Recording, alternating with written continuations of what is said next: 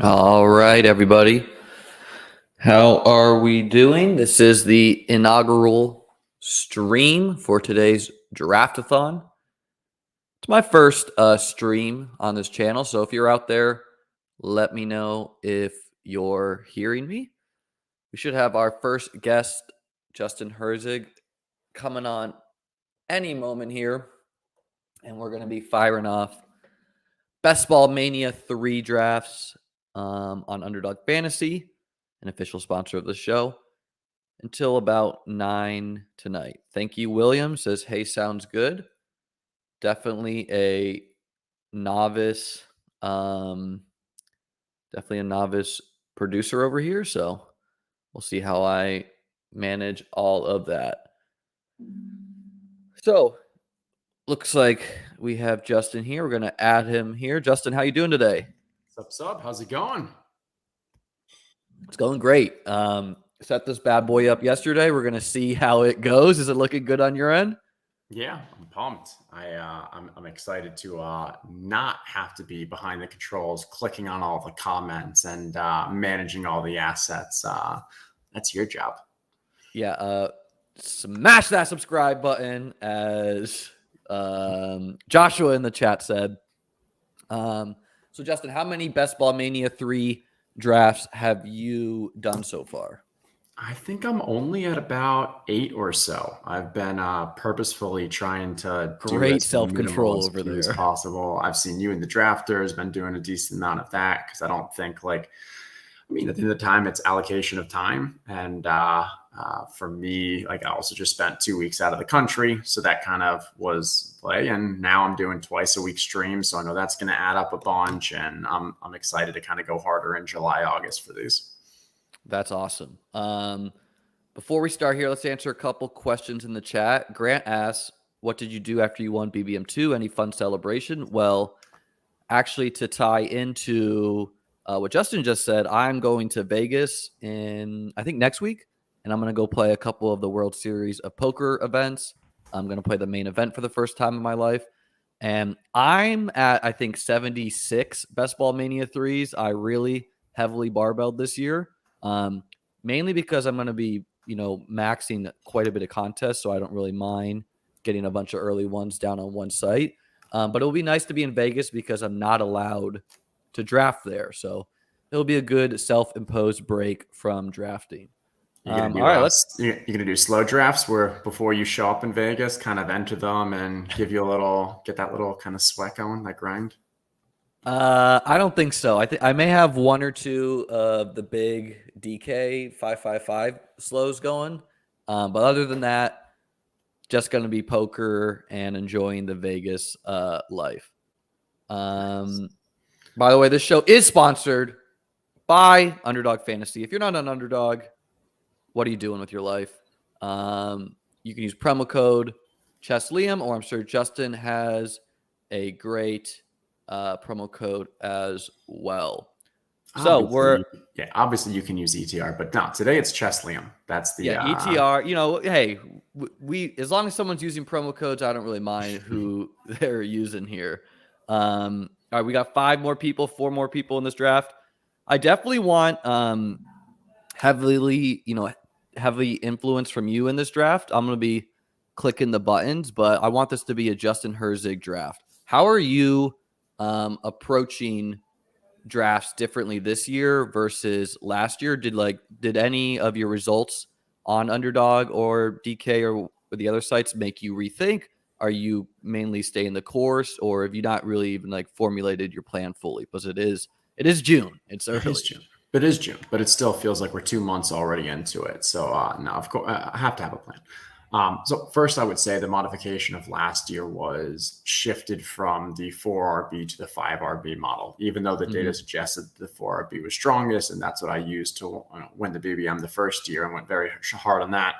The overall macro is we started seeing wide receivers started popping up, and as a result, running backs started really dropping. So I felt that I could do a little more of, hey, grab 2 running backs early last year, and then wait a bit and grab kind of 3 running backs in those later, like at the maybe 8 past, 10 past, because the guys that 2 years ago were getting drafted in the 9th round were now available in the 12th.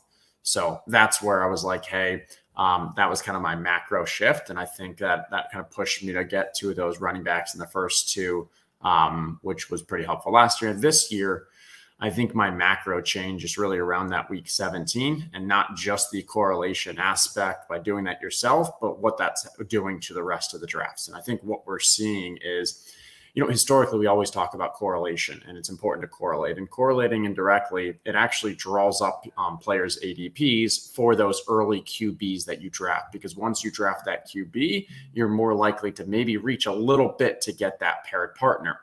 And that's fine. And we always saw that. And so that kind of drags some of the ones who are on better teams and have better QBs early. But now that you've got twice as much people trying to get the correlation because you're trying to get those stacks on the opposite side, we're seeing even more players being pulled up. So one example is like, hey, I'm very bullish on Gabriel Davis. I know you love him yourself. Baby. But a lot of his getting pulled up is because of the Josh Allen, because people are getting T. Higgins and Jamar Chase. So now you have more people fighting over him. And from a pure projections wise, he should probably be like mid-late fifth. But because of these correlation, the week 17, two people, both the Cincy and the Buffalo teams trying to fight over him, we're seeing him get moved up even into that fourth round. And I think that's the larger macro ADP things that I'm looking at to be like, even though it doesn't feel like I'm reaching because the ADP is there, based off where there actually should be, based off projections, am I actually reaching? And that's one of the things I'm trying to get comfortable with. Yeah, I think this time in the offseason is pretty wild because Gabriel Davis specifically, by the way, we are the 12th pick, so plenty of time between our picks to talk it out. But I think he's pretty interesting because I wasn't really, obviously I agree that ADPs do get kind of moved around to stack around these week 17 games, especially early. But also, he's just so unique where big fantasy accounts, like I saw like Matthew Berry even is like really talking up Gabriel Davis in June. So I kind of feel like there's this unique oh, here's this player we saw score 50 points. And there's like this fear of I want to get that player. And we're kind of seeing just a lot of players be steamed into these third, fourth rounds. We're seeing Travis Etienne move a lot, on some of the high stakes site, I see him go in the 1-2 turn even now. That's crazy. Some crazy movement is going to happen with just a little bit of camp news. Okay, so we are on the clock. We're looking at Derrick Henry, Devontae, CeeDee Lamb. Who are you thinking here? So I think Henry you kind of have to have. If you're going for a diversified portfolio, getting Henry with the 12th pick is just a value grab. You go for it. After this, I think it's kind of what kind of draft do you want to have? Yeah, I agree. We could go a lot of different ways here. Have you been doing more to running back? Do you want to grab a tight end? Do you want to grab a wide receiver? Let's see. I just haven't been much on the Devontae. I think there's just so many. Almost none either. And this is one of my first Derrick Henry shares, but I like the ADP we got him at. I would say go grab Joe Mixon, and let's just say, and hey, we're probably going to make this a 4 RB team. We're probably not going to grab another RB for a while, and we have two RBs that can both finish top 5 overall. You're going to be hard pressed to have any other team that has better running backs than us. And yes, we're devoting a lot of draft capital to it, but now going forward, we can kind of say hey, we're done with RB for a while. Let's fill out the rest. Yeah, I mean, Mixon's a guy where his ADP just feels a little wrong to me. Where if you were asking me preseason where I would rank Mixon, Aaron Jones, Leonard Fournette, DeAndre Swift, I don't think I would have said, oh, Mixon will be clearly ahead of them. I'm not really sure why he settled in on this 1-2 turn, but ultimately, these first 2 rounds, these first 3 rounds, the price doesn't really matter of a specific player to me. It's more about just trying to get exposure to all of them. So we don't really want to be fading too many of the high draft capital guys. Do you view Mixon as a different class than some of these other running backs, like a Kamara, like a Barkley, like a DeAndre Swift? Or is it more just kind of where he goes in ADP? I think he has a higher expectation. I think some of those others have higher, as high, if not higher, upsides. But I think just the path and the likelihood of Mixon getting to, what we're expecting for him, giving in that high-powered offense. I mean, Chris Evans, like, yes, he's a darling and he's getting drafted, a little bit this year, but like, what, he like barely even, I don't even think he played a snap. I don't think he had any stats last year. And then you're not scared about Samaje Perine or anything like that. So I still think like, hey, we can consider Joe Mixon a workhorse, even if like there is some occasional pass down work that he's off the field. And then you include like, hey, that offense could be the number one top 3 offense in the league. And I'm happy to get the running back on that team. Yeah. And I mean, like I've seen a lot of talk on Twitter about, like the Bengals are not going to be, they're not going to repeat like what they did last year, which, I understand that sentiment. But on the other hand, they really upgraded their offensive line. And, Joe Burrow could just be that guy where like, yeah, he was insanely efficient, but, why would he not be with this offense and another year in the system? Just seems like the Bengals going to be a great team. Running back is a position where I don't like quarterback, wide receiver, tight end. I really care what offense you play for.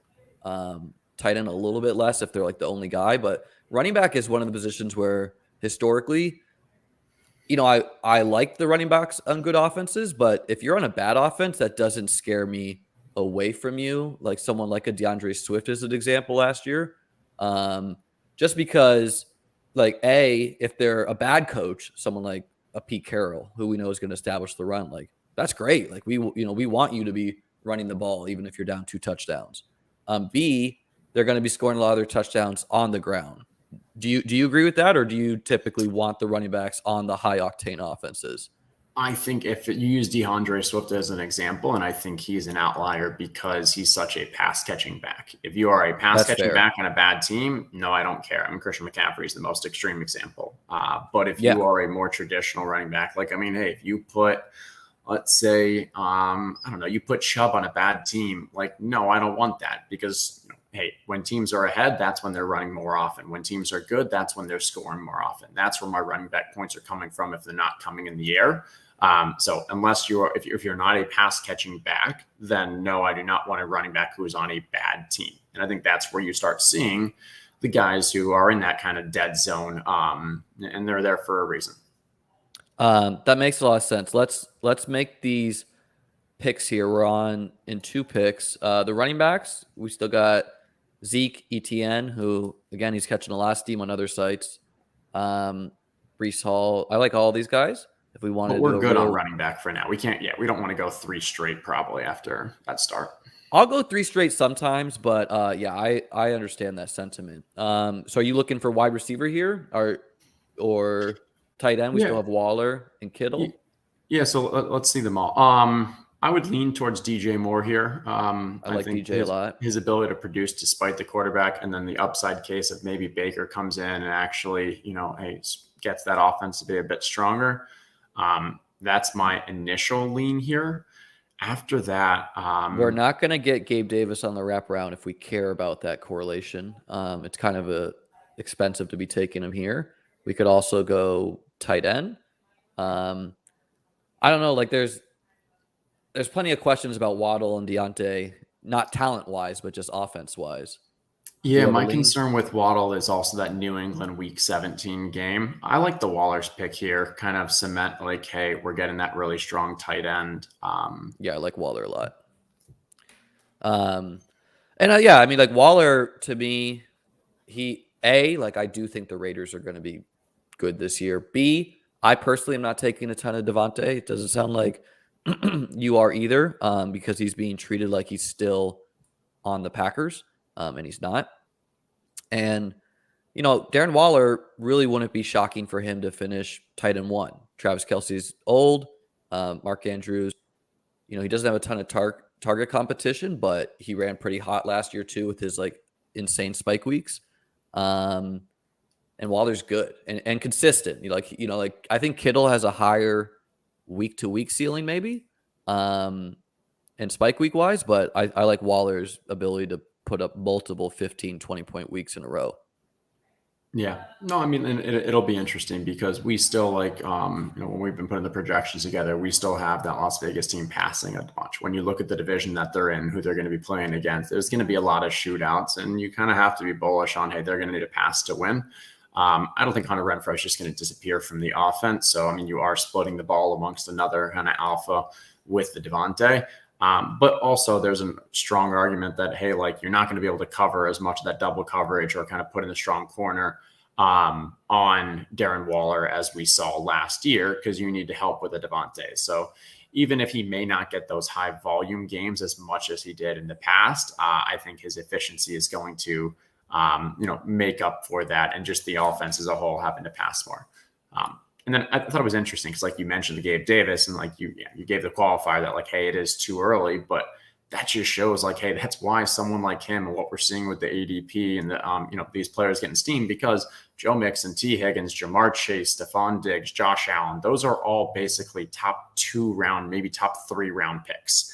And that's why all those people who draft those are like, hey, maybe I should bring Gabriel Davis because it gives me that week 17 correlation.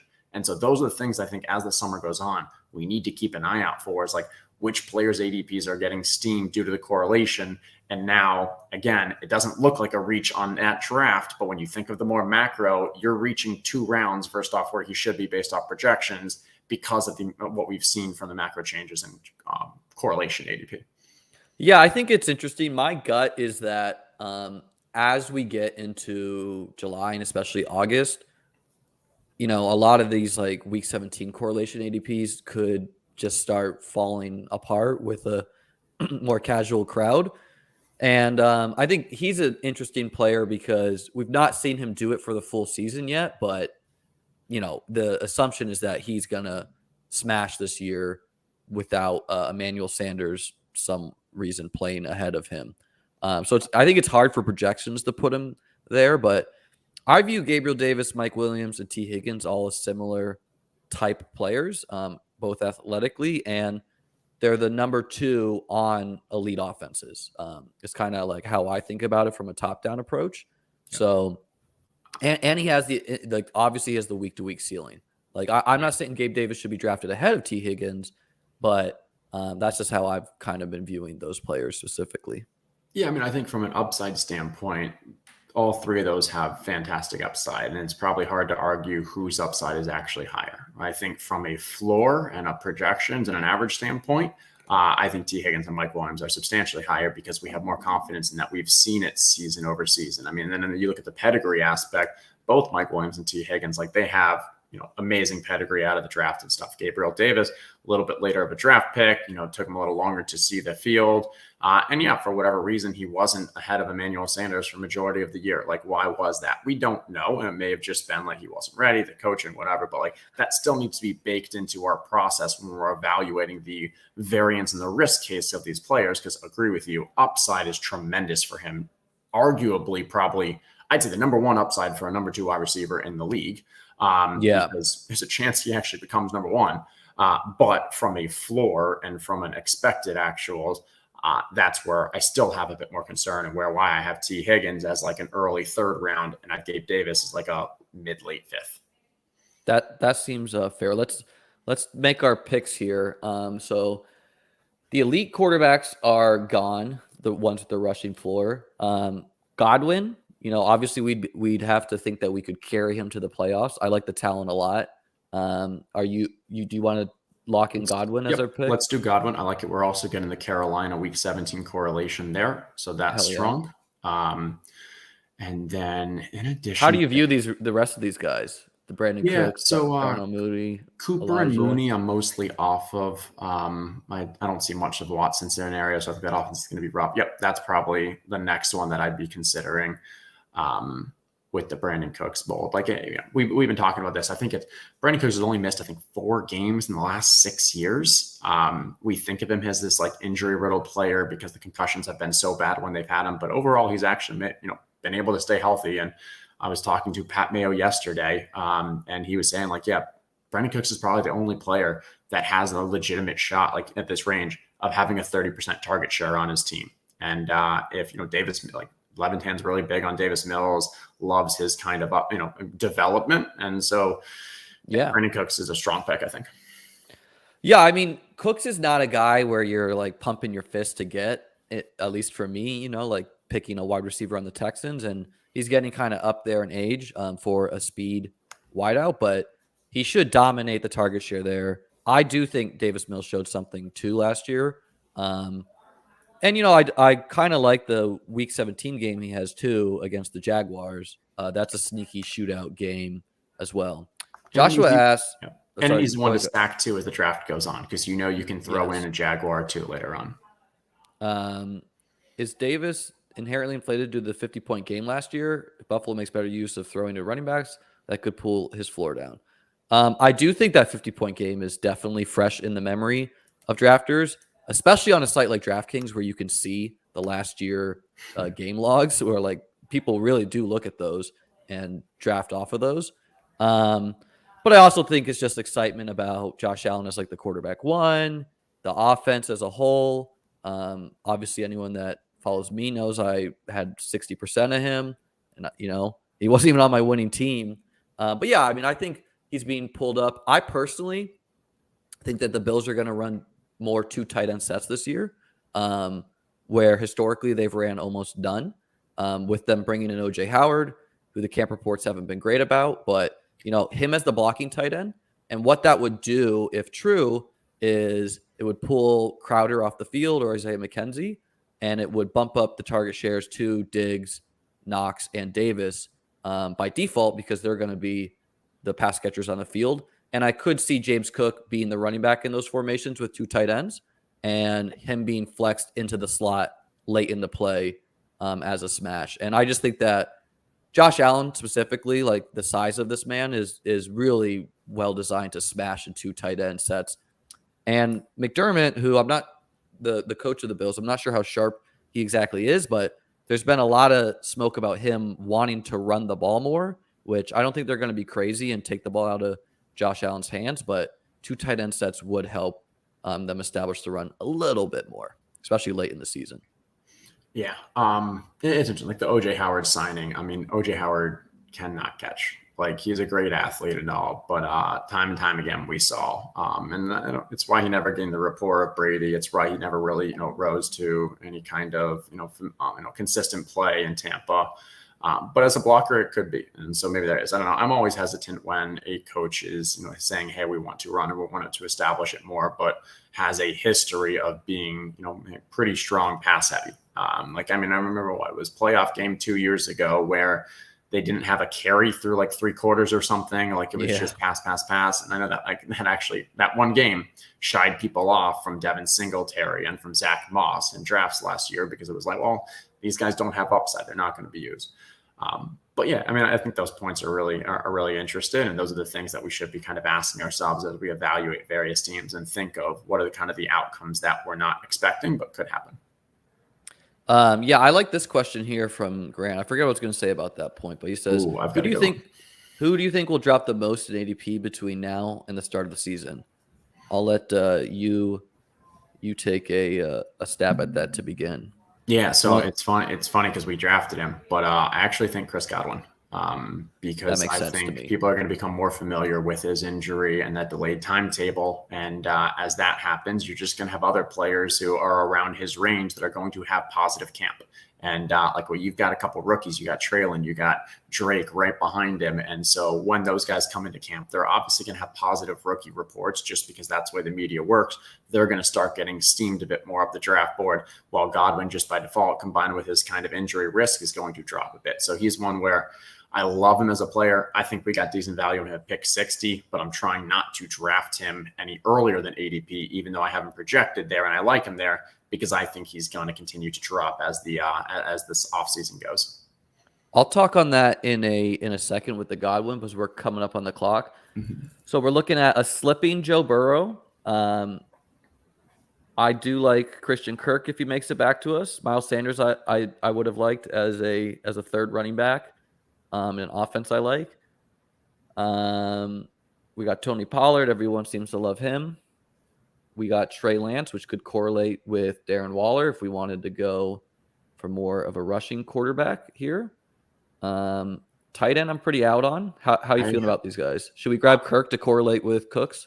I like Kirk and Burrow here. Kirk gives us that correlation and best wide receiver from an ADP standpoint. Burrow, I haven't been drafting much of him, but hey, we're getting him with the 85th overall. We get the Joe Mixon correlation. maybe we can try to snag like a Crowder later on to get a run back, or maybe a James Cook or something. But no, I think those were two great picks for our arsenal. Yeah, that fits our team well there. Regarding Godwin, I agree with you. We could see his ADP slip another round or even two, but honestly, even if that's true, I don't think that means we should not draft him where we are in the offseason right now, because the contexture of the rest of the squad that we draft is going to be different than those Godwin teams, even if you get him 2 rounds later. And we just know the late season upside for Godwin is massive, for our team there. A player I think can drop. I'm not sure if it'll be like the most dropped, but I think some of these guys in uncertain offenses that we want to target, such as Jerry Jeudy, I think we could see Jeudy drop a little bit if there's been a little bit of buzz that Tim Patrick is the 2 in Denver. And if that's true, like if we do get some solid reports that it's like, oh, it's Jeudy and Sutton, or I mean it's Sutton and Tim Patrick and not Jeudy, well, then that would really drop the value of some players there. I think there's some other ADPs that are pretty fragile where the player could really disappoint at cost or smash. There's a ton of players like that for me. How are you viewing the wide receivers on offenses we don't generally love this year, but they're talented players? I guess like the Seahawks guys come to mind with Tyler Yeah. Lockett just. Well, I mean, let's start with the Denver that you were referencing, because I think Denver is one of the most interesting teams to be drafting right now. They have just so many mouths to feed, so many weapons. And so, I mean, like, let's look, like we're considering literally Sutton and Jeudy are being drafted as 4th rounders, almost 3rd rounders. Then you have the Tim Patrick and KJ Hamler, who I'd call are both darlings, and like both, are, strong plays there. Then you've got 2 tight ends that are both literally in the mix, and like camp reports are positive on Greg Dulcich. And then you have 2 running backs that like both can be used in the pass game and are going to get their touches. Like there's a lot there. And so one of 2 things is likely going to happen. Either one is the offense will be more concentrated than what it looks like now. And if that's the case, then there are some players that are going to massively outperform their ADP and become like great picks. And so it's a difficult, but like you got to kind of put some stabs on and see what's of those you believe is going to happen. You're going to get some wrong. You're going to get some right. The other is maybe it just stays a very distributed, spread out offense, and it becomes a bit more tricky, and you may get some spike weeks and such, but you can't, like, you're not going to exceed value on the Sutton and Jeudy. They're being drafted so high. Maybe you do exceed value on the Patrick and the Hamler, or maybe the Melvin Gordon or the Dulcich or so. It's just a hard team to really project, but no question that it could have a phenomenal upside.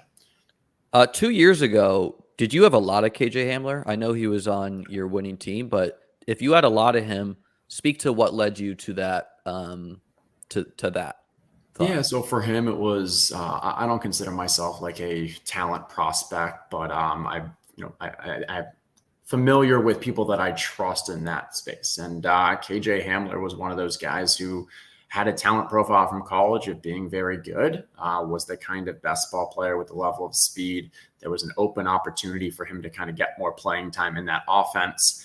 And he wasn't being drafted much. So he was one of those unique that wasn't getting drafted in every draft.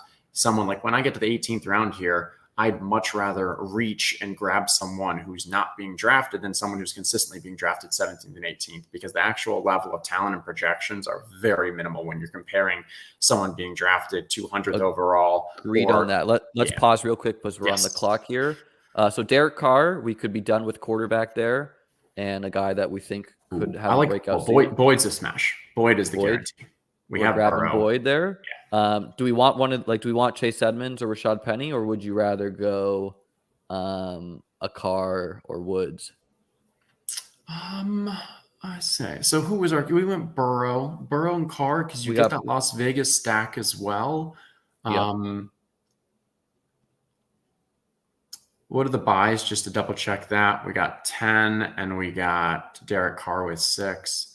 I'd say let's grab Carr. We got those double stack, which I think like is pretty nice. And as I said, like, hey, we've got 2 great running backs. this not taking a running back here probably means we're now going to go with a 5 running back build, and that's perfectly okay. But now, hey, we're going to grab 3 guys in this next area, probably 1 or 2 at the next pick, and start rounding that out. Yeah, I mean, on Underdog especially, I do like to try to get 2 elite-esque quarterbacks or quarterbacks we think could make the next step, because just mathematically, quarterbacks contribute a greater percentage of the points to your roster on a weekly basis on half-point PPR than on full-point PPR. And like last year, what's interesting is you would actually see the opposite of what you think logically should happen compared to a site like DraftKings, where on a full-point PPR, the quarterbacks were going more expensive. Yes, there are some 3-point bonuses there, but the quarterbacks really, in an efficient market, I think, should have been going more expensive on the half-point PPR site, and they weren't. This year, we've seen a bit of a correction where like Tom Brady, who was a 10th round pick last year, going in the 7th. Same with like players like Hurts, etc. The quarterbacks that could obviously make the next step are like Trey Lance, Derek Carr. I really like his chances this year. And then Rodgers and Cousins are going to be very solid. And I think after Rodgers, it kind of dries up for the elite quarterbacks. And I kind of feel like all these guys are a little bit expensive for what we think they're going to do. I like Jameis a lot, but like Tua, Justin Fields, it's just hard for me to take them a round or 2 after one of the guys I believe more in, like a Carr, Cousins, Rodgers. Yeah, I mean, it's interesting because like when I'm not often drafting Derek Carr or Joe Burrow. But when I do, I'm 100% going to have stack partners and ideally have multiple. And the reasoning there is that like, hey, if I end up drafting a Jalen Hurts, if I draft a Lamar, if I draft a Kyler, if I draft even a Justin Fields or a Trey Lance, those are guys who throughout the season can have strong years because of what they put up on the ground and on a weekly aspect, come week 17, come to playoffs, put up 2 rushing touchdowns and give you a ton of those points. The Derek Carrs, the Aaron Rodgers, the Tom Brady, the Kirk Cousins, those are guys who are only going to excel if the rest of their pass catchers also excel. So you need those kind of plays. So that's where when I'm drafting a Burrow, when I'm drafting a Derek Carr, I want to emphasize even a little more than traditionally to get those stack partners. Yeah, and I really like the pocket passer quarterbacks like Burrow, Carr. I really like having the stack pieces for those types of quarterbacks and offenses. Steven says, I wouldn't be opposed to making the draft screen bigger. I'm not really sure how to do that, Steven. Honestly, I would like to make it a little bit bigger, but I can do this, but it takes Justin and I away. So maybe I'll do that as we come to our pick, and then I'll go back to this screen. We also got some other options here, something like this. I didn't exactly set it up for any camera action other than this one here, though. Play within the future. I think this is usually pretty traditional. What I'll usually do with streams is go to the actual draft board for the majority of it. And then when it gets up to our pick is when I'll then flip back. I think that just makes it a little easier for people to visualize the draft. You still got to kind of scroll. And then here, maybe you can, so we're coming up soon. All right, so we got 5 wide receivers, but we're not counting on Godwin for most of the season. We're solid at tight end. This is not my favorite running back pocket in the draft. Crowder would correlate. I've not been taking a lot of Crowder, so I'd be, I don't want to lock out a player on an elite offense who, he's like 5 years younger than Cole Beasley. So like that's a pretty good sign for him. We could be done at tight end we were at pick number 132. So Farmer didn't fall too far. What are you thinking here? Yeah, Crowder is a smash. And so let's not select it yet, that just so we have more time for the others. Yeah. But it's our one bring back for our 3-man Cincy stack. So that's definitely the smash play for me. After that, I don't love any of the running backs too, but I think we need to start considering them here. I'd probably go Dameon Pierce.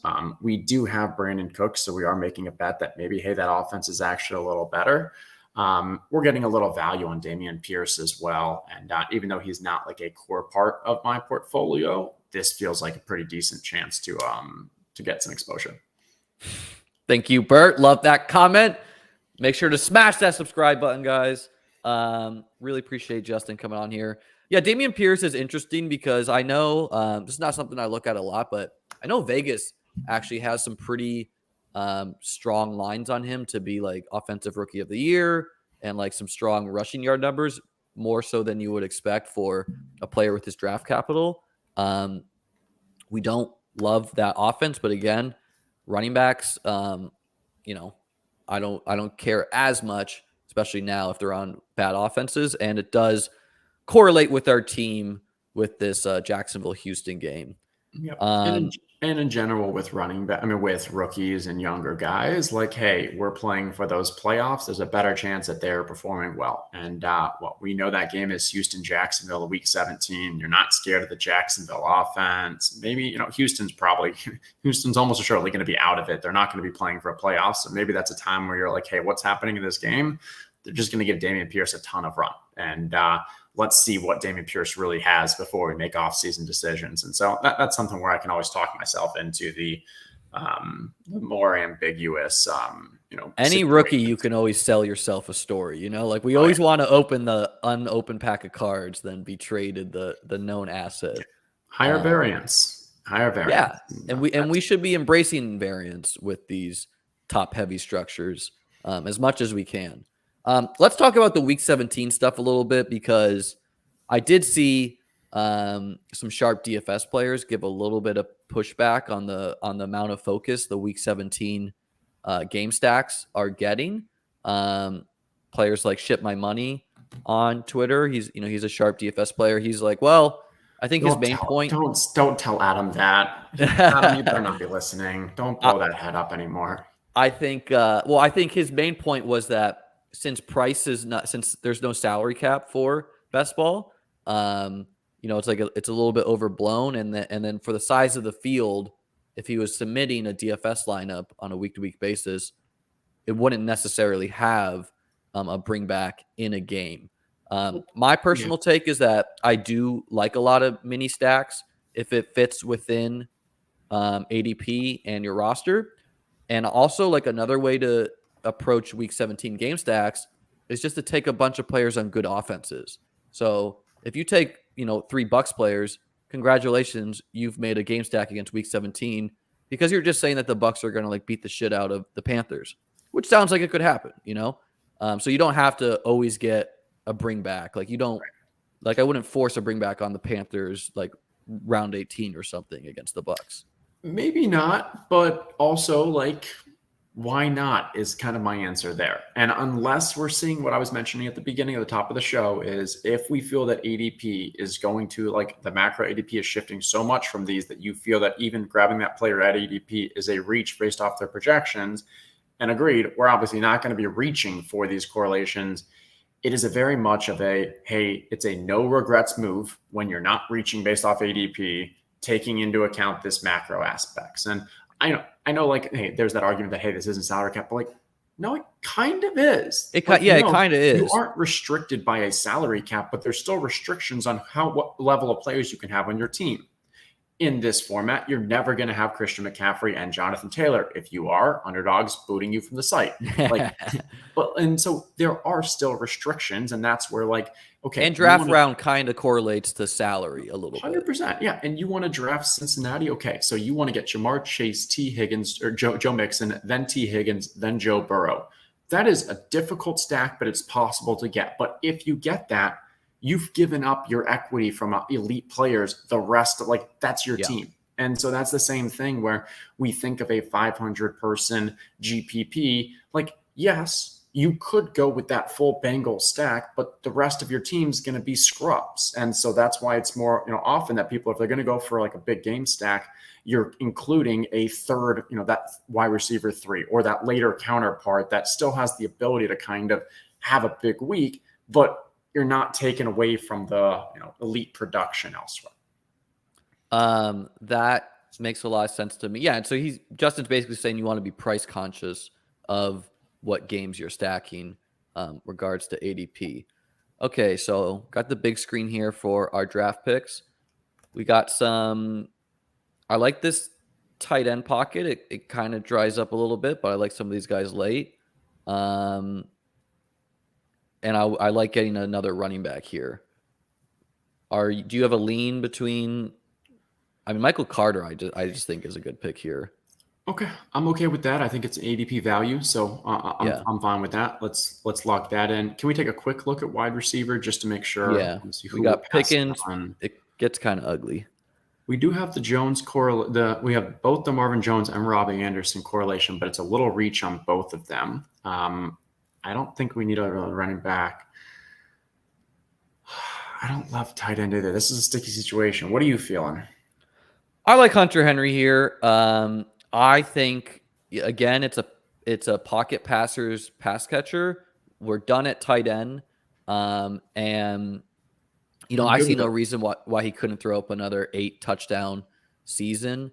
There's been a lot of FUD about the Patriots with regards to who their OC is and who, just the fact that they might run the ball a lot. But I'd say on the other hand, Mac Jones showed something last season with a bad talent around him. And B, it's real hard for them to throw less than they did last year. And then if we're going to get real in the weeds here, you don't exactly beat Miami by targeting their cornerbacks week 17. You might throw it to the tight end a little bit. So Hunter Henry versus the Dolphins linebackers may be looking more appealing than, versus their lockdown corners there. Yeah, no, I think that's completely fair. There's some rumors that New England is willing to kind of pass a bit more this year as well. And if you remove that crazy game where they had 3 pass attempts last year, they actually were only like a little below average in passing rate. So I've been heavy on Hunter Henry. But in this place, I think, he was kind of one of the last guys where I'd be comfortable, maybe him and Higbee, as only getting 2 tight ends. And since we would have had to wait another 22 picks or so until our next one, it was going to get tough. Hayden Hurst maybe would have been our play because of the stack. Hindsight, maybe I would have waited on that one, but I'm okay with what we are. Yeah, it's hard because maybe we should have grabbed another running back because I do like Darrell and Tyrion Davis-Price quite a bit. And I guess if we're looking at the 2v2, which we should with our draft capital, I'd prefer one of those running backs plus an Evan Engram, a Hayden Hurst, or a Logan Thomas versus, like Jamal Williams and Hunter Henry. So something to think through, and it's always different on these different sites with where the players are going. But I don't know. I like the upside of Hunter Henry. David Njoku is another guy I like, has a high ADOT, et cetera. But, we just don't know who's going to be the quarterback there, what that's going to look like. Can Jacoby Brissett support David Njoku? And is he even going to see the field that much? Yeah, and Harrison Bryant is still, it was a very early draft pick, looked pretty good last year. Even though they threw a lot of money at Njoku, I'm not expecting that to be just a, primary tight end 1 situation, that team. I think it'll still be split. What do you think about this question? How many rookies is considered too many on your team? I'll let you take a crack at that first. As long as you're not reaching on ADP for each one, I don't think it's that important. It's all about, how it fits into the team. Hey, I'm not specifically maxing out how many rookies, but I'm making sure that if I'm going to go 0 RB, then maybe I don't want to have only rookie running backs because for the first 4 weeks, it's going to take them longer to, really play in. But it's about having that well-balanced team. Yeah, I think something that historical fantasy football research, like year over year type data misses sometimes is that the draft landscape changes each year. So where players go, where certain positions go, et cetera, is different year over year. And regards to rookies, like 2 years ago, rookies were all really cheap. Now we're seeing kind of like a flippening where a lot of the rookies are being steamed up, whereas some of these veterans are getting pushed down. I don't think 2 years ago we would have seen Chase Claypool going after, a Garrett Wilson, a Chris Olave, whatnot. I don't think there's too many rookies that you can add to your team. Probably don't want a full rookie team, but it's not really something I'm thinking about while I'm drafting. Like, oh, I have too many rookies. Let me get AJ Green on this roster. As long as it fits the team and as long as the cost makes sense, then it works for me. Okay, so we got 4 running backs, 2 quarterbacks. We got 6 wideouts. I would say we're done at tight end and quarterback, so we're just really caring about the running backs and the wide receivers. A couple guys I like at each position. What's your lean on these players? I think Gus Edwards is a bit of a tier above the rest of these running backs. Agreed there. And so, as a 5th one, he's the guy who, assuming he has the same role that he's had before, he's going to be able to provide us with those kind of, when you only have 5 running backs, you want to make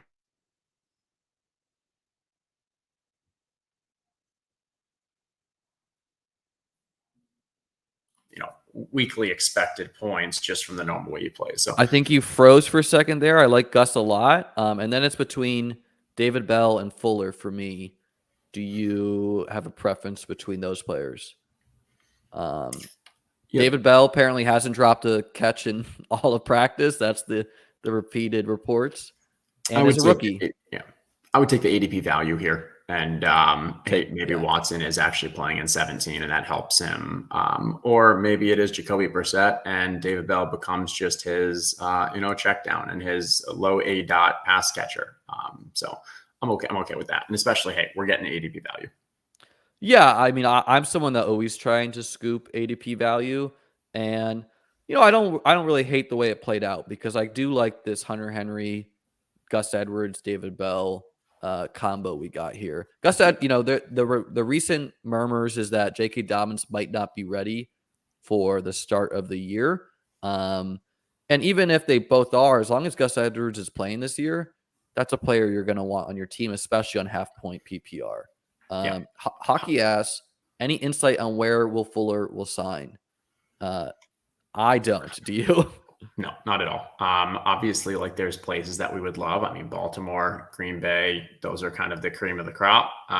But the one thing is every day that he doesn't sign, I get a little more worried. And so I don't want to completely, hey, I was very heavy on him early in the off season. As each day goes by, I'm a little more hesitant. But I still think that, him and Julio are players that I am targeting.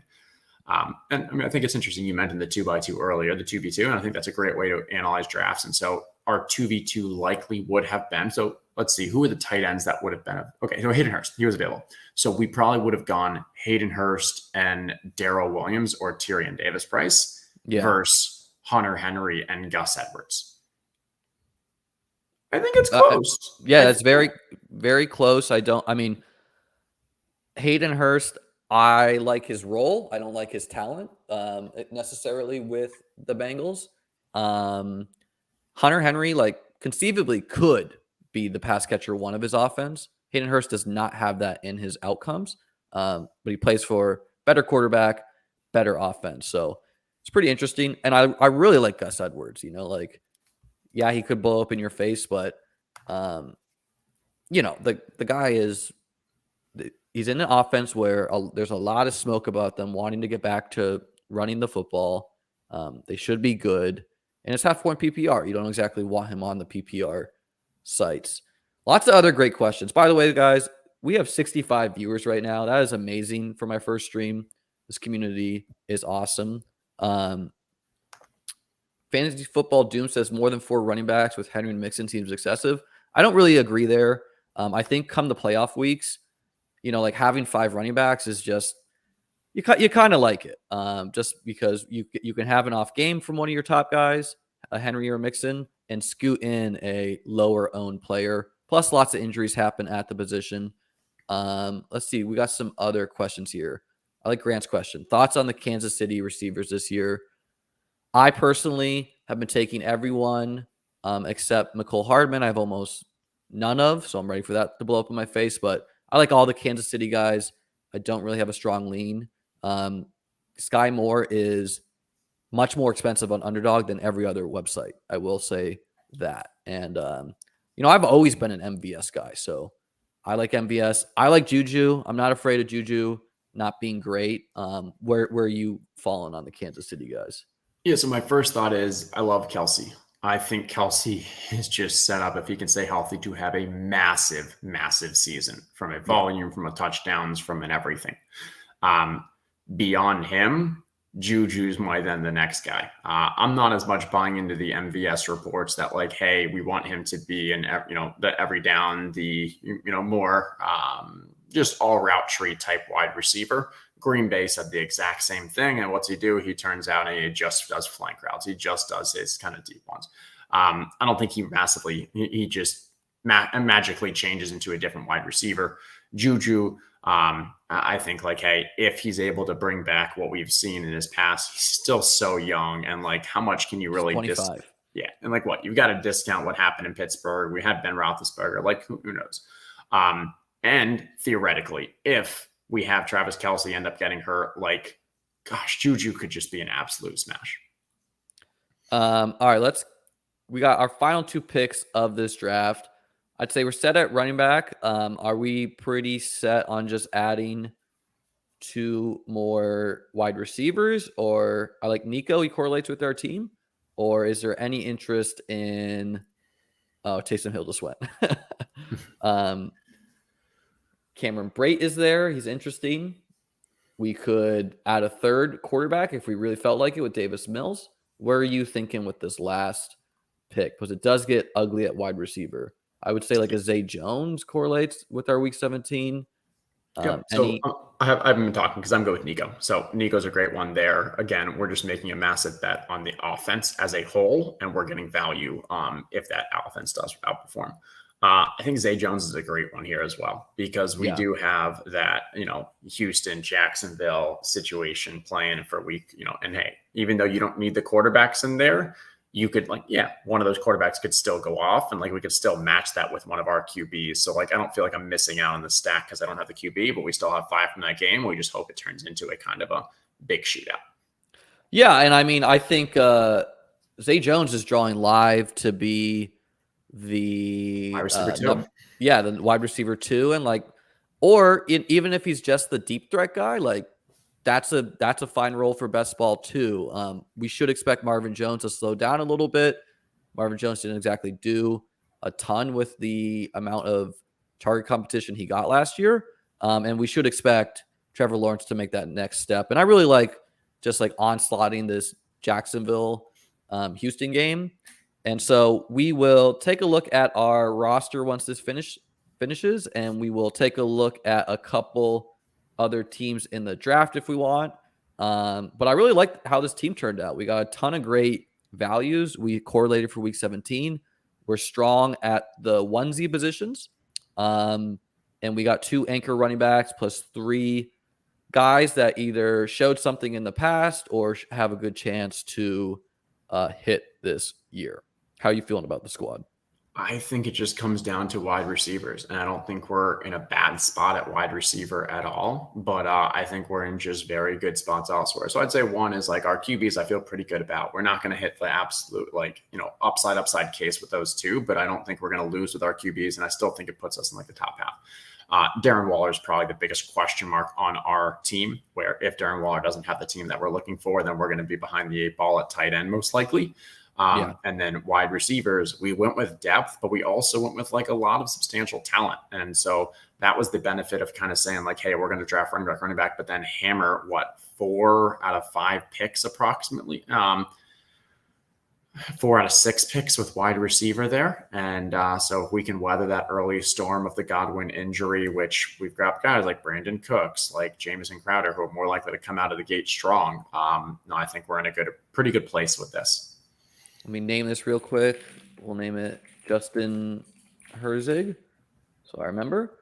And let's take a look at the team. I mean, I agreed. Wide receiver, obviously, we're hoping to just kind of like piecemeal it together until Chris Godwin returns back. But if this team does make the playoffs, it's not a team I would want to face in my playoff brackets, especially if Derrick Henry has the seasons he's capable of, especially if Godwin returns and has the seasons he's capable of, and Waller as well. Do you want to look at any of the other teams here before we say goodbye. Thank you so much for coming on, Justin. This was an electric first guest, educating everyone out there. Done a lot for the best ball space. I think there was one piece of education that we have not provided them, Liam, and it's kind of the most important from a data point standpoint and how to win the BBM3. Okay, I know where you're going with this. What is it? Tell me. What is the one piece of advice that everyone should be following? I mean, it's move to sunny St. Petersburg, Florida, because let me chart some graphs for you guys. BBM1 winner down here. This is Justin. He lived in St. Petersburg, Florida. Now there's a trend line over here. Me lives in sunny St. Petersburg, Florida. So if you want to win BBM3, move down to St. Petersburg, Florida. This show is sponsored by St. Petersburg, Florida. That's awesome. No, well, it was fantastic having me on. I know you do have some more coming up, so I will be tuning in throughout the day. Thanks to the people in chat. Some great questions. Really enjoyed this.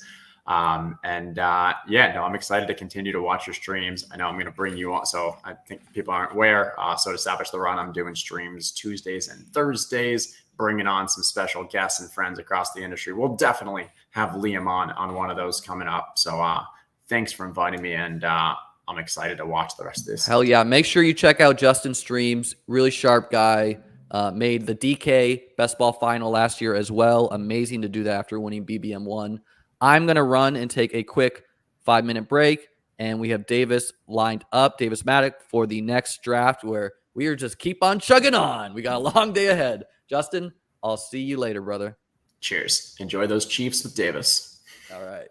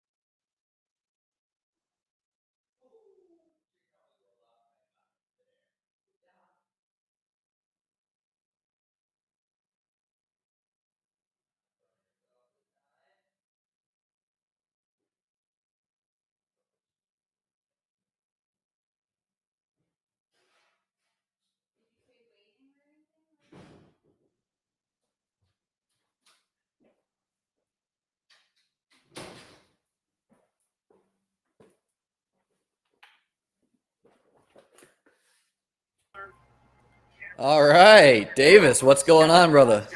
What's up, dude? How we doing? We're doing good. We need the energy. We had a late stream last night with the Ship Chasers. Had a couple too many drinks, so we need the energy from you. How are you feeling today? I'm feeling good. I drafted a pretty good team this morning, and I'm gonna Venmo you right now before I forget. All right, yeah, you do that whenever. Are you ready? Should we just jump right into this bad boy, or you want to talk shop before we launch it? It's up to you, man. This is your show. Let me just tweet out that we have you as a guest. Going to try to do that for all of the guests I have on the show. Moving along with our next great guest. All right, guys. Thanks for tuning in. We're at 60 viewers. This is amazing. Make sure to smash that subscribe button. Truly amazing, guys. Thanks so much for tuning in here. And we're going to just jump in and rip a draft. So if you want to draft with us, it is filled. So you missed your shot. Oh, no. You got one or two more. Okay. All right, Davis. Time to draft the winning squad, the content that everyone is waiting for. Let's see where we're at before we talk a little shop. We are pick 11. You hate to see it. I'm okay with the late picks. Probably my least favorite spot. Yeah, I think this year is interesting where the top 3 picks are much stronger than the previous 2 years to me. I feel real good if you get Taylor, CMC, or Cup compared to, obviously CMC is the same player, but compared to Derrick Henry and Alvin Kamara, who were going 2, 3, or even Dalvin Cook last year. And And I don't hate the late picks. You can do some weird stuff with it, but usually that's really the value of the late picks is that you can make weird picks and you can be like, oh, I'm just doing it to have a unique roster construction. Yeah. How many BBM 3 drafts are you at? I am, as of this morning, I have drafted 36. Nice. This is going to be my 70-something. I definitely fired heavy so far. I fired like 20 the first week and then chilled out. Yeah, I'm real bummed because that day before the contest opened, I stayed up way too late and I didn't wake up until like noon. So I didn't get those very first drafts on the site where ADP is real wild. Wow, we got Stefan Diggs going to 102. So we got someone getting different early in the draft season, which I think is plenty sharp to do. I know some people don't like to. No, I think that's early in the season. I think that's horribly bad. Well, I mean, yes, in a season long, in an advanced rate perspective, you're probably right. Like taking Diggs. No, over. I don't care. This is terrible, and I don't care about any of the the Jedi mind tricks or game theory reasons behind it because he just gave up an extra CMC bullet. And if CMC plays 17 games, he will be the highest scoring player in this format. So it's over Cup. I have no problem with it. If McCaffrey went 1, that's fine. But I can't do Diggs over McCaffrey. Diggs over Cup is fine. I get it. I think for the playoff weeks, especially like if you're the only one to have a Diggs plus 2-3 turn combination of players, that is worth a lot of EV for week 17. So I'm not saying you're wrong, but so like the problem with that EV calculation that people are making for week 17 is that shouldn't exist in a vacuum. Your EV calculation, if we had perfect foresight, right? So if we had all the numbers and everyone's scoring distributions already, we could do this where your EV. Let's pause this thought real quick and rip our pick, and then we'll come back. Let's take CD. CD? All right, yeah. I like it. I don't have a lot of CDs, so I like. I don't either. So I'm trying to start making up for that. Yeah, I mean, honestly, I don't think he's a good player at his cost, but I don't either. I don't really care about that as long as he doesn't become a 3-4 turn player. You know, like as long as players aren't getting him around after, who cares what a player's costs are as long as you think they can have spike weeks in them. It's all about just making the. But it also sets up a week 17 game that I really like, and that week 17 game you're going to want like a huge chunk of the time you're going to want to have the most expensive player in that. Why game. Is let's get what are you wanting to do a running back here? You want to go zero running back? Mixon or Najee for me. I don't care which one. I like Najee more than Mixon. Mixon to me, Herzig and I just took a Mixon Henry team on the 12 turn.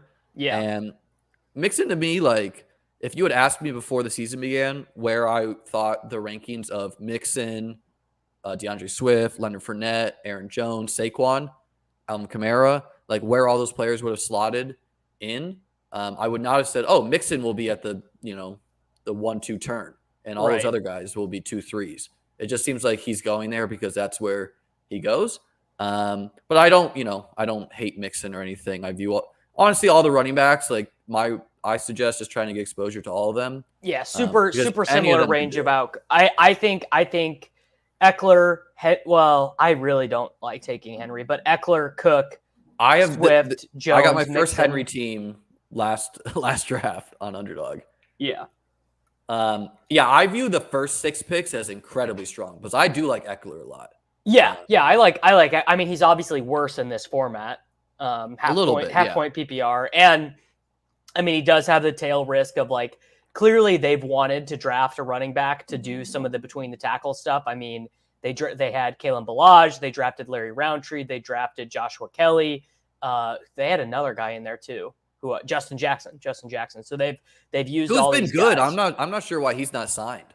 Sure, yeah. I could see him being this like a good Saints backup to Alvin Kamara. But if Spiller is good, if Spiller is the guy they've been waiting for 4 years or 3 years, I guess, and he's actually good, I do think that affects the tail parts of Eckler's projection. Not that I'm not bullish on Eckler. Like I obviously do like him. I think that's fair. I just think, like, to me, the Chargers are the second best team in the NFL, so I don't really care if he gets vultured on like 4 touchdowns. The third best team in the NFL to never make the playoffs. You just love to see it.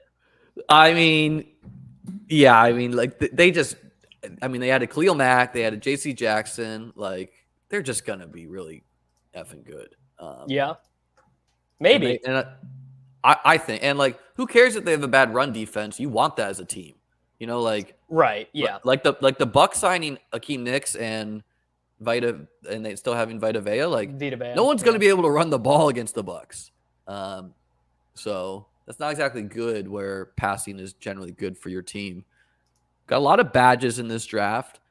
Why is the Dallas Titans game one of your favorites? You just like the cost on a lot of players? Shitty defenses and guys with good prices. Is Dallas's defense shitty? I mean, it's like they have really good individual players. So it's like defenses with really good individual players just kind of have a wide range. But their defense, I would expect to probably be a little bit worse than it was last season because they were just getting some. Who is the rookie corner? I forget his name. I mean, he was unbelievable. Not he wasn't a rookie, but Diggs is cousin. Trayvon Diggs. Yeah. Oh yeah. So he was just like amazing with all these turnovers and like I've seen. Yeah, he's not that good. He's a gambler. Right. So that can me. Not that good, just a gambler. Right. Exactly. And the Titans defense is horrible. And I actually love this angle of like if Derrick Henry.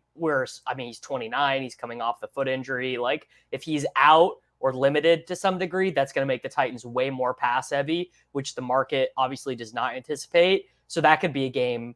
Like, the way I think about Week 17 is what game could have 90 combined pass attempts, and that game could be one of them.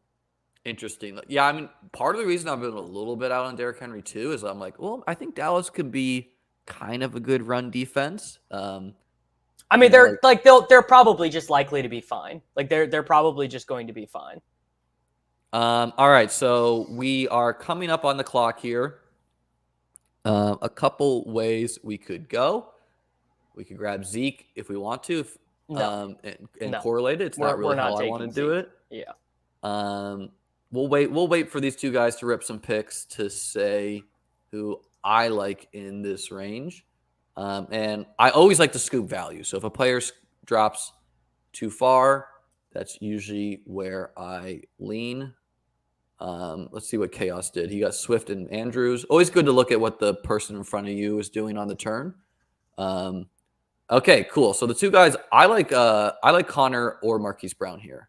Yeah, I say Connor because then that frees us up. Is ETN gone actually?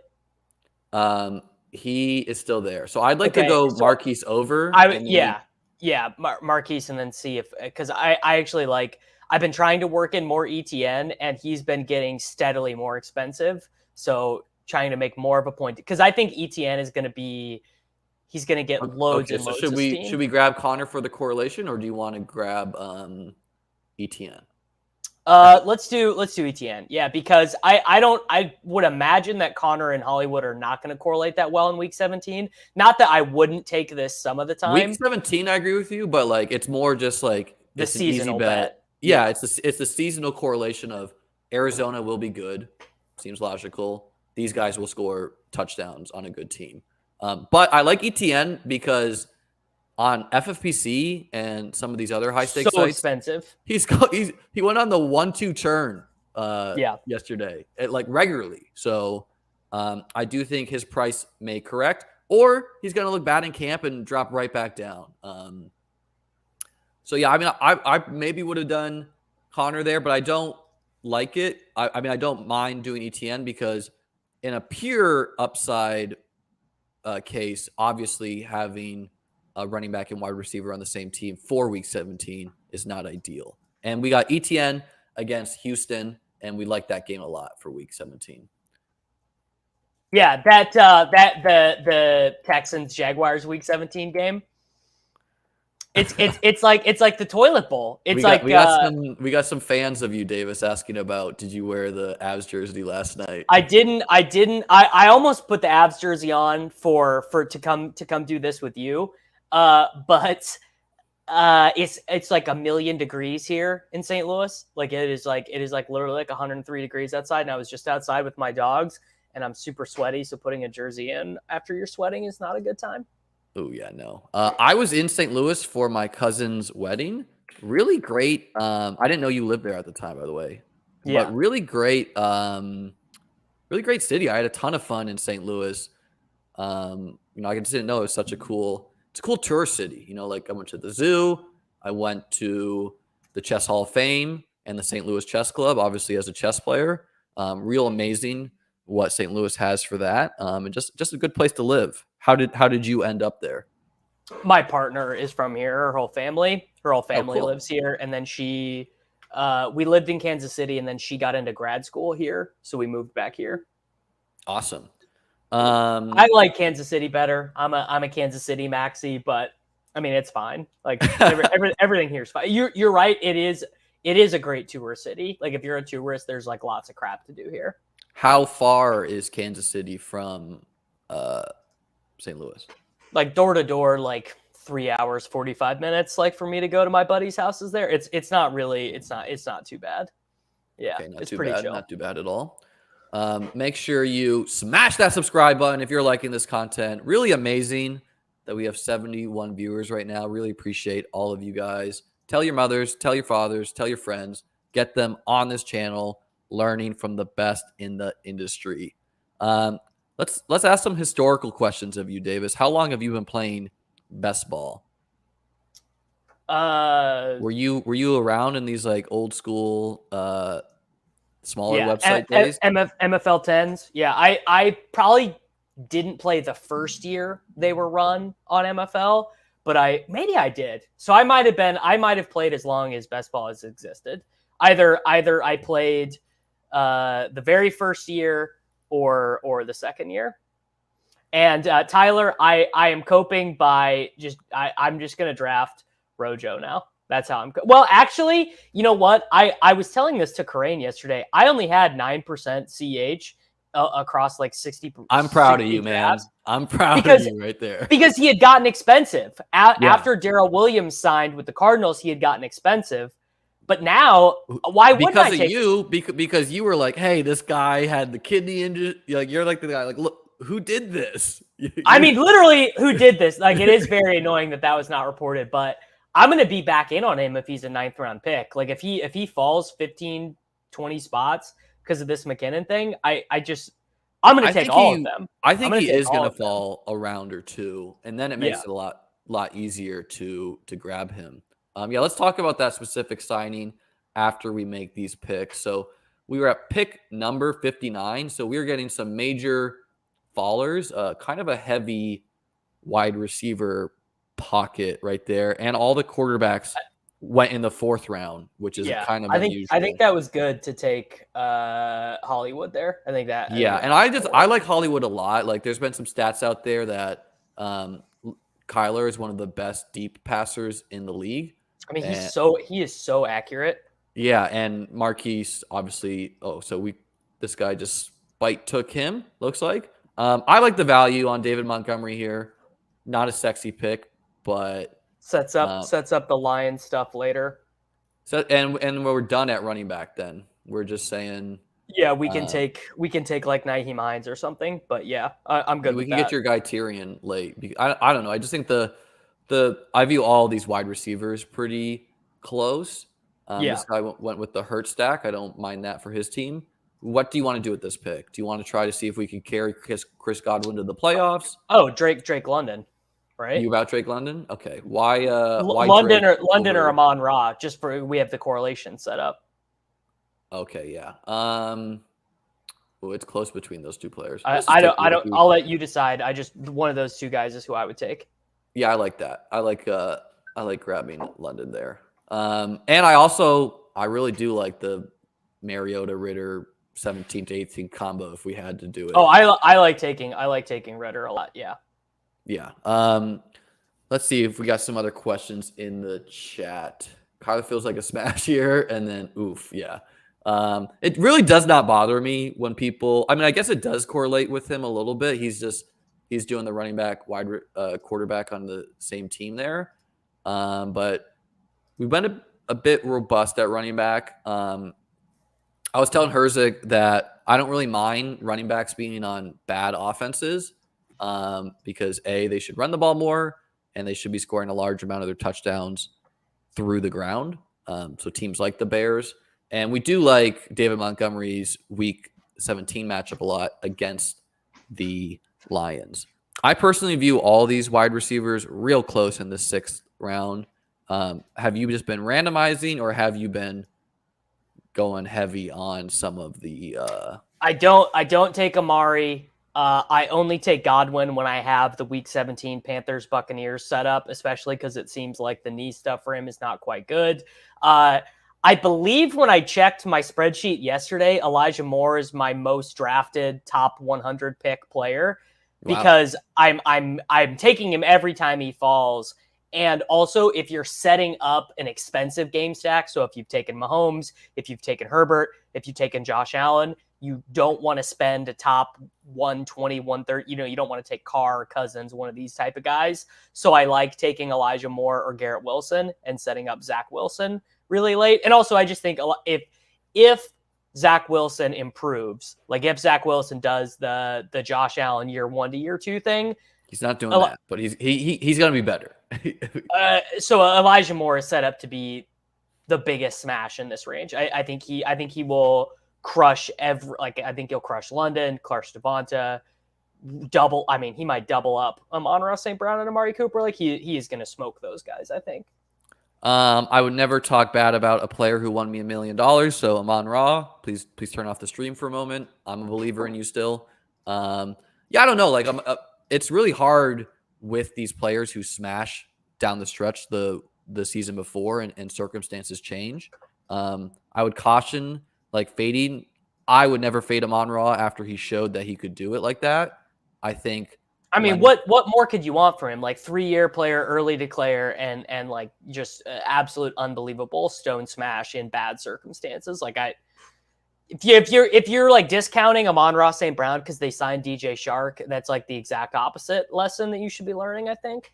Yeah, I think the bigger thing is maybe that like DeAndre Swift wasn't playing those games, so like some of the short targets would go to Swift instead of Amon-Ra. But to me, he's like kind of like a poor man's Cooper Kupp. I've heard some people say about him, and I don't know. It's not many players that can do what Amon-Ra did for the team, and I don't know. He's just obviously won me $1 million. I'm drafting all those players. Refuse to fade anyone that's bad vibes for the team. I don't know. That is a great point. We don't want bad vibes. Yeah, no bad vibes here. Okay, so we're coming around to our picks. Would have liked Thielen to drop there. So we got the Dallas game. We got really only the Arizona-Atlanta game correlated so far. We could take a Chief. I like Christian Kirk quite a bit. I also we got to take Dak. What do Dak? We set this all up to take Dak. Do you think this guy's a risk to take him? So should we take? I don't think he's going to just spite take Dak. I think we should take. No, we could take Hawkinson to do the Montgomery correlation. Oh, that's gross. We're not taking Hawkinson. We'll take Dak, and we'll hope that he takes. You're out on Hawkinson because we like Amon-Ra. I have 0 shares of him. I'm good with. I like both these guys over Hawkinson. I'm good with Sky here, and then we set up the Alberto thing. I like Sky or MVS. Or Kadarius. Are you afraid at all about these MVS reports about Sky, or are you? And it's also a little unsettling that he is the most expensive on a half-point PPR site. Oh, I mean, I think the price is horrible. Yeah, but again, we don't exactly care about that as long as he doesn't get massively cheaper. It's the same point you were making earlier about we don't think the price is that good on CD either, but in a week 17 spot, you're going to want him. Chaos in the draft. Yeah, we could have let him go, but I didn't want it. So Hawkinson to me, I think I should be taking some because I had a ton last year, and something I'm trying to remind myself of is don't let go of my last year priors so easily. That's something after doing this for a couple of years in the game.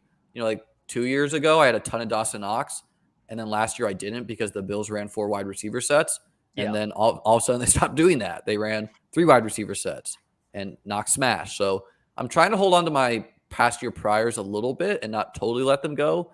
But at the same time with Hawkinson, he's got a lot of target competition. Yes, he plays tight end. But I don't know. If a tight end's going to break out and be like a top 3 guy next year, I don't really see it being him over Dawson Knox. So I know not everyone loves him. But to me, like he athletically but if this thesis on the Lions being better and them having all these weapons and we don't have empty calorie Quintus Cephas, Josh Reynolds routes and stuff, that will behoove. I mean, TJ Hawkinson was the 5th overall pick in the draft 2 years ago. Like this is a guy who is expected to be quite good, and he has been good in the NFL. He's just been hurt a lot. Well, my other take is that I think tight end rankings historically are pretty inefficient. Yes. Well, I mean, tight ends 6 through 12 are always bad. And especially for the expensive guys, I was going to say, because what we should be thinking through with tight ends is which ones will score the touchdowns, especially for half-point PPR. So I heavily lean the tight ends that are on good offenses or that we know will pass for a lot of touchdowns. And I just think that TJ Hawkinson is drawing dead to being an offense that scores more passing touchdowns than Dawson Knox, than Dalton Schultz, etc. there. I mean, I'm not smashing the button on Hawkinson. Like, let's just guess my exposure right now. I'm gonna guess I have 8% TJ Hawkinson. Hawk was a top 8 overall pick. I don't think he would be that way though. Again, if like I think like the NFL tried that with OJ Howard. No, 100%. Tried that with TJ. He would be 100% because he is an amazing run blocker, like probably the best since Gronk at his position, and he is totally fine running tight end routes. I mean, he's not Travis Kelce. Sharpening up a little bit to that tight end is slow to adjust to the NFL, and so having them on these rookie contracts is not exactly as good for your team as you would think at other. But Hawkinson was pro ready. That was another edge for him, as he came in and was a starting tight end right away. He played. Let's see, how many snaps did he play as a rookie? He played 63% of the Lions snaps as a rookie. That's way above the expectation for a rookie pass catcher. It's probably below what Pat Freiermuth did, who. I just think I guarantee Freiermuth did not play that many snaps last year. I don't know. He scored like 7+ touchdowns. So he played in, because Hawkinson obviously he got hurt as a rookie. He only played in 12 games. So they played about the same amount. Oh, they rugged me on Knox. They did. I mean, you'll learn. So where are we at here? We don't have a tight end yet. I like Goddard here, just ADP value. We got the Ertz correlation. We're not going to get this guy would take Goddard because he has Hurts and Devonta. So, I mean, Ertz correlates. Goddard is way better. Up to you. Let's take Goddard just because I don't have a ton. And sure, I like Ertz a little bit more on full point PPR. Plus, in the weeks that matter, we do think that Ertz should be slowing down as the season goes, especially with Trey McBride. Well, especially with that, but also DeAndre Hopkins coming back in week 7. Yeah. And I don't think exactly like we. Okay, so I like James Cook a lot, but we have 3 running backs. I don't like James Cook at all. Gallup is who we want here. How many games is Gallup playing? Because I don't think he's 10. going to be. He's going to play 10. He's going to be back week 5. Okay. I like it. We're ripping a Davis. Davis, your real favorite team is the Cowboys, right? Well, that's who I grew up. That's who I grew up rooting for. Yeah, my dad was a Cowboys fan, and that was who I rooted for. And then I moved to Kansas City the same year that Mahomes got drafted, and was there for his MVP season, the Super Bowl, and all that stuff. It would be impossible not to get wrapped up in it, I think. Yeah, I agree. I mean, I grew up in New England, so that is Patriots. Oh, that's country. funny. Yeah. And I mean, I'm just, my dad was a Bills fan, so I just grew up loyal to that. But it wasn't easy, because like obviously right. they're like, and the Patriots, not only I was in Patriots country, but also I ran through that dynasty of them just being good. Yeah, I would like Trent Edwards. So like, had the Chiefs been good when I was growing up, because I grew up in a small town in Kansas, had the Chiefs been good, I would have been tempted to switch, but they were similarly pathetic when I was growing up. Like the Chiefs were pathetic for so long. So I never even thought about it really. That makes sense. Who are some late round Titans guys? Because we're not going to get. Well, we just skipped Robert Woods. We skipped Robert Woods, but we grabbed Gallup and Goddard, which I like. Hooper. I like grabbing one of the tight ends. We think is Hooper. Hooper would be our. There's been a lot of buzz about. I think his name is Kenny Phillips or something like that. Kyle Phillips. Kyle Phillips. He's been getting some buzz. Also, Austin Hooper, whoever the undrafted free agent the Titans signed, he apparently has been having some good camps. No, Hooper will be. He's like a parrot, dude. We're like, no team will ever get rid of Austin Hooper. He'll play. He's just so unfun. Yeah, he's not fun at all. I took him I'm doing some high stakes DK drafts, and I had to take Austin Hooper because he was like the only tight end left, and my tight end group is pretty ugly. Okay, so let's talk through our team before we got one quarterback, 3 strong running backs who should see volume and have some upside, 5 wide receivers, 2 of them rookies, and Michael Gallup. So, I think it's reasonable to say Moore and Gallup will start the season slow. Yes, correct. And so like really we're not as deep at wide receiver. No, these are London, Moore, and Gallup are all second half of the season guys. I mean, especially Gallup. Gallup will not even be active. Exactly. So I think like we're counting on Lamb and Brown to really lock down 2 of our spots on a weekly basis, which I don't mind that bet at all. I think we do like a true hyper fragile 2 quarterbacks, 4 running backs, 3 tight ends, and then the rest wide receiver. I was going to ask you about tight ends, how you've been approaching tight end when you get. I mean, Hayden's data is just so clear that taking 3 tight ends is a huge structural advantage. I mean, it makes logical sense too, where it's like the touchdown dependent position. You want to have more shots on goal. At the same time, I had a 2 tight end team that won last year, and if you can only we've already established you're just a gambler who got lucky. Yeah. I mean, well, the results prove that I was the best ball player in the world last year, because we should always be results oriented. That's what we say on this show, especially this year. Okay, so coming up, let's make this bigger for the people to see. Then I'll bring us back in there. I don't think we could. I like Jones and White and being done at running back for sure.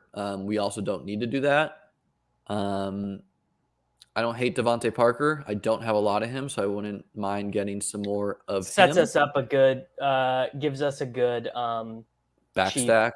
Yeah. Yeah. So do you want to do Parker here, or do you want to do smash Ronald Jones or Rashad White and just be done at running back? We don't even have to care if we with these 4 that we take. Okay. And are you always going Jones over Rashad White? No. That's a true random.org decision. Agreed there. Like Jones a lot, correlates with our team. We got 2 Chiefs players. That is positive season-long correlation. So are you like with Jones? I have a ton of him. He's one of my highest owned players. Let's take a wide receiver real quick. Or do we want to? We could take Parker here, or do we want to take Herb Smith or Komet and maybe give us a breakout as our second tight end? Komet, not really. Komet correlates Like with. I like all these tight ends equally is the problem, and you can just Sure. get them rounds cheaper. Okay. Yeah. Let's take Parker.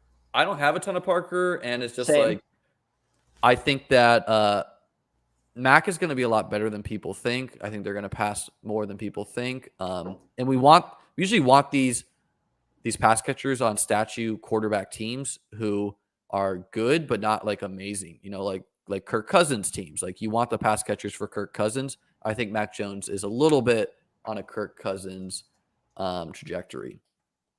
Yeah.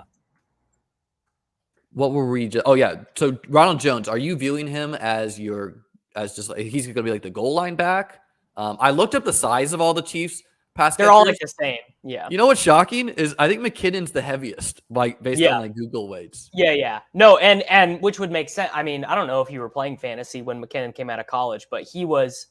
Well, first off, he was a triple option quarterback at college. He wasn't even a running back, and he put on like an all-time combine performance. I think if I remember correctly, I think he did 35 bench reps. I mean, like he is like a freak, which is why he's been able to come back from all these catastrophic injuries. I believe he's done his ACL twice, but he just I mean, guy's a monster. So the way I view it is Clyde Edwards-Helaire is going to start the season. McKinnon is going to play third downs, and Rojo will just like rotate in sometimes. I don't think he'll have a clearly defined role, but Clyde sucks. I mean, let's just cut to the chase. I mean, he has been benched for Darrell Williams. He's been benched for Derek Gore. Are you giving him any break with the like weight loss and injury, or you think that's all? I mean, I just that would be so rose-colored glasses of me to actually do that. Like he has just boned me so good so many times. It's like when enough is enough. Well, it feels bad when you were in on a player at an expensive cost and then they become cheaper. Like you like that's not the year you want to jump off, right? But at the same time, it's like fool me. Well, twice. He's like, buddy, Hardman's gotten cheaper every year of his career, you know? Rojo going to punch in so many tutties. Yeah, I also like Andy Reid's ability to like utilize Rojo better than like I think Tom Brady's just like a weird guy, and like Rojo did one. It's Arians that is the weird guy. I don't even think it's so much Brady. It's just that. And this has been true every year of Ronald Jones's career, where he's been effective as a rusher, but then he messes up one thing in the passing game and then just gets auto benched. Yeah, but what I was gonna say is like exactly like Rojo didn't want to practice 24 hours straight one day, or he misses one pass block and he's never seen the field again. Guys, we are up to amazingly 176 subscribers on this channel. Make sure you smash that subscribe button. Truly amazing.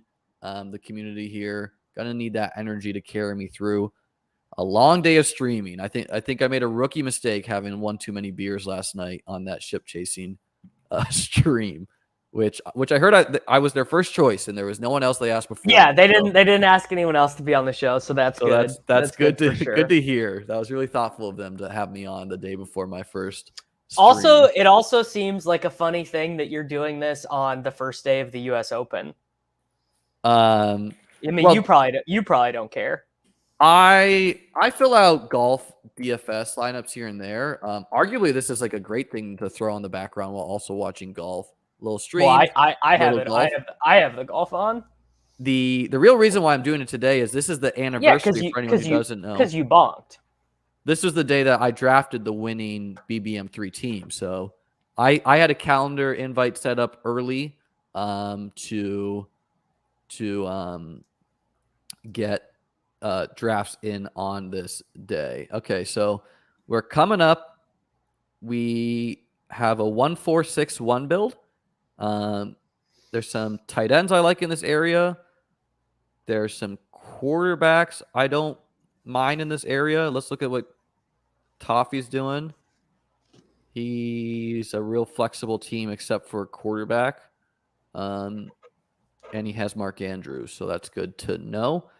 I know who you would want here, and I'm about it too. Let's just see what DYs and what raise it. 77 does. Oh, he took him. That's so fucked up. He must watch the show. Should we grab Trevor for the Trevor to ETN shower narrative? Yeah, let's do it. And then we can Chaos is not going to take a quarterback though, so let's take Hunter Henry. Yeah, I like Hunter Henry too. All about the touchdowns. Yes, agreed. And we're making a mini bet on the Patriots offense where I think we're really betting against Jacoby Myers. Yeah, which honestly, okay, so do we want to take Trevor here? Yeah. And honestly, I would 3-quarterback this team sometimes, depending if Mac slips. Wandale would have to be gone for me to take Mac, I think. Yeah, I don't think I would prefer 3 tight ends. Yes, agreed. But just because we have Parker, we have Henry, for those playoff weeks, I wouldn't always stop at 2 quarterbacks here, but I'm more likely to do the 3 tight ends, like you said. Speaking about Jacoby Myers, I found it interesting when you look up the ESPN depth charts that Tyquan Thornton is listed as a slot wide receiver. Yeah, I would not put anything into that. They got some intern filling those out. It could be a nothing, could just be a total nothing thing. If we think about Tyquan as a player, it makes sense that he would be used as like a deep burner because I would put the over under for snaps played for Tyquan at like 15% of the Patriots snaps this year. Really? They suck so bad at drafting wide receivers, and Belichick hates to play rookies. My cousin here with a great comment, great point on competing against U.S. Open viewers. I've not heard Liam condemn the Live Tour Open once yet. It's so funny. There's nothing to condemn. It's just a horrible product. Like everything, like all the product related stuff for the Live, I was like, this just looks miserable. FF Doom says I will never draft a rookie Pat wide receiver. See, like narratives like that though is how we can be different. Personally, like I could see the Patriots playing Tyquan between the 20s and him being the field stretcher. Sure. Gadget right. guy. Maybe in like week 7, they put him into that role. Well, that's when Gallup is going to be contributing to our roster. Yeah. But, like he's not – I get it. Like there's target competition. The point I'm really trying to make is as much as the community seems to like Jacoby Myers, I'm not convinced the Patriots do. No, I think that he was a very happy accident for them, and they're happy to use him as long as he's useful. But the second that someone becomes more productive and explodes – like clearly if they love Jacoby Myers, they're not signing – Nelson Aguilar and Kendrick Bourne and Hunter Henry and Jonnu Smith to what was it like $175 million combined of deals? I mean, I thought personally the Patriots were fine overspending because Belichick's just trying to get to the all-time win record. So like he was just trying to build an 8-8 team rather than like a 4-12 team. But I don't know. Like obviously the market's just getting more expensive. I'm not sure if Aguilar was. I had a lot last year, so I don't feel like we should be completely done with him. But I don't know. It seems like the Patriots were, and it's just like, can they really justify trotting out all these slow wide receivers if they're going to throw the ball like a 3 wide receiver set with like Myers? Well, they're gonna. Parker, I think ideally, if they had their druthers, I think they would. Jonnu Smith would become. I think Jonnu would become a full-time player again. He was just so lost last year. But I think ideally they would like to have Hunter Henry and Jonnu in their base personnel. And who is the blocking guy there? Hunter Henry.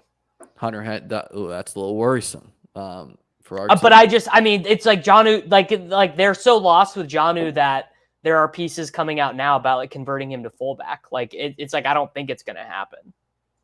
Yeah. I don't know. It's real hard to be back on Jonnu after what we saw last year. That's what I'm saying. Like they gave, like I believe Jonnu. I gotta go look this up now. Okay, Jonnu. So if we want just because we're on the pick, if we want a third tight end that is not Taysom Hill, now is the time to take him. Oh, and we got you when you and I are drafting. We got to do Taysom, right? Well, Evan Ingram correlates with Evan Ingram Lawrence, correlates. and there's a lot. Yeah. Let's do Evan Ingram. Let's do Evan Ingram. And honestly, don't hate Taysom as a 4th tight end. If we're just taking a 18. If it's just about week 17, it's all that matters. Yeah. I do think we need to get some more wide receivers on this team. We got 3 more picks. It is ugly at wide receiver. How about Nico, who correlates with our Jacksonville stack? Did we take Najee or I can't remember. We took Najee. Devin Duvernay. I feel like we can get him later. Well, I'm just saying put him on the list. Okay. Pringle is good late. Are you okay with Nico right now? That's okay, sure. We're getting him. A little bring back on our Jacksonville game, but the wide receivers just dried up, and I'm not about AJ Green. This we got sniped on Will Fuller 1 pick before. I was gonna say Odell is. Oh well, we probably don't. I just don't think he fits this team. Yeah, he does. You're right. Points early. You're right. That's a good call. By the way, how much do you think Jonnu Smith is owed this season? If you had to guess, $13.5 million. Well, that's what his cap hit is, but his dead cap number is $26 million. Wow. I was just totally guessing, by the way. 4-year, $50 million deal, $15 million signing bonus, AAV of $12 million. Good question, Joshua. How minus EV is it to draft and stream all day? Very minus EV. Minus EV, but at the same time, plus EV in life EV. I'm getting all these views from sharp minds around the industry.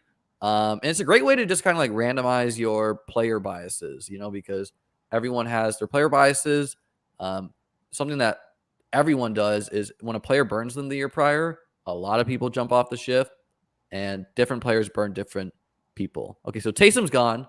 So that dream has sailed. So I think we're pretty committed to hammering wide receiver unless a running back value is staring us in the face, or we really feel like adding on Mac Jones, which is not necessarily at all. But no, I feel like Trevor and Mac Jones have very similar medians, and Trevor destroys Mac Jones on ceiling. Yeah, I mean, I don't hate the quarterback. Just they contribute a greater percentage of your points on half-point PPR. So, but only one of them can hit your lineup in 1 week. The reason why I feel more comfortable about 3 tight ends is that if you bonk a unicorn week, if Trevor Lawrence and Dak both get in 30 in a week, it doesn't matter. But if Hunter Henry scores 2 touchdowns the same week that Dallas Goedert scores 2 touchdowns, we're reaping all of that. I'm usually going to wide receivers, but I will throw in a quarterback that correlates with my pass catchers occasionally, like Mac here. Sure. And the dream is that, Trevor and Mac get a low-owned Dak to week 17. Like Dak is injured, or he has 2 bad games, and then this is the part of the show where we just tell ourselves anything can happen. An insane story where in this specific 0.0000001% outcome, we have the stone nuts. Someone asked about my guest list. I'll be tweeting out the guests on Twitter as I do them. Follow me on Twitter at Cheslium Davis Mattek for him. Obviously, most of you already follow him, and I'm sure me if you're watching this stream. Okay, so wide receiver is ugly, and Mac Jones is gone, so we don't have to worry about that. I have some lean. Okay, I was gonna say Zay Jones is a guy that fits our team. Are you out on this Justin Ross stuff or what? He's not even gonna make the team. Yeah. I'm just gonna start putting players that we think Pringle are gonna Pringle be on the field. Is a smash. Okay, Pringle's gonna catch 60 passes, and he's going in the last round. He's going the same ADP as Quez Watkins is gonna see the field. Velus Jones is gonna see the field. I'm just trying to put players that I know are gonna actually play football games this year. I'm not ready to be done with Marquez. I think Well, Tutu. let's take Pringle here. Pringle's in the queue, so we got him. Okay. Duvernay is my preferred. Duvernay and Tylan Wallace are my preferred 18th round guys right now. He is gone, Duvernay. And I don't have any Tylan Wallace, so I'm okay with that. This is revenge campaign for Lamar. Cedric correlates with our Patriots pass catchers. We don't have a Baltimore Najee correlation either. I'll leave it up to you. Either of those are fine. I want the Davis impression on this draft. So we finished up with a 2-4-9-3. We'll let this draft finish, and we'll take a look at one or two other teams. If you're in the chat and you're in this draft, let us know, and we'll take a look at your squad. What do you think of our team overall? I mean, it's just like one of those that is fine. You don't feel the need to screenshot it as like, oh, every pick was perfect and I got correlation with all 18 roster spots.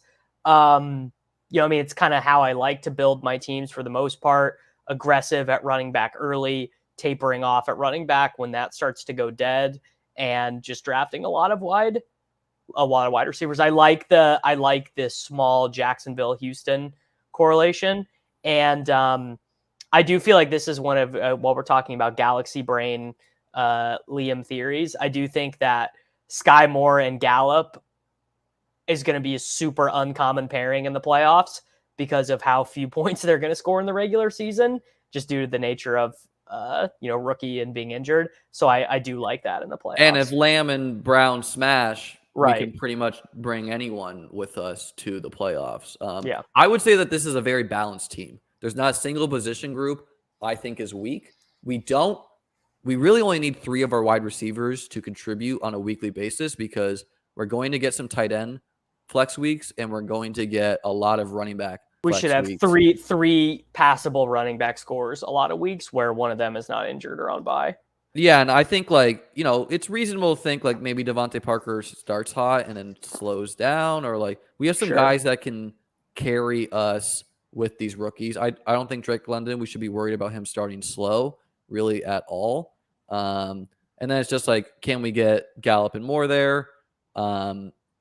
I think Gallup might be a player whose cost continues to drop a little bit, but that doesn't really bother me. Same exact thing for Godwin. They're only going to get cheaper as the offseason goes on and they're not playing.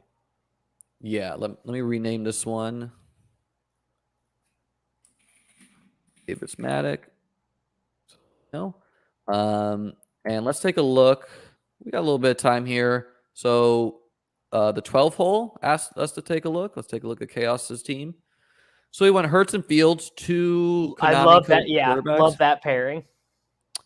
He's got Anchor Swift with 4 upside. I would have gone. I go 6 when I do this. I think that's an unpopular opinion, but I go 6 when I'm doing these type of builds. 5 is fine, but let's look at his rest of his roster to determine.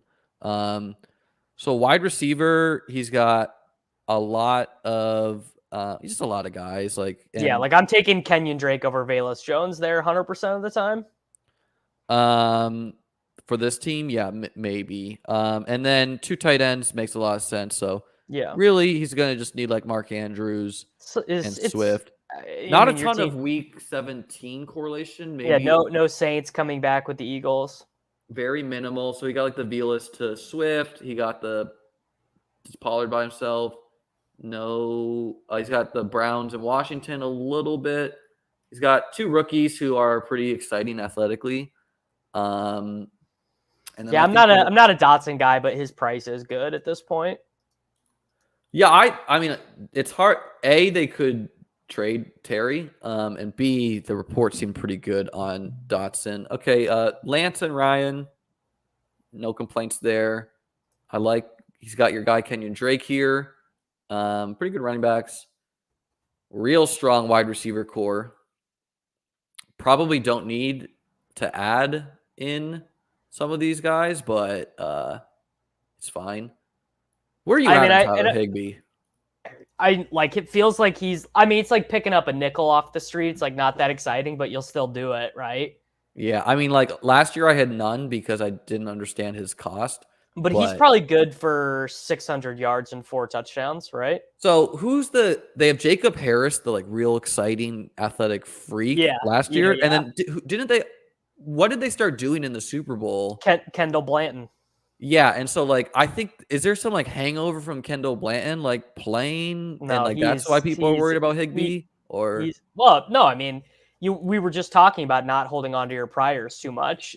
Like Higbee, like people's Higbee priors are totally gone now. It's just like he stinks. Exactly. I mean, literally every year, the last 3 years, he's averaged 600 yards and 4 to 5 touchdowns, and which is bad at tight end 9, but pretty good for tight end 20. And I think he also had a ton of red zone targets and ran he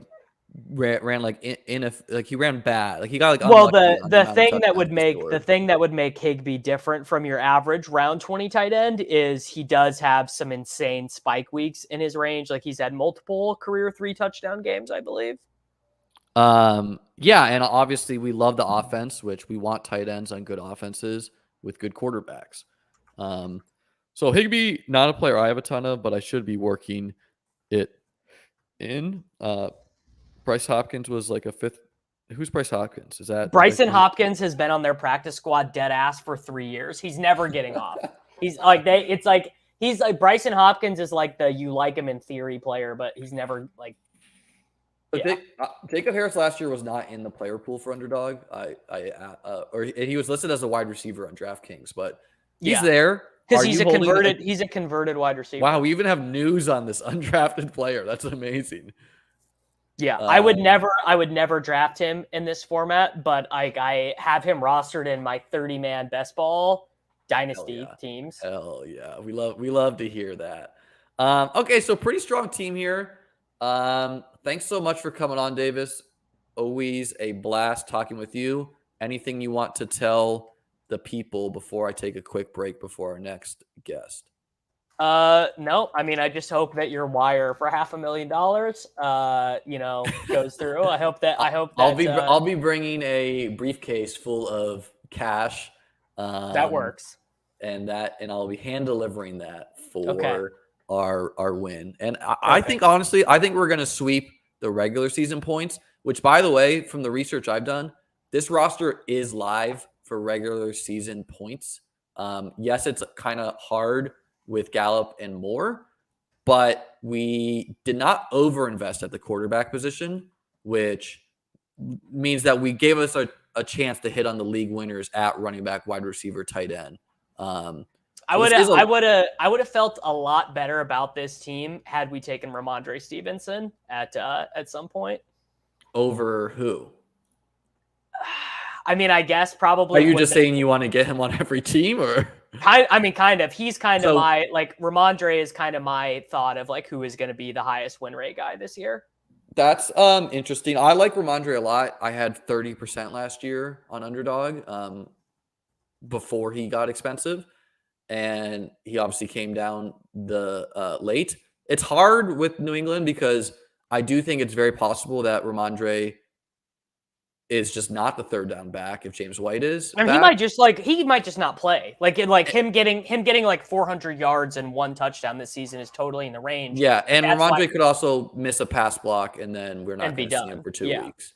So I've been taking a ton of Ramondre, usually because he goes after Cooks and Chase Edmonds and Rashad Penny and Rojo.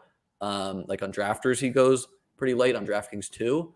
But yeah, I mean, I view all these I want to usually be taking running backs in these 9 through 11 rounds because I do like look at all the names there: Chase Edmonds, Melvin Gordon, James Cook, Ramondre, Ronald Jones, Rashad Penny, Alexander Madison, Kenneth Walker. It's like some of these guys are going to absolutely smash. Cordarrelle Patterson, like those are I think.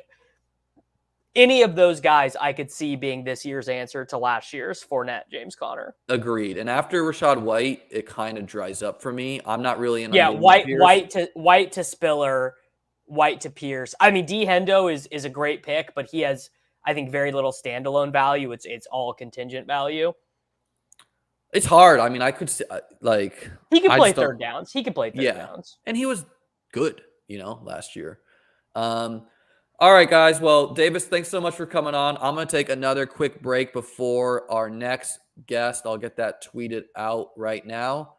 And Davis, I'll talk to you later. Thanks, brother. Cool. Later, dude. Peace. I will be right back.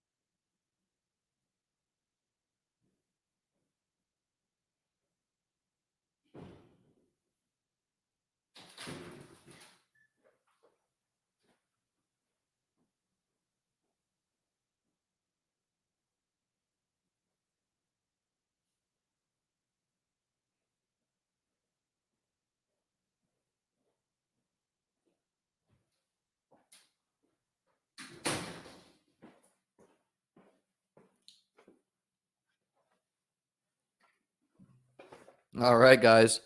Before we get our next guest on here, that would be Jared with Draft Sharks. Any questions for me, let me know. Happy to answer any best ball questions you may have. Let me catch up on the comments here.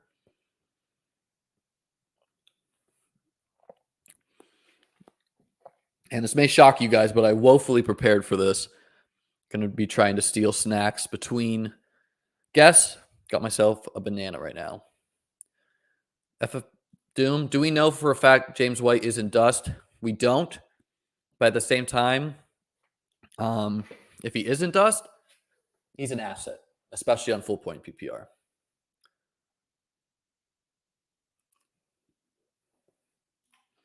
Cole Kmet's going to get a bunch of volume. He should, yes, but he's drawing thin to get a lot of touchdowns. Willis, thanks for coming by, brother. Who is the number one player in the top 100 you are fading and why? Good question, Hockey. For me, it's Derrick Henry. I don't want to have 0%, but the A, I wasn't taking him last year, and B, let me just message check, see if Jared is on his way. He's old and he's just got so much reps the past couple of years.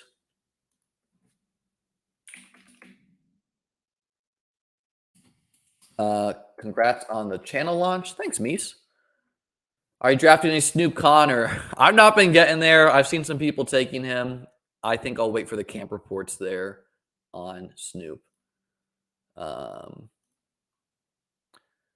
are your thoughts on double elite quarterback? I'm a big fan of double elite quarterback for playoff formats. I think it makes you unlikely to win the most regular season points, but is very viable for these playoff formats. Jared, what's going on, brother? Liam, what's up? Happy anniversary and your $1 million draft. Thanks, and man. Thanks. Congrats on this YouTube channel. Thanks, man. Yeah, it's been going great. I got 77 people watching this with us. Where are you at in your Bestball Mania journey this year? Have you been firing on Underdog? How many drafts have you done, if so? Yeah, I think this will be my 8th. Okay. I'm not gonna max it out, and I want to pace myself. I probably want to do the most drafts in August. That makes a lot of sense. Yeah, I'll end up with like 50 or so probably. It's about what I do. I try to barbell it myself, get a couple early, get a couple late. The ADPs change. But let's just jump into this bad boy and rip our next draft. If you want to draft with us, jump on in there. We got Jared. Jared, how do I pronounce your last name? Smola. Jared Smola. Just want to make sure I said that correctly. Of Draft Sharks, who I believe I'll be making some content with later in the season as well. So keep a lookout for that. Okay, we got top 3 pick. Let's go. We had back-to-back turn picks. How are you viewing the top 3 players this year? I want to make this draft as much influence from you as we can get. I lean towards the running backs in the half PPR. So yeah, I'd go JT.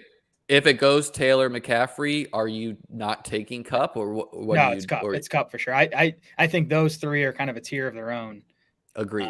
And I think this year, this year the top 3 picks are a lot stronger than years past, in my opinion. Yeah, I mean, and the thing with Cup too is he gives you the Rams Chargers Week 17 possibility, which is I think my favorite game to stack in Week 17. I mean, I know it's going to be popular, but I mean, just from a pure projection standpoint, I think that's the best game. It's my favorite game to go back and forth, to have players scoring on both sides. But I'm real happy with any of the top 3 picks.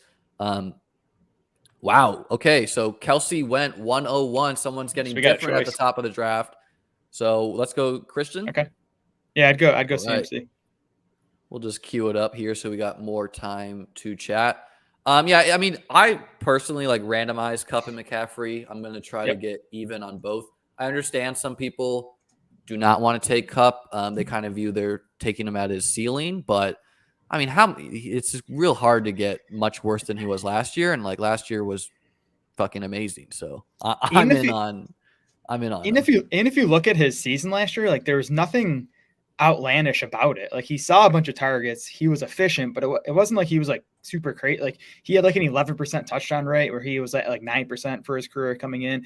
He didn't even set a career high in yards per target last season. He had a better mark in 2018, I think it was. So I mean, he was just really good on really good volume, and I think that's going to continue. They lost Robert Woods, so OBJ, if he comes back, he's going to miss at least the first half of the season. So the volume's going to be there again. Cup super safe, and again, I think you could take him number 1 overall, and I would not. I'd have no qualms with it. I wouldn't bat an eye at it. I would say obviously, Cup ran hot with other players getting injured, and we should expect a little bit more target competition with Allen Robinson being there. But at the same time, Robinson could be dust. And make sure you smash that subscribe button. If you're out there watching, give me that subscription. I deserve it. Thanks, guys, for tuning in. Chris G says, hello, my dudes. Hello to you, brother. Thanks for tuning in. But I think Cup's a no-brainer for me personally. But I mean, and with McCaffrey, I think I'd bet on him even in half PPR, outscoring JT in points per game. Oh, yes. I do think McCaffrey's riskier. He has more mileage on his tires. He's a bit older than JT. But if you're looking ceiling, which is what we should be doing in this tournament, I think McCaffrey beats JT there. Yeah, it's strictly injury risk is why McCaffrey is not 101. And especially full point PPR, I don't feel great about taking JT 101. And I only do it if I know I'm going to get 0 exposure if I don't. So if I knew I could get JT, if the top 3 picks were just evenly split, sometimes it's McCaffrey, sometimes it's Cup, sometimes it's JT, I would have the least of JT of that group maybe. I do like their Week 17 matchup against the Giants, which we should care about in these top-heavy tournaments. But, I just think he's drawing very thin to be the running back 1. He needs a lot of players to get hurt. And he had a 50-point week last year against the Bills. I don't think we should be expecting him to produce that again, which obviously helped his overall season. But yeah, it's interesting. Yeah. I think he's just definitely more of a floor play. JT is, and McCaffrey sets us up for a Buck stack because that's their Week 17 matchup. And the Bucks are going to be a giant pass funnel, especially with signing Akeem Hicks or Knicks. Yep. I always forget Hicks, Hicks. And, which is fine for McCaffrey. Right there. Yeah, exactly. We like that for McCaffrey. And who cares if his offense is not good if he's getting even 75% of the workload. This is why the top 3 picks are also so strong. The players left to us are amazing. Yes. I like all of these players. Who is your favorite in this range? Well, Higgins was the wide receiver. I'm kind of off AJ Brown. But if you want him, that's fine because I like all 3 of those running backs and would be fine with any of them. Do you want to take a running back and then see who's left to us? Or I would take Barkley because I think he should be like a 1-2 turn pick. Love it. You want to swing for upside? Yeah. What's the argument against Barkley other than the injury stuff? Well, I think it's worse offense than some of the players, and it is just in last year's injury, by the way, was like a freak injury. Like he just stepped on another player's ankle. Yeah. But there's not a lot to dislike about him. The reports are positive. We know we like the coaching staff a lot, and we like the team to be better. And he's drawing live to be the running back 1, and he probably has one of the highest week-to-week ceilings, even if he doesn't give us a top 1 season total, so which we care about. Yeah, he's going to get a ton of touches. They added nothing behind him. It's Matt Breida right now is the number 2. It's Antonio Williams, the old Bills running back who gave us 4 touchdowns against the Dolphins week 17 or week 14 2 years ago. And just a massive play calling upgrade, I think, with Jason Garrett out of there going to Brian Dable, and then they added another first round tackle. So I think the O line is going to be better too. I want to go running back again here, and we could even stop at 3. I guess we'll add a 4th late, but okay, yeah. I mean, the receiver I'd consider is Mike Williams because I think he could emerge as the Chargers' top guy. I love Mike Williams. It's just hard for me to click the button when he was going as a 6th round pick. I get it. Yeah. Would you? Do you have a preference between these? I'd go Javonte. I like it, especially because there's 2 ways this works out great for us. Option 1, Javonte is the running back 1 in Denver and just smashes.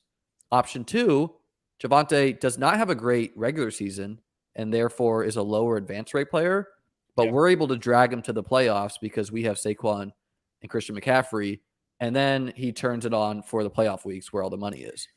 And in the 3rd round, he's priced as if he's gonna be a 60-40 guy with Gordon, and that to me that's the floor. I think he's going to be at least a 60% of the backfield work guy, and it's possible he's 80% because he's just ascending and Melvin Gordon's kind of heading in the opposite direction.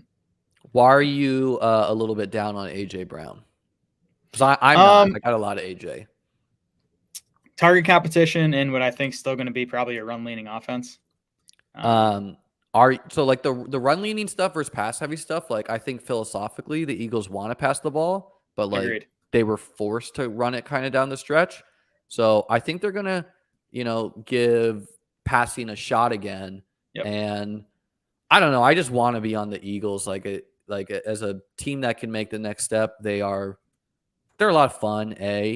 Even AJ Brown's like Javonte, where even if he doesn't have a great regular season, if he's a guy that can give you 30 here and there, if he's low advance rate, that's awesome. And yeah, I really like this point from Steven. Is something I've been thinking about too with Javonte is before Melvin Gordon re-signed, Javonte was going in the 1st round. Right. He was getting steamed up to around Justin Jefferson and Jamar Chase even. So we got the discount. He's been properly discounted, which is fine, but it's priced in. Exactly. And I made this point a while ago on Twitter where even if you think a player is going to be a bad advance rate player, you should mix some of those guys in with high advance rate players because you want these low ownerships in the playoffs. Now, playoff ownership obviously is really dependent on who was good in the playoffs the week before. So it kind of condenses down. But I don't know. I like the flexibility of going 3 running back, especially because for half point PPR, I'm not doing it on a bunch of full point PPR sites.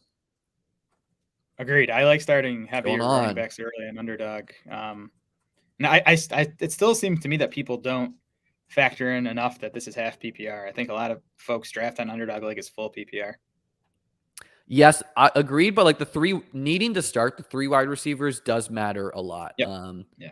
And I think we want to, like, with this team, like, I rarely like to enter a draft with like, this is what I'm going to do from here on. Sure. But I would, like, if you ask me right now, what I would do is I would like to draft like 4 or 5 wide receivers in a row right now, just because it really falls off later in the draft, and we're going to need to fill 3 roster spots every single week. Yeah, I mean, I think we're taking one more running back probably here, right? And it's probably not going to be to the double-digit rounds. Yeah, I could see this unless the value really slips, which there's some weird drafts that happen, especially when you're streaming sometimes. But I don't think the room's not absurdly wide receiver heavy at all. I see a lot of orange in the middle of that board. Then looks like the teams on the ends have sort of gone RB heavy. Interesting. Yeah, and that's good to look at because it's good to know what you're competing with your neighbors. Like King Coast and us should kind of play off each other, where we're going to want to be taking different players. But we're actually going to want to keep in mind that these guys might need wide receivers, so we want to like hit them before it gets to them. It's wide receiver for me here. Yep. I like a couple players here. Let's see what King Cost does. I could see him going a 4th wide receiver. He went Herbert. Okay. Should we get our King, Gabriel Davis? You're going. I mean, he has a decent chance to get back to us, doesn't he? I am not sure what this guy will do. We got fade 4. Did you want to go Terry? I like A-Rob. No, I like A-Rob actually. You like over? Yeah. So okay, I'll do A-Rob. He's an older wide receiver too. Yep. And we already have a piece of that offense. Oh no, we didn't get Cup. No, sorry. We didn't get Cup. Yep. Okay, so I don't think we'll get. Yeah. His 2021 was bad. Like if you look at all the advanced metrics, but he's older, but he's like 28. So I just don't think he's done yet. And just the offensive upgrade he's getting going from Chicago to LA is just massive. So I'm just betting on a bounce back for him. Yeah, and there's a lot of high stakes grinders out there who I know love A-Rob. Yep. I definitely am not out on him. I've been taking him. It's just usually I side with when there's 2. Like I try to view offenses top down a lot of the time, and so like personally, I view. Wow, we got our King. You knew it. You knew this room well. George Kittle also a fun option, but we're gonna need some wide receivers, and it's gonna get dry. So when like the way I try to view offenses is like, okay, like T. Higgins, Mike Williams. Gabriel Davis, Allen Robinson. These are all wide receiver 2s on really good teams. So I personally view all those players pretty similarly. Obviously, T. Higgins is the most expensive. And he's drawing live to get like wide receiver 1 weeks, but I don't know. I just don't think the gap should be that different. And I usually try to side with the younger players. That's fair. And I mean, I like at ADP, I like Mike Williams best among those 4 guys you mentioned because I think he could be the number 1 this year. Agreed. And even if he's not in like total targets, like spike week wise, he will be. Bigger plays, more touchdowns than Keenan. Yes. Jason, I'm throwing them off the scent. I roasted your draft last night to get this tonight. No, I honestly don't remember that. I did a draft last night with a couple. The ship chasers had a beer or two too many, so we got a long day ahead here. So what are we setting up stacks? What are we setting up stacks wise here? I mean, we got. I think we're going to let it come to us in that department because, I mean, Kansas City correlates with us. Chiefs. Yep. Chargers, there's some late round guys there. Bengals. The guy that picked first has the Chiefs stack set up. I don't know if he's going to try to get more of them, but he has Mahomes, Juju, and Kelsey. That's interesting. Yeah. So I think I would like to get either MVS or Sky. Yeah, I like both a lot. Who do you like more at cost? Where their ADP's at now? Even I feel like Sky is really expensive on this site. Yeah. He's getting a little bit cheaper. He goes 89 and MVS goes 96. I'd lean towards Sky. I thought the gap was a bit bigger. It used to be. Sky used to go like around like Burks, Ayuk, Renfro, but it's dropping off a little bit. And on other sites, it's flipped where Sky goes after. I just think MVS kind of is what he is. Like, he's been in the league 4 years. He's never been more than like a 15% target share guy. I just think that's what the Chiefs might think he's more because of the money they gave him. Yeah, and honestly, there's been some buzz in the past. Like last year with the Packers, like there was some buzz, like, oh, he's running these routes actually kind of in the intermediate portion of the field. The beat reporters were saying, and then he had some like injuries last year. So, and like the Packers just play so slow. Like, yes, they pass a lot, but they play so slow. And yes, Rodgers is a generational quarterback, but like Mahomes is arguably a tier above that. You know, where. I don't know. Like I've been taking MVS, and he's just like the quintessential better and best. Even if he is just a deep threat guy, like wouldn't you, say the floor is like 6 touchdowns or something like that? Oh, yeah. I wouldn't mind getting both of those guys. Both would be ideal. I think that's unlikely with Dirty Randy on the turn here hitting. He got hurt last year. Yeah, he did get hurt, and he had some great weeks even with that. I used to draft. He's a good player. I think he's a good player for the role the Packers had him in. I just don't know if he can offer more than that. I'm giving some optimism there, but I understand that. And like, there's a lot of people with the similar mindset of that. Where are you at on Michael Thomas? I kind of don't want to be in, but at the ADP, I think he makes sense, especially in I have a lot. Like this. I have a lot because I was like stubbornly saying I was drafting him over all of these wide receivers earlier in the season. And so I want to talk ceiling. If you want to talk ceiling, if he's healthy. Okay, so I like Schultz a lot too. Do you want to grab Goddard? Is Goddard gone, or is he still out there? Goddard goes way after. Oh yeah, see, I prefer Goddard to Schultz straight up, so I'd rather wait. Interesting. I definitely prefer Schultz. So do you want to say Michael Thomas for now, and then we'll see what happens? Yeah, I don't hate Amari Cooper, but I'm fine with Thomas. Let's grab Cooper for the ADP, or just because I like when players drop a lot, you don't often get that like gift in a room. So might as well grab the guy that, he's going 15-round picks after ADP. I mean, the question with Cooper is how many games of Watson is he going to get? If he gets 12 games of Deshaun Watson, I think he's a smash at where we just took him. Do you think he'll have a better season than he did with Dak last year if we get that? If we get a full season at Watson, I think he could, because I think he should see more targets. There's much less target competition for him in Cleveland. And I do think Cleveland's going to lean more towards the pass if they have Deshaun Watson. Yeah. The Browns is a tough, like I've just been fading Cooper. When he was going around the 5th, I've been fading him, but we basically got an extra 5th-round pick at the cost for 6 in this draft, seeing the ADPs. Like this guy's saying he's never seen Cooper fall that far. Yeah, so these are like, with us having a strong running back team, you're probably not supposed to have good wide receivers like this. Okay, I would do Burks here or Schultz or. Does Schultz give us any correlation? Is Dak still? It doesn't correlate, but so Schultz is like the bull case is that he's done it 2 years in a row, and he's probably the pass catcher 2 for the Cowboys. Yeah, do it. He's just a guy athletically, but. He plays tight end. So he had 8 touchdowns last year. He had 600 yards the year before. Dak seems to really like him, which is important. Oh yeah, for sure. And it's like CeeDee Lamb and him, and then Tolbert could be bad, and Gallup could not return that fast. Yeah, I think Gallup's missing at least the first half of the season. Tolbert's an unknown. James Washington is what he is. So I could definitely see Schultz finishing second on the team in targets. Yeah, or at least in the red zone, he's, maybe he's just the pass catcher 2 there. Like I like Schultz a lot. He used to be going in like the 90s, so it's hard to think through like how much do we care about that.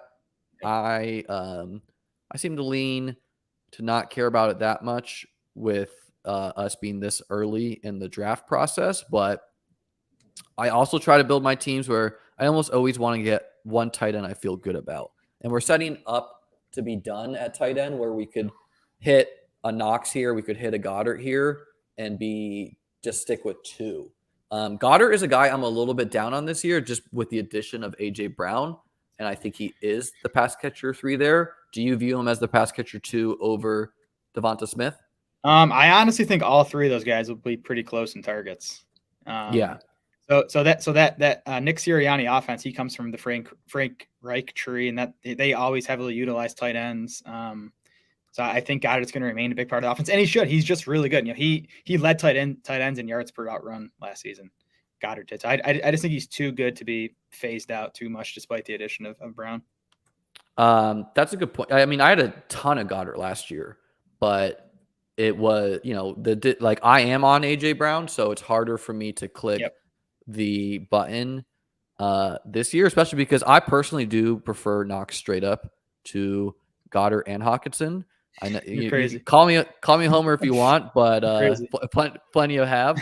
But the reason is, I see no reason why Knox should not continue to score touchdowns. OJ Howard recently had a camp report. He's not looking good for him. He's looking just bad. I know he did have an injury that he came back from last year, so there's some hope there for him. But I think Knox is at worst the second target in the red zone, and if the Bills do run more 2 tight end sets, which we think they might, that bumps up his target share, and he's linked to a good quarterback, which we just know that with tight ends, you want to have the ones that score touchdowns, and so take the ones with good quarterbacks. It's not rocket science there for me. Yeah, I mean, I'm with you that he's a better touchdown bet than the tight ends he's going around, and that tight end fantasy production is so heavily tied to touchdowns just because they don't see as many targets, they don't catch as many passes. So you do want to target the guys who you think are the best bets to score. Yes, I do. I think I'm around 50% actually. It's not gonna lie. What were you on Davis last year? 60% was it? I was at 60%. I wasn't quite there to begin. Okay, so let's just take a look at these players. Oh, I know who I want here. I like a lot of guys in this range. We know that MVS won't make it back to us. Yeah. I like the talent of Tony a ton. That's my guy. And it correlates with our team. Okay, Tony went. So okay, I think it's MVS pretty easy. Yeah, I think MVS correlates with our team, with the Denver and Chiefs. He's a classic veteran best ball guy. And, for starting with 3 running backs, I feel real good about our wide receiver group here. This is it. The teams you can build from the first through 3 draft slots are just so strong. Yeah, they're just so strong this year. Let's see what these guys do. So he grabbed Melvin Gordon for the correlation. That makes sense. This guy got Tom Brady falling around. I like that for him. It seems like we're going to be waiting on quarterback. May just approach it with a volume approach there. Because Derek Carr's the only guy left who has elite potential to me and doesn't fit our team. So here's a few guys I like here. I like both the tight ends. Both the tight ends and Chase Claypool. Okay. I would rather grab one of the tight ends than Claypool. Okay, let's keep your Knox exposure at 50% and give me Goddard. Okay, I like it. I need some more Goddard anyway. Yeah, you do. That's sweet. Goddard and Charlton, we're done at tight end. And we're done. So I mean, taking the tight ends in these rounds is hard because in some senses, these tight ends usually fall flat on their face, historically in this draft range, where you'll get the same production from guys in the 14th, 15th. And so the 2v2s is usually you don't want tight ends. On the other hand, if someone's going to emerge as a strong player in this range, you're going to want them to keep pace with the Travis Kelce's, the Mark Andrews teams. Plus, I think it's a unique build, right? I don't think many teams are taking, a tight end in the 7th or 9th round, or even in that range. I think teams are taking one of them and then taking 2 later, or they're taking, one in the top 4 rounds and a couple later. I don't think there's going to be many Schultz plus Goddard teams. Yeah, well, I would say our roster is really balanced right now. Which Yep. We're not weak at any of the skill positions. We're really strong at running back. We're not donating points to the field with our wide receivers, which is important, and we could even make up ground on the field at tight ends. And I think we're only taking probably one more running back and probably no more tight ends. So we're gonna have 9 receivers on this team. I think. I mean, I had a 4 quarterback team last year in the puppy on Underdog make the finals and win $5K, and I went with, it was a Christian McCaffrey team, so he was a 0 running back, so just a bunch of wide receivers, and then the picks 14 through 18, I just took a quarterback. And who are the quarterbacks? Do you remember? I can look up the team. I've tweeted it out before. I could send it to you too later. But it was, off the top of my head, it was Big Ben. It was Zach Wilson, who had like a good week 16. Yeah. It was Jared Goff and maybe Daniel Jones or something like that. Okay. The point is that quarterbacks contribute a greater percentage of your points on Underdog because it's half point PPR. To your roster, and at the same time, starting quarterbacks go very late on Underdog because all the other positions get steamed. So you can't I wrote this article looking at quarterback production last year, and it's hard to advance if you're not having an elite guy. You're just donating so many points to a Josh Allen team, to a Patrick Mahomes team. But if you can hit, there's some late round guys I like. I like Mac Jones's prospects. I like Carson Wentz even for fantasy. I like Marcus Mariota and Desmond Ridder for 2 upside, arbitrage Justin Fields. Well, the guy I'd like to queue up now, and I'm not saying we need to take him at this turn, but is Daniel Jones. He's probably my favorite late quarterback anyways, plus he correlates with Saquon for us. I think that's smart. I think we have plenty of stream snipers, so we should keep close to the vest who we're interested in, unless we're playing chess and not checkers and we're trying to throw people off the scent. All right, maybe let's just take him now to lock him up before someone snipes us. I don't think we don't have to worry about that. He goes in the 160s, so that would be 13th would be a reach, and the 14th would be where he typically goes. Yeah, so I love him there.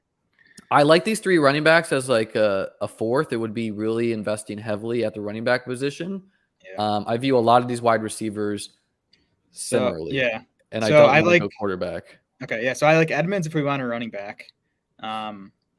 Otherwise, I like Rondale Moore. I like Jarvis Landry, but Kenny Galladay would give us that another piece of the Giants offense if we want to go that direction. Do you want to go double wide receiver here, or do you want to grab Edmonds and be done? Let's go double wide out. Okay. Who's the one you're feeling best about? Kenny? Yeah, let's lock up Kenny because I feel fine if we can get Rondale or. Let's grab Jarvis. Tim Patrick actually first, because I don't think he's going to grab Kenny, and this guy would have taken Tim Patrick. Good call. With the Chiefs stack and recent beat reports. One of the beat writers is saying that Tim Patrick. We lost Kenny. We lost Kenny. That's okay though. That's all right. The recent beat reports are saying that Tim Patrick is Russell Wilson's pass catcher 2 over Judy, which I don't know. Judy's been out. I think he has. I don't think he's been practicing still, but but I don't know. I also like Tim Patrick for half point PPR. Seems like a touchdown upside. He's good. Correlates with our team. Yeah, he's good. And I like doing stuff like taking KJ Hamler too and just locking up one of the Broncos guys who could have a pretty even. Okay, so Christian Watson's a major value right now. I hate him though. I hate him. You hate him? Okay, let's not do it if you hate him. I'd go with Chase Edmonds or Rondale Moore. Okay, do you want to do double wide out or do you want to stick with Edmonds and be done? We're getting a bit of value on Edmonds too. Let's take Edmonds. Okay. I like it because we got 2 9-week running backs, 9 bye week. And yes, we're investing a lot at the running back position. You can only play 3, but with the strength of our wide receivers, we can just kind of approach that volume. And we're going to be going minimum 3 quarterback, 4 if we feel like getting weird. Let's see what this guy said. Watch Liam draft winning. Yeah, that would be quite the story if I Hopefully could it's pull the this back one. to back on today. Hopefully it's this one. If it's this one, if this one's in the finals, I'm flying down to wherever you are. Hey, yeah, we're sweating together 100% in paradise. Oh yeah. I sweated it out in Key West for my cousin's bachelor party. This last year. What a Omar, life. let's go. Thank you, brother, for the energy. This is my favorite team we've drafted so far on this draftathon. Stream's down for me. Can anyone else confirm? I don't think it's down. I think it's down for me. It's working on my end. So maybe just refresh your screen there. We're going on 2.5 hours of BBM3 drafts. I will be drafting. My last one is scheduled for 8 p.m. tonight. After this, we have. You're taking no breaks. Yeah, I figured you'd hop off. So kind of a rookie mistake by me here. The breaks I'm taking are these drafts. I thought the drafts would take 45 minutes or so, but they're running 55 minutes. So I take 5 minutes. I grab a banana. I grab some water. Right. But this is work now, man. It's time to get back to work. Enough of that just draft all day type of life. So yeah, who are your other favorite late round quarterbacks? Because we're going to be needing to throw quite a bit on the team. So Justin Fields, I see just win. I would have taken him if he had made it back to us. I know it sucks that they didn't help him much pass catcher wise, but I still just think with the rushing ability, he has big upside. Who else? Who else is left outside Daniel Jones? I think is Tua still out there. I don't mind Tua just because of the weapons. My instinct is that Lawrence.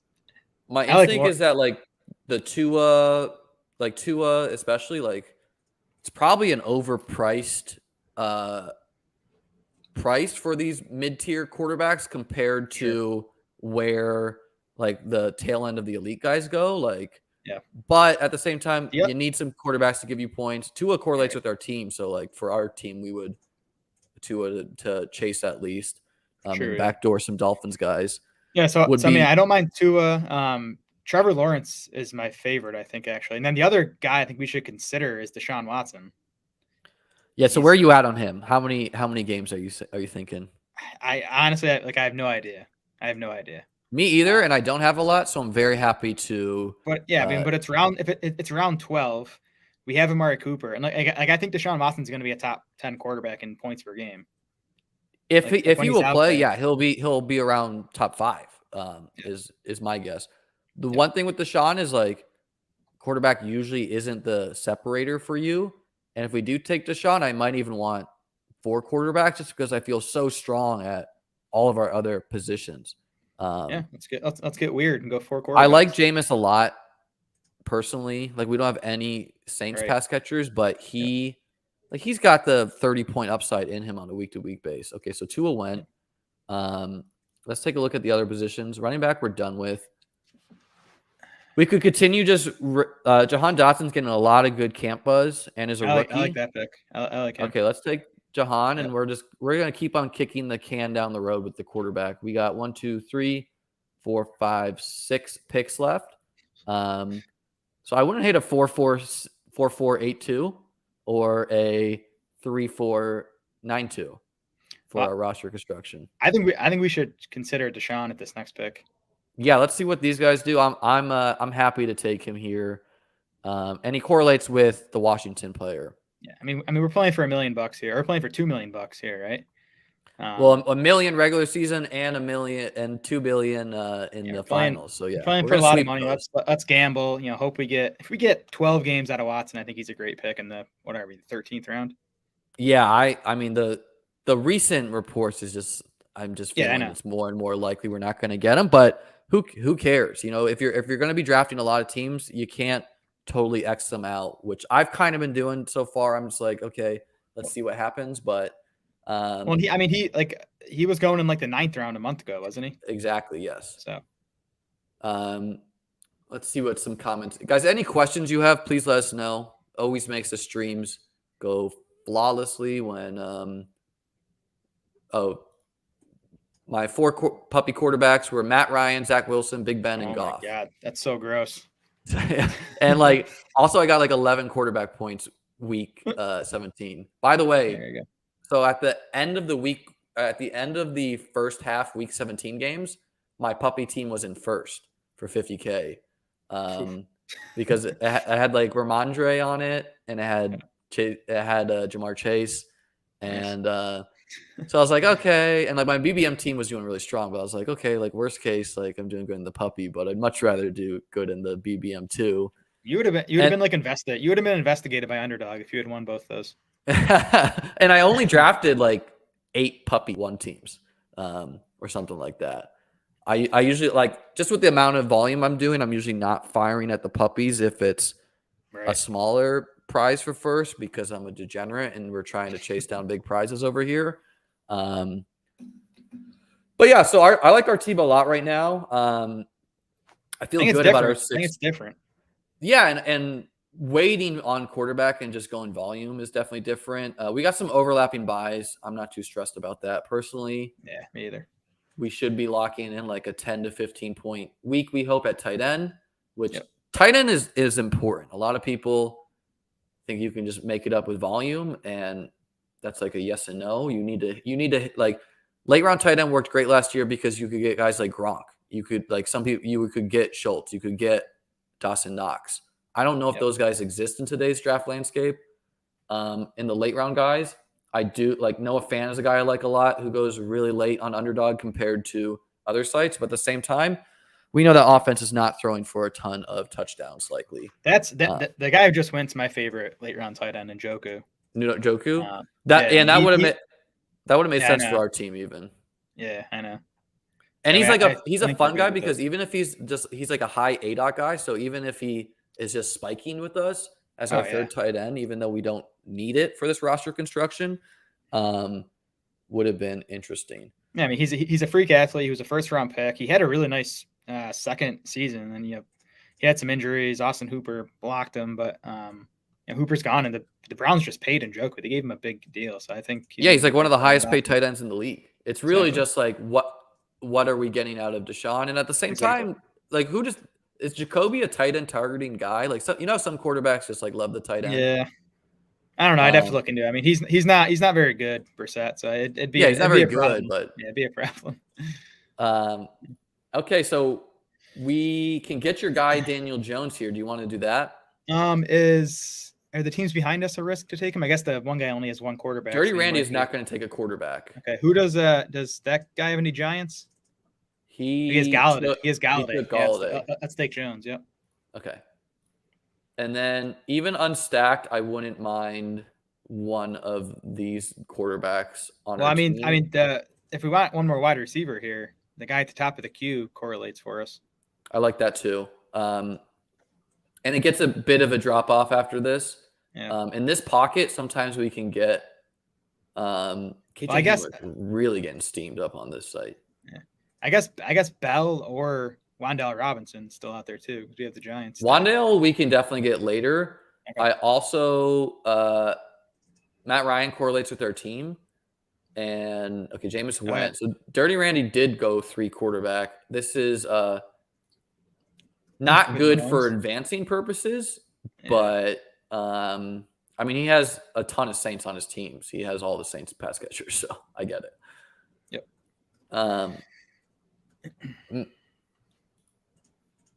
I mean, you're thinking Ryan for the Giants stack? Is that? He correlates week 17, but like honestly, I'm happy he went because I view him in the same tier as all these guys. So we'll take David Bell, and we got another rookie on our team who also correlates. We got this Washington, Cleveland, week 17. Perfect. Jeff says Watson feels like a wasted pick at this point. I don't agree. I mean, maybe he is, but who knows? And like honestly, if we add 2 more quarterbacks, which I'm not sure if Jared's going to want to do that, I'm not sure that it even matters. Like you can have a player just fall out on your roster and still this team can win if we get this team can win even if we get 0 from Watson because we spent a 13th round pick on him. Yeah, exactly. Like, and so I probably would lean, I don't know, like 4 quarterback. I'm good. I'm good with it. It really depends who falls to us as the court. Like, we're not going to reach for Matt Corral if the room gets quarterback hungry, but the room almost never does, especially with like a lot of people are double tapping to pretty expensive guys. Let me see what. A lot of people are just done at quarterback, which happens with 18 rounds a lot. Like, so that the 18th round we'll be able to get just does. We'll be able to get 2 more starters. I'm not concerned about that. Do you like Trubisky and Pickett in the same way Mariota Ritter has nice weapons? Personally, I've just been taking Pickett for the Steelers, and I don't like them as much as the Atlanta guys because I guess Pickett does have some mobility, but I'm doing very little. I think I have one Trubisky plus Pickett team as it was like a Hurts and then those 2 guys. I just had like a bunch of Steelers, but I just don't think the ceiling, the week-to-week ceiling, like the hope for Mariota or Ritter is just that they score you like a 60-yard rushing touchdown, which they can do. And Atlanta's going to be playing from behind all season. They're going to be throwing it more than they want to, I'm sure. So I definitely prefer the Falcons guys if you're going that route. Any love for Davis Mills?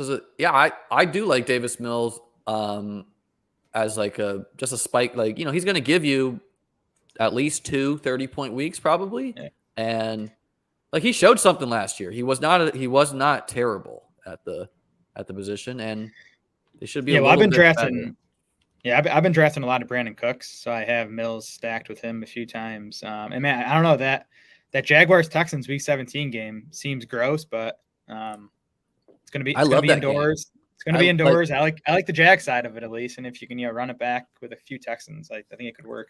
Well, and the reason I won last year is because I had the Seattle and Lions game correlated mini stack that no one else. Like I had Amon-Ra to Penny. So some of these gross games, people are going to score points in. Like if the defenses are bad. And you got to think of it as a DFS tournament too, where it's not just the stack projection that matters; it's the stack ownership too. And the Chiefs Broncos stack is going to be super popular. The Chargers Rams super popular, but if you can sneak in with a Jags Texans stack and that game goes off, and you're going to be in business. Okay, I like grabbing one of the quarterbacks here, but it does get. Are you a Julio guy, or are you out on him? I think he has a decent shot to take at this point. I mean, I'm not optimistic, but at this point of the draft. Yeah, I mean, we're getting how many like starting quarterbacks are left? So we got Wilson, Tannehill, Jones, Goff, Wentz, Mills. A bunch. Yeah. I think we could go Julio and then grab another quarterback if you think Julio. Is there? Sure. Like, let's do it. Yeah. Julio's not a guy I have a lot of, and I want to get some because I'd rather take swings at Will Fuller and Odell than Julio. Is just kind of how I've been playing the uncertain guys. I'm with you on Fuller. I think Odell is going to miss like the first 2/3 of the season. Yeah, I don't care about that. It's strictly for the playoff formats. Just like, okay, he comes back and he's good for the playoffs. And Julio, we should probably expect not to be useful weeks 15, 16, 17. When all the money but we got some rookies on this team, so we should have some guys that are popping late in the season. Yeah, and like Julio's drawing live to be signed by Tampa, which would be pretty interesting, or Baltimore, he could be signed by Cleveland. Yeah. Okay. Who do you like of the quarterbacks? No one. Do any of them correlate for us? Tannehill does with Schultz, and he also can do it on the ground. Okay, let's do that. Yep. Mac Jones correlates with Chase Edmonds, but we have no pass catchers. Bye weeks are fine, right? We got they're both 9. Okay, and so this is a 6. Yep. Perfect. And I mean, honestly, this bunch is strong enough to stop at 3. So we're flexible for this last pick. We could do wide receiver or we could do quarterback. I just wonder, I wonder if we lose Watson for the entire season, if it's strong enough. Yeah, agreed. But so I like adding honestly, because I do think our wide receivers are fine. We have 2 upside rookies. We have 2 really fun wide receiver 2s. We got great value on Cooper. We have 2 upside players in upside offenses. Julio Jones was once the best wide receiver on earth, so trying to get a little magic from him. Tight end is set. Running back, we should be lapping the field. And Tannehill and Jones is a great combo because they're two like poor man Konami quarterbacks or whatever. Exactly. Like the industry is done with Tannehill. And I've even done some Tannehill Malik Willis stacks where you're kind of hoping Tannehill gets you there and Malik Willis wins it for you in the playoff weeks. Because if Malik Willis was a starting quarterback, where do you think he would go? He would go around Trey Lance and exactly. Derek Carr.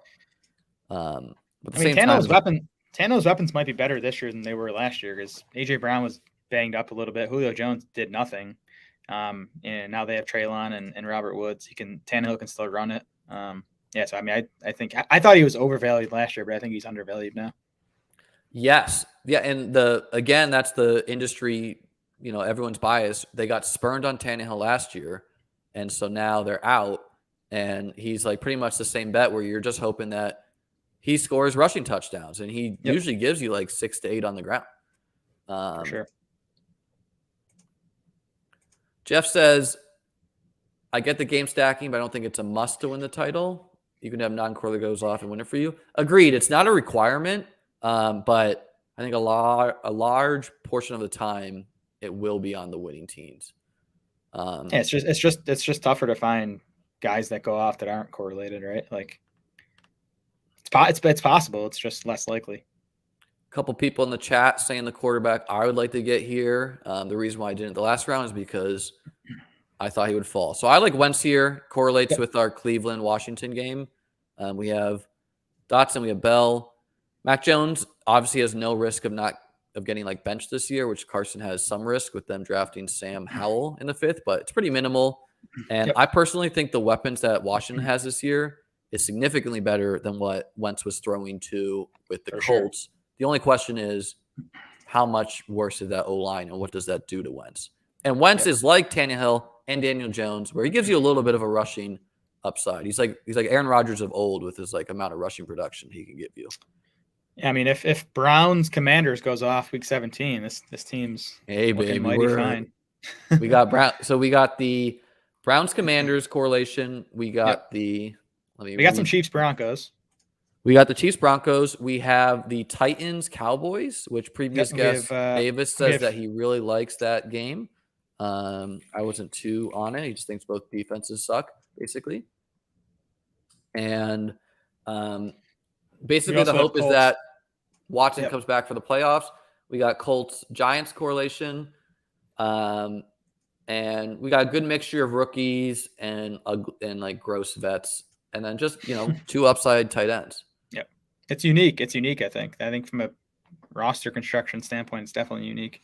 Yeah, and I think there's almost no rosters that exist with this combo plus these running backs, which if you're doing volume of drafts, you should almost certainly be scooping up value when it makes your team unique put past ADP.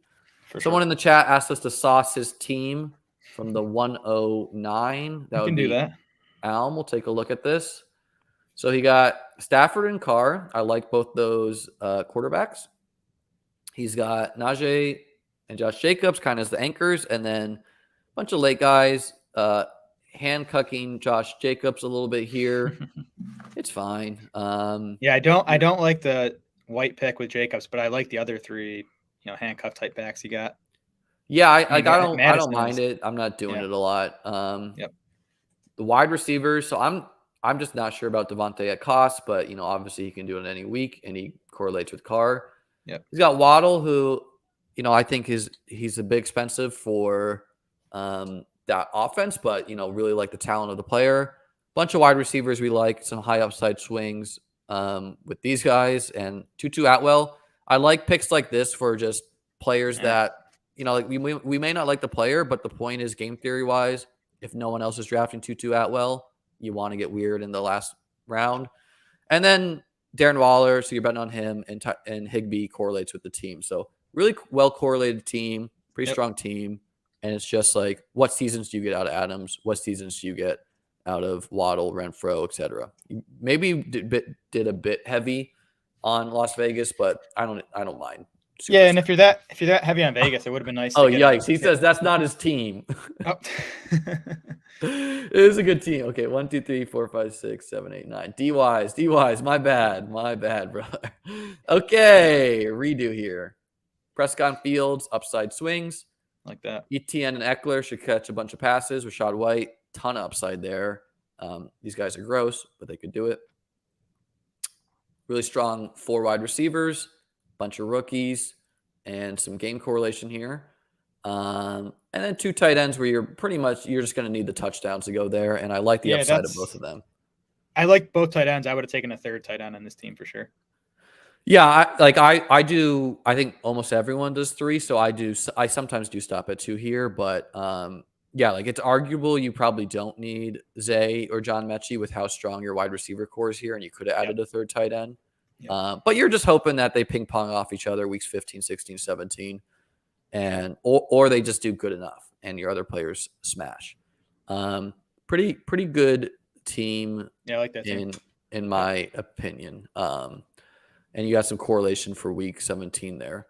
All right, Jared. Well, thank you so much for coming on the stream. Do you want to tell the people where they can find your work and anything you have coming up for them to listen or read? Yeah, at Smola DS on Twitter. All my contents on Draft Sharks, our rankings have been up for a while. They'll continue to be updated all throughout the summer up until week 1. We're just putting the finishing touches on our player profiles. They'll all be up on the site by the end of tomorrow. There's like super detailed season previews. We have them for pretty much every draftable player. So you can go check those out. And then Draft Sharks podcast, Draft Sharks YouTube channel. And Jared and I will be collabing on some podcasts later in the summer. And I think I'm going to be sending him an article too for the site next week. So keep an eye out for that. Thanks so much, Jared. I'm going to take a quick break before our next guest, David Kitchen, and I'll see you guys all shortly. Thanks, Jared. Yeah, good luck. Hydrate. All right, bye. Okay, this, and I'll be right back.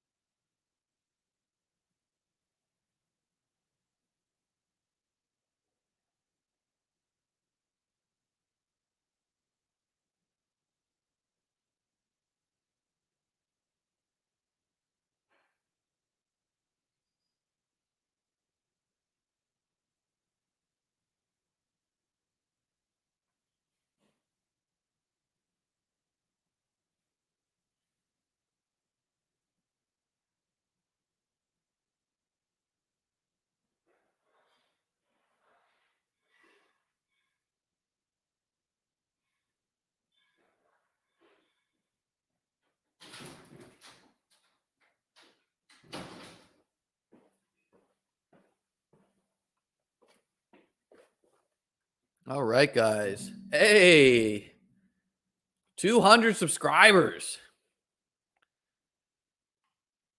It's really amazing. Let's update that banner.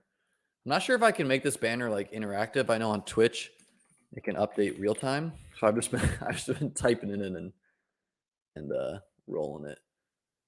Let's change our guest. We have up next the famed Soccer Dave or David Kitchen.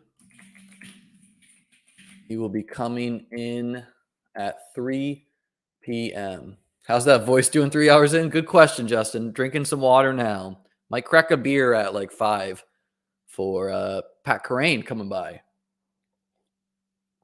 Had some beers with Pat last night on the ship chasing stream, and we're going to be continuing that. The tree to your leaf. Hey, Paul, you get it. Thankfully with Kitchen, hopefully he'll be doing a lot of the talking for this best ball draft. Interested in what his strategic thoughts are. Tyler, come on now. You can't turn off for Kitchen. He's electric. Herzig says, I got to get a beer at 4. Good point. Lots of fun so far. Thanks, man. I'm having a ton of fun doing these. So amazing to get such great feedback from the community. You guys were out of control last night. We even had a post stream beer with Pete for his birthday. Was a blast. Big Dog at 101. We'll see what we get there. We've had a good mix of draft slots so far. We had one I think this recent draft I did with Jared was my favorite one. It's a weird team. It's got 4 quarterbacks. Draft a Tennessee Voltron team, super unique. I'm looking forward to that. Best ship chasing stream I've been part of. Thanks, man. Oh God, Steven. I'll never live that down.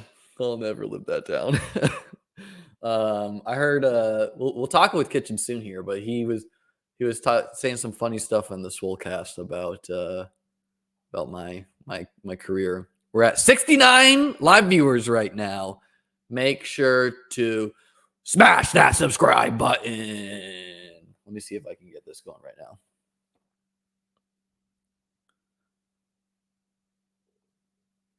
Let me know if this comes in on your end. I'm just really not sure if it does. Can you guys hear this? Yes or no?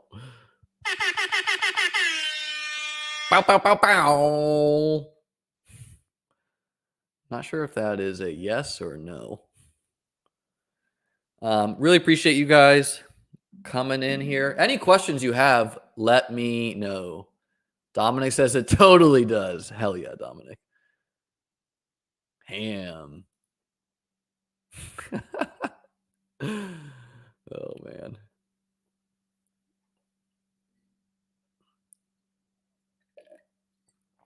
Most people want to sign up for a 9-hour stream for their first one ever, but we're not most people over here. Does Kitchen have a heart out? No. He's here for the show. Thank you, Neil. Any best ball questions? Any questions about me? Let me know. I used to be a teacher, for those who don't know. I was a chess teacher in New York City. Had a great time doing that. And then I worked for chess.com for a bit and chesskid.com. I used to make some content with them. If you're into chess, I'll eventually be starting a chess stream too. And now we're a best baller, I guess you could say. How do I like... Why did that comment not pop up here? Oh. How do you like the team at the 111 you just drafted with? Good running backs. Got the Murray to Marquise Brown. I like the upswing at all the players. Pretty good team. No complaints from this quick overview of it. When is that channel coming out next year? Oh, here we go. We have the Forest to My Leaf, best ball thought leader, Soccer Dave or David Kitchen. Make sure to smash that subscribe button. How you doing today, Dave? I thought I had a couple minutes. You're bringing me on fresh, like 2 minutes, and you know how the deal is. I've got to. We removed David to let him compose himself. I see he's taking a bite of burrito, and he's back. Can you hear me? Yeah, we can hear you. We can hear All you.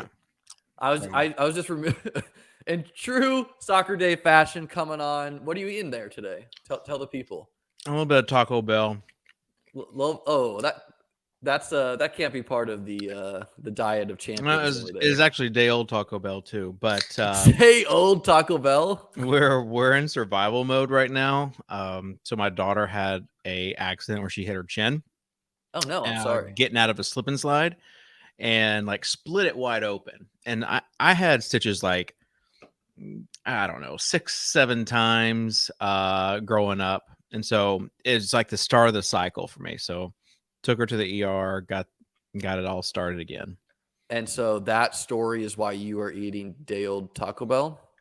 Yeah, because I didn't have time for anything else. Okay. And I'm like, I'm telling the doctors, please hurry up. I've got a stream with Liam Murphy, the Bestball Millie winner from last year, and surprisingly, they know exactly what I was talking about, and got it done. That makes sense. I have a lot of pool in Tennessee. Where are you at in the whole Bestball landscape this year? Have you been drafting pretty liberally? Where are you at? I've done one Bestball draft. Okay, and how did it go? It went good. I got got some Titans late. You got some pretty good value, but you guys starting in like May and April, and you're gonna get burned out. I'm telling you, you are going to get burned out. And for me, I like my short addictive windows to be like 1 month, 6 weeks. You're hearing it from the man who planned day old Taco Bell. You want to pace yourself, is what he's saying. That's right. And I was listening to the Swolecast, one of my favorite shows yesterday, and I heard we plugged this stream too. Yeah, that was really nice of you to refer to me as a leaf to your tree. I feel honored to be a part of the Dave Kitchen forest. That was kind of you, I thought. All right, we're jumping into this stream here. We're gonna get the full David Kitchen experience. Who are the late Titans you're targeting? How are you feeling about the Titans prospects this year? Honestly, not great. Not great. Are you thinking Malik Willis will start it all? Is it going to be the No? Tannehill I show don't and honestly, year? I think the hate on Tannehill went too far from just he didn't have this year. Agreed.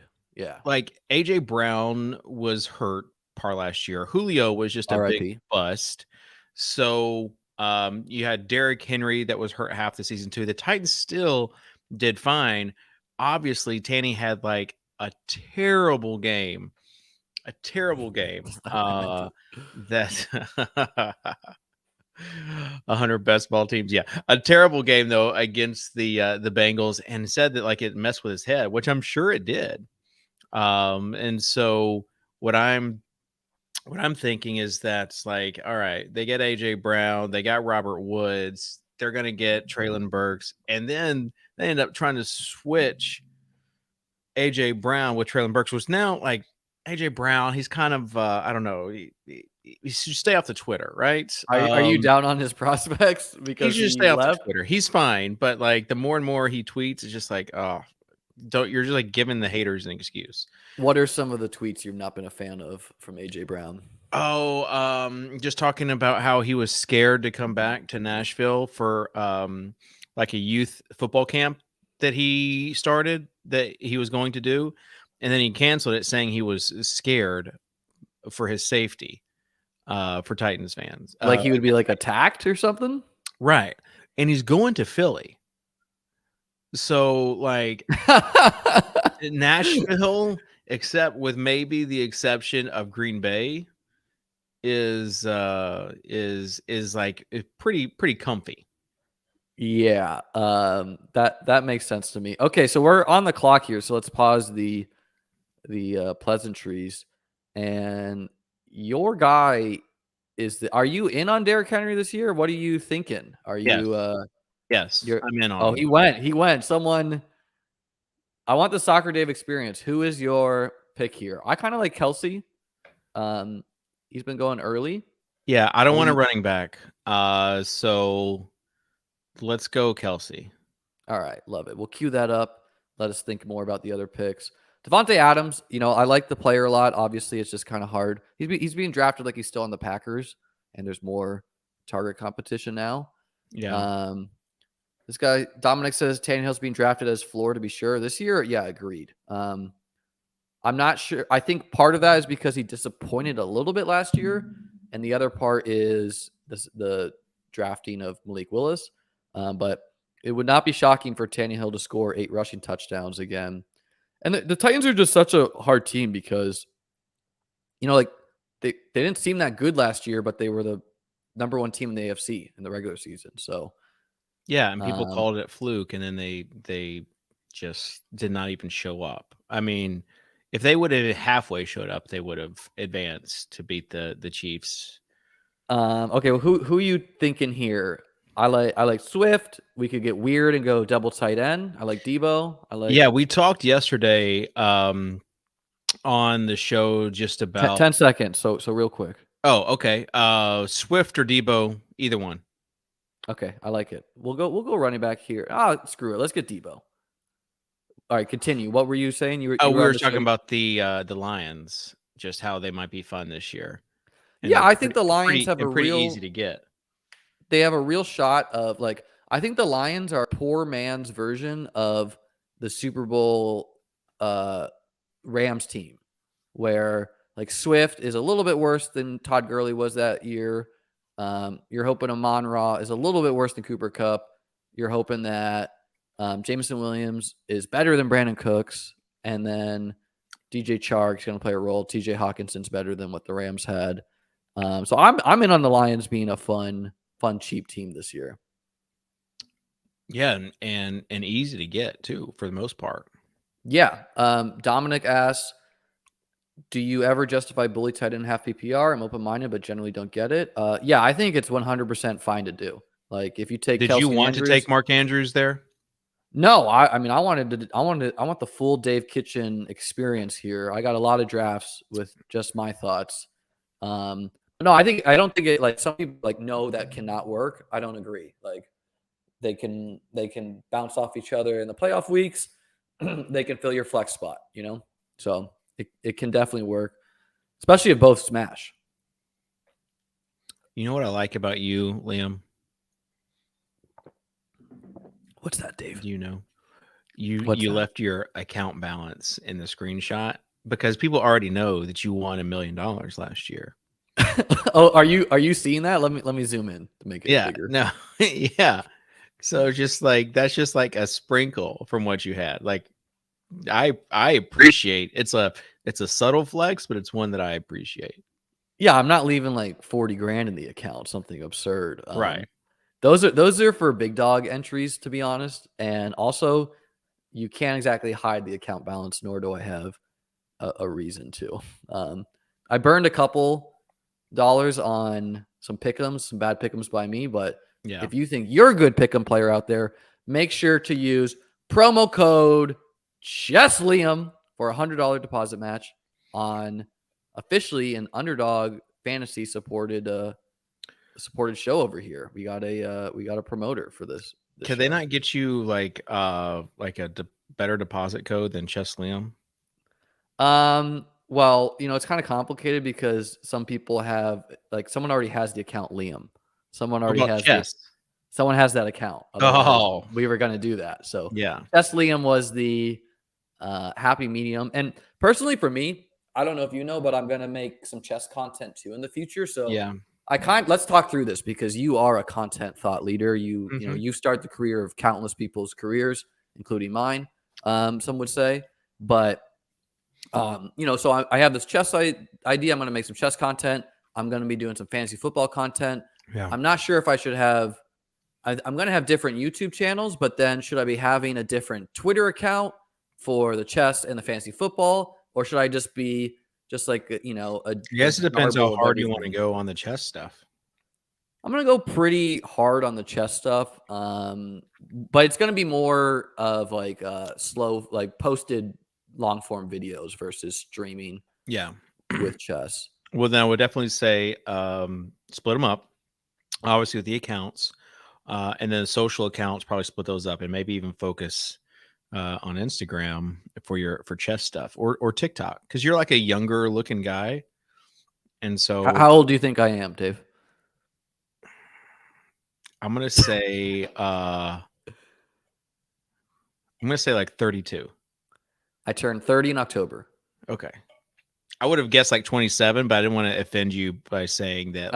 You can't offend me either direction. Yeah. Pretty thick skin over here. Right. I definitely am going to be doing some TikToks for both chess and So honestly, if it was just a fantasy content football. play, I would just tell you to do shorts, vertical videos.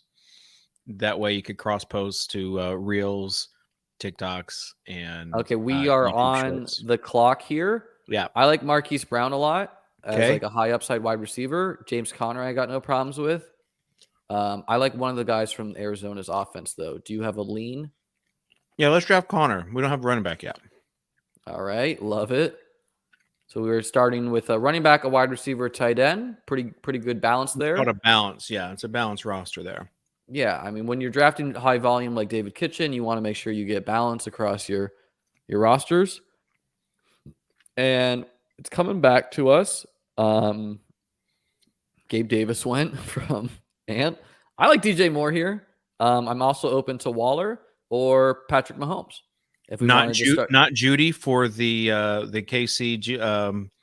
Let's stack him with Mahomes. Yeah, let's Mahomes. All right. So we're starting with one at each position. I like it. Got to get some early Mahomes teams in the. But that's the thing is if you can get the Mahomes and Kelsey team, we talked about yesterday. There are so many different wide receivers that you could choose from Kansas City and from the Broncos, who they play in Week 17, as you know. Right. Yeah. Spike Week actually has a cheat sheet that's pretty nice. The day that actually, so I had I think 400 followers on Twitter. And then the day the schedule dropped, I went to every team. Like every year, I usually pool the week 15, 16, and 17 matchups. And so the day the schedule dropped, like the second it dropped, I went to every team's Twitter account. I pooled every playoff matchup, typed it up in Excel, and then tweeted that out to a bunch of people and was like, here is this, and here's the sheet if you need it. And I went from 400 followers to 800 followers in a day because people were retweeting it. They were appreciating. I did the legwork for a lot of people, and I provided value to the community, which I was happy to do. Dominic, I believe he was the winner of the FFPC contest last year. Yeah. Thanks for tuning in. And the guy who took Gabe, Ant, said he has 100% Gabe so far. I like the strategy. Okay, I like our team. We're starting real balanced here. We got a Kelsey Mahomes team with Debo and James Conner. What's not to like? And James Conner was going around the 2-3 turn, and he's fallen in a little bit with the Darrell Williams signing to the late third here. What are you seeing in the market changes? I know you're a high volume best baller. So what are you seeing across the different teams? I'm seeing a lot of different things, and it's really about what you don't see. Okay. What are you not seeing? Yeah. So what you're not seeing right now are people that are looking for more of the balanced roster, like what we're doing. They are trying to go from one extreme to the other. And what it's allowing, Liam, is a lot of room in the middle.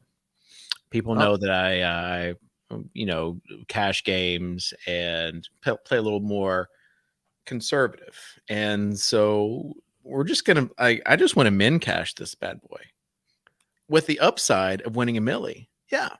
I think you're going to have that this season, because things every week is different, right? And there have been weeks in daily fantasy where it hasn't been a stack that had won it, a team stack. There's been weeks, obviously, where it's been like a few people from each team. So every week is an individual event, and that is what we're going for right now. Wow, you are a master at saying nothing while saying something at the same time. Yeah, no. I've learned that from the best, from being on shows with Davis for my whole life. How did you tell me about the start of you and Davis's relationship, or the start of the Soulcast? Because I'm ignorant to the history as kind of like a newer person to fantasy Twitter and whatnot. Yeah, so it started when because I used to play DFS back in the old days, and Draft Day was a site that you may not be familiar with, but it was one of the OG sites. So it was FanDuel and Draft Day and Draft Street, the three kind of original big DFS sites. Okay. And I won the worm, and that allowed me to purchase the site fantasysports.org. What is the worm? Wait, let's pause real quick. The worm is just a name for a tournament. Like, oh, you won a fantasy tournament? Yes. For how much money? What was the like? Was it a 5 figs? Was it like a DFS tournament? Was it a Draft day was DFS. Everything was DFS. Okay. So this is back when I was a semi-pro / pro DFS player. All right, what do we have coming up? What do you see? We're on the clock here. So we are on the clock. We got Montgomery. We could double tap quarterback. Chris Godwin, if we think we could get him there. J.K. Dobbins, a lot. Wide receivers kind of ugly. What do you think? We got 10 seconds. Yeah, you choose. You choose? Okay. Hurry. We're just gonna auto David Montgomery. No, anything but Montgomery. Well, you should have told me that. I would have taken Lamar then. Oh my gosh. You got to have some ugly, balanced running back. I learned that ugly. I learned that from the best. I'm not a big Montgomery fan. No one is, but it's just kind of like the hope is that they play the Lions week 17. There you go. And maybe we get some Lions later. Yeah, maybe we get some Lions later. What's your like exposure to teams? Who do you have the most of, and who do you have the least of? On like what teams you think you mean, or yeah, like your team's exposure. Most probably Buffalo and the other good offenses. So like Tampa, Broncos, Chiefs, especially the cheaper ones. Real quick, we're up here. I did the Montgomery pick. How about we get a wide receiver here? Who are you feeling? Do you want the rookie? Or should we got Amon-Ra for that correlation? Yeah. I like that. Amon-Ra is, he was electric to end the season. He won me $1,001 last year, so I will never disrespect him. I'm just of the mindset that if you give us those weeks that you did to end the season last year, you can't be a bad player. And the situation was good for him, but I don't know. By the way, I think I'm producing the hell out of this show, so Producer Sosa should be on a bit of a notice here after I was changing between our cameras so seamlessly. Doing a really great job. Doing a really great job over here. You did a really good job. I love the background that you have. It's like a gradient, but not like too busy of a gradient. It's more, in marketing, we have like something that's called ugly marketing. And sometimes like uglier is better. Sometimes people do too much. Simple is better. Yeah. I'm not going to take credit for that. That's just kind of what I could whip together. Yeah. And we're going to, like some people took a shot that I have no thumbnail for the video, or we're going to come together with that. Well, it makes sense, right? Because you're kind of starting from the bottom. You don't really have any money to put into this. No real big source of income in the past year. So, give Liam a break. Yeah, I think one day he will have funds to inject into like a nice setup with production value. But starting from the bottom, just like the Swolecast. Yeah. Swolecast is the opposite. What was I going to say? I forget now. Joining in from Germany for the great David Kitchen. Thank you, Hugo Fontaine. Love to see the international viewers. Can you play best ball over there? Bring them in left and right. So what are the rookies that you're drafting? The rookies, good question. Kind of like all of them, especially the cheap guys. I got a lot of Alec Pierce. I'm definitely not like a college football grinder or, and I kind of just like the NFL draft introduced me to the rookies. And I'm someone that, I think good fantasy football players, they listen to other people's opinions and then they know who to trust and they form their own decisions based off of that. Like, I don't think you need to be the one creating the wheel. Just, like listen to people you trust. I tend to listen to people I find funny too. Like, it's why I love the Swolecast with all the great entertainment over there.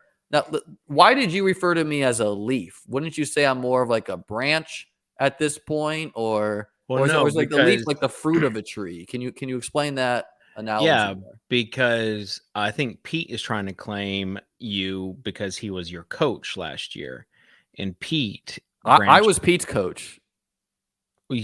Pete was your coach though for best ball, right? Didn't have a coach for best ball. He likes to say that, but that's what he's saying. So the Soccer Dave tree, okay, and then the branch is the Overzet branch, and off the Overzet branch is the Liam Leaf. But that leaf is going to grow into something big. I thought it was humble of you not to refer to yourself as a forest at this point. With the amount of careers, just because I hadn't thought about it really. Who else is in the Dave Kitchen tree that I don't know about? Lucas has got a good point here. Go back to Davis Dave. Oh yeah. Okay. So the early Daves, I'll rip a pick for us so you can just continue the story. FantasySports.org started that up, and at that time was also doing just industry stuff and also daily fantasy stuff, projections, that sort of thing. And I was just looking for people. You were grinding the projections? Oh yeah. Thanks to humble beginnings. There was something called AccuScore back then, and it was just like aggregating projections because projections were not readily available per game, like per player. They were ready like simulations. So found those, and then was looking for content writers. And Davis was this 21-year-old kid, and I just needed someone. Really. Did you like reach out on MySpace or like what was? No, I think I reached out on Twitter, but I'm not even going to say like what his handle was on Twitter at the time, or maybe it was right before that. But it's like sick skater dude. It had the F word in it. So real quick, I think we need a wide receiver. Okay. Do you like Renfro Sky? Like how bad is Sky? Screw it. Let's take it. Love it. Okay. Continue your story. Yeah, we can just. Yeah. So F-Bomb Davis reached out and. I reached out to him and he's like, oh yeah, sure. And he started writing, and then I think at that point I was the host for Dan Bach had. It was me and Al Smizzle. We were the first ever Grinders live host for Roto Grinders. Okay. So a few months into that, I quit that and started Fantasy Insiders, and brought Davis and Dave Lochran, aka Lofty D. They were the first two like big FI guys. Okay. Yeah. So So how many people are we claiming in this tree? I don't even know. I would have to look up.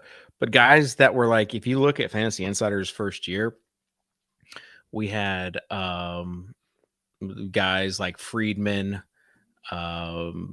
Sean, like, I mean, a lot of the RotoViz guys, and they were well known within their own thing, but brought Silva over to the Swolecast. So I'm not sure Silva will be. What happened to his divorce from the Swolecast? It's when he started to establish the run. And Okay. so when he started to establish the Swolecast was huge back in the day. And relatively speaking, because it was niche content. But then when he left, I was like, oh, I'm not even sure we can continue. And at that point, the Mans, the season before, Love the Mans. He had submitted a video to spoof the Swolecast. And so I was like, well, let's replace Silva with a comedian and see how it goes. And I thought really Genius. that people were going to hate it. And it would only last a few weeks. But people surprisingly liked it just because he brought he brought a fun dynamic to the show. You know, I didn't have to carry the show anymore as far as the entertainment goes. He could help shoulder some of that with the bits. So, but don't you think you like really helped him with his bits and kind of like taught him the comedic ways a little bit? I don't want to take credit for his bits. I want to take credit for giving him a platform for said bits. Okay. So you're like the TV network. yeah. I gave him like just put the pilot out there and the rest kind of took care of itself. So who do we take in our last pick? I took Christian Kirk, just a wide receiver one, got a decent week 17 game. We needed a wide receiver. Oh, is that ruining this draft for you? What were you feeling? Your picks for Montgomery and Christian Kirk. These are just not guys. Couple glue guys, ugly guys that are gonna give you usable. I know, and they probably should be my brand guys. They're just not. They're not sexy. They are just kind of solid guys. Get it done, guys. Yeah, I mean, we have a decent team here. We need basically it's like, is Kelsey good? Yes or no? And then let's see how bad of a team we can qualify for the playoffs. That's right. And Dave, it's my understanding that you were in the BBM1 finals. Can you tell the people about that? How many entrants did you put in? What was the field size back then? What was your sweat like that week? I don't even know. I do know back then that Overzet also made it, and so we did a deal where we split equity. Oh, you equity swapped? That's smart. And he actually, I think, got a little bit more than me, but with the difference, I sent him a Jokic Top Shot moment, which at the time was like worth. Top Shot was even a thing at the end of BBM1. Oh, I mean, you think about it. Yeah, it was into 2020. It was the start, I guess. So, so then that moment like turned into like a $300 moment. I was like, I can't believe I gave my $300 moment, and now it's like back to probably $12. Real quick, we're on the clock here. I can't see the draft board. Oh shit. Do you want to go Cordell Patterson, Chris Olave, Chase Claypool? I would Claypool. Claypool, I like it. Yeah.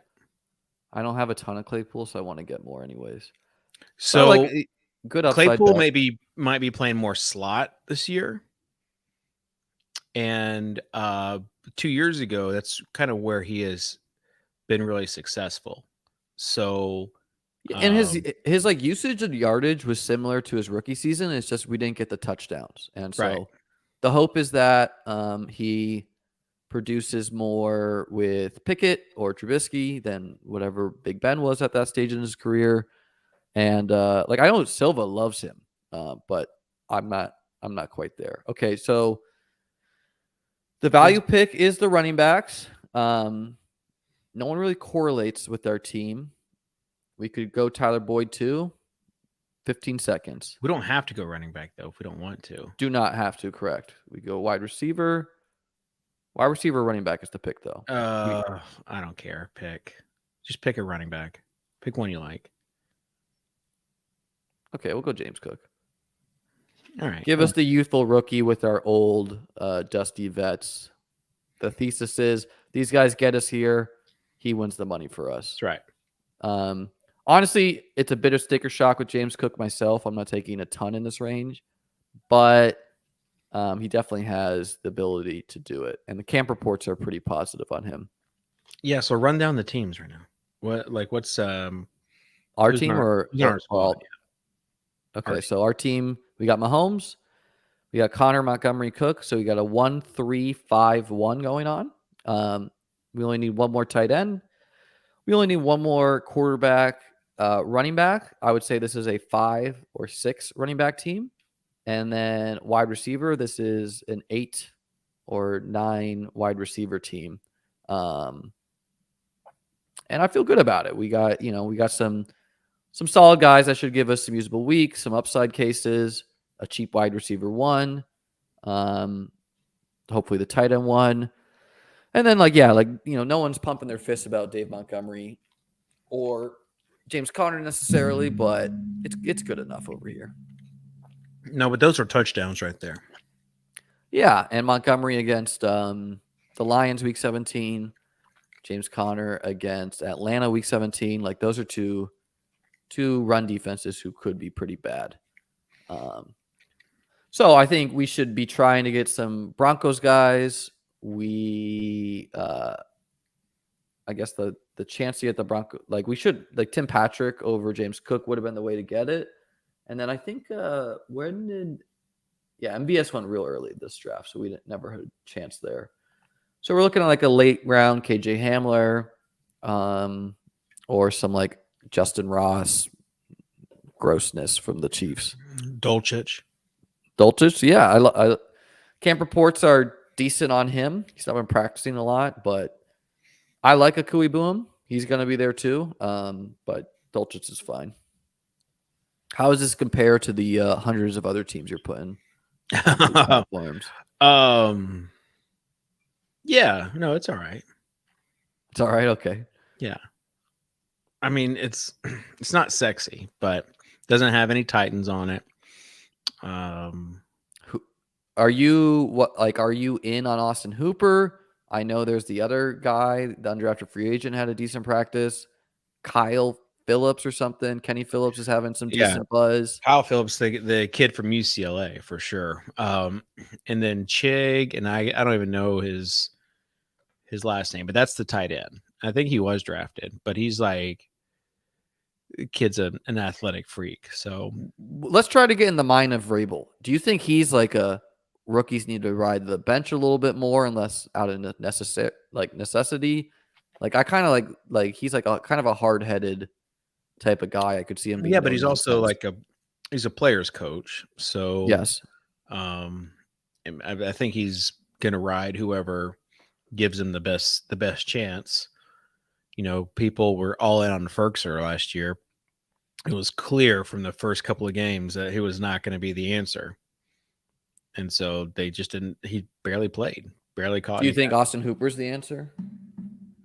I think Austin Hooper is going to be good for the Titans, but maybe not for fantasy. I mean, I think he's kind of a gross pick, but I do it sometimes in 20 round teams. Yeah, someone's got to step up. So I don't hate that.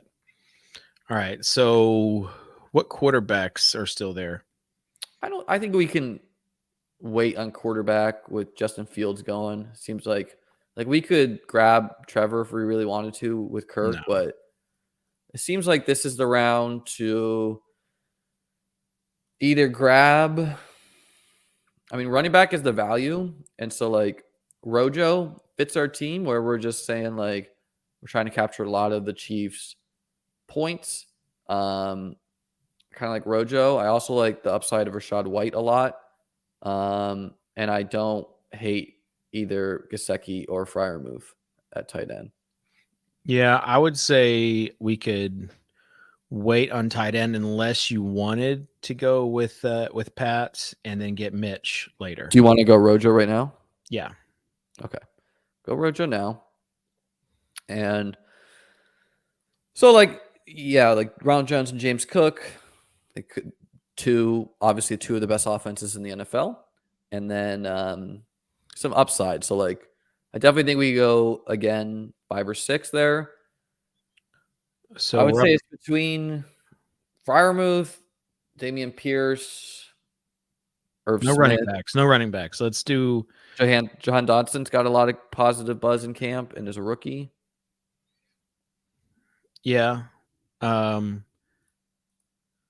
Trevor Lawrence fits our team. 5 seconds. Let's go with Freiermuth. Got it in at the buzzer. right. I like it. And we're setting up for a late pit stat if we want. Yeah, and we should have drafted Andrews. Well, we didn't know, and it does. We don't like that's not exactly a game you're pumping your fist for the week 17. Gosh, correlate. Calm down, please. Paul asked, "Do you think Underdog should have allowed more than 150 entries for these contests?" Paul, it's against the law to do that, so they can't. It's actually not against the law in every state. In some of them, though, like so, it's against the law. I think Massachusetts was the first one to implement it, and man, I really wish I had that picture of you testifying in court to pull up right now. So they're going. There goes Alberto. Let's see if I can find this. So yeah, as far as like people are just like, okay, well, if Massachusetts is going to do it, might as well just limit it, because it used to be 500. And then they dropped it down to 250, and then Massachusetts implemented the 150 max. So they're just basically playing by Massachusetts. Wow, thrilling content. We were losing viewers by the minute, Dave. If you have questions for Soccer Dave in the chat, please let us know. He is a best ball thought leader, also apparently well-versed on the laws of daily fantasy. Hey, I went through it. I mean, it's what you're getting right here. It's like you're sitting down with Grandpa, hearing all of the old stories. Like that's what you're getting with me. I think of you more as like the internet's dad at this point, like of a nice corner. What is Kitchen's opinion on Romeo Dubs? People want some very specific player takes from you. I don't have an opinion on him. Okay, no opinion. Rapid fire. Is this Kitchen's first best ball draft of his career? Second of this season. Second of the season. But like you said, he looks uncomfortable. Maybe that's my hosting. 69 viewers is optimal. I'll leave. Thank you, Matt. Yeah, no, I mean, Joshua, this could be the Taco Bell that he just wolfed down, which is a day old. Yeah, people think that I look uncomfortable because I don't know what I'm talking about. I have never seen the Swolecast because there's no prep for that at all. I think it was a great show yesterday. The return of Tuttle. It was a good time. Sometimes the best shows are the one, and that's why we say save it for the show, because it's the one we have zero prep for. We just kind of go with the flow. Yeah, I mean, so last year, I think someone tweeted out like, "Hey, if you want to come on the Swolecast, like send your video submissions." And I'm kind of a procrastinator, but I was going to like film this video of me like working out and like. So I say I don't remember you the sending a video. No, I didn't. I was gonna film this video of like me like ripping the sleeves, be like, "Bring me on the Swolecast." Like I thought there was a no. chance We could have used that for sure. Okay, we're coming up on the clock here, so we could go high upside with Deshaun and Mahomes. I'm not really. I haven't been taking very little of him. KJ Osborne scored 7 touchdowns last year. No Osborne. Alec Pierce, rookie, high upside guy. Yeah, if anything, it'd be Pierce. But wait, who do the Jets play? They play the Seahawks week 17. And they play Jacksonville. 16. Do you want to grab Michael Carter? No. Alec Pierce? Yes. Okay. So you always get me down to the clock here, Dave. I know. Favorite rounds 15 through 18. Let's hear the flag plans. That's what they're tuning in for, Kitchen. Give us the flag plans of David Kitchen and the late rounds. This is when the money's made. This is when I hit on Rashad Penny, Amon-Ra St. Brown, Christian Kirk last year. Those were important players for the team. Yeah. I don't have any flag plans. You're like you'll get me with some flag plans later, but middle of June, the traditionally the unofficial start. Racing. Okay, we are up. I kind of like Kenneth Gainwell or Tyler Algier here. No running backs. Let's go Pickens. Pickens? So we're going all in on Pittsburgh Passino. Why not? All right. Love it. Why not is we would probably guess they're probably not going to be one of the best offenses of the NFL, but we're probably one of the only people doing it. So yeah, there's always it's low owned. Like that's what you think though, Liam. It's what you think. But sometimes things play out differently. You didn't watch college. Pickens dominated. There's a little bit of an attitude issue. Attitude issue, I got no problem with. Are Right. you thinking that George Pickens and Chase Claypool can pay off, or they were just Those hoping are both upside guys for sure. Pickens, it could be like a touchdown monster, and if Trubisky has any sort of talent left over, any sort of magic in the bag, any sort of chip on his shoulder, he got the year in Buffalo to kind of cool off a little bit. I think Kenny Pickett is going to start pretty soon there. No. That's what Hayden Winks told me months ago. I don't know if he's months ago, but no, it's I think Kenny Pickett might be good for the Pittsburgh passing offense if he throws deeper than Trubisky. But is he going to throw deeper than Trubisky? I think Trubisky would be like the captain, check down a bit, distributing the ball. And that was kind of the knock on Pickett, right? That he's very accurate. But my understanding is that he has small hands. Like, yeah, he definitely has which is important, and he's got a little bit of mobility. So he's we could get real gross and take both. No, seems double condom, but not Dave's style. He wants the upside. Yeah. Are you handcuffing anybody these days? Running back wise, or what? Running back. People have started to come around. Like, it used to be like you got a handcuff, then it was never handcuff, and now after last year, it was like, well, maybe sometimes you handcuff. Last year, I was doing it a lot with players like the Bills offense. Yeah. Where it was like two upside guys that are cheap. I do it sometimes, but I don't go out of my way to do it. It usually happens, honestly, if I forget I drafted Dalvin Cook and then I draft Madison and then I pretend that it was on purpose because everything I do is very purposeful. Yeah. All right. Who's left on the board? Big board. Okay, we got all Tannehill. Just go. Oh, should I just close the stream? Yeah, let's just end it now. just end it. End it 4 hours in. By the way, I think some of you have been drafting with me every one. I'm not sure how many I was inverted was in. I think Alex was in a couple with me. Appreciate you guys scooping up this streamer EV of mine. Do you like running back? No, I know who I want here if we can get him.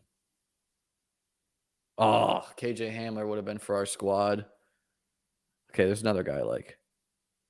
We're not taking Herbert because we have Montgomery. You seemed real out on Watson. I like Curtis Samuel a lot. Any objections? Yeah, I mean, definitely didn't pay off last year.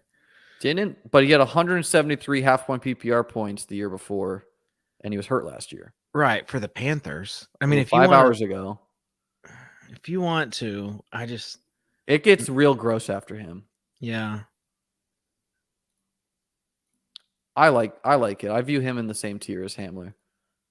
And he was Deebo Samuel before Deebo was. I know that Washington though, it's just so muddy. The back, one of the reasons why people liked him. I mean, he was a very good athlete. Sets us up with a good late quarterback too, where we could grab Wentz in the 18th. If we wanted to, instead of the Pittsburgh guys. Yeah, it's just they're going to have 4 running backs. He's not going to get any. I just don't know if the touches are going to be there for him. They're going to orchestrate touches. He's got 4.2 speed, and he's That's what I'm saying. And they utilized him. Are you a Will Fuller guy? Are you a Wandale guy? No, but you know what? Or do you Fuller, want Jones, these guys, the undrafted guys, we might want to just take a stab at, hoping that Baltimore chooses them. Who do you want? Let's choose Edwards because it correlates with our Pittsburgh guys. Okay. And then we're we can be done with 5 running backs with this bunch. Yeah, but that's what I was also saying for either Fuller or Jones, or I think Odell's going to sign with the Rams. But Fuller or Jones was drawing live to be signed by Baltimore. Yes. Yeah. Agree with that. I mean, the Ravens have to go out and do something. They lose Hollywood Brown. They don't replace him with anybody. Yeah, there's a lot of dominoes still to fall for it being June. I will draft Will Fuller until I am poor. If you've given us anything in the past, I'll draft you into oblivion. And I just don't care about the injuries of the past. Like I think the Dolphins were a weird team last year. He wasn't that inspired. He had this freak injury. So I was doing Will Fuller a lot there. I thought you were out on Fuller is why I chose Edwards. No, I mean I'm fine. I'm more fine with Fuller. You said undrafted guys, and I was confused what you meant by that. Or not undrafted guys, just free agent guys. Unsigned guys. Unsigned guys. Yeah. Okay, so our team needs one more quarterback, and then are you feeling another running back, another wide receiver, or another tight end? So we can either have 3 tight ends, 9 wide receivers, or a 6 receiver. Okay. I think we're set at tight end. Let's go for the upside at receiver because really our receivers are good, but I think we got a lot of rookies. We need a little more upside there. Yeah, we need a bit more because Debo's our only like truly elite right now guy. Kirk is kind of vanilla. He's just like Kirk is good at football and he's the wide receiver 1 there. So I like wide receiver 1s that are cheap on quarterbacks we think should be better than what they were in the past. So people are just not taking Deshaun. Yeah, because he's not going to play this year. Yeah, I don't exactly want to take him either. Soccer Dave team will never draft Deshaun. I got my first share like earlier on one of the guests before. I have almost none myself. I'm just kind of like waiting for the news to come out, and it doesn't feel good to be drafting him. There goes Hooper. The best hand cut got to be the Dolphins or Niners. Yeah, that makes sense. Well, Niners, after last year. Rams too, I would say. I've done quite a bit of Hassan Haskins and Dontrell Hilliard teams to end, where it's just a bet against Derrick Henry. And after what Foreman did last year, it seems. I was really surprised they did not sign. I was really surprised that they did not sign Foreman back. Thank you, Bullock. Thank you. People that don't know my resume, I was actually the guy that invented Dynasty Superflex Best Ball. Wow. I'm actually in my first Dynasty Superflex Titan Premium draft for the Ship Chasing League. Yeah. Okay, so we are up here. You want to grab our quarterback or a wide receiver here? I like Zay Jones. I like Isaiah McKenzie. Quarterback? Zach Wilson has fallen real far. I'd want to get Pickett, if anything, but I don't know if he would reach that far. All right, screw it. Should just grab Pickett and see who falls to us at wide receiver? Yeah. Okay. We could also double up. We could grab Carson Wentz too. I just don't want to grab an unstacked Zach Wilson, but he never goes in the a naked Zach. Let's what are the wide receivers that are left? I'm surprised you wanted Pickett after you loved I know, but the more and more I flip-flopped on that. Well, the more and more I thought about it is we have Mahomes. So if Pickett does start, it's going to be like later on in the season. Great question here, Andrew. Liam, how has Dave been so far as your mentor in the content game? Thank you, Andrew. I would say he's been a real solid oak tree to my leaf. Okay, so I'm throwing some guys in the queue right now. Zay Jones. Do you have any Velus Jones? Velus Jones, I'm okay with too. And he does correlate with our Chicago Lions game.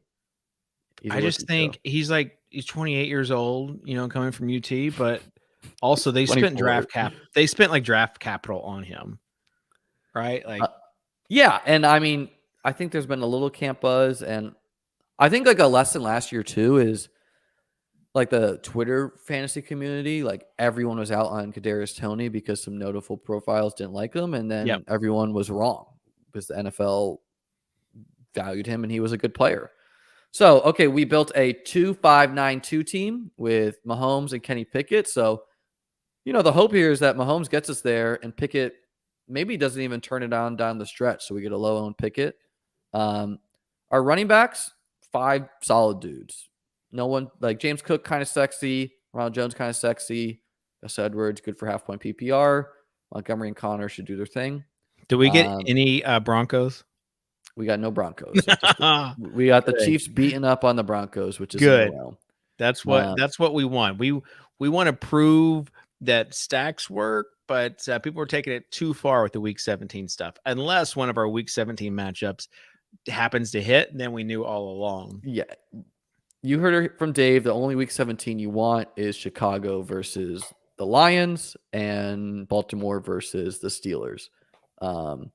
We got a good mix of rookies for our wide receivers. So, like, guys that should turn it up down the stretch. Plus, like, Alec Pierce is not facing a lot of target competition to be the wide receiver 2 for the Colts. And Pickens, yeah, I mean, those are good, some good rookies. Pickens, I'm telling you, is a man-child. Like, he really is. He's a beast. And Jones, I think name this one. Don't worry, I'll float you the 1250. I already sent it to you. And okay. The ship chasing roasted me yesterday because I said I asked everyone for 1250 because I couldn't bleed the EV. Also, I'll have you know, I total rookie mistake on my end. I overbooked. Like, I asked a bunch of people and I didn't expect everyone to be available and get back to me. So I had to turn down some big profiles that would have been good for the show, but so it worked out. Here's the thing. When I saw the 1250, I'm like, this is perfect because I did laugh at it. That you were asking it is laughable. As these accounts with 20K plus followers, pimp your profile. And that you were wanting $12.50 from us. But the other side of me said, these are the type of people that win, right? Like the people that kind of take common sense out of the equation, yes. Right? So common sense says you don't ask your guests for $12.50 when they're promoting your brand, and you get to have your own promo code on there. Like, that's just some people would say common sense says that's the cost of doing business. Not you. You say, give me that $12, not just $12. I want the 50 cents too. So for those who don't know, I dumbly messaged all my guests after they confirmed, hey, if you want 50% equity in the team, just send me the 1250. I'll mark it down. If not, I'll have 100% equity.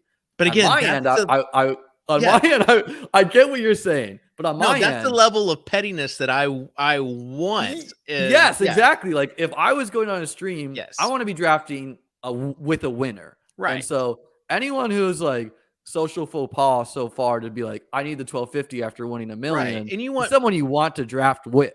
You want people that are detailed too.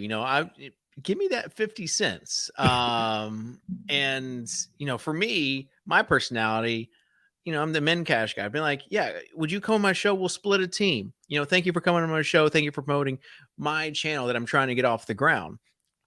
Do I mark it as a marketing expense? Maybe, sure. But you obviously on the other side too, what I brought up to Pete is, when I do these drafts with other people, I always Venmo them the 1250 because I want my equity. Right. So it's like, I can't be bleeding on both ends of the direction. And Pete's like, yeah, but like, they're helping you out. And I'm like, yeah, but I'm helping them out. I'm dragging them to $1 million here. Exactly. And if you didn't, and they didn't pay you, and it did win, like, there could be legal issues too. And that honestly, I was wondering that because like, you can't just tax evade post exo be like, oh, well, this person's in a lower income bracket. Well, I mean, this has been done in the DFS days in the past. Like, whenever people had equity swapped and then that person actually won $1 million, then you have to, it gets to be complicated. Thank you, Bert DeForest. Really agree with this. This is my cousin who I was reaching at his wedding. He said, I'm sorry, is best ball not a money game? Bert, who are we to throw away that no matter how many millions you win? He was at your wedding? No, I was at his wedding. Oh, did Bert make you pay for the drinks?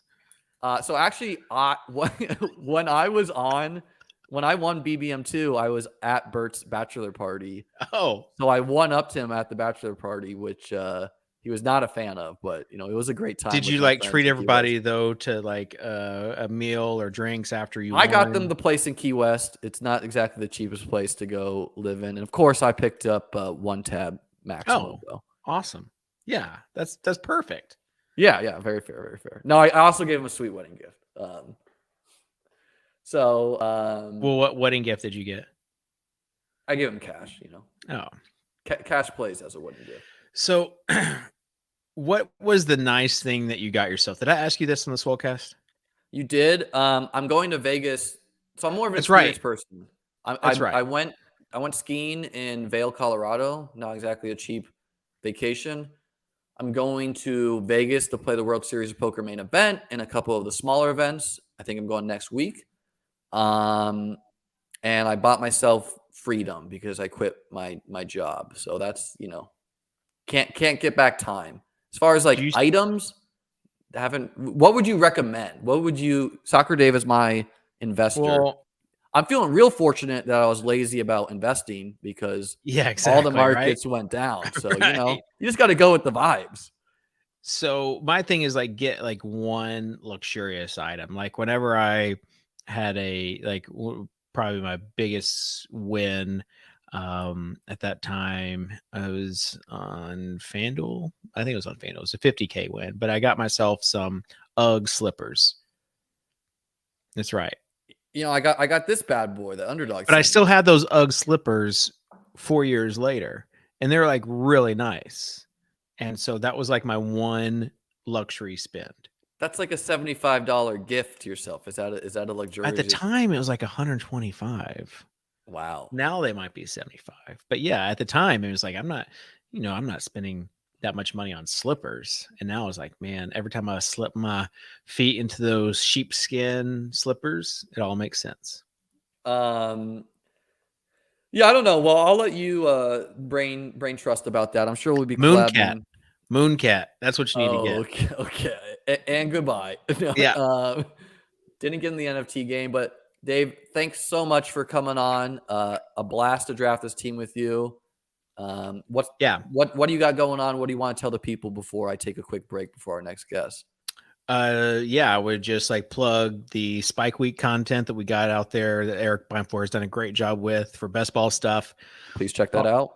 RG for all your daily fantasy needs and scores and odds. It's really just get the scores and odds app. Like that's what you need to get. Go to the App Store, get the scores and odds app because it gives you all the scores, all the odds. It's got a promo code with that for the people. What's that? You got a promo code for scores it's free. And odds? It's free to download. Oh, it's free, guys. How do you not have that? You can pay for picks if you want, but just like because some people like they go to ESPN or they go to these other apps and it's hard to kind of see what the odds are or what won or what didn't win. And this is like we designed this specifically for us, the people that do view apps. So that's that'd be the plug. Check all that out. Dave, thanks so much for coming on. It's an honor to be a part of your forest. I look forward to how my career takes off after this. Yeah. And guys, I'm going to take a quick break. And Dave, we will see you later.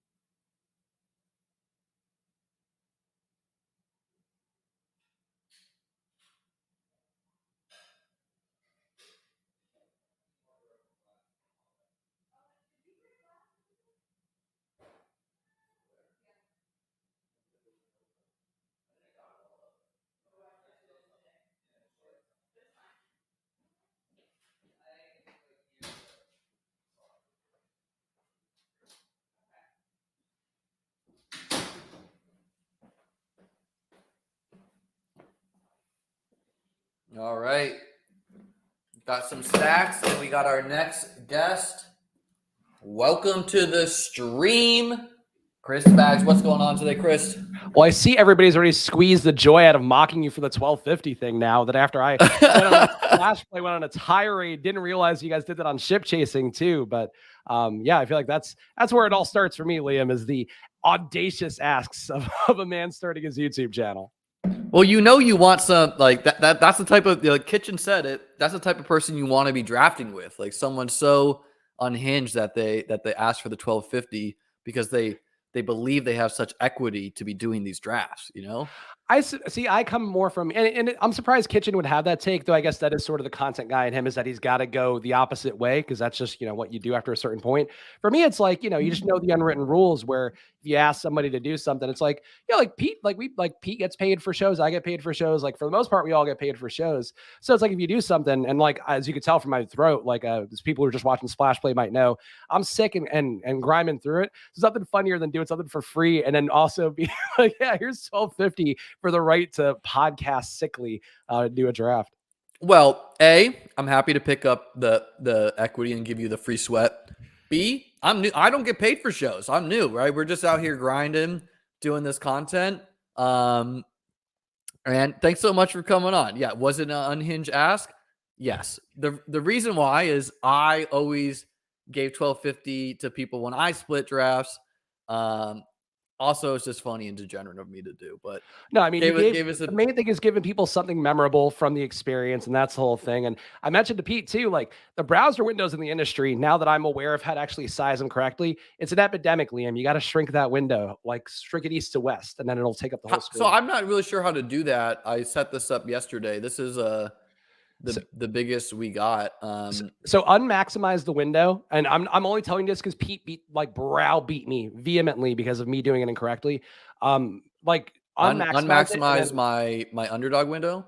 Yes, it's like right now you have it in full screen. Yes, there you go. So now, and if you squeeze it a little bit more, it'll start to go up and down. Oh, yeah. I mean, we just learned how to share the Chrome tab. So what are we liking, people? Are we liking it? What do you usually do here? See, like Pete's thing is the bigger, the better. Of course, that's, the proud American way. I feel like, you got your mileage. I agree, but there was some awkward, like purple space I didn't really want. Yeah. I mean, well, that's the thing too, is like, I know on Spike Week's channel, they have like Spike Week branding up top. So for them, it's all, it's all a function of the overlay. These are the things, Liam, that's too small. That's what I know for a fact. All right. Well, thanks so much for coming on. I know from what I understand, you've been ripping best ball drafts this year. You just had a baby. What are you seeing in those streets? What's the plan? How are you feeling about your portfolio? And what are we doing today for this draft? I mean, look, my approach, I heard in the chat that you're doing some hyper fragile builds. So I think I get going that way. I've been a proud 0RB man. I've been trying to, largely follow the advice of people in the industry that I trust the most, because that's what worked well for me with DFS and led to the biggest gains that I've had there. So, that's sort of my process overall. I think Bestball Mania is interesting because the puppy was kind of a self-contained event of people doing absolutely batshit insane things that I thought didn't make the most sense. Whereas Bestball Mania, you're in sharper rooms for the most part because people are spending 5 times the money. So, I tend to go wide receiver heavy, but I'm willing to follow your lead because you're 1250 now that you're putting on the line. Well, I want the full Spags experience. I'm a big believer in just positive vibes. You're my guest here. You're a little sick. You're doing a big favor for me. I really like the 106 because I really like Eckler plus, all the guys that go before Eckler and Eckler. But I'm happy to go Diggs over Eckler if that's what you're leaning, or even get weirder and take like a Deebo Samuel. So we did just do the 106 on Splash Play, and I took Diggs. So I'm willing to go your way to start here with Eckler, because that's how one thing that I like to do that I know is probably not plus EV, but makes me feel good mentally, is if I do something in one draft, the next draft, or if I'm multi-tabling, I'll do the exact opposite thing. So some way that's got to work out. Yeah, I mean, I don't think we should be doing that just because it should smooth out over the course of 150. That's been something I wanted to reach out to, I'm forgetting his name right now, the Sim God on Twitter, and just be like, what does an even distribution of 150 usually look like? Should we be expecting that we're going to be way underweight on some of these picks? I would guess yes. Like 150 is not that big a number, so I don't think we're going to mathematically get that even. But I like Eckler a lot. I also am a big fan of getting weird in the drafts and just seeing because I do think it's unquestionably plus EV to have different player combos for the playoffs if you make it. And I'm a big zero running back guy myself, especially with you having to draft 3 wide receivers that start. So that's a question I would have for you then. Like, what have you learned in the last year that's going to change your approach? Are you doubling down on things you did last year? Like, I'm sure you're going to talk about it more that you have this channel, because now you just got to, that's the Liam that I will tell you, just got to keep doing videos over and over again. You can't just do one Draftathon. But like, we're in it now, baby. All that juice for you. But what are you doing this year that's different, or what are you doing that's the same? So I think each year, I try to reflect and take some lessons on. One of the things I was talking about earlier is a lesson for me last year is I think it's pretty easy for us to have our biases. And if a player burns us the year prior for whatever reason, we naturally want to fade them. And so I want to try to be a little bit more connected with my my takes in the previous years. Like I don't want to totally just forget that. Like an example is 2 years ago, I was taking Dawson Knox because the tight end competition was low on Buffalo. He didn't exactly smash, and I didn't want to I talked to myself like, oh, I don't want a homer pick every pick. And then last year I didn't take him a lot because the Bills ran 4 wide receivers the year before. Obviously, they stopped doing that last year. They did not run 4 wide receivers as much. They ran 3 wide receivers and a tight end, and Doc smashed. So if I had been a little bit more strong into my player conviction, I would have had more Knox, who was free last year. Real quick, we're on the pick here. I like all the players in this range. Have you been going running backs here? Have you been going wide receivers? I like Andrews if he makes it to us. Yeah, I would take Andrews here. I'm an elite tight end guy. I think that's one thing that I've seen. I've talked a lot on some of the streams I do about, really trying to read every road of his article and kind of assimilate that into what I'm doing strategically. And the elite tight end seems to be the one thing where they talk about any build, and it always comes down to taking a tight end in those first 5 rounds. So to me, I'm agnostic as to which one, but Mark Andrews is probably my least exposed of them. So if I can get him here, I'm happy to do it. I really love Andrews here. And last year I had a ton of elite tight ends, and I almost always do. I just, for half point PPR sites, the way I think about it is the elite quarterbacks and the elite tight ends are a little bit more valuable than they can be on full point PPR, just because they can separate that much more percentage wise to the field. And they contribute a greater percentage of the points to our roster on a week to week basis. We got some questions in the chat for you. Who is Spags' highest player exposure, if you can share? And also, is it like 25% or what? Of course, how could I not answer an Andrew question? Because he is the lifeline for all of us who have underdog deals. But Tyler Algier. We love Andrew over here. My highest exposed guy. And that's really one that I got early with Tyler Algier.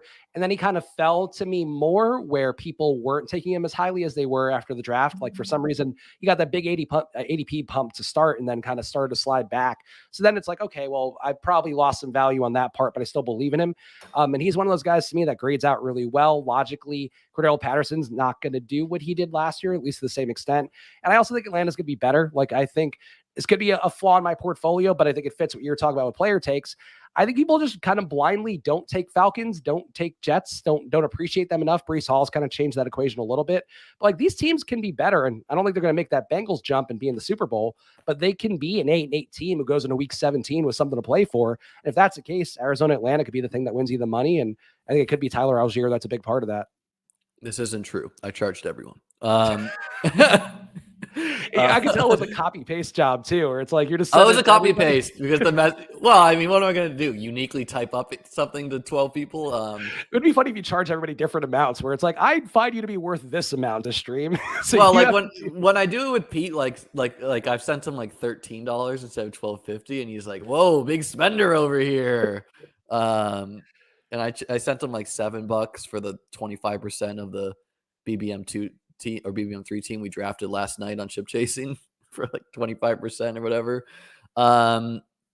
Rookies and sophomore. I love that dropped, but I don't think I'm going to be doing that because the whole point of the show is this is the anniversary of me drafting the winning Bestball Mania 2 teams. So I'm going to stick the Bestball Mania 3 teams and see if we can run it back. All right, we're coming up on the clock here. Seems like a comfortable area for wide receiver. Josh Allen is our king, but pretty expensive. And, you know, I think I know who I would like but this guy might be autoing in front of us. So we'll see. Would have liked Mike Williams there. How you feeling, Spags? You want to do Allen? I you want don't to do mind Pittman? going to Pittman here. I am a decent fan of his. I don't like taking QBs super early. Like I feel like I've seen enough negatives on that approach that it's not one for me. And Pittman, you know, I have the USC blanket behind me, so I'm always going to stand for the USC alums. And but it's just also like he was really good last year, and I do think you mentioned Alec Pierce. I saw part of what you're talking about with Kitchen right before me. Like Alec Pierce is probably in a pretty good spot to take some of that production away. But Pittman is going to get a QB upgrade, and he was like quietly a monster last year. If you just pull up the stat line and you look at it, and it's like he was a guy that had value and could be a wide receiver one this year. Pittman's one of the guys I had like 25% of last year. I had like the reason I was able to qualify teams even being out on the league winners is because I had a ton of Pittman, a ton of Mike Williams, a ton of Jamar Chase. So I was just hitting these like good value wide receivers that exploded. The sticker price is getting a little much on him for me. His target competition is pretty low. Like Alec Pierce could be bad. Paris Campbell could be just injured forever. But, you know, I do think Matt Ryan should be a bit of an upgrade. They have a really good O-line. They play the Giants week 17. There's a lot to like. You know, there's almost no wide receivers I'm not, you know, I'm like out on in this range. I would have preferred Mike Williams with the Austin Eckler mini correlation there. And I think Mike Williams is drawn live to be the number one in the Chargers offense. But in a pure ceiling case, this is a higher ceiling for week 17 than Mike Williams plus Eckler probably. So I like Pittman, no problems there. Some questions about chess. I found myself drafting a disgusting amount of Matt Corral. Do you have any thoughts on him? I mean, he's got to be better than Sam Darnold, you would think, but I don't like. So that's the thing that I think is annoying to me sometimes when I'm doing these drafts. And actually, I'd replied to one of the FTN guys who I know from my Osmo days before they were stochastic, Adam Pfeiffer. Like he was asking, like, you know, why are people taking James Cook ahead of Devin Singletary? And I think it's because people just like the shiny new toy and just want to get there. Of course. Yeah, unopened pack of cards, you know, like everyone wants that. It's like ripping a pack, and it's like, no, you want to get a guy who's going to have a realistic pathway to being successful relative to ADP. And I think that's where Matt Corral, like, you need Sam Darnold to completely be bad again, which is possible. But what if Darnold's good? Like, people don't draft Darnold, and like maybe he and DJ Moore and that Buck stack has like the week 17 correlation that nobody's taking. And I think that's where, you know, you can make some mistakes, and especially at this point in the draft, like I wouldn't take Matt Corral, but that's just how are you feeling about this pocket? I don't mind ETN. I like Gabriel Davis. I mean, yeah, I know you like Gabriel Davis. I would consider taking Allen Robinson, but you might not be big on him. But he or ATN would be my choice. Okay, let's do ETN just because I think we're like on the high stakes websites I'm doing drafts. ETN is starting to go in the 1-2 turn. Really? So he's gotten steamed up quite a bit. Yeah, I mean, just before the news broke of ETN, or like that day, I did a bunch of drafts, and I was regularly getting him as my anchor running back in the 6th for like these 0 running back teams. So I don't feel great about taking him in the 4th or 6th. It's not that big of a difference. But if he continues and he does break into this second round, like these days are over. And it's really hard for Allen Robinson or Davis to jump around in ADP from where they are. Plus, we have just 2 running backs that we know are going to catch passes. Like, that's what you want in fantasy football. Yeah, ETN, I think I have a lot of in the puppy. For some reason, I was just looking through my exposures. I think I have less in Bestball Mania, but I agree. Like, he was going really low. He was going in the 5th, 6th round. And I think at that point, really solid lead back to take and then 0 RB build. But at this point, like, I don't know. Do you hold this stuff really close to your heart where it's like if ETN was going early for people, like, are you not taking him at a certain point, or are you just kind of willing to ride with it? Really depends. Like Darrell Henderson is an example. Once Cam Akers went down, I was not taking Henderson as a 4th round pick just because if Henderson is the piece you need, I just didn't think it was conceivable you could beat those teams when matched up in the playoffs. But I don't think the difference between a 4th and a 6th round pick is that much. I don't think the difference between, you know, like a 11th and 8th is that much. And it really, like, if the player is not the guy that explodes in the playoff weeks, who cares where you take him? Because it's not making a difference on your roster anyways. But yeah, I mean, like, and I usually go wide receiver there because these guys like Metcalf, Bateman, Cooper, Godwin, like, I mean, I like Godwin's talent a lot, but I view them as a tier below Davis and Allen Robinson for sure. I feel like Bateman's the one who's going to get to that point over the next couple months, like, or next month probably, because people love Bateman. He gets talked about everywhere. Like all the people who I think can kind of lead to the trickle down effect of ADPs jumping. Like Matt Harmon, I know, has been talking about Bateman a lot. The Underdog guys been talking about Bateman a lot. So I feel like you are getting a value with where he's been taken in the past. But like for the most part, I agree with you. Like Cooper's fallen precipitously with the Deshaun Watson issues. I just got Cooper at the tail end of the 6th on a team on this draft stream. He went here. I've been taking no Amari Cooper in the 5th, just 0. Okay, so we are set up here to go Lamar if we want. I kind of like Lamar here. Godwin is the other play, but I think we just go Lamar and try to make it work. Yeah, I think just getting that correlation with Andrews. I know people are like, "Oh, he got all his production with Huntley." Like that doesn't matter as much to me. Like I get why people would kind of fixate on that, but it's such a small sample size thing, and also like this offense should be different. They've overhauled a lot of parts. Andrews did prove that he can be a number one option. So if Bateman does fail or not do quite as well as people are thinking, like Andrews should theoretically bubble up a little bit more. Please let me know if you guys are hearing an echo. My headphones just died, but I'm charging them up, so it should be good in a second there. Are you hearing an echo on your end, Chris? I think you're okay. Okay, cool.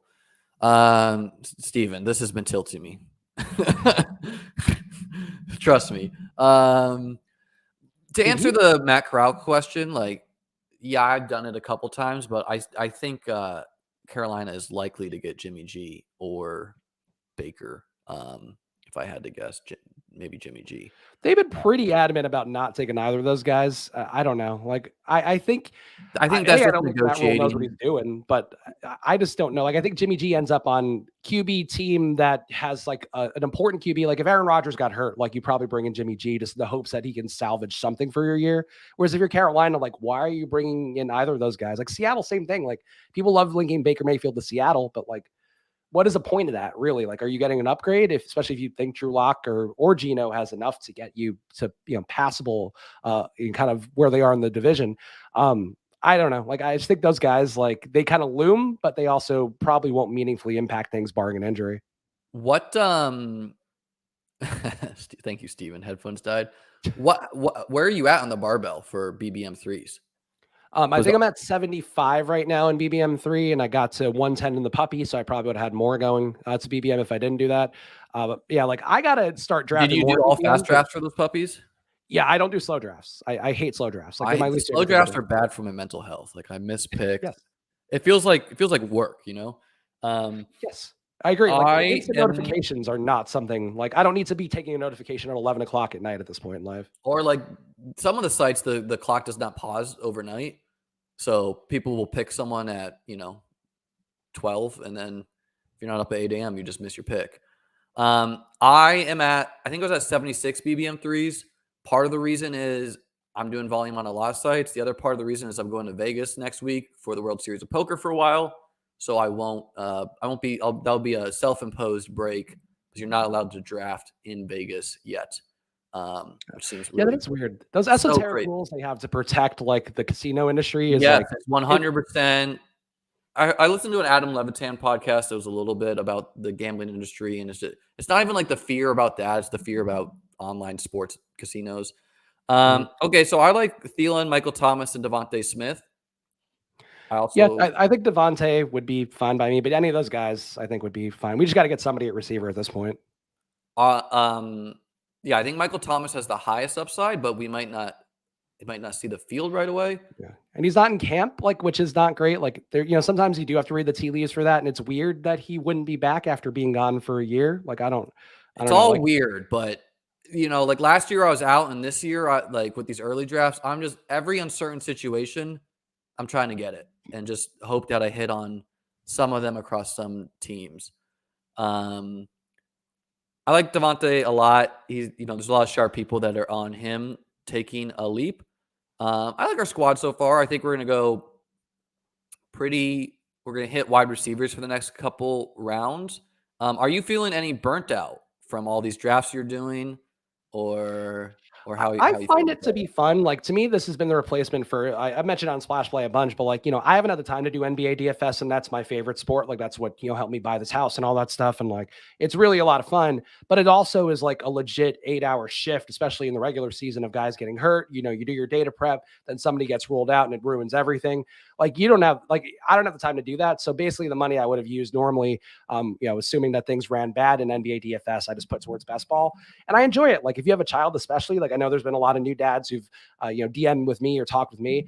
And it's like, it's fun to just do a best ball draft while you're feeding the baby. Like, babies aren't doing a whole lot for the most part that first year. So you just sit around, do a draft. Like, you might auto pick one or two guys you don't want to do, which is better in the puppy than it is in Bestball Mania. But I enjoy the process. Like, I think one or two auto picks is always fine, because it kind of gives you this like randomization, highest ADP. And it gets you on some guys that you're biased against, which can be good. On DraftKings, it's less good because then you end up with 5 quarterbacks, and it's like DraftKings logic is the worst. Like, I know this, you got the Underdog logo here, you won your money on Underdog, so like I get that part, but I want to draft DraftKings, and they just make it as unpleasant of an experience as possible to justify that drafting. This show is sponsored by Underdog, but I will be doing some drafts on some other sites later is the plan. Some high stakes drafts at least. I don't know the exact vision. All I really knew is I wanted to get this. I really wanted to just get this Draftathon going for this date, and I've been dragging my feet about getting it set up. That is one content lesson I would give to you or anybody is you could take, I'm okay with Thomas. Just do the content. Like, that's the thing I always hear from people are like, I'm thinking about making a show, and just like, you just got to do the show and you just got to do the thing. Or if you want to be a solo streamer, just start doing it, because like, that's the holdup from back when I was like making money off of blogs, like 10 years ago. Like, people just like want to be a blogger, but don't want to write blogs every day. And it's like, just do the thing every day, or as frequently as you can, or on some sort of promotional schedule. And like, that's the best thing you can do for yourself. Let me look this up with Michael Thomas, because I thought I saw a report the other day that he was like at practice watching in uniform, but not like it's like wearing a costume of a player. Yeah, and like I don't know. Like I personally am really in on Jameis as a late round guy, so it really sets us up nice to hit him. And okay, we take Jarvis Landry or someone like that, or Chris Olave. And maybe one helps us in the beginning and Michael Thomas comes down late. Like, I mean, let's say he sits out some games. I find it real hard to believe it's going to be more than 3 to begin the season unless he's retiring, which everything the Saints have done leads me to believe that they think they're going to be good. And so if they're going to be good, Michael Thomas is playing football. Yeah, and Philly, New Orleans for week 17 too. Like, I know they're like, Pete talks about it a lot in general. I know there's shift change guys too. Yeah, just take any correlation, but like any correlation, like really just load it, not load up on it. You're not doing full onslaughts necessarily, but like if people aren't going to take Philly, New Orleans guys, like I think the team that we're building right now to me is like very unique because we didn't take any of the top receivers. We're building a Philly, New Orleans correlation. Like, I don't know, this team is good enough to win anything, but it is going to be different enough to, I think, justify its existence. Any team that has an elite quarterback and an elite tight end is really strong for the playoff weeks. And then it's just, who did you surround around those guys? I had a ton of, like Andrews, Lamar, Hurts, and Goddard type teams qualify for the playoffs last year.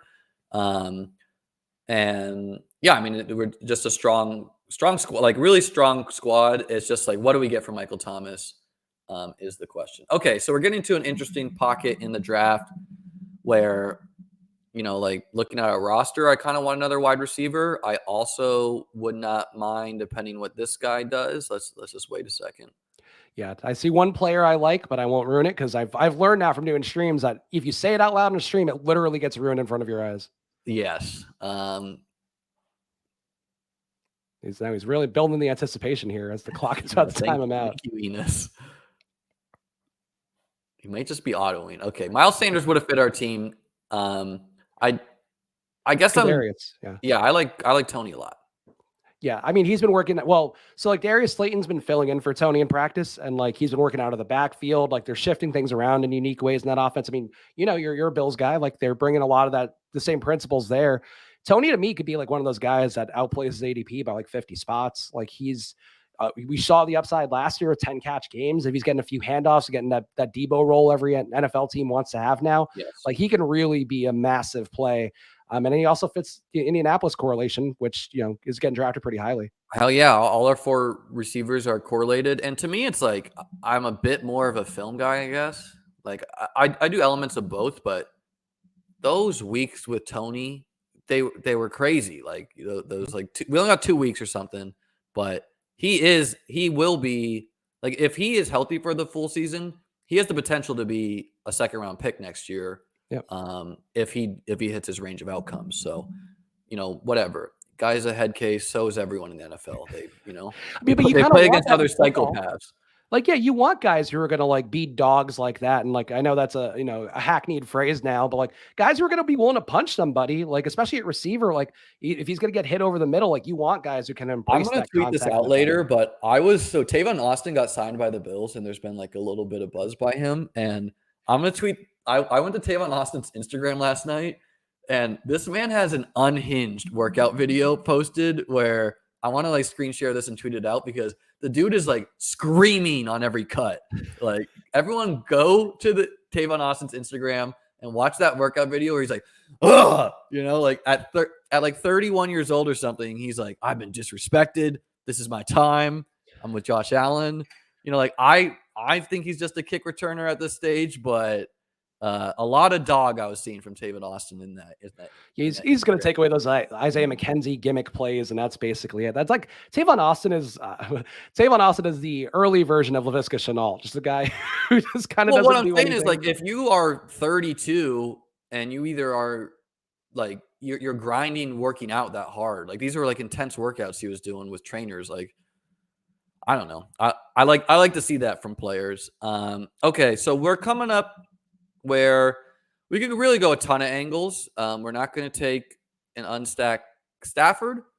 We could take a running back. I prefer a wide receiver in this range, I think. Protects us a little bit if Michael Thomas is slow to start. And let's see what the rest of this group does. This guy should take a running back, is my guess. You would hope. And if he does, there's one receiver who I think would make sense with our correlations. There we go. Chase Claypool's got to be it. Yeah. Claypool fits our correlations. I probably like, in a vacuum, Robert Woods a little bit more. But really? Even though he's old and coming off of an ACL tear. Those videos look good in camp, and Treylon Burks could be bad. Like, I don't think he is. Like, I've been taking him, but really condensed target share, an offense that we're pretty confident will be better than the rookie quarterback-led Steelers. Titans are live to win their division. So I don't know. Like, and Robert Woods didn't look great or anything last year, but Chase Claypool's just got a lot of target competition. And the coaches always seem down on him. Like I like him as a player, but. Yeah, I'm more of a Deontay Johnson believer, but I've seen enough smart people talk about Claypool maybe starting to take some of that away, and still a big-bodied guy who works well outside. And Pickett, like I think, landed in a really good spot for him, assuming that he ends up the starter. Like he should be able to get these guys the ball and let them make plays, and I think Claypool works for me in that respect. But I'm with you overall, like conceptually on Woods. Like Tennessee was a number 1 seed last year, and they didn't really they lost AJ Brown, but they also barely used AJ Brown, and he was hurt for portions of the year. Julio Jones also hurt, so. I like both those guys, but I would take Claypool just because I think there's a chance like maybe this is his breakout year heading into year 3. Yeah, and I mean the underlying stats were pretty similar for Claypool last year. He just didn't get the touchdowns, which we should remember. He had like 4 in one game as a rookie. 2 years ago, Chase Claypool was the guy I like auto picked in every draft. But like that should show you how far the landscape has changed. Where T. Higgins and Chase Claypool were free in drafts 2 years ago. On DK, that was the only side I was drafting then. So they were 19th and 20th round picks. But now we see where rookies go in today's draft landscapes. And so I know you said that you have been reading a lot of the RotoViz stuff and the past research. I think something that sometimes historical research misses is that the draft landscape changes year over year, and that we as drafters should be mindful of how that changed and how to apply the past research that is actually signal. Because, like it's too simple to say, oh, draft a quarterback. If a quarterback used to be like take Tom Brady and Matt Stafford, if they used to be 10th round picks last year and now they're 7th round picks, and then the rookies are different costs, like everyone has a different cost year over year. The landscape changes a lot. The running back dead zone moves. We should be thinking through how to apply the past research that actually isn't noise, which I think is a missing piece of content for the space overall. Yeah, no, I'm with you on that. That's why I think I gravitate towards the elite tight end and zero RB builds, because it does feel like that's two builds that have stood the test of time pretty well. But actually, I do want to talk after the pick more about your kind of chess background, because one of my theses of why you're good at this is that it seems like if you're good at chess, you're always thinking 2 moves ahead, 3 moves ahead, whatever. That's really important for best ball drafts, is like being able to see where you could set things up down the line. So I'm curious to your me, thoughts on that. Between Boyd, Edmonds, Gronk, and Penny. I would go Boyd just because we went a little thinner to start at receiver. And like, to me, I talk a lot about decision tree kind of things. And if you didn't get Higgins, you didn't get Chase, you're basically making bets against those guys. So that would theoretically mean that Boyd should bubble up. So I'm willing to go to Boyd. I like it. No problems with Boyd, and just like, really solid guy. Like, I'm feeling good about our wide receiver core.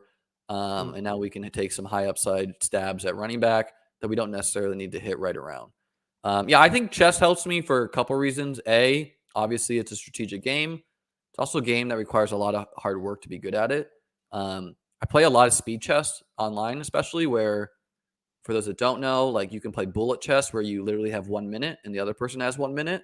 Like, if I were to play you, who I'm assuming is not like a seasoned chess professional, better than me, but not as good as you, I would say. I played in middle school but really, you can hustle people, because with 1 minute on my clock, if you had 10 minutes, I would still beat you before my clock ran down, because I can think on your time.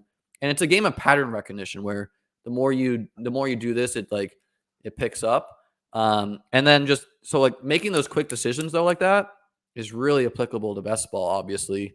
I will be multi-tabling some streams in the future where maybe I just do 10 puppies at the same time or something. Good luck streaming that, man. Jumping tab to tab on. It's gonna be a shit show. It's gonna be share screen, and it's gonna be like the poker days of old. But yeah, and I'm gonna start making chess content in the future too once I launch that channel. So that should be a 3-year channel or something based on my current trajectory of getting things. So you were talking with Kitchen about how to spend $1 million. I would say for me, so there's 2 things I would do if I won Bestball Mania this year. One, we would move back to LA tomorrow, because that's something that we just, price wise, hard to buy a house in LA. Where do you live right now? Philadelphia, outside of Philadelphia. So, okay. We want to move back to be closer to the families. We're, a drive away from my partner's mom and her, she comes over, and it's actually babysitting the baby right now. But LA is a million times better. So that's the first one. Second thing you should do if you win $1 million, is you should do what you're doing, but you should do it as a content website. Give yourself a $500K budget, hire some talent, do that. Because that's it's not an easy build, but it's a build you could do if you have money. You're saying I should launch a competing platform? Let's make a pick here. Yeah, I like Rondale a lot. I'm okay with that. You can talk me into a running back, but I think Rondale being there seems nice. Yeah, to me, it's this is the thought of not letting go of last year's priors, where everyone loved Rondale Moore last year, disappointed, and now it's just okay, it's year 2. I still like the talent, and maybe the A-dot has to go up. Maybe DeAndre's slowing down. We like the offense. Second year wide receiver, and after ADP, and now I'm feeling really good about our wide receiver collection. What were we just talking about with the? With making a content site. So yeah, basically I don't think there's a big barrier to being Sal Vetri. I don't think there's a big barrier to, and these are guys I think really highly of. Sal's been a guy I've done shows at Osmo for years or years back. Nick Orlando, I think, is really sharp. There's a few channels out there that are a little bit less good that have good numbers that I won't shout out.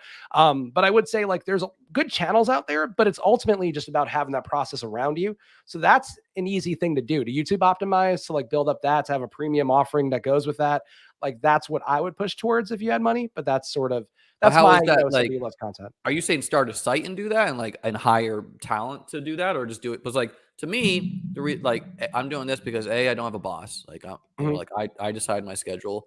B, it's kind of it's kind of like that entrepreneurial thing, which I kind of come from that background of building something for yourself and learning on the job. And it's not, and like streaming's not really like work to me, quote unquote. Like I enjoy streaming. Yeah. I write some articles mainly when I'm curious about something about fantasy and just like making the most money. But I don't want to like churn out articles too much. I'm not like, it's not exactly in my heart to do these Twitter threads about, but I think I would do, like, I got no problem with anyone doing those, and I would do those myself. I even like looked at some of my tweets and like what's getting good engagement, and like some like one-offs I did of like ranking the worst offenses. People were like really offended I didn't throw Houston in there. Got a ton of like engagement just because people like to shit on people on the internet, you know? So I don't know. I'm just trying to keep it flexible. The real plan is to go bink the WSOP main event. So that should buy us some more then you could have 3 different content sites. You have your chess site, you could have your best ball site. Well, this channel might be like a gambling channel, but then it's at the same, like I know like the live streams is really terrible for the YouTube algorithm compared to long form video. So I see some channels have like long form content and short form content. I don't know what I'm going to do there. I'm kind of like doing it on the fly. So I like Ronald Jones here. Any objections? No, I mean, I would just vocalize that like McKinnon being back does kind of limit Jones a little bit in terms of where his ADP is, but he's going low enough and I don't have an issue with it. Yeah, I think it's I think the McKinnon signing is we're getting him past ADP. I think the McKinnon is more of a threat to CEH than Rojo. Like the bull case for Rojo is he's a really good just rusher of the football. And Andy Reid may know how to use him better than Bruce Arians did. And Patrick Mahomes is not as like finicky as Tom Brady was about who is in the backfield with him. But I agree. Like it's not my favorite pick with McKinnon being there. I had Davis on earlier. He didn't seem to care. He seemed to agree that McKinnon was more of a threat to CEH, who I think we'll see drop in price a little bit. I also don't like to take players at like the end of tiers. So like comparing Ronald Jones to Chase Edmonds, like I would much like just the round drop off there. Like I would probably want to have Chase Edmonds, but let's look at the 2v2 because like we got Rondale Moore and Ronald Jones, who I think Rondale is a tier break in wide receiver. And like, let's see who hard to like Jalen Tolbert. So like, yeah, there's an upside there too. But I like this side of the wide receiver, but I like this side of the running back. So I don't know. Yeah. I mean, hopefully, like you were saying, it probably comes out in the wash when you do enough drafts anyway, and you'll end up in that same spot with the inverse. Yeah. I mean, so our team's looking, we got a 1-3-7-1. We can get weird and just stop at, we don't even have to add another quarterback or tight end if we didn't feel like it, but we almost assuredly will. But yeah, I got no problem getting weird in these drafts with the field size and how good you need to be. Have you been doing any weird roster construction? Or are you pretty typical 2 to 3 quarterbacks, 4 to 6 running backs, 8 and 9 wide receivers? Yeah, I mean, I'm usually doing 2 at quarterback and tight end, like if I can. I have some 3s, like, you know, we've joked a lot about my love for Drew Lock, but that's usually like a 3 QB build where it's like I'll take him as a luxury if I got both Lockett and Metcalf or one of those guys and Noah Fant. But like, yeah, like I think, you know, I'm trying to kind of, for me, like I really am willing to play with the studio space generally with anything you do, because I agree with you. Like trying to get unique is probably one of the biggest value adds you can have as long as you're kind of keeping close to that projection and historical success rates and all that. But I would say from my perspective, like the hard part for me is like confining myself to a box for the most part and trying to kind of be structural and be rigid about it. So that's what I try to focus on the most, like taking QBs in the ideal zone to like round 6 through 13 with some fungibility where I could take like a Lamar in round 5 and feel okay about it. Taking the elite tight end, like the stuff that I think matters based on what I've observed, like is what I'm really trying to do over and over again. But I do think, you know, I'm not going to sweat having guys on multiple bye weeks or whatever. Like, I think that's what I'm trying to be a little bit less, you know, really married to, like some people are. How many best ball drafts did you do last year? Last year, I think I did 50 in total, but like admittedly, like I did really half-assed it. Like I kind of thought I could just walk in and do whatever. And even for NBA, like I had some pretty good NBA best ball results, but petered out down the stretch. And I drafted really stupidly. I just based it on player takes. But do you want to grab Carter here? He's a tier breaking running back a little bit for me, or do you want to grab? Are we worried about getting scooped on Jameis? Do we want to take Jameis? Let's do Jameis. Screw it. Yeah, I mean, I could take Carter. I have a lot of Carter at much higher ADPs because I'm not the smartest. I got him when he was in the 130s. But I still think he's good Brees Hall leverage either way, and he's going to get the pass game work, like kind of like you were talking about with CEH. Like he's going to have a pass game role. But I just don't want to end up with no QBs. Yeah, I mean, he showed enough last year. I find it a hard time to believe he's going to like be a 0 this year. The follow up to that question is I was going to ask you, and you kind of answered already, is like, do you think you are a better best ball drafter this year? Like noticeably so than last year? Like, do you feel, or is it still, or what?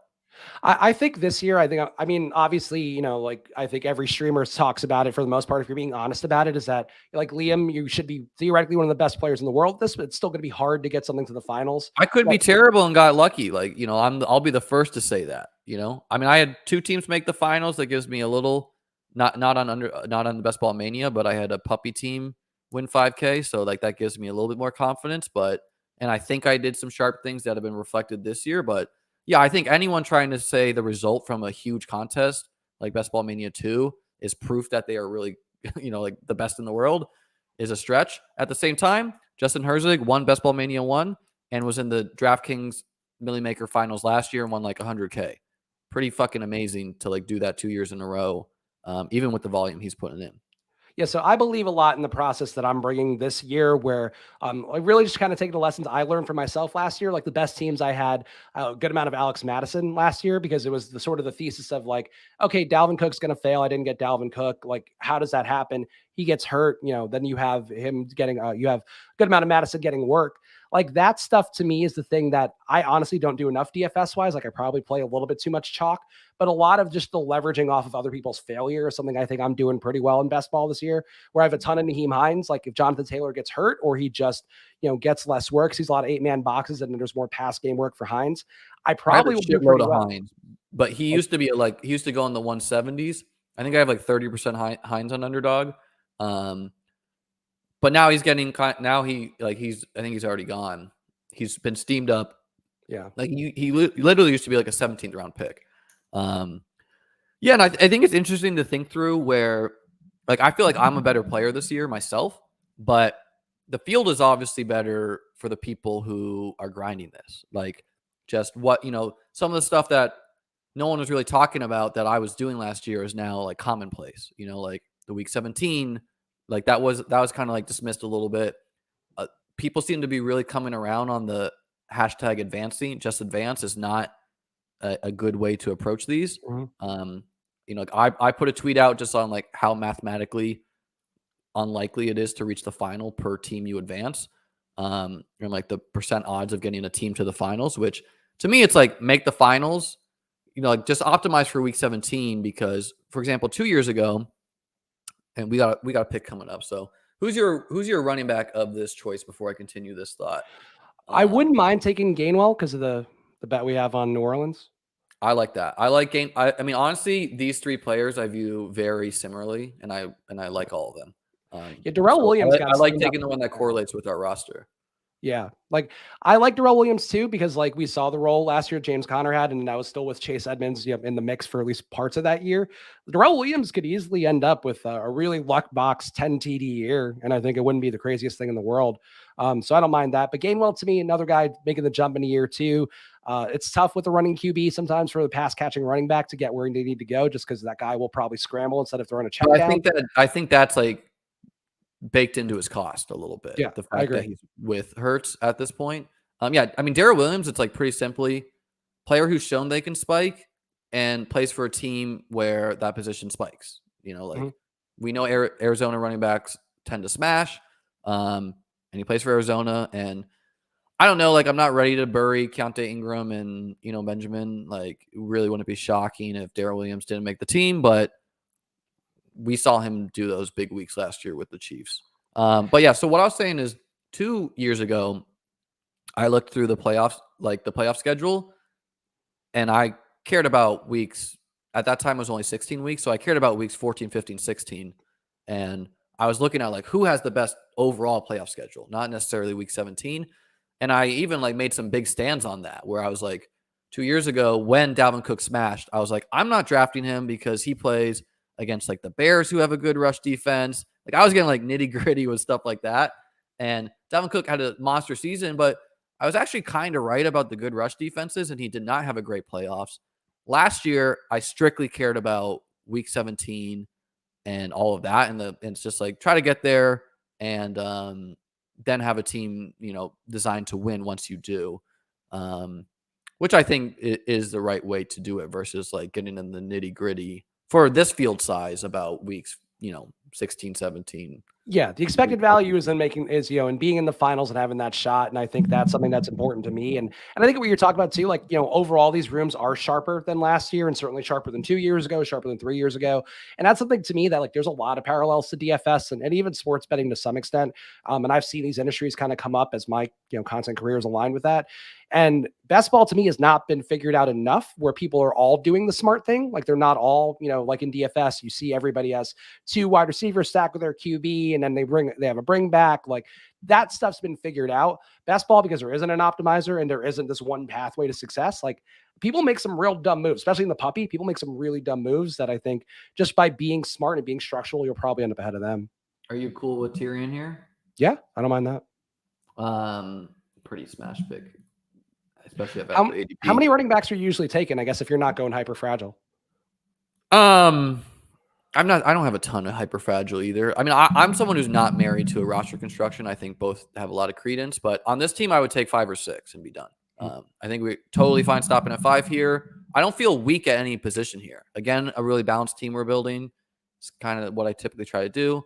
I really like Lamar. Obviously, he's a smash, and then Jameis gives us the occasional 30-point spike weeks. We have, a deep and good wide receiver room. What players should be giving us some usable weeks. We have Mark Andrews. We're making a bet he's a top 3 tight end. Eckler and ETN are our anchors, and then some high upside swings. So I would take 6 on this team running backs, or it really depends like what drops to me. So like, is it out of the realm? I would take 7 running backs on this team if I was getting some crazy value. No. It really depends, and maybe I'll even go 3 tight ends with Mark Andrews. I'm not always stopping at 2 there. Just because like there's plenty of scenarios where whatever you sneak in a low owned Mark Andrews into the week 17 with the help of 2 other guys. Yeah, I like letting the capital inform, like because we did take Eckler early and then we took Andrews early. Like I'm probably not loading up too heavy at tight end or running back, but the 6 running backs to me feels good in almost any build, and then 2 tight ends feels good to me in most builds as well. But yeah, I think it's smart the way you approach things. Like I think people honestly watching the stream, like I'll give you the plug to really earn the $12.50 that Liam is giving me for doing this hour show. But no, like I think honestly, just watching all these shows and just hearing people talk about things and their different processes, like people will be smarter for listening to you and then listening to Spike Week and listening to us at Splash Play, or maybe less so that one. But in general, like that's sort of the point. Well, like I've seen those streams. You guys are doing a great job over there. Thank you. And I try to, like, I think it's hard to do the entertainment and informative part, but like ultimately, like if you care about best ball, main job is entertainment. Main job is entertainment, and then like what you can inform after that is, but guys, this is a grind. It's a long summer, so being fun is what we care about. Yes. Yeah. You can't be that dry at this point of the year. In June, you cannot be that dry. In August, you could be more dry. No. Okay. I'm a Will Fuller stan till I'm dead. How do you feel about it? I would honestly go Mechie over him personally, but I get people like Fuller and like. So Mechie correlates with our team with having ETN, so I got no problems there. Are you confident Mechie is a better player than Nico Collins? Pretty confident. I don't think Nico Collins is good at all last year, and I don't know that there are any reasons to think he would be good. I think Brevin Jordan, you can make a case of being the Houston guy to want to target more just because he goes in the 18th round. And he actually was a pretty good big body tight end last year who was on a per route basis, like actually pretty effective. But I think Mechie to me, like, coming from Bama, like coming from a high pedigree school, like to me, that's stuff that I do think has some merits. I mean, talking about Mechie and Nico, like, I mean, the upside for Nico is 2nd-year wide receiver. You're getting arguably a guy who has a shot at be the number 2 in the offense really late, with a quarterback we think showed a little bit and could make the next step. He's not coming off an injury, and his RAS profile is like pretty strong. The other thing I wanted to say is, while sure the Underdog lobbies may be sharper than other sites, that's actually a good thing for a couple reasons. One is you don't want to be drafting on a site necessarily where you need to draft with people who are like taking Brian Hoyer 101, because then it's just who gets in the drafts with these people, either A, colluding, or B, just are terrible. Like, you can't plan around a strategy of let me draft with the worst players. Like, you don't know who's going to be in your lobbies for DraftKings. So like, yeah, everyone loves their teams on DraftKings, but you need to literally have like the amount of a super team you need on DraftKings is crazy. The other thing that kind of happens on Underdog is there's a little bit more groupthink sometimes with the amount of people that are plugged into the space. So you can kind of like take some stands and be different than the field. It's like a classic Sun Tzu Art of War stuff. It's knowing thy enemy. And if you are playing on different sites, like I think trying to adjust to what the approach is, like, if you're playing on FFPC, people are going to take those tight ends early. So maybe that gives you some ways to build differently from that. But I think that's Do you want to take Odell for like a late guy? Do you want to take Kendrick Bourne? Tight ends looking like Brevin Jordan or Brayton? I don't mind taking Brevin Jordan here just to do it. Just to get one more tight end there, different buy, right? I like it. We're getting a weird stack of the Jacksonville-Houston game, and he showed a little bit last year. I have a lot more of him on 20-round draft sites, and I like Logan Thomas. I've been drafting a lot, but we don't even know if he's going to play. And the guy who won the DK contest last year. I know he did some sharp things listening to his interview on Spike Week, and I know this year he has like a ton of Nico Collins, so he's going to be coming on for our last guest actually. So I don't know, like there's always this like thought like, yes, do your own research, but I also believe a little bit in if you have identified someone who is sharp, just tailing what they're doing can only be so bad if they've done the research for you. Yeah, I would like to have a reason to buy in. Like, I think they have to give me some sort of argument besides just like, oh, this guy thinks he's good. Because I'm going to ask him. I'm curious what his take is on that. And it could be just like he's taking a stand on a coin flip between Mechie and Nico. And Brandon Cooks, certainly not the healthiest guy in the world, and a million concussions, can easily go out at any time. So yeah, I think the injury concerns is a little overblown, but any wide receiver who wins with speed and is getting up there in age is always a risk to fall off a little bit. Plus, like, Houston should be incentivized a little bit to showcase the younger players on the roster in a season they're not going to make the playoffs. It seemed like Cooks wasn't going to be back for the early part of the offseason, and then they're like, he got a big contract too, right? Yeah. Well, they paid him more, I think. Like, they extended him and paid him a little bit extra because they just were trying to get rid of him and couldn't. And at that point, you got to buy your guy back if you do that. But yeah, I could see all the merits for that. Who do you want to add to this team? Do you want to? We have a 2-5-8-2. Do you want to go wide receiver again, or? I would take one high upside rookie. So, like, to me, Hassan Haskins is one of the guys I have a lot of. I think he's interesting. Zamir White, there's a pathway there. Yeah, Haskins is gone. So you want a high upside running back? You're saying? Yeah, like a guy who could theoretically supplant an Eckler or ATN come week 17, especially Eckler. Like, if Eckler got hurt, like, who could make up that score? Yeah, I like taking a high upsides. There's a couple wide receivers I like. There's about 4 or 5 wide receivers I would take left. And I'm just gonna throw them all in the queue here and let you pick players I like. So I like Nico, correlates with our team. I like Zay Jones, that correlates with our team. I like Paris Campbell, correlates with our team. And all these players are talented. And I like Quez Watkins, who correlates with our game stack. See, I'm not in on Quez because they did sign Zach Pascal, and I feel like that's enough to make Watkins a little bit too thin. I would go Zay Jones out of the guys that you have here personally. Oh, and I wanted to throw in some running backs too. I'm fine with all of these guys. I mean, if Jared McKinnon makes it to us, he's going around where Darrell Williams is on the other websites. It's been slow to adjust on Underdog, so I don't know And I have no problem doing Jones and CEH on this team. I would go Zay over McKinnon. McKinnon. I just like, I do believe in trying to draft, like, you're right. And I do think if we took Ronald Jones, like, theoretically that should cut into McKinnon. And I like Zay Jones enough. Like, he had big plays last year. He just kind of needs somebody who's going to feed him. You like him more than Nico? Yeah, especially because we don't have Davis Mills at QB, and we already have 2 Houston pass catchers. Love it. Again, we are beating down the Jacksonville Houston stacks on this stream. Has that been a common theme so far in the 4 hours? Yeah, we have a lot of late Houston Jacksonville stacks, which I think is sharp. That game, Detroit, Chicago, 2 defenses that shouldn't be lights out, and it's easier to play offense in the NFL. I like Zay Jones plenty. He's drawing live to be the pass catcher 2 in Jacksonville, and correlates with not only a Week 17 but also with ETN in the season-long perspective. So, got a really strong team here. Spags, where can people find you? What do you want to tell the people? I'm sure everyone knows you, but plug Yeah, no, I mean, the Splash Play shows I do with Pete are going to be the best bang for your buck. Mondays and Thursdays, 2:30 Eastern. But then Fridays now I'm doing a solo stream of my own on the Splash Play channel. So make sure you're subscribed there, because I like you, Liam. I like to play with the studio space, like to go long, like to have some drinks and have some fun doing that. So yeah, tomorrow, 2:30 on the Splash Play channel, I'll be going live no matter how my voice sounds. I don't miss a show, Liam. That's the other thing you got to know about content. Don't miss a show so people know you're reliable. You are amazing. Thank you so much for coming on. I'm going to rename this draft your name, so I know. I'm so stoked. It's this free 1250, Liam. You got me feeling positive vibes now that I don't have to pay. Well, the only question is, like, legality wise is the other reason I wanted it, because God forbid we do ship it.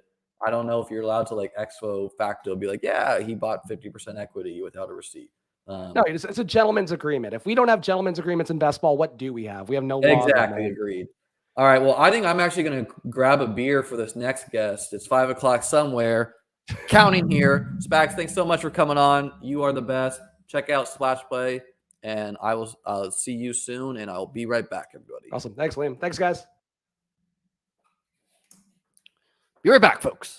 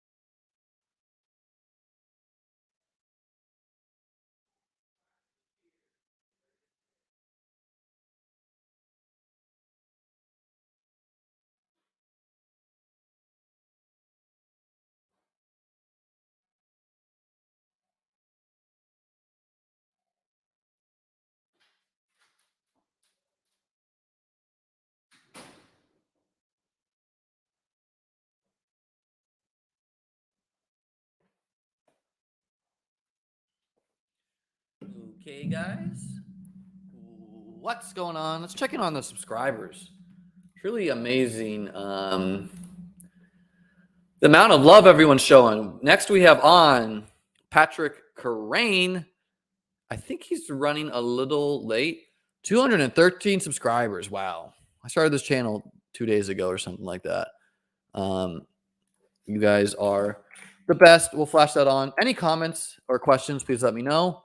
Let me see if I can get a message from Pat. Okay, I'm going to start this draft without Pat. He's going to run like 10 minutes late because he is just finishing his stream.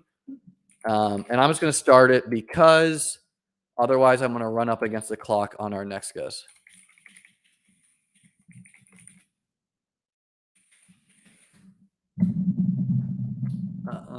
Okay, so let me get this bad boy started. Good question. Am I going to have the producer cut this up so I can have 10 different vids? That's the plan. Yeah, I think I'm going to maybe I'll upload the full thing, but I think I'm going to have them upload each guest individually. So if anyone wants to watch a specific guest, they can do so. If anyone's curious, I am at 82 Bestball Mania 3 drafts. Can we book an average fantasy points per game? I get Justin Fields. You get Mariota plus Ritter as long as they start 10 games. Ricky, slide in the DMs. I'm interested. I didn't get a lot of traction on that tweet. Rookies and sophomores too. Let's just look at this before we launch here. And we're grabbing a beer, guys. It's 5 o'clock somewhere. Garso, Sonoberon, sponsor of the stream. Just kidding. No, it's not. Don't sue me.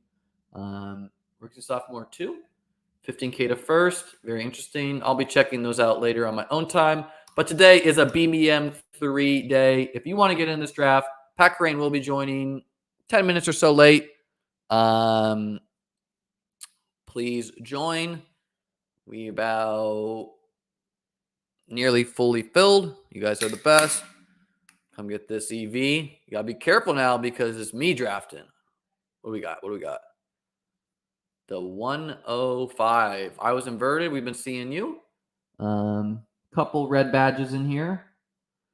I forget the number, but I believe the black badge, which I have, is like 500 plus drafts on the platform. And I think the red badges are 1,000. Highly experienced. I'm just experienced. I'm not highly experienced. You know, I was told by Underdog that they might be able to get me a crown for my avatar. Bully, that's funny. So if we can toggle on and off the crown, that would be awesome. We're going on 5 hours for this stream, guys. I didn't get a ton of sleep last night. I would say maybe ripping some beers and shots late last night before this was suboptimal, but that's how we do things, guys. Red is 1,000. Thank you, Paul, for the answer there. 105. Again, I love the top 5 picks, and we're going to go Jefferson or Chase here, assuredly, unless for some reason they don't make it to us. And get some little difference on our picks. We have no repeat picks so far. We've had the 12, the 11, the 3, the 6, and the 5. Any questions? Any comment? Wow, Cooper Kupp following to us. Okay, so Jefferson or Chase, we are not going. We got Kupp at the 105. And, oh, God. Jesus. Spags sabotaging the competing stream by telling me to do. No, I'm kidding. Really, really awesome by all these guests to come on here. 9-hole gang. Den is in the chat, I think. Yeah, black is 500 or 5 contests won with $2,500 value. Eric, I don't think the value is correct because after I won $1 million, I was not a black badge until I hit the volume of drafts. So I don't think that I know that's the way on some sites, like it is, but I think it's just pure volume on this. Okay, so I'll try to auto down these picks.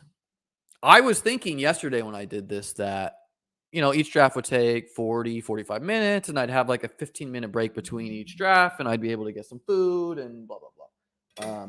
Not turned out that way at all. It's turned out like I get like 5-minute breaks or so. Okay, Eric says that's what it says in the rules. Could be a rule update, or I could just be wrong. No shock from either. No, these are terrible.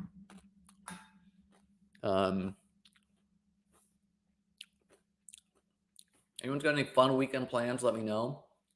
Any questions about the chess world, about the bestball world? Any questions about the poker world? Let me know. Going to be playing the World Series of Poker main event. I think I'm going to play the last day. I've been advised that's the softest day, but it can be a grind. Like if you make it on the World Series of Poker main event, if you continue to make it, it is like 11 days or something of playing poker 12 hours a day. Matt throwing me a softball. Thank you. I appreciate it. What kind of mic is that? It's a Blue Yeti. I got it because I used to make chess content for this website called chesskids.com, which is a part of chess.com. If you like chess, check it out. If you have children, highly recommend you get them playing chess. Chesskids.com will teach them that. They're not paying me to say that. I'm just a fan of the site. But yeah, so I used to coach kids in New York City. I was a chess teacher. And, I coached a highly competitive team where my kids would go to, wow, we got some fallers in this draft. I built this team up to go from, we would go to nationals, we would go to girls nationals, we would go to all the big chess tournaments, and it was a lot of fun. Okay, some questions here. Interesting cue for you. I have almost 30% Sutton in BBM. All teams were drafted in the first. Oh, let's get back to that.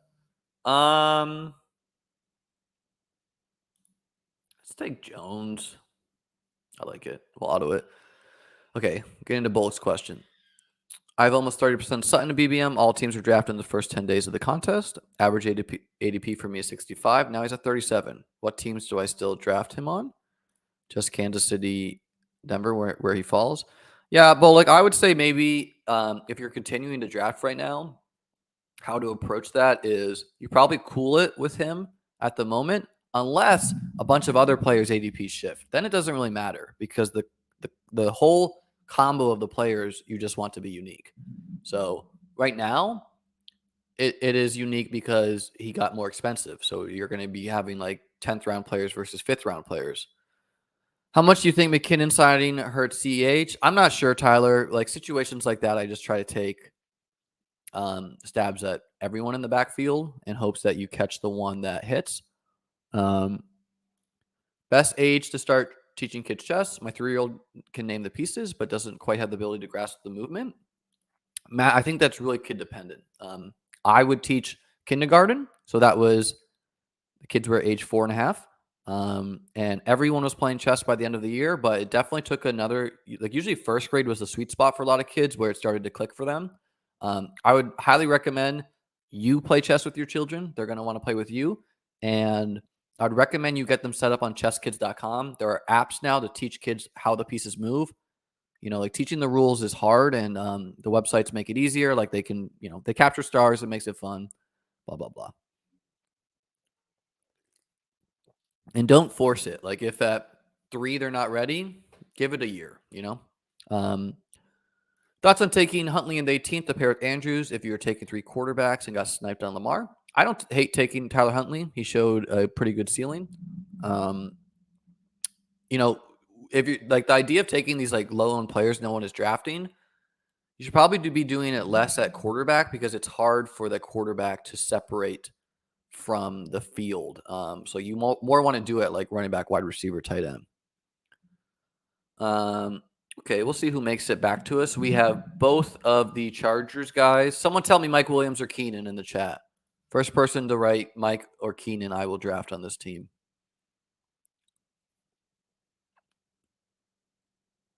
How we're sweating this might be some latency. And if not, we're just doing Mike.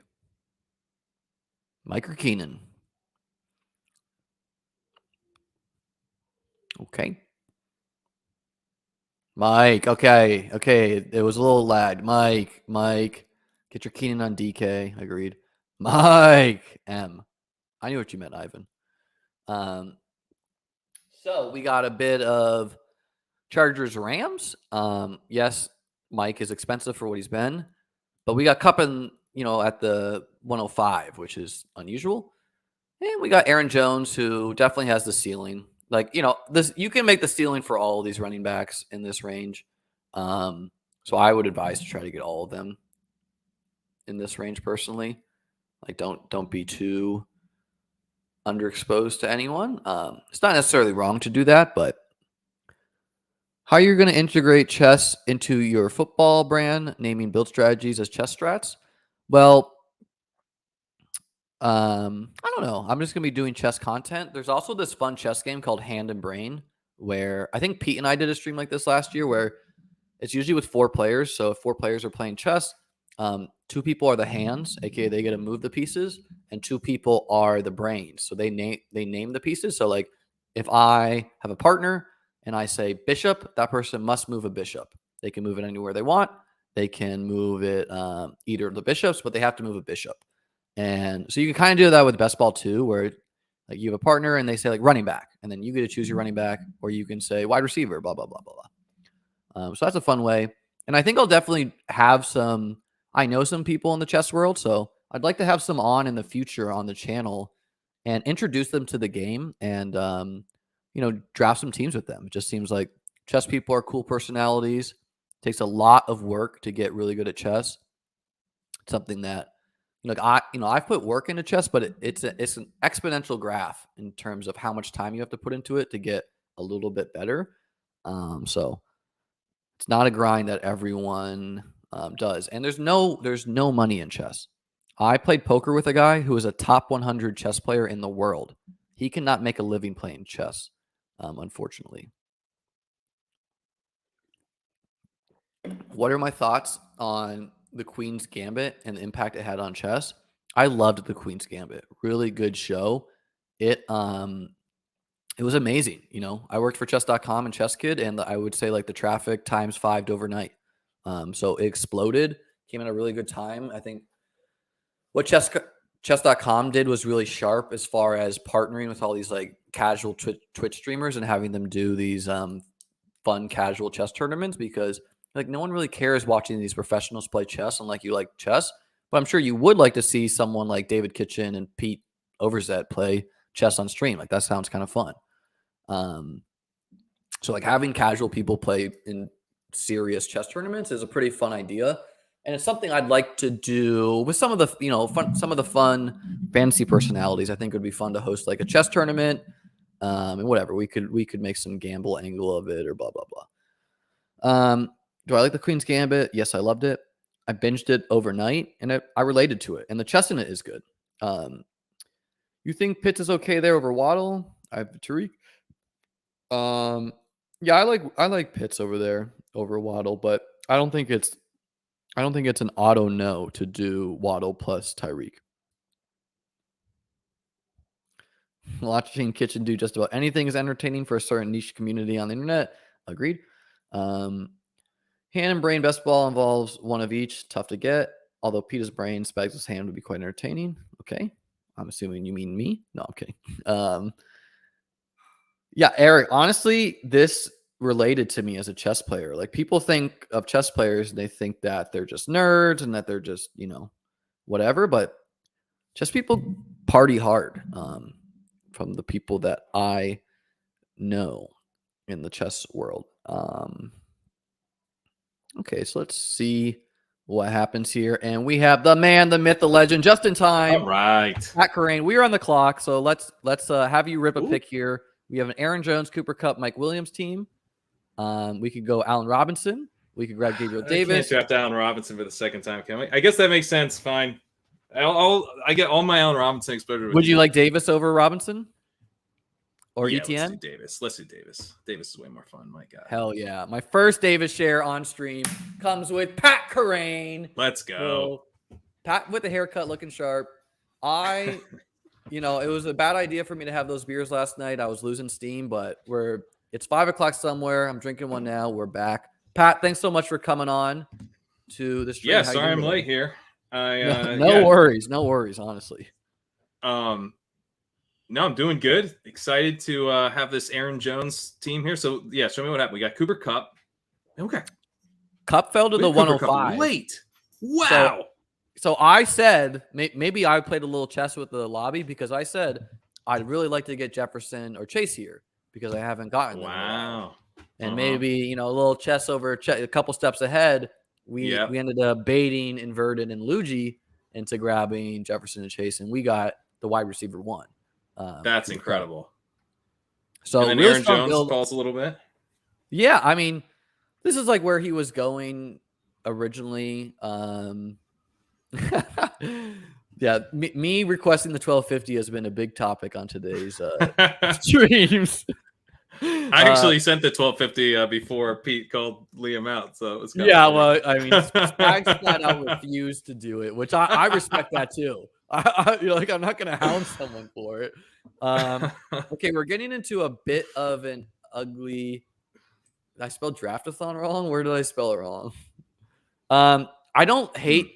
I think Cooper could drop in price, but I think we have the strength to carry him to the playoffs. I like a Lamar one-off.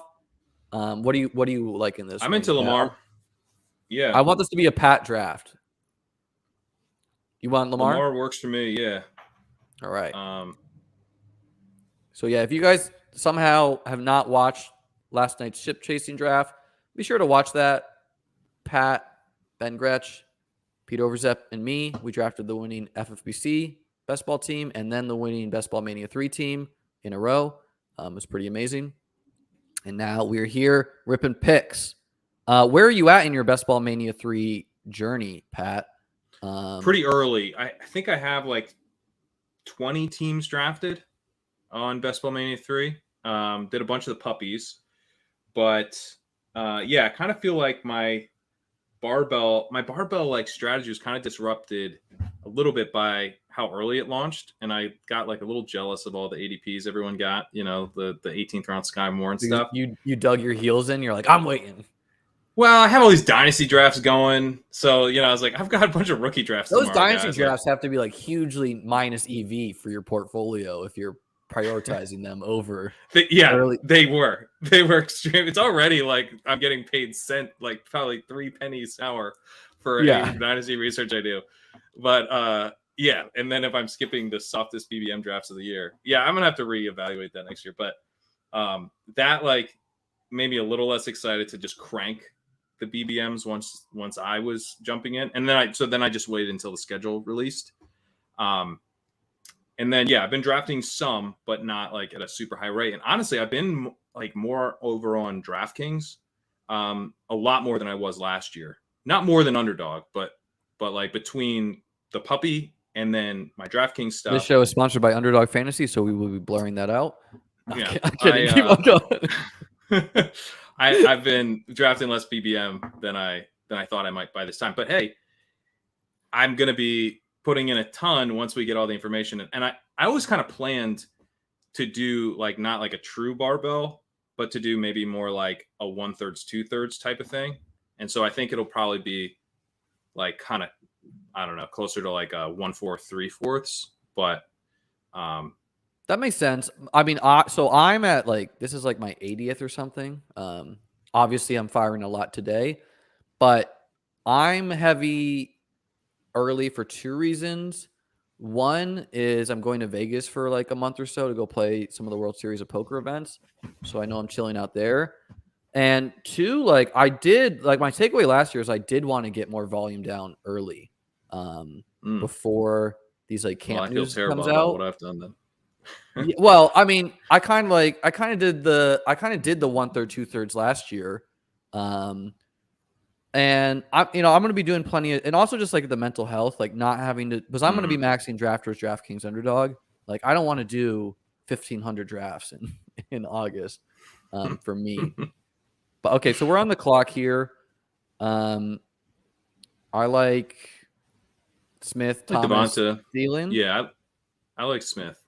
You want to go Smith? All right, yeah, I like him. The youngest of the group. Thielen does correlate with Jones, but maybe we get him on the wraparound. I like just siding with youth there, and there's some sharp people on them. Pat is one of the guys where I trust his rookie rankings pretty strongly because I'm not a college grinder. So I appreciate the research Pat does. What are some of the lessons you have from last year going into this year? Like, where do you think any mistakes you did last year, any takeaways for this year, any things you want to do differently? What do you have to say about that? I was probably like, Amon-Ra being the guy. I remember last year kind of looking at it and being like, Amon-Ra could be the guy that hurts you because his draft capital really had me nervous. And he was immediately, I think, overpriced in Dynasty. He was going as like, he got that like opportunity bump in rookie drafts. And I hate that for guys who don't have the draft capital.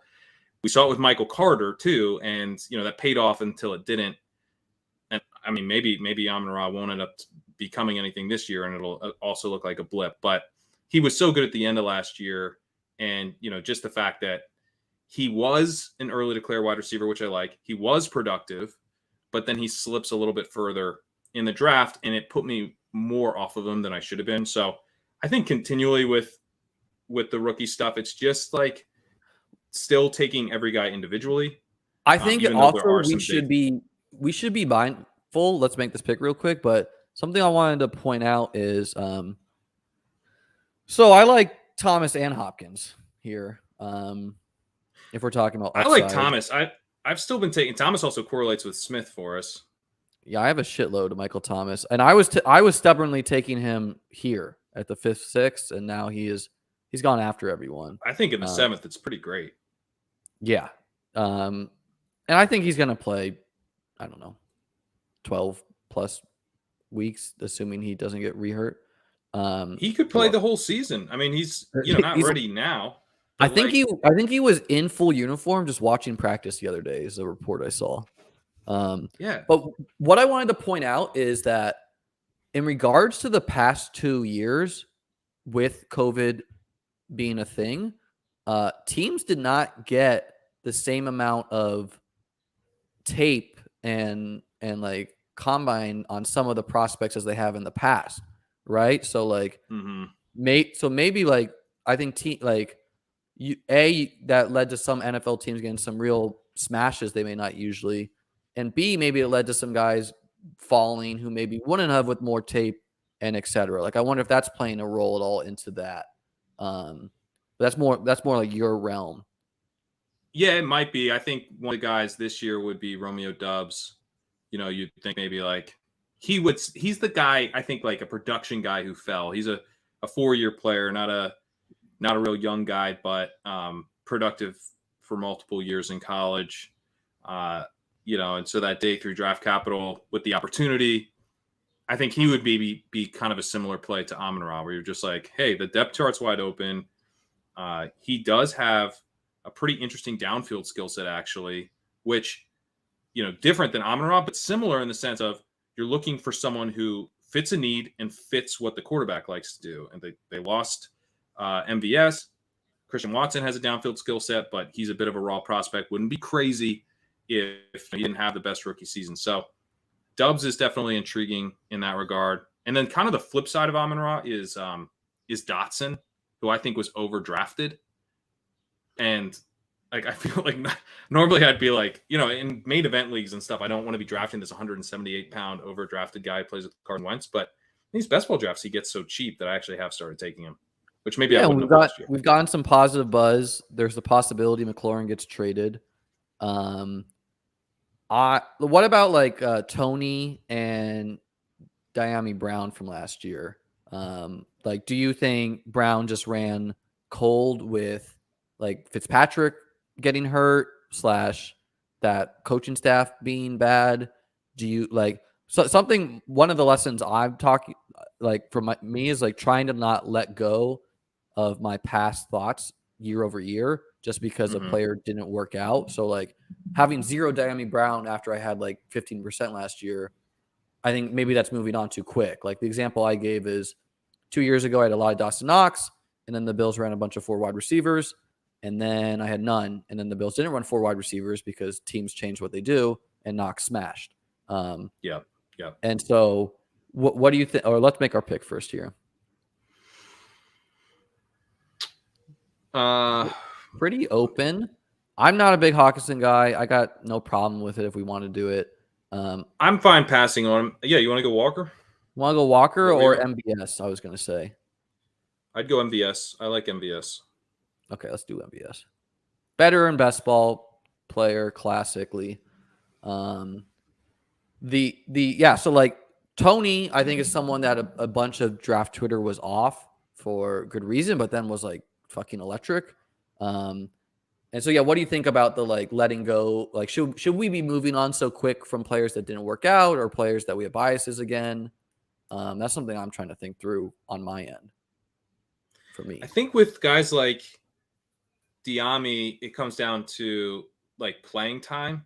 Like if he was still locked in for similar playing time, then I'd feel better about going back to the well. But I am not very bullish on Diami now, and I really liked him last year. I thought he'd be great with Fitzpatrick, his downfield skill set, day 2 draft capital. There were some things to like about him, but rough rookie year. Yards per out run, terrible. And now they draft Dotson. McLaurin's still there. I don't like Wentz. I don't think Curtis Samuel's still there. Curtis Samuel's still there. So like I got to worry about him getting on the field. That seems bad. Yeah. Like that's where it gets tough for me. If it's like if I'm betting on a guy and I'm not even sure he's going to be on the field, then I guess I'm more saying is like I would guess his like total draft profile right now on Underdog is like 0.1%. And so should we have 4 or 5 teams of people like that where we liked this guy last year, you know? Yeah. And yeah, like we can't see the path right now, but it's the NFL. Like all this chaos is going to happen. So I mean, we have a ton of week 7 guys, but we could stop at 6 wide receivers here conceivably. And we have our pick of our choice at running back. I also, I'm a big Knox guy. It drops off after him unless Gronk is going to fall to us. Are you feeling tight end here? Are you feeling running back? Knox just went. Oh, Knox goes. I was going to let you have Knox since we got Gabe. I also like Robert Woods. It's kind of a teardrop after him. I don't love any of these running backs. Should we just take Damian or Hunt and just say let's take Hunt. Okay. I've been taking like Cordero goes. Or I'd take CPAT. I would take CPAT. All right, let's take CPAT. He's just so exciting. Also, on some other PPR sites, he goes like right here in like the 6-7. So, I don't think he's we're assuming he's going to slow down as the season goes. But if he's used as the wide receiver, maybe he won't. And like Mariota should be able to target accurately short to CPAT. Yeah, I was late because I was doing a good football show, and Kyle Dvorchak mentioned on that episode, we really could probably take Patterson and Algier in the same draft because the hope is actually that Algier takes on like a 70% snap share and is actually like a lead back because then Patterson's their slot receiver. Like you actually want Algier to push Patterson out of the backfield because he won't be pushing him off the field. Their depth chart is atrocious at wide receiver. There's really no reason not to have Patterson out there for as many snaps as he can handle. The less of those snaps actually playing running back, the better. And he's probably one of the better players you can just give a dump off to, which we love for fantasy. Yes, he's old, but I don't know I don't think he's arbitrage Mike Davis. They re-signed him I don't think this is like Mike Davis repeated where Mike Davis had that huge year and then we projected the volume and then he busted because of CPAT. I think CPAT's unique. He's arbitrage. He's old Aaron Jones, right? I mean, that's you're going for that play. Like he's going to get used a ton as a receiver. It's like a similar hope, like a bigger Percy Harvin type thing. Yeah. Is he Atlanta's Deebo Samuel in your thread? Yes. There you go. I mean, of course he is, right? Like, who else is it going to be? I mean, you got Kyle Pitts and Drake London on the outside, and then just CPAT right there playing against linebackers. Sign me up, baby.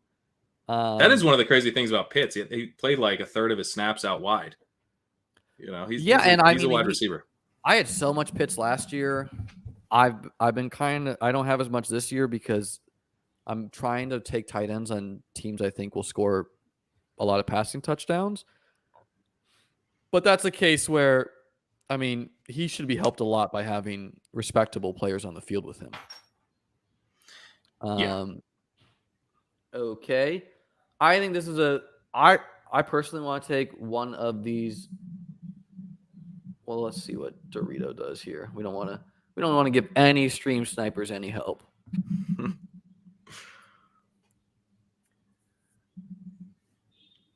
Okay, I was gonna say Penny or Edmonds. Yeah, I'm good with Penny. I like Penny and Ramondre, but I take a lot of Penny. I'm good with that. Yeah, I like Penny. I mean, like, it's just a bet against Ken Walker, and or bet that Pete Carroll is gonna not play the rookie, and or bet that Penny is good. Like, and or bet that they get Garoppolo or Baker Mayfield. Yes, right. Competence. How do you feel about a lot of these like unsigned guys? These like Will Fullers, Julio Jones, Odell, the Carolina and the Seahawks quarterback situation. What's your lean on some of those?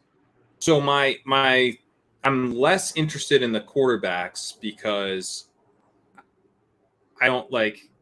First of all, I mean, I can take a quarterback who I know is going to start for a team. Why would I take a quarterback who might not start for a team and doesn't have like a ton? It's not like Baker Mayfield has this crazy rushing upside profile or something. So the quarterbacks interest me a lot less than the. No, we're not taking any of those guys. It's more about like how to approach those teams.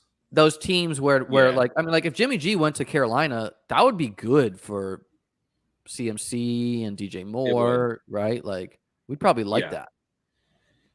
Yeah, I'm like DJ Moore, which upsets me, and probably I'll really be kicking myself if that happens. So. Not that I usually need excuses to draft DJ Moore, but you just gave me one. I think for Seattle, like Lockett does feel so cheap that I'm trying to mix him in just so like, he just shouldn't be so cheap. And then I have taken Walker. It's just such a tough sell to me. Lockett. Yeah, it's a tough sell with like, no, I don't want to have zero of him, but like the connection he had with Wilson and the possibility his core. Okay, so we're getting a decent value here on Ertz, who also correlates with CPAT. We were at pick. I'm not taking a lot of Ertz, but I kind of like this. This price is pretty good. Yeah, I mean, I like you were the Ertz guy last year, and I stubbornly was like, no, he's old. And then he was great with Arizona. And we should be expecting him to smash without Hopkins. And then, like, I don't know, like Kyler targets the tight ends quite a bit. So that, and I take Ertz, I take him more on PPR, but when you're going to get this value, 125 versus a 110 ADP, like I like that, especially for one of the onesie positions where, we could probably do 3 tight ends and feel real good that Ertz is one of our 3. Yeah, I have a little bit of a different philosophy with the tight end position than you, I think, where like I get where you're coming from on just draft the guys on good offenses. I tend to think that there's like around 5 guys in the league at any given point who are kind of playing a different position than the rest of the guys. And if like if like a tight end looks like one of those guys to me, I'm way more interested in them. And I'm kind of like willing to set aside the offense and frankly, like additional red flags. Like if I think you're basically a super talented receiver who has tight end eligibility, I'm in. I think Pitts, that's why I like him so much this year. Goddard, I think, is that mold. I mean, Goddard was so efficient last year, basically the number 1 wide receiver on that team. Obviously, I think AJ Pitts Brown would makes be in a that tough, different like realm. Goddard I like, but Goddard doesn't play for a bad offense. Like we like that offense, I think. Yep. That's one of the reasons that I'm not quite as high on Hawkinson, because like to my mind, he hasn't really shown that yet. He's shown an ability to draw targets when he's like the only guy, but then when the defense shut that down, which was a little unusual, he had so much defensive attention, but to me, he hasn't It really feels shown like to he's be going to the have type so many receiver. like 6-target, 50-yard Yeah. games, which is not moving the needle. Yeah. But that's why I was high on Zach Ertz last year. Is like he's still one of those guys, even if he's an old version of it. Now his price reflects that, but when he was free, that's why I was still so in on him. I mean, I think he hit the nut landing spot, and like Max Williams was good with Arizona before he went down. So that's kind of like it's a little concerning that they have other guys on the roster with Ertz being old, but they also they gave him a contract, they re-signed for him. He's probably just going to be like fine at tight end, and tight end on Underdog, you really can wait at tight end because like some guy like Noah Fant goes in like the 120s on like FBC. Like, he goes around Tanyan, Irv Smith, Cole Kmet. Like Underdog has just chosen to hate like Noah Fant and some of the other tight ends. Yeah, I mean Evan Ingram goes late. Yes, okay, I spelled Draftathon wrong. I guess maybe I'll edit that. Maybe I won't. See, it seems on brand with how much of a shit show getting this thing launched has been. What are you feeling here? We got. Well, let's see what Burrito does. I know who I would like for this team. Okay, so Irv Smith correlates with our team with Jones. What about Darrell Henderson, who also correlates with our team? I like Henderson too. So let's look at the. Like, would you like these types of running backs plus these types of tight ends? I think the tight end is deeper, and we have Ertz, so I don't feel like we can get locked out. Like if we end up with like, let's take Henderson. Yeah, but I don't really view Irv Smith as like a class above any of these guys. Me neither. Not that really matters exactly. Like taking your tight end in the 12th versus like the 15th, you're not getting this like amazing value, but I do think running back gets kind of ugly pretty soon. We have 2 week 14 bye guys. And who knows with Penny? Like he could smash, he could slow down the season. Bullock said he got Noah Fant at 215 in a BBM this morning. Wow. That's awesome. Which I mean, he is like a bad offense guy, but it's like, okay, like that, like Noah Fant's been the pass catcher I've been taking on the Seahawks the most. And I don't think Baker Mayfield signing in Seattle makes me that excited about, Metcalf and Lockett compared to. You almost need it for Metcalf where he's going. Metcalf, yes. Okay, I like taking an upside swing at tight end. Tanyan correlates. We love Akui Boom's talent. There's been a bit of FUD. We could do the Dvorak and take Algier and get the Atlanta backfield.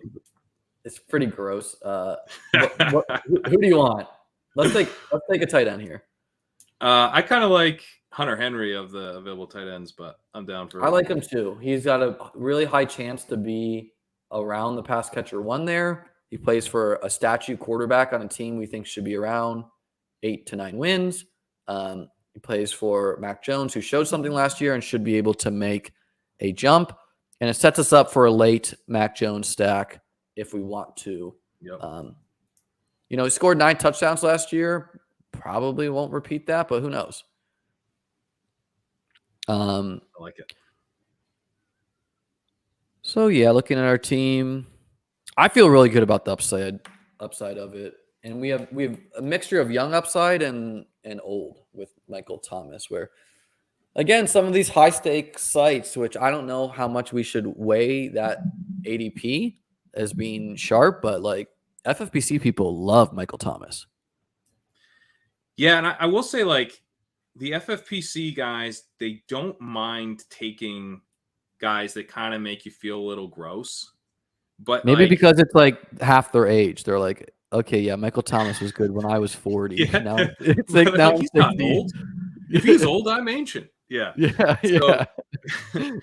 So like they take, Antonio Brown, but there's been some major hits from the guys where I'm like, oh man, like, Antonio Brown's going to go ahead of where I'm comfortable taking him. And it's like, well, Antonio Brown was actually, I knew it was really smart for me to send that bag of spice to Antonio Brown's room before that game because I could not afford him playing in that Week 17 finals. No, totally joking.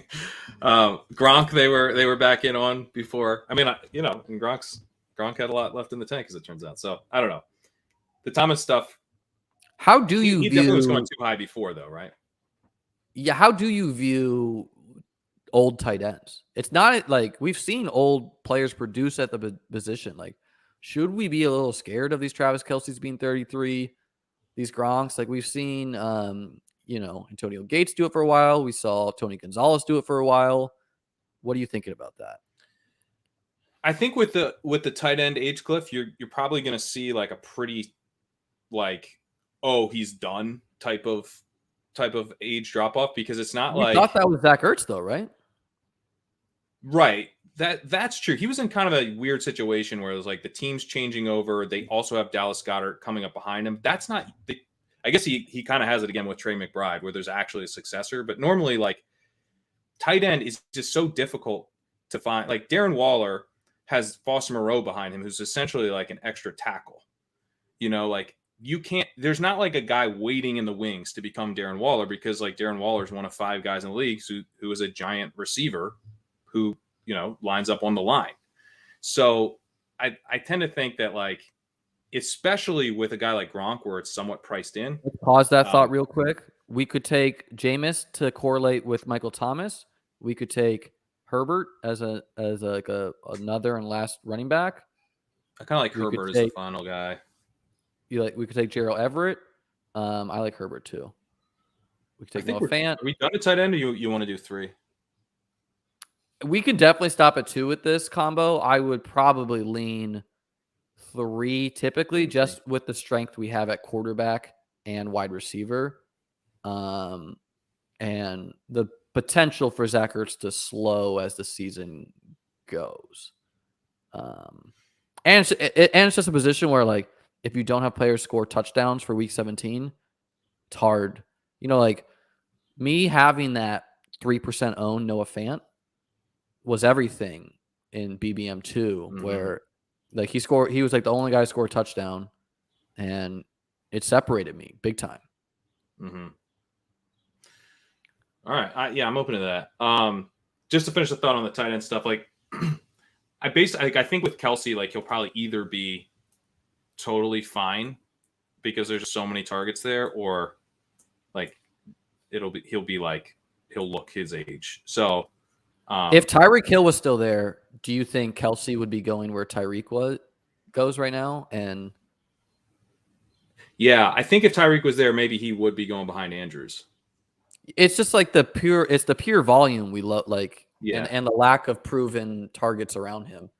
I don't want to be out on Kelce. I don't think I have enough personally, just with like, I mean, the other thing about, like, how good do you need to be to just run up the field, turn around, and box a linebacker out who's half your size, Like, plus it's not like the Chiefs are the Bears in terms of the wide receiver core. Like, everyone can do stuff. Like, Juju can do Juju things. MVS does MVS things. Like, they're all professional wide receivers, and we don't know about Sky Moore yet, but I think he'll be solid. Like, I think he could be a role player. I don't think he's going to be a bum. So it's not like defenses are just going to be completely focused on Kelce. That he'll punish them for that.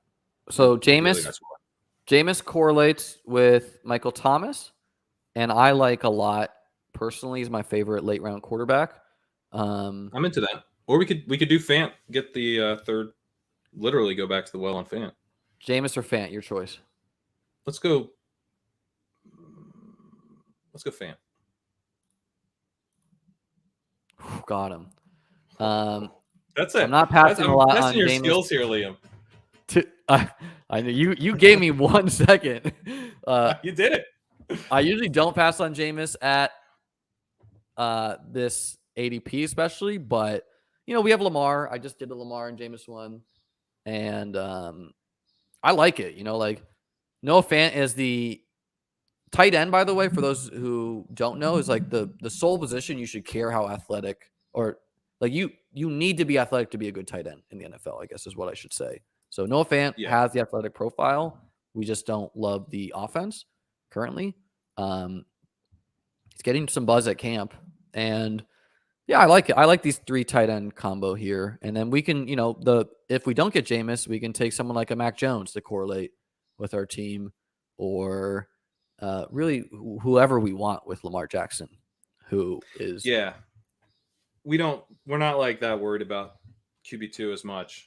I like pushing the QB2 as well. And to your point on how instrumental Fant was, it does feel like tight end drops off a cliff after the literal three that just went: Fant, Everett, Ingram. Logan Thomas is a guy I want to like. December ACL tear is a little tough. That's what I was gonna say. Is like, do we think he's gonna even? Is he even gonna play? I don't know. I've still been taking him. He's really old too. He's like 31 or something, which I found surprising. Yeah, because he was a converted quarterback. Took him a while. And Wentz kind of has that like narrative that he likes to target tight ends a little bit, like Kirk Cousins used to. I don't know how accurate it is. I think that's accurate. Yeah, I think that's somewhat accurate. Like the Colts just had no one to target, and that's why I personally have not been like, I don't think Carson Wentz is a good real life quarterback, but compared to the pass catchers the Colts had with him last year, I think he's a much better player. And I think that the only question is like O-line. Like maybe Carson Wentz probably does need a really good O-line like the Colts have. It's a downgrade. Yeah, but is it a huge downgrade or is it a It's not. I think it's he's going from good to average. Okay, that makes sense. I think he's going from probably like 10th to 17th or something. Maybe like that. Davis told me that like they have a really bad O-line, but I'm not sure. I'm not sure how plugged in really anyone bad. is in O-line. I think it's mediocre. Okay, that's good. But they got rid of some old guys, right? Like whoever their guard was forever. They cut a dude, and then the Jets signed him preseason, and they played a rookie at guard instead. I think it's not like the Dolphins, Falcons level bad at pass blocking. Are you plugged into O-line rankings? Who are your bottom 5 O-lines? So are we taking Jameis now? Yeah, take him now. What a smash! Wow. Kerrane, wheeling and dealing. He knew the room. He knew the room. Amazing. That's amazing. 188. I mean, and I think it's just such an ideal pairing where Jameis, if he plays the whole season, he's probably got at least 4 30-point games in him, which is really not bad. That's like, that's like a third of the season. And like everything the Saints have done tells us they think they're going to be good. Like they didn't blow it up. They're bringing back the band. They signed Jarvis Landry. They're investing on players. And we got the full stack of Eagles Saints and probably one of the best values on Jameis. Yeah, I think their defense is going to be really good. So, they're probably going to be a little bit frustrating. And guys going against the Saints isn't going to be super fun, which isn't great for us since we have Devonta Smith. But yeah, I agree with you that they're playing to win. Like this and the NFC is easier to make the playoffs than the AFC. Yep. So like they actually have a decent chance to make the playoffs. I agree. And I think they can make the playoffs as kind of a defense first type of team. It's probably something we might have a blind spot a little bit for, right? Because defense is hard to predict. And we just don't spend even a 10th of the time on defense that we do on offense. I also don't think the training wheel offense that they were running with him to begin the season is I don't think that's the plan. Just let Jameis rip some balls, even dump offs to Kamara. Kamara is fine, and Chris Olave running some deep shit. So it's kind of hard to know where we should I think adding a wide receiver and a running back is fine. It's obviously fine to stop at 5 with this bunch, but the wide receivers we're looking at pretty barren. The running backs. Can I say the wide receivers real quick? The wide receivers, yeah. There's really not much here. I mean, Donovan Peoples-Jones is all right. I like Brian Robinson. Yeah, I'm good with that. There's been some buzz that they might do that 1-2 punch, and someone's got to run the ball in Washington. And we got a rookie, Every rookie is like an unopened pack of cards. Everyone loves that game. You gotta love it. And with this, I would say we are going to add in a late wide receiver. And, I don't hate taking Marcus Callaway, who I'm not ready to bury. And I don't hate taking Deontay Harty, who.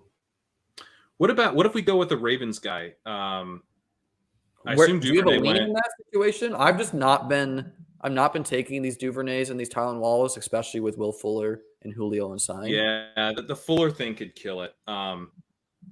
I have been taking Duvernay some because he, I think, goes to the slot if they sign Julio, where Tylan Wallace is probably dead if they sign Julio.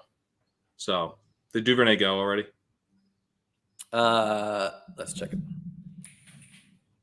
Yeah. Yes. He's gone. I mean, I'll just throw in wide receivers I think are going to see the field. And I'll let you pick who you want.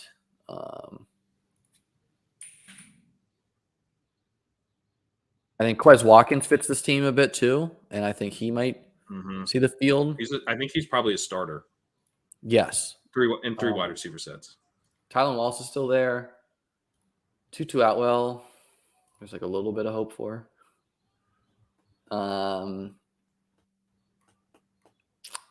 Any of these guys doing it for you? I think Quez and Taekwon are the most intriguing. Deep threats, can do it in one play type of dudes.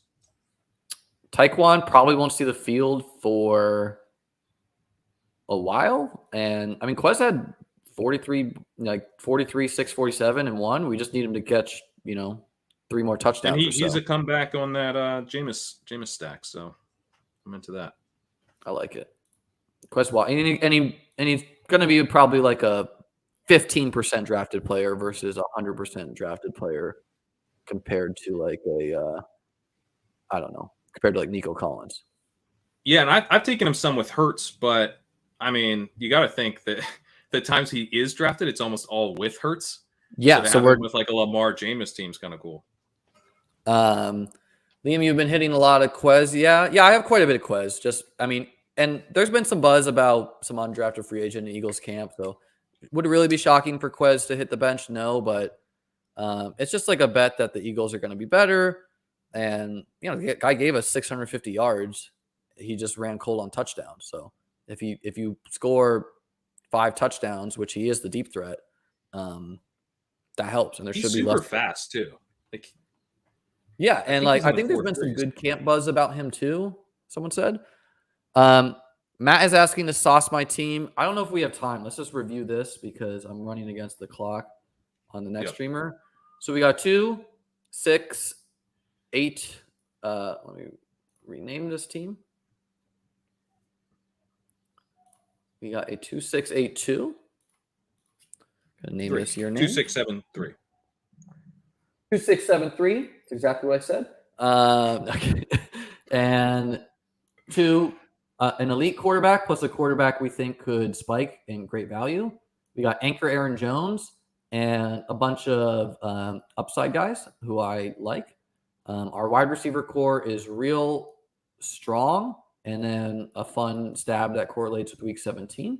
And then volume at tight end with 3 guys who should be pretty good. I like this team. It's, again, the balanced approach with late tight end. We scoop some good value. How you feeling about it? I like it. I mean, to get Cup at 5, I'm bummed I missed that. That's exciting. I'm still excited. I knew who you would want though. I drafted. I thought about who does Pat want here. It was a fun team to come back to for sure. And then to get the Jameis, we got like both guys we wanted at the same pick there in Fenton Jameis.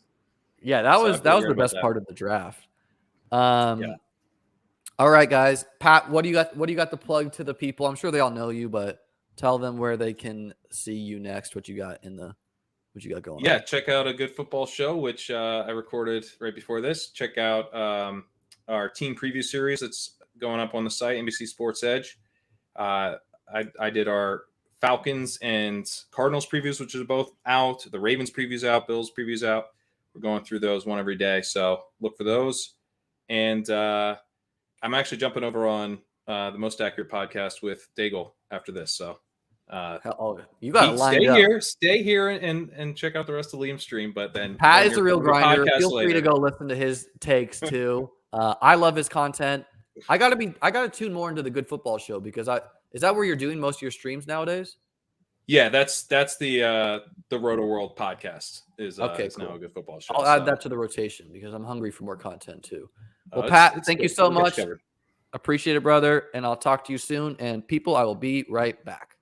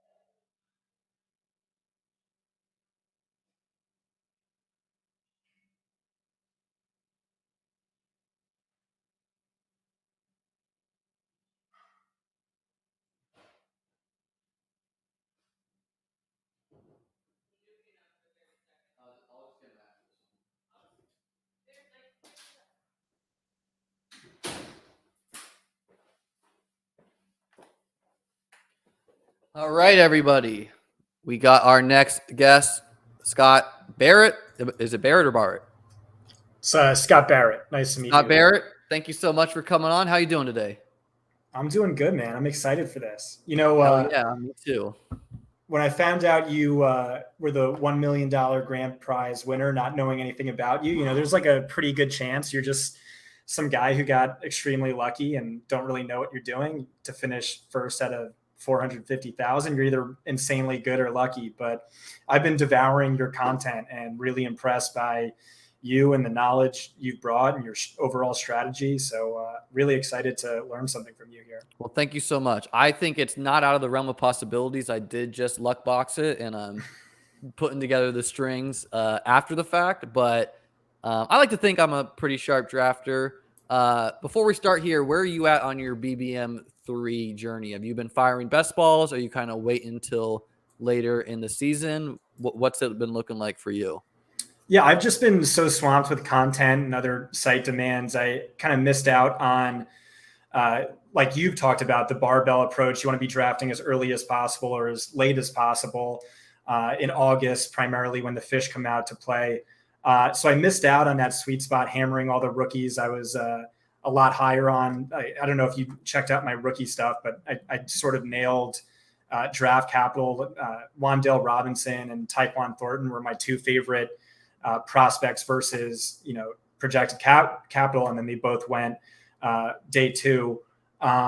So that would have smashed. Last year, Amon-Ra St. Brown and Elijah Moore were going undrafted in like 90% of leagues, and those were my two favorite guys. So I'm at this point just waiting for August. I have one team. It was like an 11 wide receiver team. I just felt like getting weird with it, but all right. Hey, I love my second one. Let's get weird and jump into it. And I think it'll be fun that you've not done too many. Like I've probably drafted 300 teams or so. So it'll be good to see some fresh eyes on the situation. Sometimes we get stuck into a rut drafting the same complexion of teams. So I definitely want to make this as much of a draft of yours as we can make it. It filled up. You guys are awesome. We've been like steady, strong, 60 to 70 viewers. You guys are amazing. Thanks for tuning in. We are on the 1-2 turn here with the 12th pick. So a lot of flexibility. You can go this way. what have you been doing with these types of picks? Let me pull this up. Uh-oh. Let's get this fixed. How's that look? All right, good. So yeah, do you have a roster construction you like, or what does or you just kind of let the drafts come to you? Yeah, I mean, for the first 5 or 6 rounds, I really try and just let the draft fall to me. Is TJ trying to rip you here? Yeah. In the early days of the Power Hour podcast, I just never bought a desk, so I just used my garbage can. I turned it upside down and used that as my desk to stream from my laptop. No, I'm on a nice chair now. But TJ's coming on next. These people we're drafting against, are they listening to the show? Should I be worried about? Some of them definitely are. I can tell you, Chris is definitely in the stream. D-Wise is in the stream. A lot of these people are. So there is a private chat where you can type things to me, or usually you just kind of talk around a couple players until TJ's giving you a congrat here. Congrats, big flex. Usually you could kind of talk around it, but yeah, people will 100% stream snipe you. You can also take it to the next level where you start talking a guy up, we get on the clock, and then you're like, that was all a joke. I want this guy. So there's a game within a game, and some of these streamer drafts can get pretty weird. Mine have been pretty normal, but sometimes they go real wide receiver heavy. So it's all about adjusting to your audience. If you have a wide receiver hungry crowd or running back heavy crowd, or I typically let drafts just fall to me and adjust. Can I see ADP? Do you have Yes. Okay. All right. My plan, since we're on the turn, my plan is to kind of show the board until we get up on the picks, and then so here is who, and you kind of sent me a message. So Travis Kelce just went. What I wanted to do was a 1 QB, 1 quarterback team, which was Patrick Mahomes stacked with Travis Kelce, and then drafting MVS a little bit later. I think that's really viable. You can do another version of that with Andrews and Lamar if we get him, or I'd rather not. Are we on the clock? We're on the clock. All right. So Derrick Henry or Dalvin Cook, that can be your pick. Okay. I'll take Dalvin of that group. And then we have another pick. So do you want to take Derrick Henry too? We're getting some good value on him. All right. That's a good question. I really do like 1 RB and then wait a while builds, but screw it. Why not? Let's take Derrick Henry.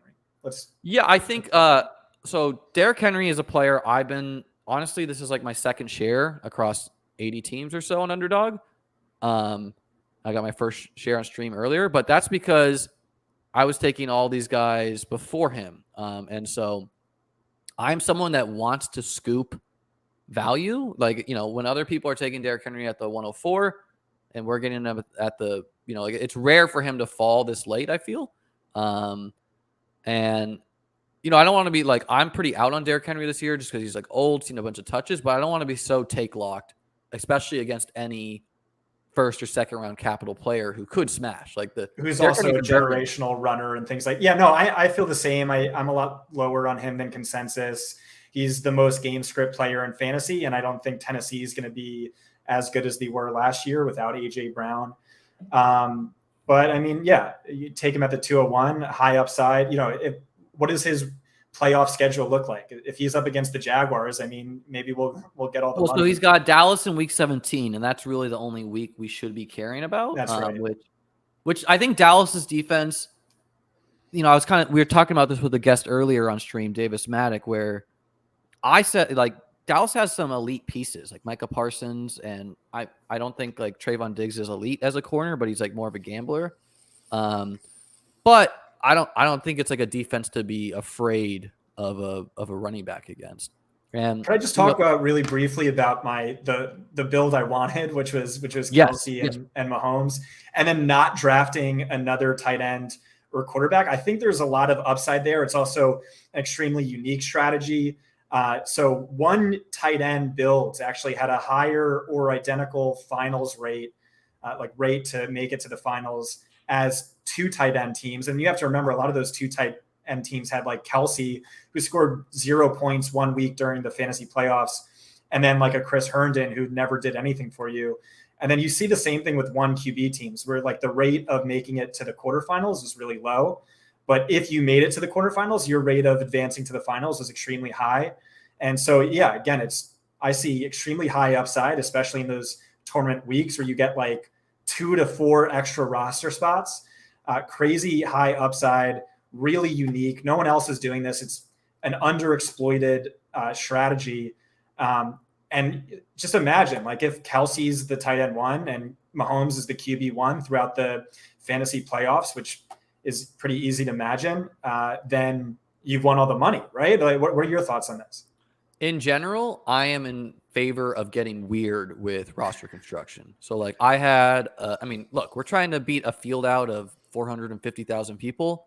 You can't just like do what everyone else is doing and think you're going to do it better. For example, like I had a 4 quarterback team I've talked about before that was just like 4 like quarterbacks rounds like 15 through 18. And Eric's a fan of your idea. And, that team did well in the puppy finals, won like 5K. And so I think it's 100% conceivable that Mahomes Kelsey is fine. You don't really care about the bye weeks where you are taking those zeros if they both are who we think they can be this year. At the same time, with tight end, especially for half-point PPR, it's one of the most touchdown-dependent positions in sports. So some people will take, even if they take a Mark Andrews or a Kelsey, they'll want 3 tight ends because week 17, when all the money is made, it's really just about who scores the points that week that you need. And so, like, if Kelsey gives you whatever, like, can you switch to ADP real quick? Yes, of course. Sorry, go on. This is usually a pocket where I think we're going to want to go wide receiver. So there's a strategy outlined by Mike Beers a few years ago called the hyper fragile approach, where you draft 3 running backs and only 3 running backs. And ideally, like, sure, the injury risk is high where that team busts out, but the upside, if all 3 stay healthy, is immense. I dug into the data and said it didn't work last year, at least. So I kind of do want to draft wide receivers, but I do think Nick Chubb is pretty interesting. Like, imagine Deshaun Watson gets suspended. If he falls games, to us, right? I highly doubt he's going to fall to us, but if he falls to us, I'm all about Nick Chubb. This room, it seems to be just going real wide receiver heavy. And again, like, if a player is following, noticeable spots past their ADP, I'm going to take that player, even if it doesn't fit my roster construction that I have planned, because we're in the 3rd pick of the draft. We can adapt our later picks to make it work. And I think we should. So Marquise Brown is a guy I would have liked there. Damn, yeah. I like Kyler Murray a lot at ADP, so I was hoping to pick him up. Kyler usually goes. So, yeah. And Nick Chubb's gone as well.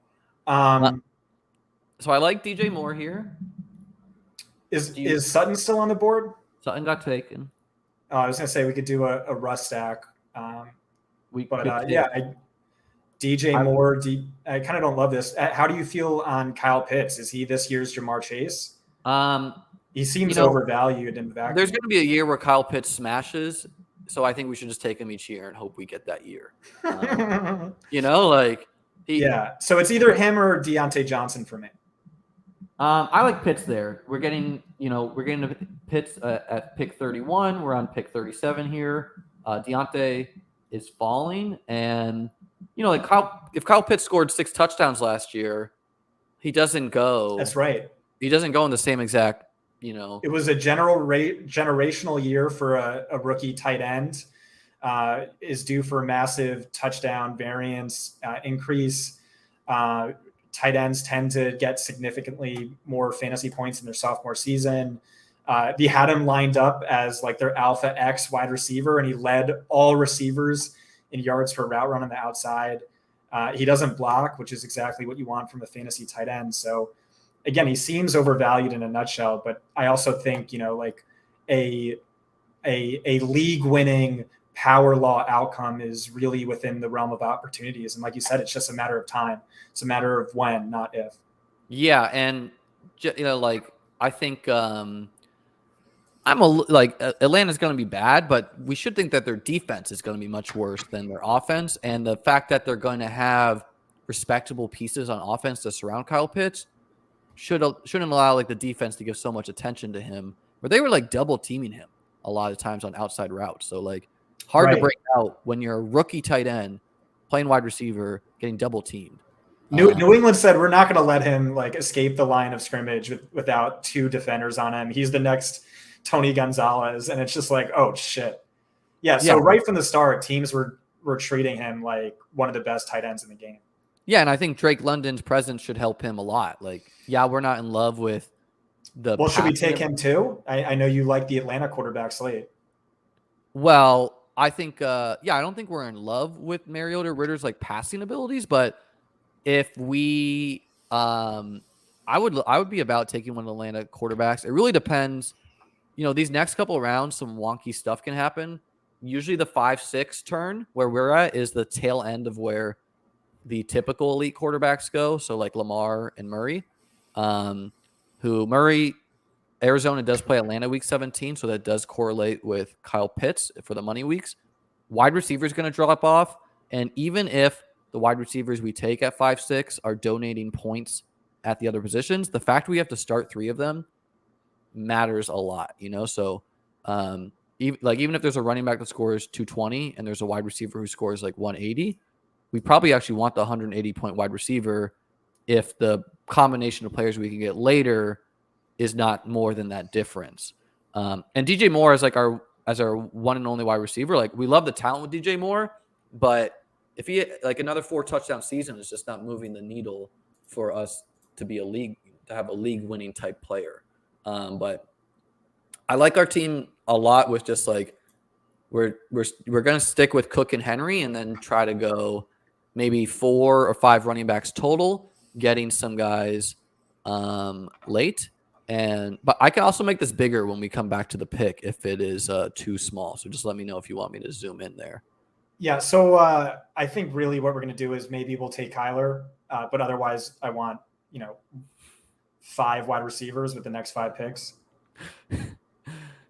Millionaire.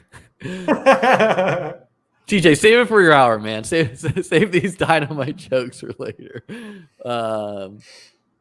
Okay. Let me bring that back. Okay. So Amari Cooper, again, it's the same thing to me where, if Deshaun Watson suspended 14 games, okay. But like those playoff weeks, the upside has to be insane. Deshaun Watson's wide receiver 1. So I like him a lot. I do not like Juju. I'm warm on Darnell Mooney. Nice, he went. I mean, David Montgomery is like honestly a pretty great value pick, although he's good value for our team. There's been some murmurs that they might play Khalil Herbert as more of a tandem this year, and I think we're gonna get locked out at wide receiver if we don't. Yeah, so let's take Amari Cooper for that, championship upside. And then I kind of like so Hurts is the last mobile quarterback. We don't need him, but we could. And then Drake London, it's a big bet on Atlanta's offense. I like Amon-Ra. I like Michael Thomas.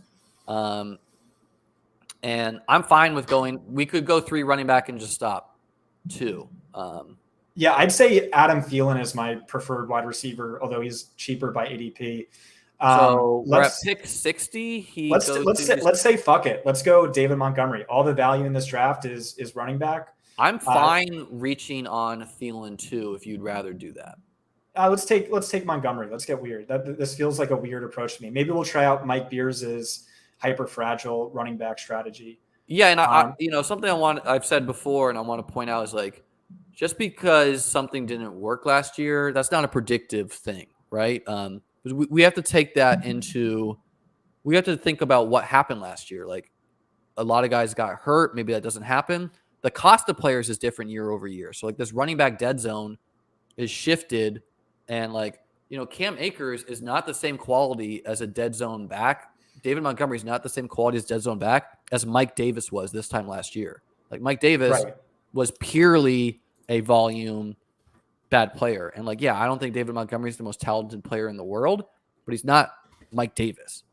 So we should be cognizant of applying research from the past to the current year draft landscape, which I think is something that something that's missing from a lot of fantasy analysis. But it's kind of hard to think through too. Like The quarterback costs have changed for the guys like Tom Brady. Like Tom Brady was a 10th round pick last year. Now he's like a 6th. Same with Joe Burrow. So just the cost of players year over year change. We've seen it with the rookies too, where rookies used to, like Chase Claypool and T. Higgins 2 years ago, being 20th round picks on DraftKings. Like those days are over to me. And we're seeing that. Like, I mean, yeah, you can still get some rookies late, people like Alec Pierce, etc. But for the most part, the rookies are steamed up because, you know, we've seen that these rookies win contests when they break late in the season. So Montgomery averaged 16.8 half-point PPR points over his last 5 healthy games, 3 over 20. You really saw at the tail end of the season, he was more involved as a pass catcher, which is always a concern with a hyper-mobile quarterback. I will just say with this build, we should really go with a quantity approach at wide receivers and lay off running backs and also tight ends. Just to plug my recent article, Scott Barrett's Underdog Bestball strategy guide and primer, that's free to read. It's like 13,000 words.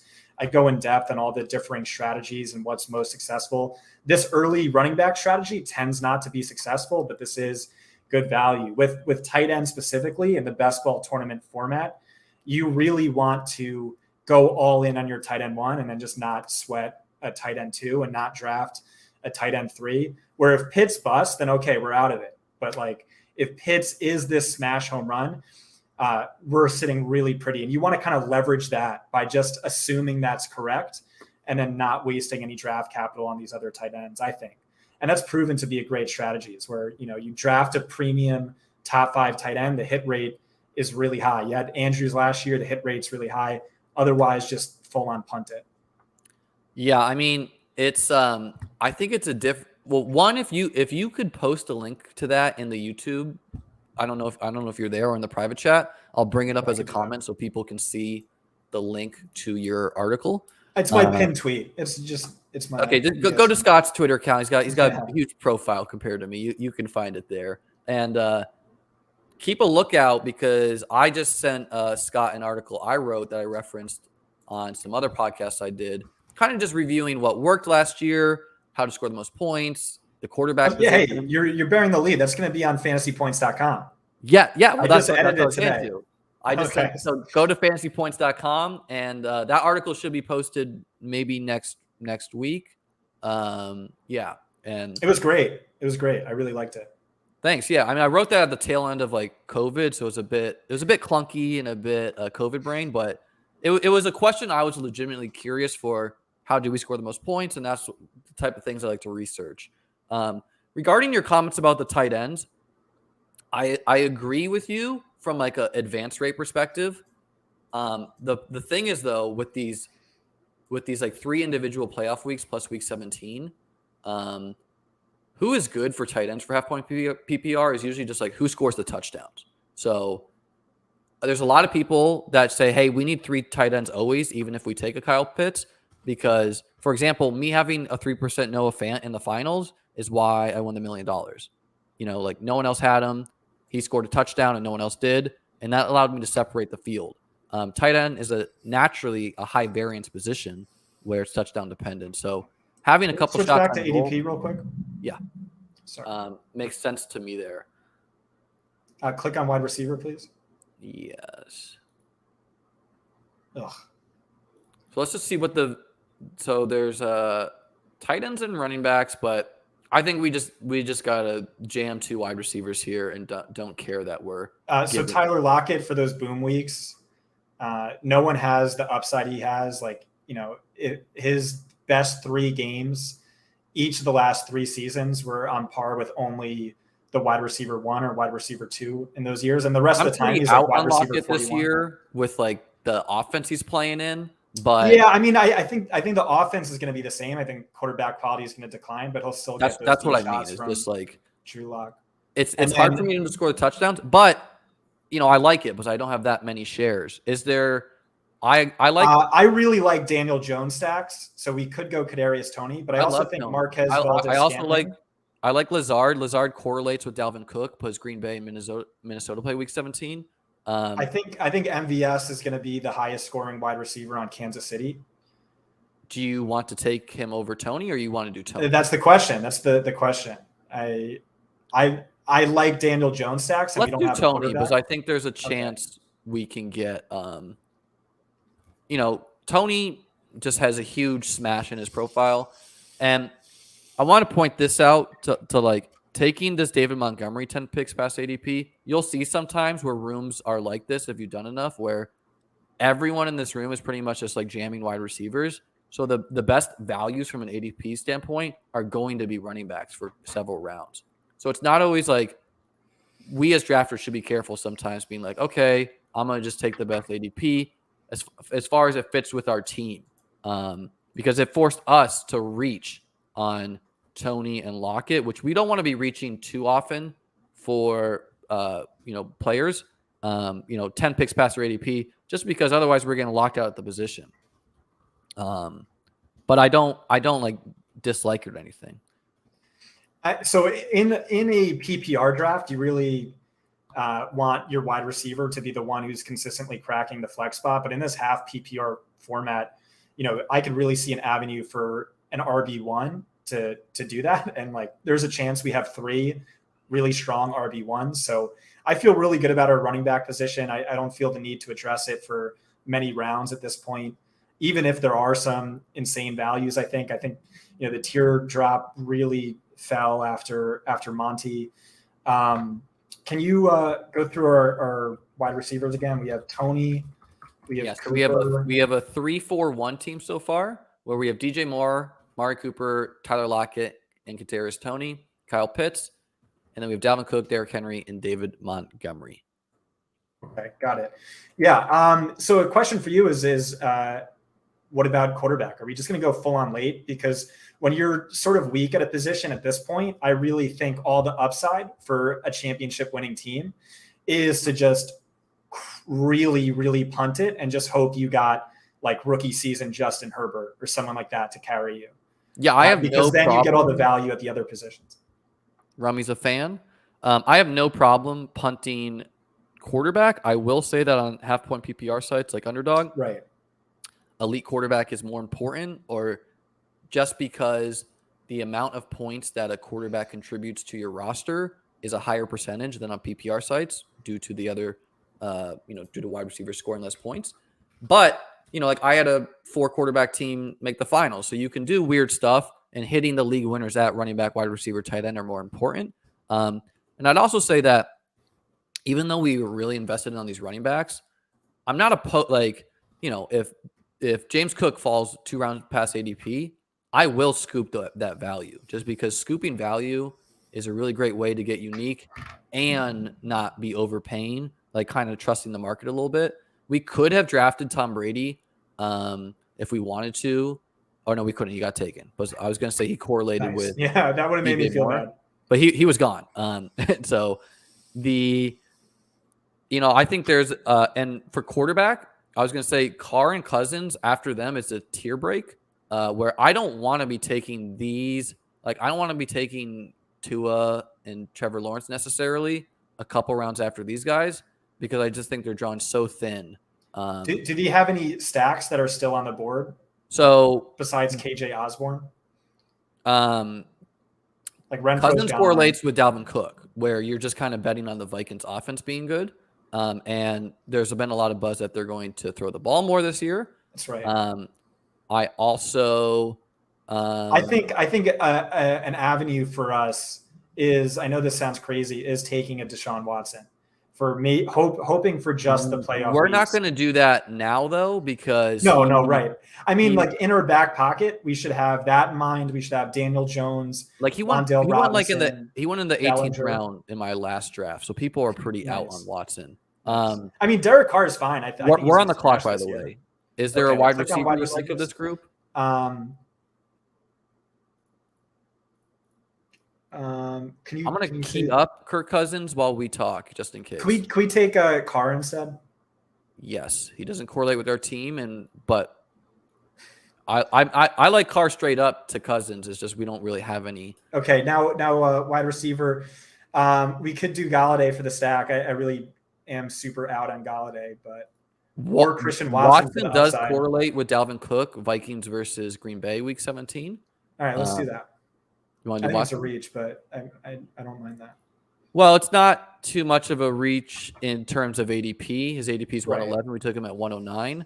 And usually we don't want to be doing this, taking this like Derek Carr with no ability. Like we can't get a Raider. Like, do we really want to be taking Demarcus Robinson? Probably not. But at the same time, Derek Carr has the potential to break into the elite quarterbacks this year. We really like the pieces on his offense, and it's unique. Whatever. Derek Carr rushes two touchdowns week 17. We're laughing to the bank. I mean, to me, this is just, having a solid low end QB to ideally insulate your floor. But to me, really all the upside for this team is going to be Daniel Jones and then stacking him, or Deshaun Watson and just praying we get lucky with the suspension. Yeah, and we get him at a super cheap price where, hey, if the suspension comes out next week and he's suspended 6 games, like, wow, we just got incredible value on this guy. Yeah, I'm not worried about quarterback too much, because I'm more worried about wide receiver for our team, because you have to start 3 each week. I think the offenses we have bet on at wide receiver are conceivably terrible. Where like there's a big range of outcomes where Carolina, Cleveland, Seattle, and even like the Giants are some of the worst offenses in the league. I like the talent of a lot of these players, but it's always Eric says this is a road team. I could see it. So just some guys I've had in my back pocket. Russell Gage is my number 1 must draft wide receiver. I don't know if he's still on the board. Oh, he goes. So I have a ton of Gage because he used to go. I heard you say that.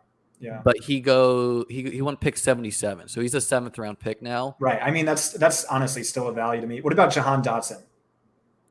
I like him. He's going to go a little bit later. He's probably more like a 13, 14. All right. Well, earmark him. Earmark Will Fuller. I think there's a lot of really great high upside wide receivers. 1 or 2 of which we're going to take in the last 2 rounds, who I am enamored with. Hell yeah. I like a man that has a plan here. So you got a plan of how we're going to play it out. And really, the strength of this team will be, is Cook, Henry, and David Montgomery smashes? Is Kyle Pitts a smash?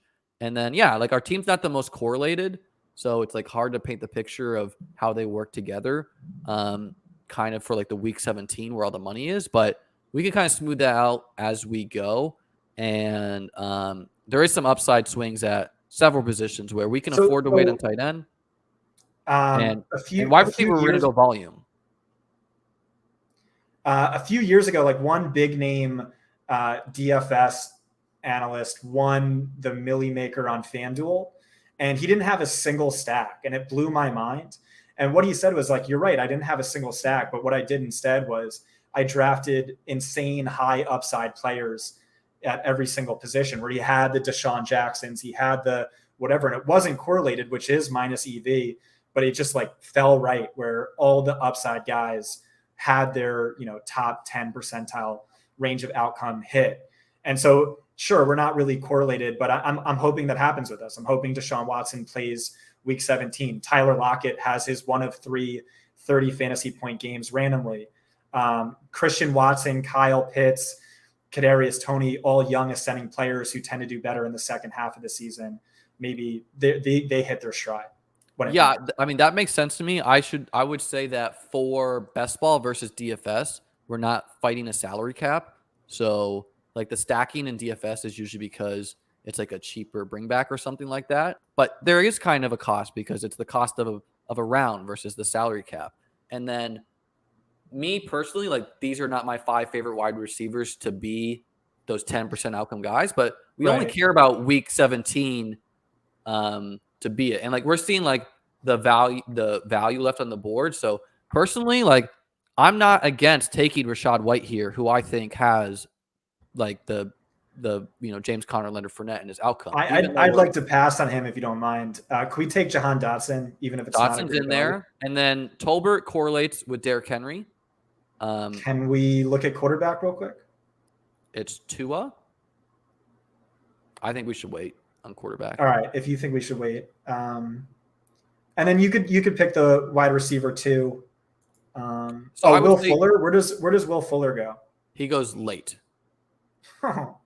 His ADP is 189. And how many wide receivers do we have right now? We have 6. Okay, I'm gonna want Wan'Dale Robinson. We could be done at tight end too.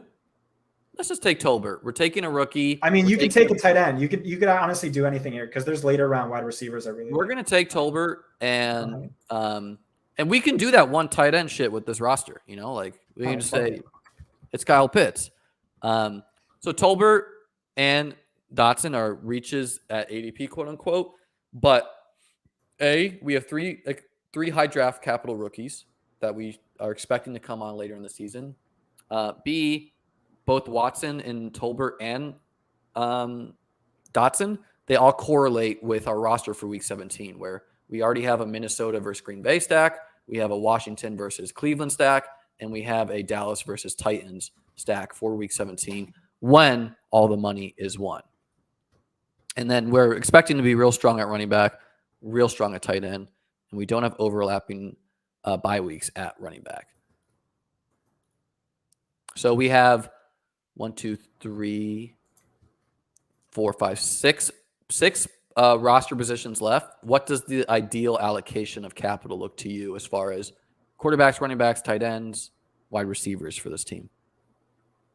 I want to get really weird. I want to just load up on wide receivers. You want to go 12? Yeah. A 1-3-12-1? I mean, no, not 12. I think we should do a second quarterback at least. At a minimum, 3 more wide receivers. Definitely a second quarterback. Okay. We could be done at running back. Well, this is a hyper fragile draft strategy. The results last year weren't great, but the thesis makes sense to me a priori. It makes a lot of sense ceiling wise.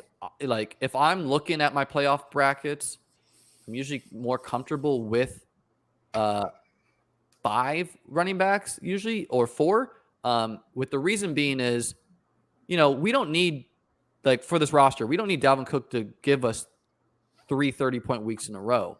Arguably, what we would prefer if we have the other players to support him is Dalvin Cook to give us 2 zeros and then to give us a 30-point week in Week 17 when we're the only team who is able to bring a Cook there if we add a couple more running backs. So it's not simple as just to be like, how do we optimize for the most points? It's how can we sneak in low-end players to Week 17 where that's a huge advantage against the field. A la, like, to use me as an example last year, I had a low-owned Jamar Chase. I had a low-owned Noah Fant. I had some low-owned players with some who mattered for the team. I'm doing the math. I think we got our next 6. Okay. Bestball says Alec Pierce for the Giants stack. I like Alec Pierce. Certainly has an athletic profile, and he doesn't have a ton of target competition after Michael Pittman.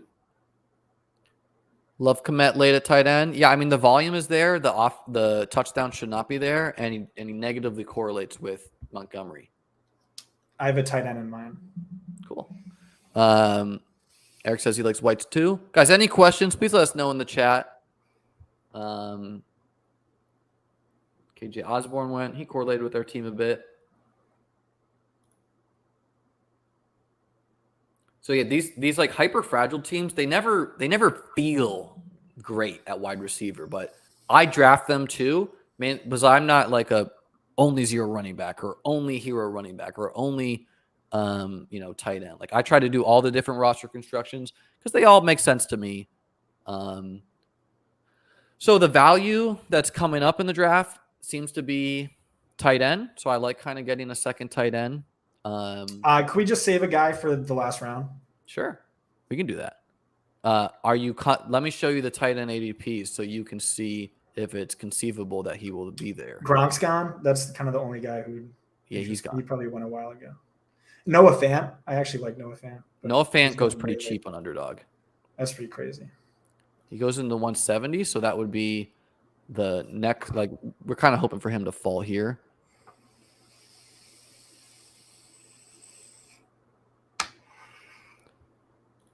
Yeah, Eric, I would also say for this comment that while true, you should be thinking through the field size compared to like BBM1 versus BBM2 was much smaller. BBM3 versus BBM2 is much bigger. So like how much more of a better team you need matters. Okay, so we are at pick 156. Who are you thinking? Pick 2 of Daniel Jones, Will Fuller, and Wan'Dale Robinson. Daniel Jones, and you never need to ask me to take Will Fuller. I love Will Fuller. I will go pour off Will Fuller. He is, by the way, Daniel Jones, we are reaching on ADP, but it doesn't really matter. We're going to reach on our next 6 picks. So that's you like Hayden Winks of Underdog's done a lot of good research where that's usually not what you want to be doing. But at the same time, you want unique teams. So if reaching gives you unique teams and like the type of players you reach for matters. So like William Fuller reaching for Will Fuller, if Will Fuller is Will Fuller, who cares that you reached for him? You know, like it's not like getting him in the 17th round versus the 14th round really matters that much. The other guy. So I mean, it offers uniqueness, which is like an argument, but just Aaron H. I don't know if you've ever heard of Aaron H., but he's like, he doesn't do best ball tournaments, but he's far and away the most profitable best ball player ever, where he's never lost and he routinely wins like tens to hundreds of thousands of dollars each year. His win rate is always absolutely insane. And he says he is really not afraid to reach in those final 4 to 5 rounds. Like OBJ's rookie season, he had 90% exposure and he always took him 2 rounds before ADP. DJ Chark's sophomore season, same thing. And so a bunch of guys like that, where it's just, hey, in those last rounds, that's really where you want to be swinging for upside. And to me, Will Fuller is the ultimate upside wide receiver for a team that needs upside wide receivers. I agree with, like TJ said here, like there's no such thing as a reach after the 13th round. Kind of agree, kind of don't. What I would say is that's a little bit more of a min cash mentality where it's like, sure, you can advance the team, but when you're trying to think through a field size of 450,000 people, if you are routinely taking players 2 rounds above their ADP because you think they're a good pick, what you should be doing is trying to push the limits and get that player to, around their ADP usually, because you can, you're just taking the bet of like 14th, 13th round player plus Will Fuller, who you can routinely get in the 17th. So like where the market takes a player matters, even if you think the market is wrong, which, I think the market's wrong about ranking players all the time. It's just like when you think that, like if you think the market's wrong about ranking the wide receivers here, what that means is maybe you want to be taking quarterbacks, running backs, tight ends here because you can get a Will Fuller who you really like in the 16th or whatnot. So like thinking through the optimal lineup you can build for this type of field size is a bit different than like a high stakes best ball with like a 5K buy-in or whatnot. Yeah. Well, again, we're going to be reaching on all of the remainder of our picks. And I'm cool with it. Apologies. Yeah. No, there's no pushback from me on that. I just want to be authentic because that's usually not what I am doing. But it's usually not what I'm doing either. But you said from the start you like to get weird, so I am totally cool with getting weird. And I like our collection. We got 3 rookies. Will Fuller will forever be a high drafted player of mine until he is retired. And like I like the players that have spiked in the past, and the field is down on them for whatever reason. Let's take a look at this draft picks here. So we got 4 more picks. I would say we definitely want at least 1 more tight end. And then I'm happy to load up on 3 more wide receivers. Okay. Rummy's asking if you're still on Justin Ross. Yeah, I mean, he's a great upside wins championships pick. People are like now really excited because of the hype, but I'm actually not seeing hype. I just saw like a few highlight reel catches. Based on my thesis, which was that, his upside is insane, like the worst downside ever, but downside doesn't really matter.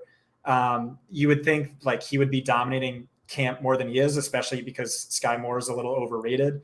But I mean, like, yeah, he's a fine last round pick. I think there's at least one or two better ones that we're going to take. But yeah, I do want to take personally. I would like to take either Njoku, who's one of the highest paid tight ends, or Noah Fant here as one of our. Yeah, tight ends. Could I just veto that for now? I'll. Who are you feeling? Deshaun Watson for the upside. So you want to go 3 quarterbacks on this team? It's fine. I would say, should we take Njoku to correlate with Deshaun? Can we take? I mean, Donovan Peoples-Jones also correlates. Take Wandale. Is Wandale still there? Wandale's gone. I don't. Damn. Okay. Well, that stinks. Donovan Peoples-Jones is running behind Shorts in practice right now. Right. Exactly. So can you go back to wide receiver real quick? Yes. You don't want to take DPJ. I think we should take Njoku. I was going to say we could save Daniel Bellinger for a last round pick, but take Fant. That's your guy. And Let's take Njoku. No. Oh no, the stack. Yeah, you're right. And we can still take Dalen. Who does Dalen Bellinger play for?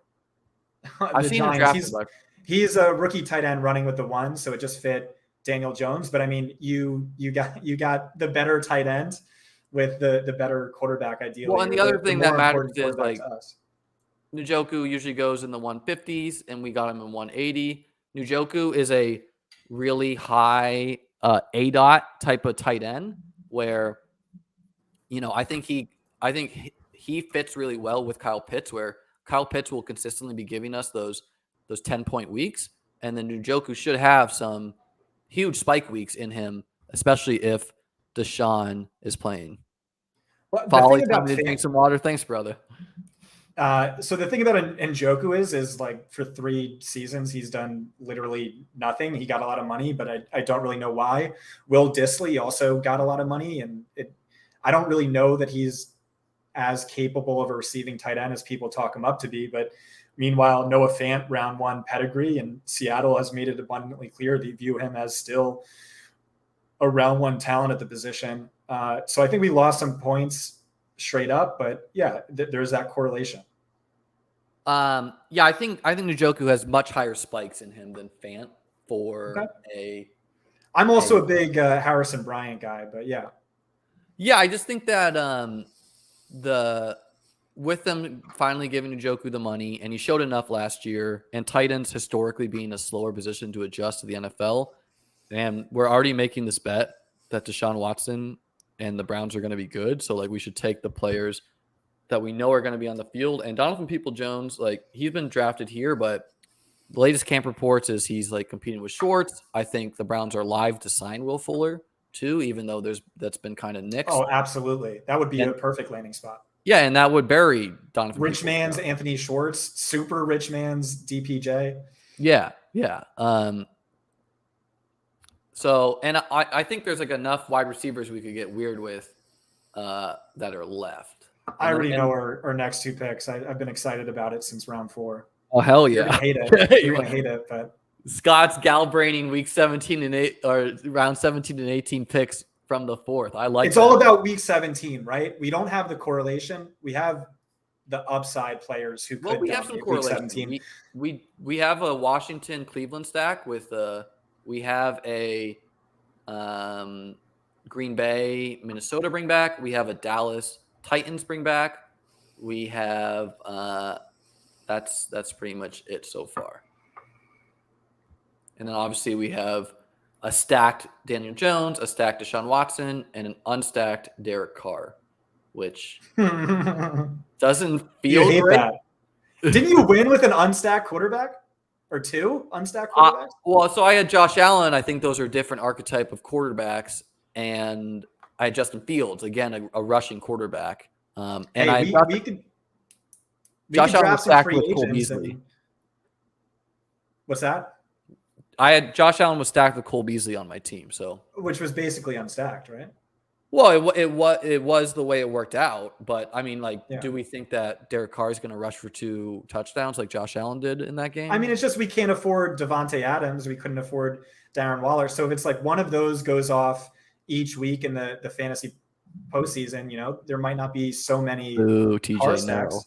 No, exactly. What is TJ talking about? Demarcus Robinson is like the wide receiver 3 or wide receiver, whatever number he is there. Okay, we are on the clock. Who are your guys? Antonio Brown. Oh God, he is not coming Yep. back. But I love it. I love it. Yeah. All right, good. Our next guy. Amari Rogers.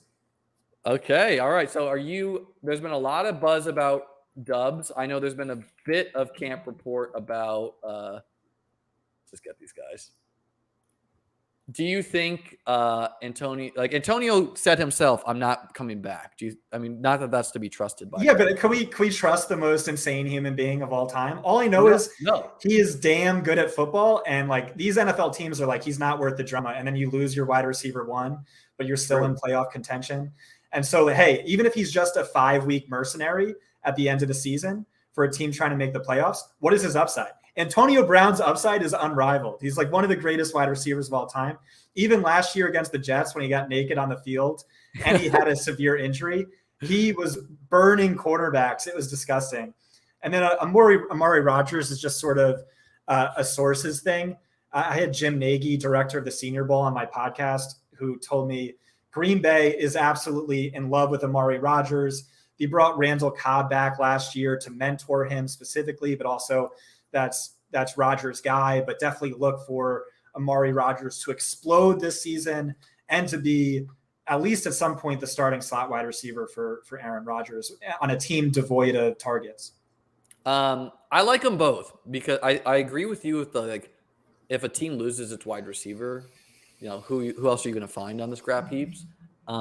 And honestly, he's like a top 15 wide receiver in the NFL. Like I don't have any shares of Antonio Brown, and I don't want to go into the 2022 season with 0 shares. So I'm happy. And yeah, there's been enough camp reports about Amari Rogers, and Green Bay historically is slow to, incorporate their rookies. And we have the all asshole team.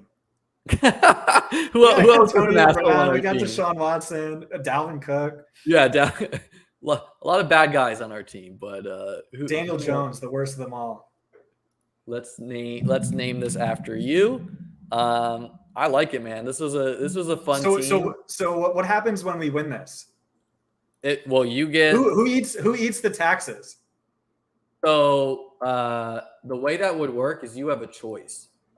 You can either pay my tax bracket, which I wouldn't recommend, or you can have me send you like a dub. I don't know. I have like a tax guy that would obviously be handling all that. Nice. I'm glad you're on it.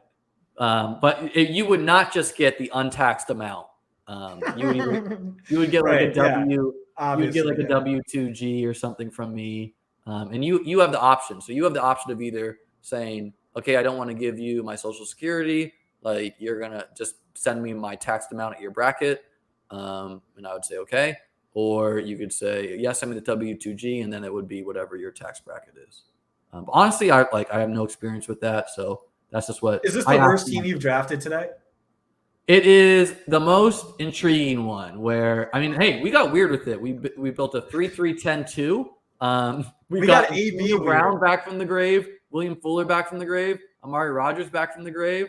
Something I've been Devontae Adams is going to go down week 1. They're going to sign Will Fuller or Antonio Brown, and we'll get that stack. Derek Carr to Antonio Brown back on the Raiders. Back on the Raiders. GA saying that's a yes. I like our tight end complexion. Again, like Kyle Pitts, consistent, plus upside. I know you hate Njoku, but I just think there's enough. You can squint enough to see he has a high ADOT. The team committed to him. Maybe they don't run as much 2 tight end sets. If Watson plays, nothing like a 6th-year breakout tight end. The Browns did it before. That's what you see at tight end, though. Tight end adjusts slow. Who was that White Browns tight end who was the overall tight end?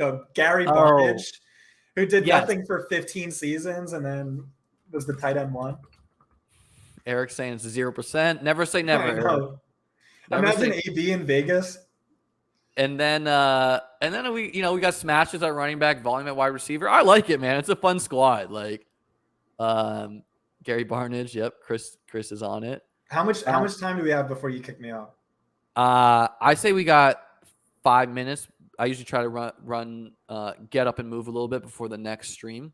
What would you like to do? Let's just rehash this really quick. So, Derek Carr, I think, is like a low end QB1 lock, and maybe there's a little bit more upside. Can we go back to the team view? Yes. Sorry. Low upside QB1 lock.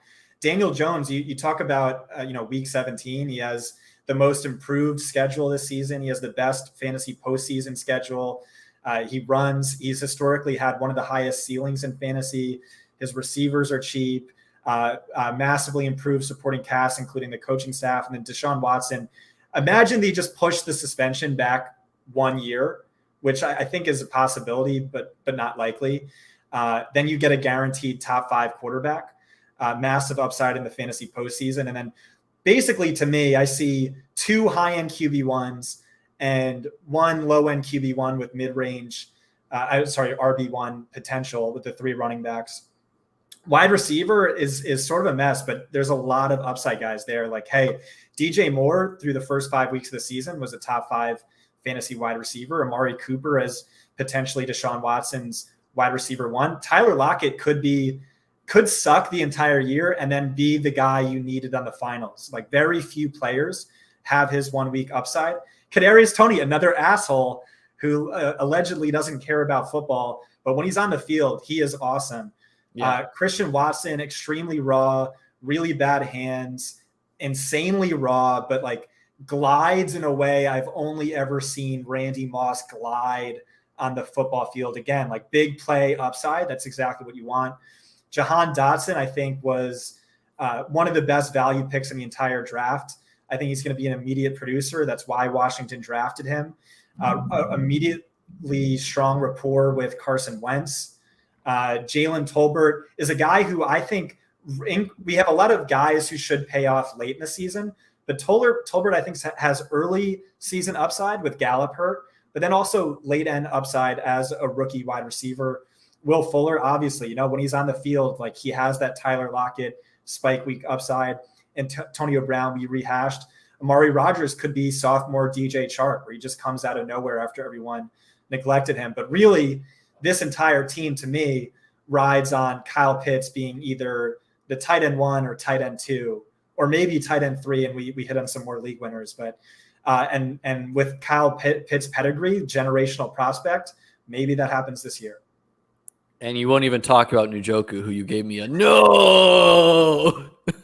I mean, he's stacked with Deshaun. Couldn't even bring yourself to make it. And David Njoku. Yeah. I like it, man. I like the Amari Rodgers take. They're the very uncertain wide receiver rotation there. Good quarterback. Period. Antonio Brown. Hey, man, we've seen crazier shit, and we know that he's going to smash if he somehow returns to the NFL. And then, zeros don't hurt you. That late in the draft, zeros really don't hurt you. Zeros do not hurt you that much. Like, yeah, some people think you need a fully healthy team. Obviously, you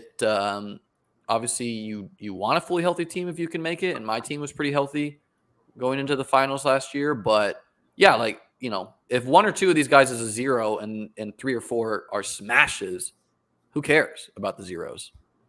What I need from you, I just need one thing. I need updates week 6, week 14, and I need you trashing every single one of the guests you've had on today. We're like ranking the teams. Oh, Scott Barrett's team is a lock to win. I'm trying to that's genius. I'm going to try to pit everyone against each other. Do it. Yeah. Yeah, and then you'll get like me and Mattek going at it, and me and TJ. Yes, that's a genius idea, Scott. Best pick you've given so far. Other than Antonio Brown. I mean, you wanted him in the 4th round, so we drafted and you were like, okay, how do I fix this team? Antonio Brown and Amari Rodgers. Any insane values we got? Like David Montgomery, does he usually go that late? No, he usually goes 51 and he went 61 with us. Okay, nice. So Scott, I'm going to take a quick break here. Thanks so much for coming on. Remind the people where they can check your content. Fantasypoints.com, but check out, I'm going to do a podcast or live stream with Liam, and then Liam has his writing debut. The article's great, so be on the lookout for that. Thank you so much, Scott. Be sure to look for, I'll be tweeting that out. Scott will be tweeting that out, and a genius idea to pit everyone against each other. And who knows, maybe this is the winning BBM3 team we have. Oh, no, here. it is. It is. It is. Thanks, Scott. All right. See ya.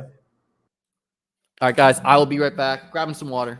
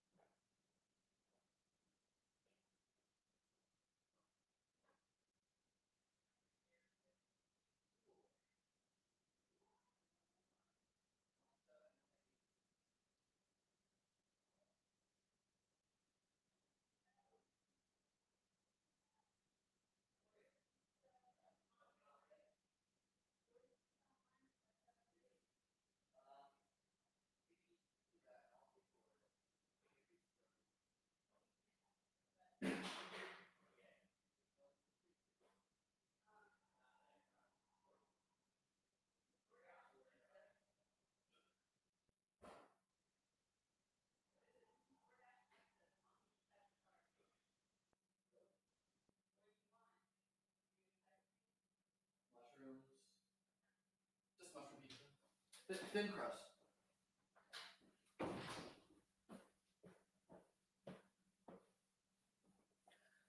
All right, guys. Thank you, everyone, for staying with me here. Let me find out what waiting for TJ should be tuning in any moment here. Somehow we are above 200 subscribers. Truly amazing. And we have 2 more guests left for the Draftathon.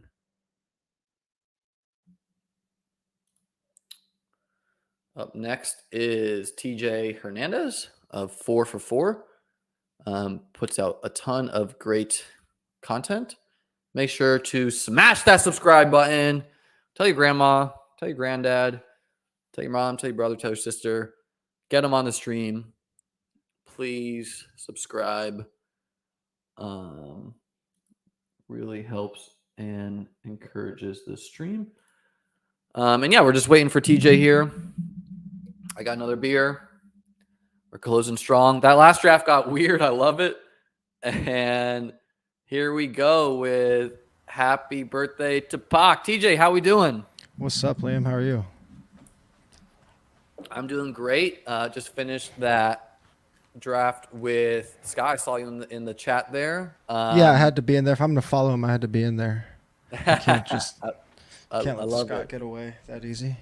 Where are you in your BBM3 journey? How many have you drafted so far? What's it I'm 26 in. I don't know if I'm gonna max it. I'm shooting for 100, but when it gets to those last couple weeks, I might not have I might not be able to just not fire off 50 bullets the last 2 weeks if it's still around. Are you sticking mostly to Underdog? Are you drafting on some other sites? Right now I'm just doing Underdog. When we get later in the season, I'll probably fire some FFPCs. I don't know if I'll play any other. Actually, you know what? I always play a lot of Yahoo because it's just stupid soft. Like my Is it only cash games there? It's only cash games, but I've returned like 40% every year on Yahoo. Wow, that's it's amazing. it's because it's just all people that it's just it fills with people that are loading up their their traditional leagues, and they just go in, just fire off these you'll never see a softer leagues. But it's just like you have to. I think they go up to $100. And the drafts are pretty fast. It's a time thing, Like I'm drafting so much on Underdog that I have to like keep my sanity. but Yahoo is stupid soft though. And Stephanie asked, "Are you in the next draft already?" We are about to fill here, so one person we're waiting on. For me personally, I'm not going to be grinding cash game best ball, just the amount of volume I put on the tournament sites. Exactly. I mean, I'm already reached a little burnt out myself. Like I've drafted, I think this is like my 80-something BBM3, so I'm going heavy on the barbell. I've drafted, I think, about 60 DK1s, and I'm about 60 on drafters. Yeah. And I get 20 or so FPC. Yeah, I get a lot of questions like from 4for4 subs asking if you should be balancing your cash games like for ROI purposes, and this might be dumb, but I don't really think about best ball, especially since the tournaments have came about, as an ROI get, especially with how long your money's tied up for. With how much tournaments I'm playing, even if I play I don't know, $2,000 in cash games in best ball, to return an extra $500 over in 6 months, it just doesn't really. It's not really what I'm trying to do. Yeah, I mean, I'm always someone that's tried to chase big prizes, especially for such a long time horizon. We got the 105 here, one of my favorite spots. Yeah. We've not gone any Jefferson or Chase on this draftathon so far. How do you feel about your normal roster construction? Are you flexible? Are you more of like a hero running back, double running back? I'm crazy flexible this early in the season, and I've been asking a lot of people about this, guys like you and just other dudes that have been on here. But the first round specifically, I'm kind of letting ADP pick for me because I want exposure to almost all first round guys. You want some exposure to, right? You just don't want to be completely out. So guys, I'm low on. I'll wait to get them lower in their ADP, but the first round to me, I'm not crazy low on any. Devontae's probably my least favorite player in the first round. Are you cool with Jefferson here? Yeah, I love Jefferson. I've been over half of my drafts have been in the 1 through 3 hole so far, just coincidentally. Wow. Yeah, I mean it's only 26 in, but still, yes. This year, the first 3 picks are much stronger than the past 2 years. Yeah, where we're not drafting old Kamara and old Zeke in those spots. We're drafting C-Mac, Jonathan Taylor, and Cooper Kupp. Yeah. So to answer your question, I've been for the most part letting the first round come to me. Yes, Riley, I'm sick. This is the anniversary of me drafting the winning BBM2 team. We're going on 7 hours strong. We've broken into the beers. I'm running on fumes, but TJ's bringing high energy. Are you on beer too? Have you moved to beer? Oh yeah. Nice. I got a little San Diego local. I saw that. L. Smith Brown Ale. Where are you based? In San Diego. San Diego? Oh, it's jealous, man. I'm over here in sunny St. Petersburg, so pretty good over here too. Nice. Nothing to complain about. Hell yeah. So something I wanted to talk to you about is when I first got into best ball 2 years ago. I think I tweeted this out a bit. There was no content in the space. I just stumbled upon these DraftKings best balls. I didn't play on these old school sites, and for these smaller prize pools. Yeah. And some of the only research I could find was from 4for4. Nice, man. Were you the one writing those articles, or we had a couple of people writing them? But yeah, I've been writing Obviously, it hasn't been good because we didn't know what the hell we were doing. But I've been writing best ball stuff since the first year, since MFL 10s, Best Ball 10s actually started on my fantasy league, so I started right when those launched. I think that was 2014. But then you're the classic. You go on 4 for 4 and make more money than me. That's like all of our subs somehow. All right, let's see what we got. Are here. you feeling a running back here?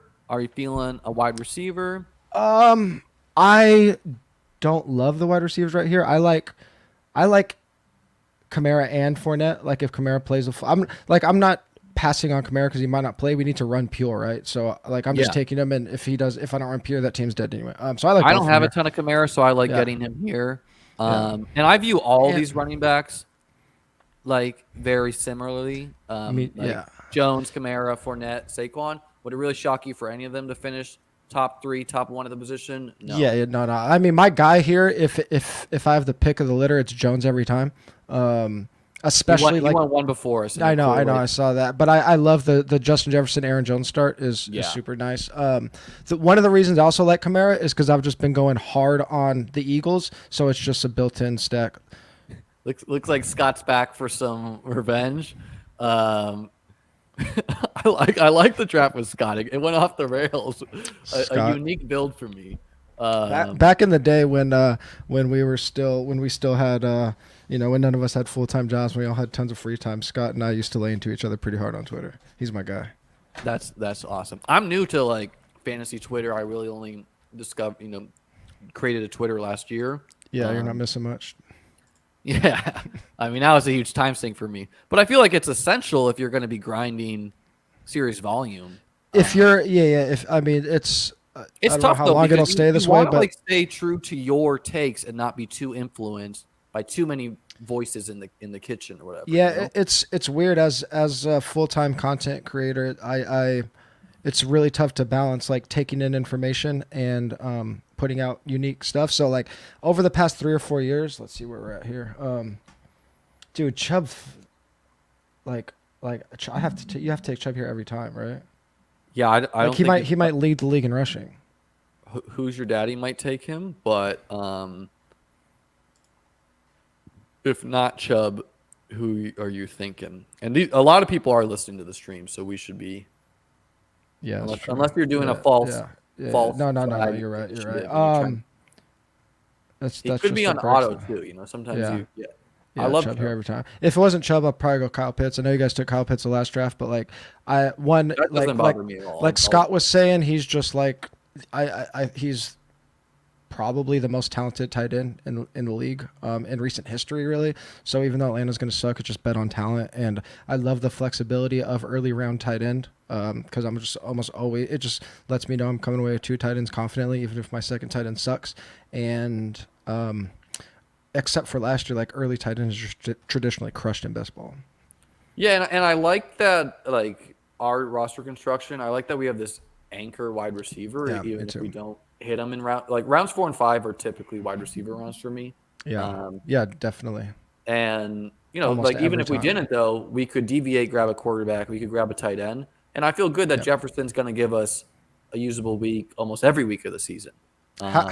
How have you been going about your early round tight end like exposures? Like for me, this early in the year, I've kind of just been only grabbing early round tight end when they fall, say 4 or 5 picks, just because I want the value on those guys. And then when it comes to August, September, if I don't have enough shares, then I'll start hammering it more. But for now, I'm just kind of waiting for when they fall. Are you talking more about Kelsey and Waller or no? Early round quarterback. Oh, sorry, I might have said it wrong. So it really depends. And things are. I'm trying to think through how the more casual crowd will approach it. Whether they'll smash quarterback way too early. That's because I don't know. Like, let's take Josh Allen. Josh Allen used to go at the 1-2 turn. Just people were just doing it with Diggs, and now you can build the dig Josh Allen to 3. I try to just get exposed like on Underdog. Just thinking about it logically, like quarterback is more important because it contributes a higher percentage of your weekly points than on a PPR site. And I think quarterback's the biggest position where we can conflate advance rates with upside. Like the advance rates of early round quarterback aren't awesome over the last 2 BBMs, but that's exactly what I was saying. I mean, you had Josh Allen last year, but the upside of quarterback in those they're just smash. I had like 25% of Josh Allen last year, and I had 0% of Mahomes, pretty much.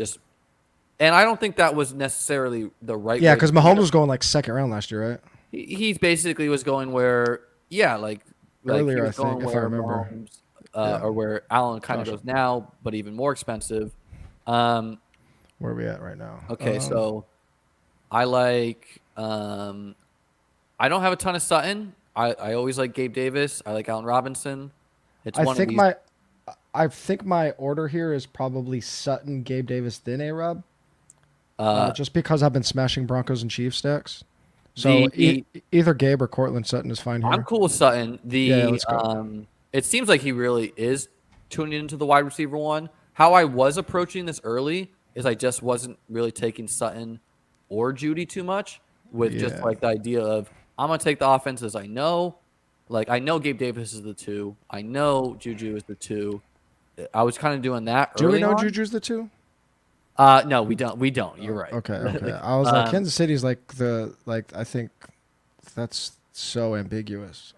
Yeah, I mean, it's just like what I meant is like KJ Hamler and Patrick are drawing live to be the 2s. Oh, okay. I see. Yeah. For sure. Right, like where I don't. I have mean, that Sutton's target share was like gross when Judy was active last year. It was crazy. So there definitely is some worry there, but I mean, yeah, I guess it's more of a depth chart question than a Russell Wilson question because I think Denver's going to be. I like Denver. Yeah, Denver is one of my favorite teams to target, especially because we want these uncertain teams where players don't know exactly where the depth chart's going to short out. So we got Gabe Davis, who is like, I'm just smashing like, especially with this Kamara Chubb start, like we just smash receivers for those round 4 and 5 every single time. I mean, this is a really strong start where we got Kamara and Chubb, and then Jefferson, Sutton, Davis, and the spike week should be there. The upside is there, and it's games we want to kind of stack down the road. Like I'm not taking DK Metcalf over. You can't. You just can't. Yeah, I'm just not doing that. The players that I like, I'm not in the first. I would say 6-7 rounds. Like nobody's completely off my list, but DK's a guy that like I need to get him like a full round past ADP. Yeah, and I personally don't have a problem fading a high cost player. I did it last year. I faded. Yeah. I had no Derrick Henry pretty much. I had no Kamara. I had no Zeke. I think that was kind of a unique situation. This year, I've not faded a lot of guys. Derrick Henry, I don't have a ton when he was going at the 106, but I've gotten 2 shares on the stream today because I got him at the 12th pick.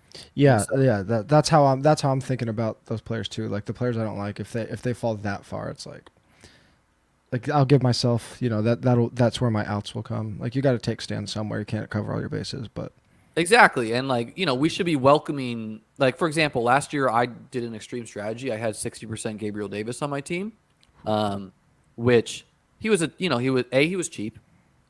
B, but 60% exposure for a late round guy, like it's like that. I don't even think that's a big deal, right? Like if we have that strong of a take on a guy going late, like by all means. Yeah, and it was a unique draft landscape. I mean, people were giving me shit about it, obviously, because it was crazy, and people don't really see that. But what I can tell you is, I advanced a below mathematical expectation teams out of 150. I advanced 19 rather than 25, kind of by design. Like I don't try to advance teams. I try to win the contest. 100%. And I had, of my 19 teams, with a 2 out of 18 make the semis, I had 6 teams make the semifinals. And the reason is because I had so much Gabriel Davis and so much MVS who both smashed in week 15. So I had 6 out of 19 teams in the semifinals. And now you're like, okay, just can we get one to the finals? Like that's the goal. Yeah, I think this is where DFS guys have a really big advantage because do you play much DFS? Yes. Yeah, so I mean, we're just accustomed to like that barbell approach and to like we understand that a lot of our teams are going to lose money and not cash, and not just not cash, but be like in the bottom 15th percentile. And I think people that haven't played DFS or people that just play a ton of redraft can't wrap their head around that. Like they're trying to maximize the number of times they cash. That doesn't make sense. We're trying to maximize our money when we cash, right? So yeah, and I made a tweet a while ago just kind of talking about the math of advancing, and I just showed like, okay, I love Godwin here. I think we have the team to carry him. Oh man, I hate passing on Jalen Hurts at this spot. I'm taking the only thing I would say is I haven't been taking a lot of Devontae because I've been taking Hurts so much, Devontae Smith. But I'll ride with the Godwin here if you're down, because it'll let me get funky because I've just been taking Hurts. I like Hurts a lot, and he usually is not going to space, and he correlates with Kamara. But the way we have this team, like our first 5 picks are so strong that I think we have the type of team that can get a low advance rate Chris Godwin to the playoffs. And then yeah. And Chris Godwin is the number 1 in Tampa when he returns. Yeah. No, I don't. And then he's 13 picks past ADP, which I do think his ADP is going to trend this way, especially with a casual crowd when it comes out. Like, he's not coming back to Thanksgiving, but who cares? It's about the whole roster. Exactly. I don't care. Yeah. Like, guys like him, guys like Gallup, like I'm like, give me those dudes. Yeah, Gallup is a tougher sell to me just because we haven't seen quite the talent profile as Godwin. I just mean in terms of like people being worried about drafting them. Like if he didn't have injury concerns, he's probably going 2 rounds earlier, right? 100%. Yeah, like I'm not. I straight up don't care about advancing, and maybe I'll retweet that tweet I made about advancing. But it was like, let's say you advance 150 teams, like you like versus so you advanced every team you drafted. You're not a favorite to make a team to the finals. Like, yeah, and people probably like if anybody in here is a 4for4 sub, they might think it's silly that I'm talking down advance rates because I just wrote a 6-piece article that's like the backbone is advance rates. But like it's not saying that that's not important, but that's kind of like the foundation of just being a good best ball player, right? Like understanding the concepts that get you an advance rate, and that's mostly like roster construction type stuff and positional draft strategy type stuff. So if you understand those, then you could it's like anything. What you have to master the fundamentals. We're on the clock here. Are you in on Thielen? Like Thielen with Jefferson would give us the Minnesota. Traylon Burks is a rookie. I think if we grab Thielen here, like you have to take Kirk later, right? And I like Kirk. Honestly. I do too. No, I've been stacking Kirk with Jefferson. Like I'm just saying, like we're gonna take Thielen, and let me tell you why. His ADP is 72.7, and St. Pete's area code is 727. So that's my fucking number right there. And we're drafting for fucking vibes on this stream, TJ. The only time I'm like doubling this early, I'm never like he was a value right there. I think he was at the top of the ADP list, but I think maybe behind Gibson. But I'm typically not forcing stacks this early. But if they fall to me, that's beautiful. Yeah, I'm not forcing it. I just think there's Kirk is kind of shit on, but he was a quarterback 12 or so. Yes, there were some injuries to Lamar, to Kyler, etc. But there's enough smoke that we think that the coach is sharper this year. We think that they might pass a little bit more. Adam Thielen scores too many touchdowns. Like that's the thesis of our whole roster. Sutton, Davis, Thielen. These are touchdown guys. This is where This is where like you really have to adjust redraft brain because if I play in a redraft league with 12 dudes, I'm drafting Kirk Cousins 0 times. If I play 1,000 leagues, but that's not what we're doing here. We're not like playing a start-sit game. We don't have to figure out when his games are good.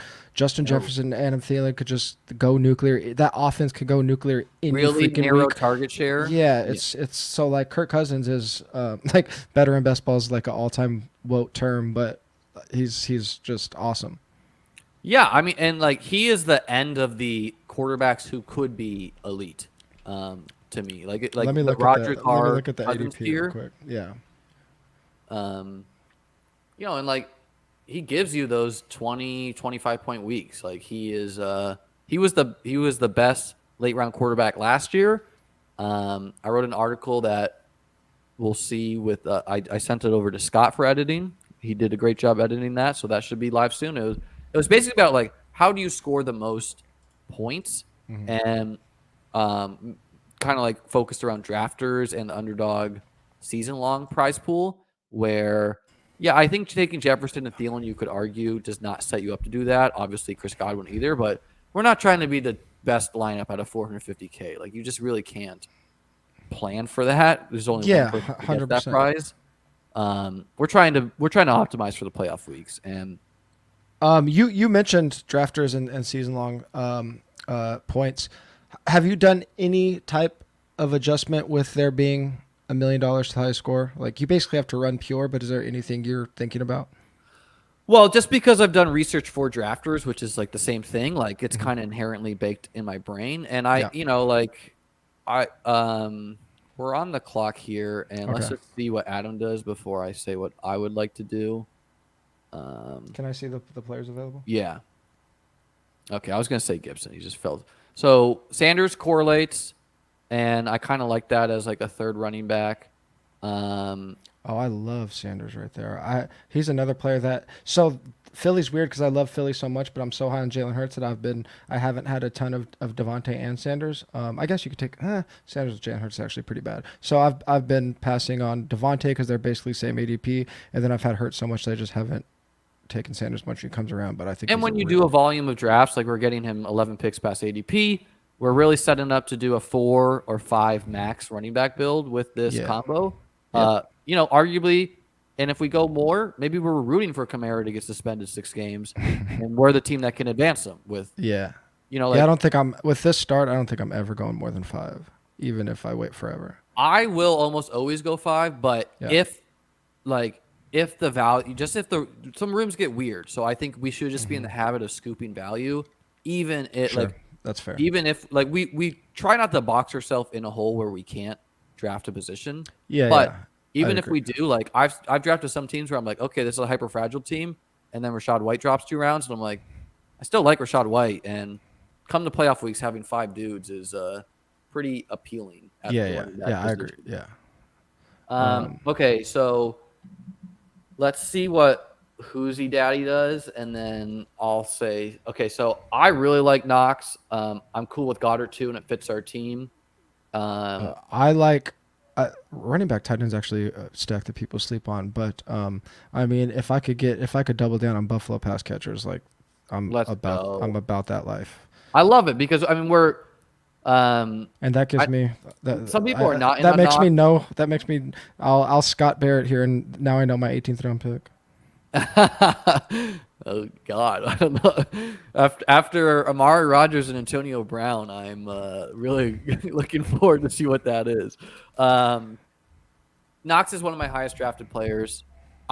Athletically, he compares to George Kittle. It's a very slow position to adjust to the NFL. He's good boys with Josh Allen. There's a lot of smoke that Buffalo's going to run more 2 tight end sets this year. Yeah, that should. I think OJ Howard is the blocking tight end of that crew, and I see no reason why Knox should not continue to smash in the red zone. And it's another redraft versus best ball thing, is that people are. I've seen a lot of discussion about Dawson Knox was so touchdown dependent last year, and he's going to regress. And it's like, yeah, no shit, he's going to regress, but we're not playing start sit here. Like, he's on a top 2, top 3 passing offense in the league with Josh Allen. He's going to have crazy smash weeks, and it could be week 17. Yes, and what are we talking about? Knox versus the Bengals is give me that every day of the week. Yeah. I want to go back to 2 things. One, we drafted Miles Sanders with Alvin Kamara. Running back stacks in general, I think people are really underestimated. It's crazy underutilized. If we look at the stacks that made it to the finals at the highest rates, a lot of them included running backs. Like, if you play DFS, some of the most successful stacks, especially in half PPR leagues, are running back with opposing pass catcher or running back.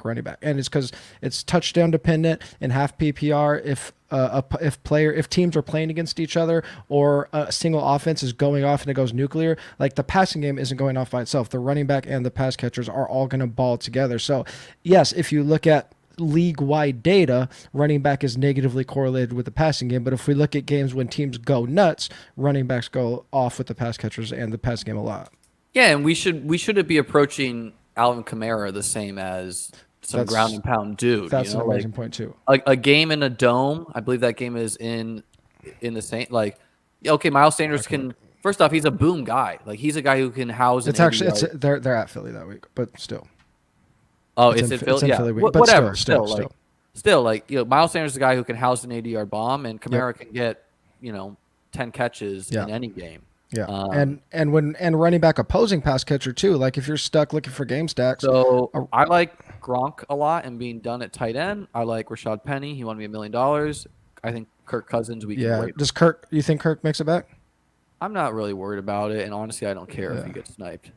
Yeah, I mean, do you want? Do you want? No, I don't think I would really like to have him with Thielen and Jefferson, but I think we'll get one of these guys to fall back, anyways. Okay.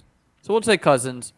Something I usually try to do is like when we have the passing attack for Minnesota, if other people are smart in this draft, they should not be taking Kirk Cousins. Yeah, for sure. So like we should try to give for example, one of my best teams last year, I took Chase and Higgins, and I skipped Burrow at ADP and waited, and I got him on a full round wraparound because the room was because sharp. No one's going to take him. Yeah, that's why are you taking a pocket passer if you don't have any other pass catchers? Unless you're just doing out a spike. Yeah, and if somebody does it, then what? Yeah, you're right. Yeah, then so be it, because the quarterback is the least important part of the stack to me. It's the pass catchers you care about, and then you can make for example, last year I had Josh Allen, Jamar Chase was the guy you needed, Joe Burrow was the highest scoring quarterback for Week 17, but Josh Allen gave me 2 touchdowns on the ground.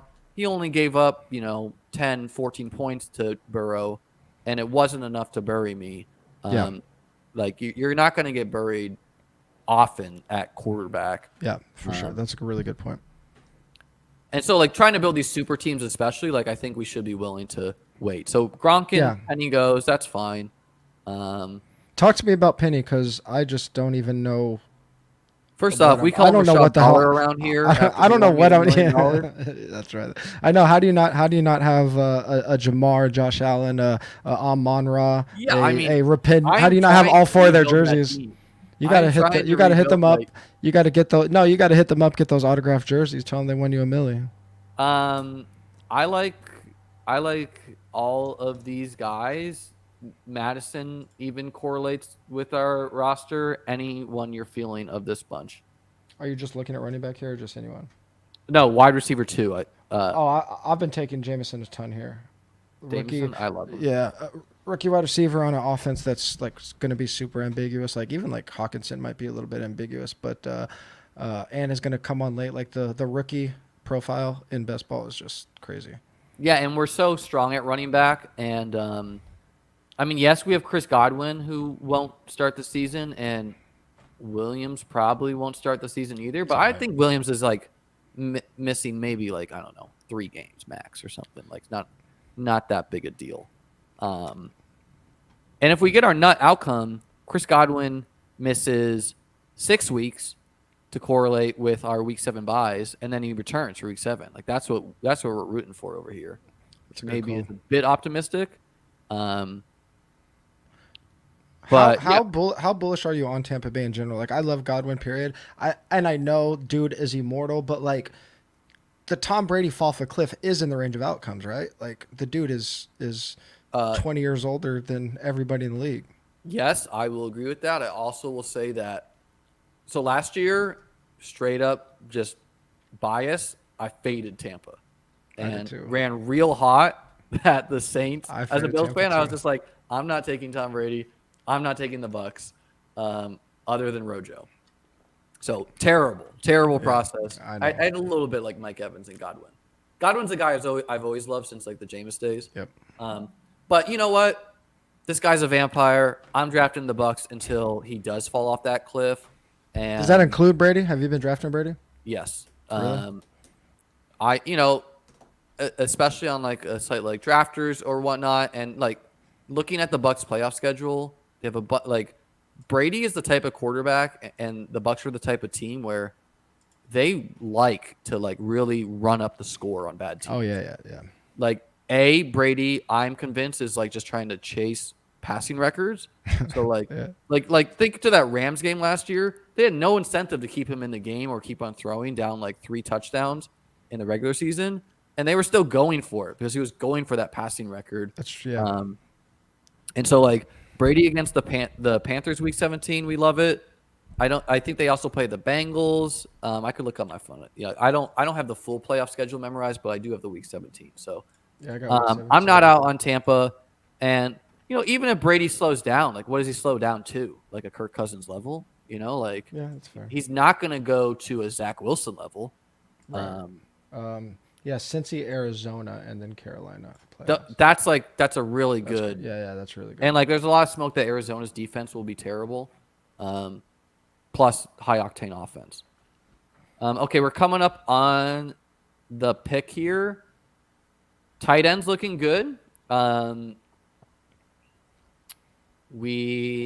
also like some of these running backs. The Tunyon correlation's interesting. Whose correlation? Tunyon. Yeah. Yes, definitely like that. That's very interesting.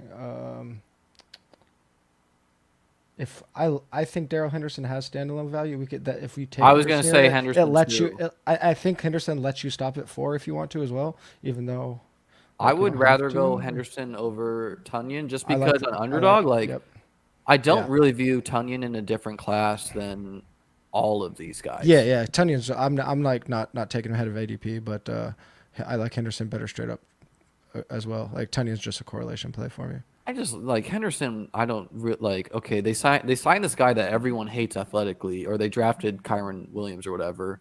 Yeah, and he has a broken foot already, so it doesn't even matter. He has a broken foot. He's terribly slow or something.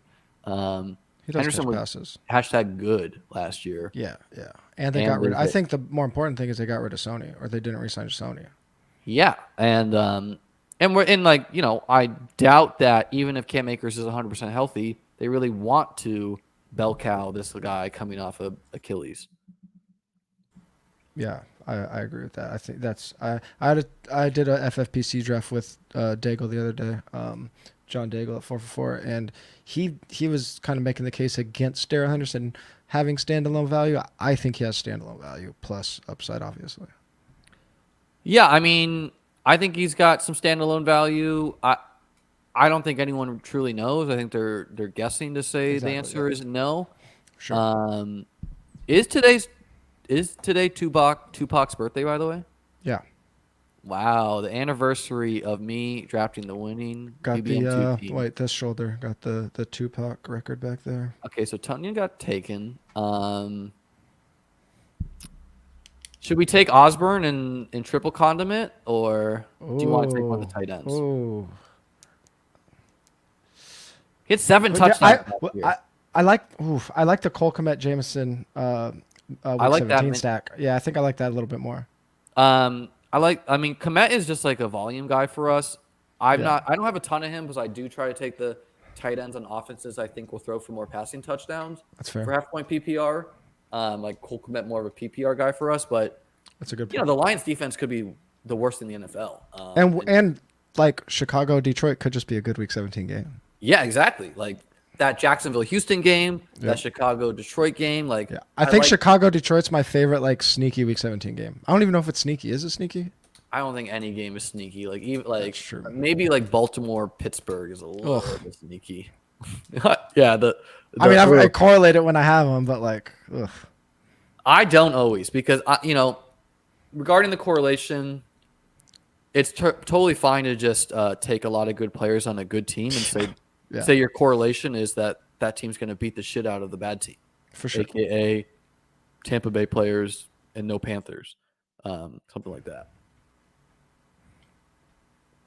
Yeah, I like how our team's shaping up. I think we're flexible. Like we could be done at tight end. We could be done at running back. We don't need to be. We can let the draft fall to us. We definitely want to get some more wide receivers with Godwin and Williams. Yep. Starting a little slow. When you're in a situation like this, what round are we in? 14? How is this always going to be a 3 quarterback build for you? No. Yeah. I would say I'm more likely to go 3 tight ends over 3 quarterbacks. Yeah. With the reason that, tight end is super touchdown dependent. And sometimes I'll do 3 and 3. I think Cousins is the tail end of like two quarterback guys. Usually. What let me see the quarterback board, please. We got Jameis, Matt Ryan, Daniel Jones. No, the yeah, okay. Jameis, Matt Ryan, Daniel Jones.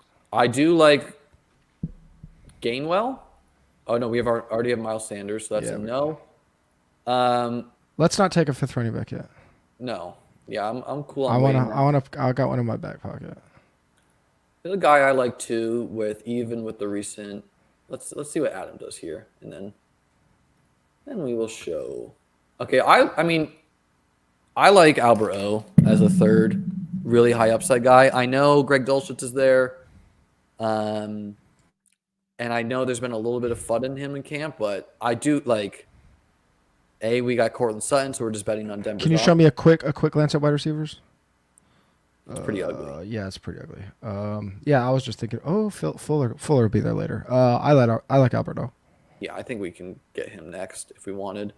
Yeah, he's this is like Cole Kmet is the consistent whatever. You're hoping for 6 targets, 50 yards, Dawson Knox, Alberto, maybe they're the touchdown guys, with Dawson Knox having a chance to break out and be an elite tight end. And yes, Alberto, he may be in a 2 tight end rotation. He may be the blocking tight end. There's also reports in camp of him catching 50-yard touchdown bombs, and he's going 20 picks after ADP right now. And yeah, that's really low. I love. And we're just betting on the Broncos offense, which seems like a solid bet to make. And that's another thing about like when people are talking about like player ADPs and getting them at or past value or whatever. Like if you look at my exposures, I'm looking at team exposures. Like I'm just trying to load up on these offenses that I think are gonna go off, yeah. and the offenses I think like I don't care if I get AJ Brown or Devontae Smith wrong. I'm just gonna have them a bunch because I think their offense is gonna be crazy. Do we want to do KJ Hamler too, and say we got all the Denver guys? What other receivers are there? Or would you rather go Fuller? I still think Fuller might come back. I'd rather go Hamler. I like it. I have no problem in these Chiefs and these Broncos teams and these Green Bay teams taking 3 guys on a good if Sutton pops one week and the other 2 don't, who cares? If Hamler pops one week and the other 2 don't, great. Our ideal is that Sutton is good in the playoffs one week, then it's Hamler, then it's Albert O. Something like that where we sneak in a low-owned guy on an offense we like with a bit of ambiguity in the pass catcher rotation. So Fuller went, Curtis Samuel went. It dries up at wide receiver. Yeah, pretty quick here. Yeah, a lot of my what round are we in? I can't see. I'm blind. We are in round 16. 16.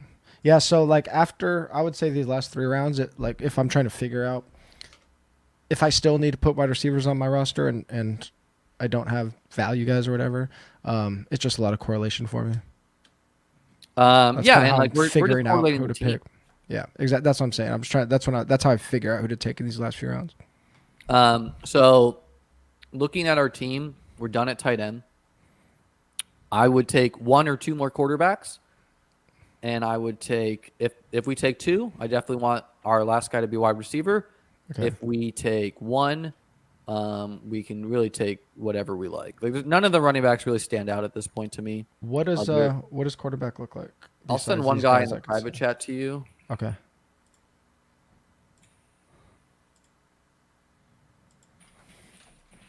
We're kind of on the same page, in how we're thinking about these. So I would take that guy now, or do we want our pick of the litter of the quarterbacks that are left? I don't think we're gonna really squeak in any correlation unless we take Goff even went. So Davis Mills. I mean, yeah, that's tough.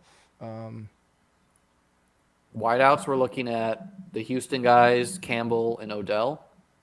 I think we do Matt Ryan. Okay, yeah. At the very least, Matt Ryan gives us we didn't mess up bye weeks there just now, did we? With quarterback? Okay. Matt Ryan at least gives us we can stick with 2 quarterbacks with Matt Ryan because he should play 17. That's the good thing about Matt Ryan. After Mac Jones is still another guy that we should get he also 17, is but like a- after that, it's pretty shaky.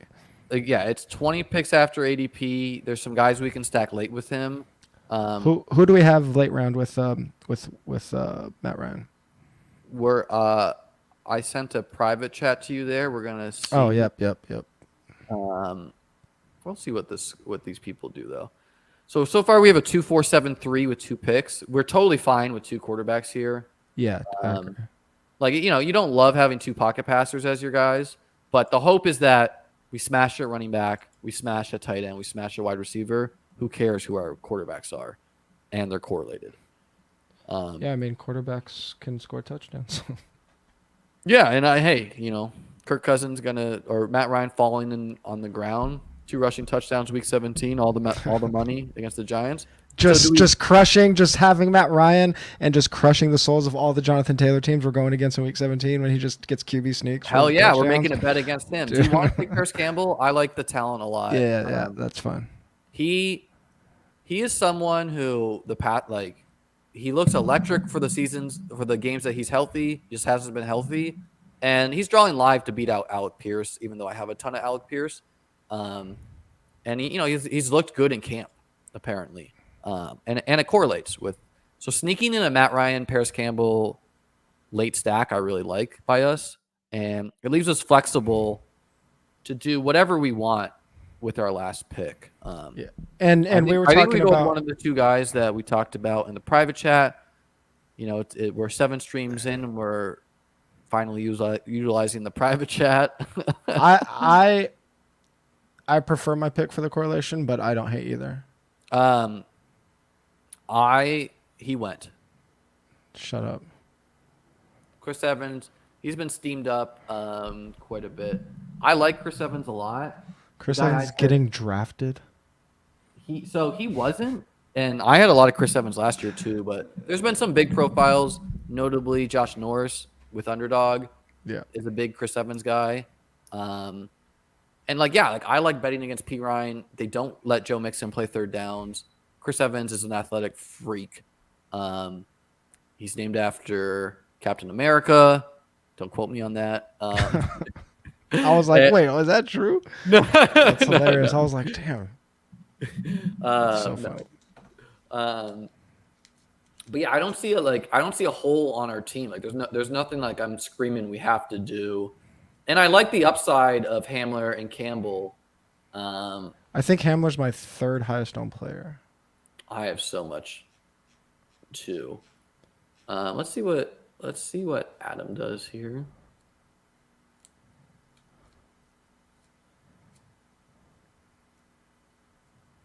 Adam making us sweat it out, brother. Click the button.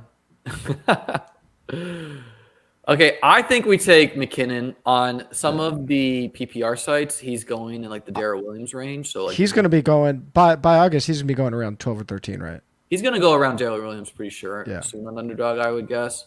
And so the opportunity to get 18th round Jared McKinnon is going to freeze up, and he correlates with our Denver stacks. And we're just making a bet on a good offense again. 100%. Yeah. Again, the last couple rounds, I'm targeting either correlations or just good offenses. Like even if they're players that we think are buried on the depth chart, I'm doing that. Are there guys that stand out to you right now in June that you're targeting because you think they'll be 2 or 3 rounds more expensive in August? In the 17th, 18th round, or anywhere, or just anywhere. I don't even mean 2 or 3. Anyone that you just think is going to be shoot up in ADP. Hard because a lot of the guys I was targeting already did shoot up in ADP. We already kind of saw that. Naheem Hines is an example where I was smashing that button when he was around 17, 16 cost. So I have 40% Hines on Underdog, but I think now he's been steamed up. Yeah. I mean, that's a really good one. I think when casuals start reading content, I think by August, I think they could push up Gabe Davis a full round. So I'm trying to get as much Gabe Davis as I can right now. Well, I mean, it's already started. I know, but I think he could end up being at the 3-4 turn by August. I think he could get that crazy. I don't show my full exposures to everyone, but Gabe Davis you don't is have my to. highest exposed player at 50% this year. Yeah, I would try to get him as much as you can before. I mean, Matthew Berry's tweeting out about. Yeah. I know. Like it's hit the mainstream. We need to hit up Barry with our list of guys that we're highly exposed to on Underdog. But can you not tweet about these guys until September, please? Well, I mean, arguably, it's good for me that a 6th round Gabe Davis is now too expensive because I'm one of the only people that has 40 Gabe Davis 6th round teams. You know, same with Mike Williams. Mike Williams, I would have told you when he was a 6th round pick. Dude, I know. I'm kicking myself for missing that one. It's hard to think through these. Like we're still like the contest is barely filled. I really like this team. We have some time to look at our team, and if anyone was in the draft list, let us know. We'll take a look at your roster. So we went with a 2-5-8-3. Really like that construction. I think that's my most popular construction. Kirk Cousins has a chance to be top 12-ish. Matt Ryan with a better O-line, a better team, drawing very live to win that division. 2 solid quarterbacks. Really like our running back complexion where these guys were counting to kind of smash. Henderson could have standalone value or be one of the best handcuffs. And McKinnon, same as well. Travis will take a look in a second. Really like our wide receiver group. We're betting we have the wide receiver 1, the wide receiver 1, the wide receiver 2, who's like kind of merging into like a 1B. Chris Godwin, we're trying to just get into the playoffs. Adam Thielen, maybe he's a guy that allows us to advance to Chris Godwin, and he slows down. Who cares? Jameson Williams, a rookie for that late season smash, and then 2 upside guys to finish it out that also fit our team. And then really like the tight end combo, 2 really athletic freaks, and a guy with who's drawing live to be the pass catcher 2 on his team with no target competition. With a quarterback we would hope would be better and correlates with our Week 17. Yeah, I like this a lot. This draft actually gave me a very interesting idea with a player like Matt Ryan. Like when we're thinking about how we're going to be unique in Week 17, one of those things is, like I talked about, and I made a joke about it, but a player that can have a crazy high advance rate and that you can be contrarian in the finals, like a Jonathan Taylor, Matt Ryan example, right? Like there's a chance Jonathan Taylor just goes absolutely nuclear all season. And then, like we said, if something happens, like Matt Ryan gets 2 quarterback sneaks or throws for 3 touchdowns that week, and you're the one with him where everyone else has Jonathan Taylor, like that's insane leverage, right? It's like a very obvious DFS concept that we use all the time when the quarterback's popular, like you roster the running back in large field tournaments. And vice versa. Yeah, and I also think that Carson Wentz doesn't really target the running backs too much in the past game. And so if you combine a Matt Ryan and a Jonathan Taylor, you're drawing live that Jonathan Taylor maybe just gets more of the pass catching role / Matt Ryan throws it more to the running back. It's like his ceiling could be further. All right, we'll look at 1 or 2 of these drafts before I take my last break before our last guest comes on. Travis asked, he was in the 11th. Went with the Brady Lance. Love the upside of the quarterbacks. Think they complement each other well. Got no complaints with the running back group. You might need JK. I would say that would be a 6 running back team for me, I think. Yeah, let's look at agreed off the rip. It really depends how many games we get of JK. Hunter Henry and Cameron Brate looking ugly at tight end. Yeah, unless Gronk retires and Cameron Brate's that guy. Yeah. And then you got it, which, I think you should be building some teams that way. Smash wide receivers. I don't think you need to add a Julio, even though there's a potential he goes to Tampa, especially 10 picks above ADP with you having Debo, Mike Evans, Marquise Brown, and Michael Pittman. I'm almost always stopping at 7 with this combo. Oh, you have more like Cox too. Sorry, didn't scroll down. Oh, I didn't see more Cox either.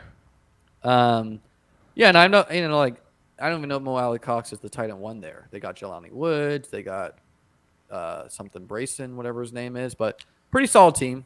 Who were their top 3 receivers? Debo. They got 4 elite guys. Debo, Mike Evans, Marquise Brown, and Michael Pittman. My only criticism, I think that would be a 2-6-7-3 team for me. Yeah. Yes. I would more do 2-6-7-3. Also, these could be 2 zeros. I'm not saying you shouldn't build teams like this because in the cases they smash and they correlate with your team, they really smash. But seems fine to me. Let's see. Stephanie wants us to look at hers in the 7. She's super shorty. So you got Lamar, a bit of a reach there, but it's fine. And Tannehill, I like the value. I think it's swung to. Good job waiting on your QB2 when you take Lamar too. I like that. And then strong running back collection, like not a sexy pick, but way past ADP. Way past ADP, past ADP, past ADP. Beautiful. So good values with Eckler. A bunch of rookies with some high upside people. I like the wide receiver group here. Like, I'm not a fan of the individual players necessarily compared to some of the other players going in the rounds, but I got no problem with it. And then bully tight end with 2 guys who should smash at tight end. And Hawkinson. Does this qualify as bully? Last year it would have been with like both these guys going next to each other. So I would say draft capital wise, no, but talent wise, you're hoping it is. Sure. Okay, that's. So I think it depends how you look at that. Are you ever taking one more note on Super Shorty's team? Are you ever taking a second tight end that early when you go, Andrews? Yes. Okay. I got no problem trying to corner the draft at tight end, or there's certain, seems perfectly reasonable. Hawkinson, Andrews, or Andrews, Hawkinson for the playoff weeks, where you can sneak Mark Andrews at 50% last year, not so great for the Week 17 finals. Mark Andrews at 5%, holy shit, you're looking at money signs. Sure. Yep. So get building those types of teams, plus the tight ends that score touchdowns, you just want them. And I'm not convinced that Hawkinson will, but yeah. She said she only took him because he correlates. No, I don't hate it. I was just curious if you're doing it much. I do it with Schultz and Knox. I do it with Schultz and Gronk and Knox, Kelsey and Knox, Kelsey and Andrews. I don't know. I try to do it all at tight end because it's really a high variance position. Yep. But at the same time, there's a lot of guys to like late. Okay, we'll do one more here. Andrew said he was the 110. We got Murray and Derek Carr. Like the quarterbacks a lot. The running backs, 2 high upside guys. We'll see what Melvin Gordon produces this year, but he's done in the past. Darrell Williams correlates with Murray, and I like him a lot. Brian Robinson, I got no problems with. The wide receiver core, so you got a dead Hopkins, and then you're betting on Adams to be kind of what he was with Green Bay. Russell Gage to be your early season guy. MBS, love the upside. Jarvis Landry's got some good buzz. No problem with these guys. And then Kyle Pitts and Hayden Hurst. So I don't see a problem with the team. Not a ton of Week 17 correlation, but that's not the biggest deal. Yeah, they got Baltimore, Pittsburgh. They got Arizona, Atlanta. They got. Did this correlate? Did this have Derek Carr? They have Carr and they have Murray. Which as far as scoring the most points Week 1 through 14, teams like this are really hard to win because the opportunity cost of fading a running back in the 6th / wide receiver / tight end plus in the 10th makes it really hard to have the most optimal team for those season-long points. But for the playoff weeks, you really like it because you have elite quarterbacks and they score points. What do you think smashes the regular season win? One quarterback round 10 or before. So you're taking one guy there and you're pairing him with one guy late. I wrote an article on this that's going to be published, no paywall, on Fantasy Points. It's really kind of researching the quarterback position plus what worked last year. So that should be out next week. I'll tweet it out. And it was kind of just looking at let's compare Josh Allen, quarterback 1, to some late round guys. Can you even go late round quarterback anymore? It looks pretty dire to me to just go volume at the position.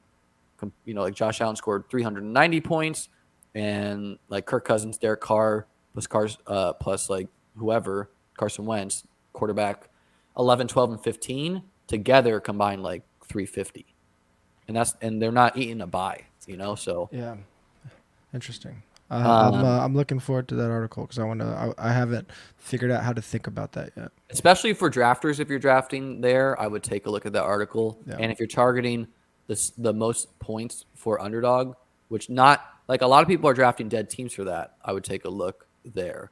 But TJ, thanks so much for coming on, man. This was a fun draft. I really thanks for like having me. Yeah.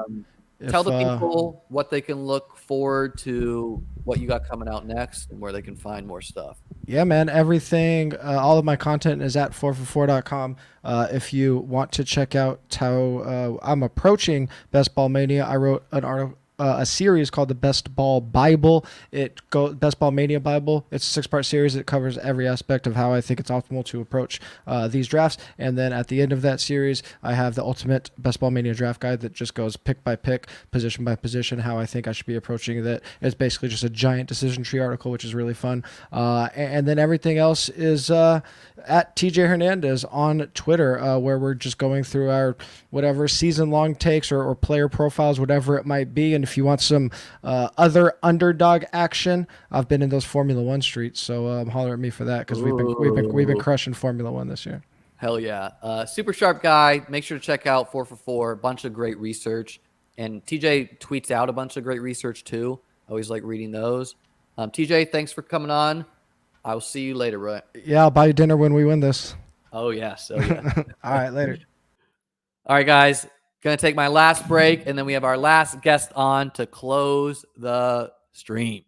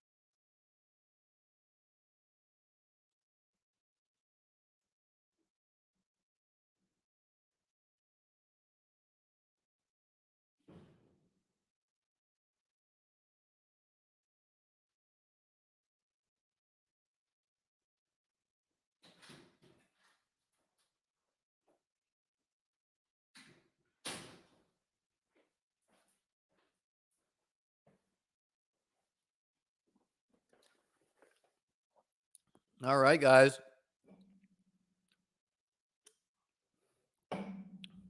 About to bring on the DK Best Ball Millionaire winner, Felix Castro. Felix, how you doing today, man? Pretty good yourself, buddy.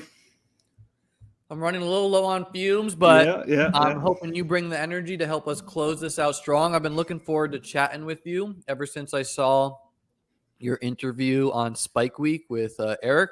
I thought you said a lot of interesting things last year, and this collab's been a long time coming. What's the best ball streets looking like for you this year? How many you're at on Underdog, and what's the plans? So I'm in the BBM3. I have 68 done, and I maxed out the puppy. Maxed out back a couple of the other ones. So I'm about like 600 drafts in. Okay. So let's just jump in here and rip it here.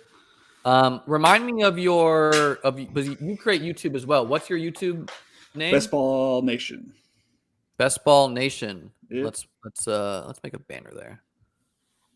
Yeah, so I looked at you already have 10 times the amount of subscribers that I do, and you've been doing this for one day.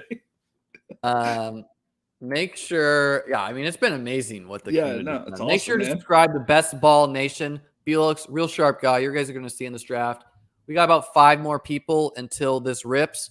Today's been amazing, man. I was watching. I'm at my job. I can watch or I can listen to you. So Pop John. I think that's what I've noticed. Like the viewership was a little stronger during the work hours. Oh, we got the 102.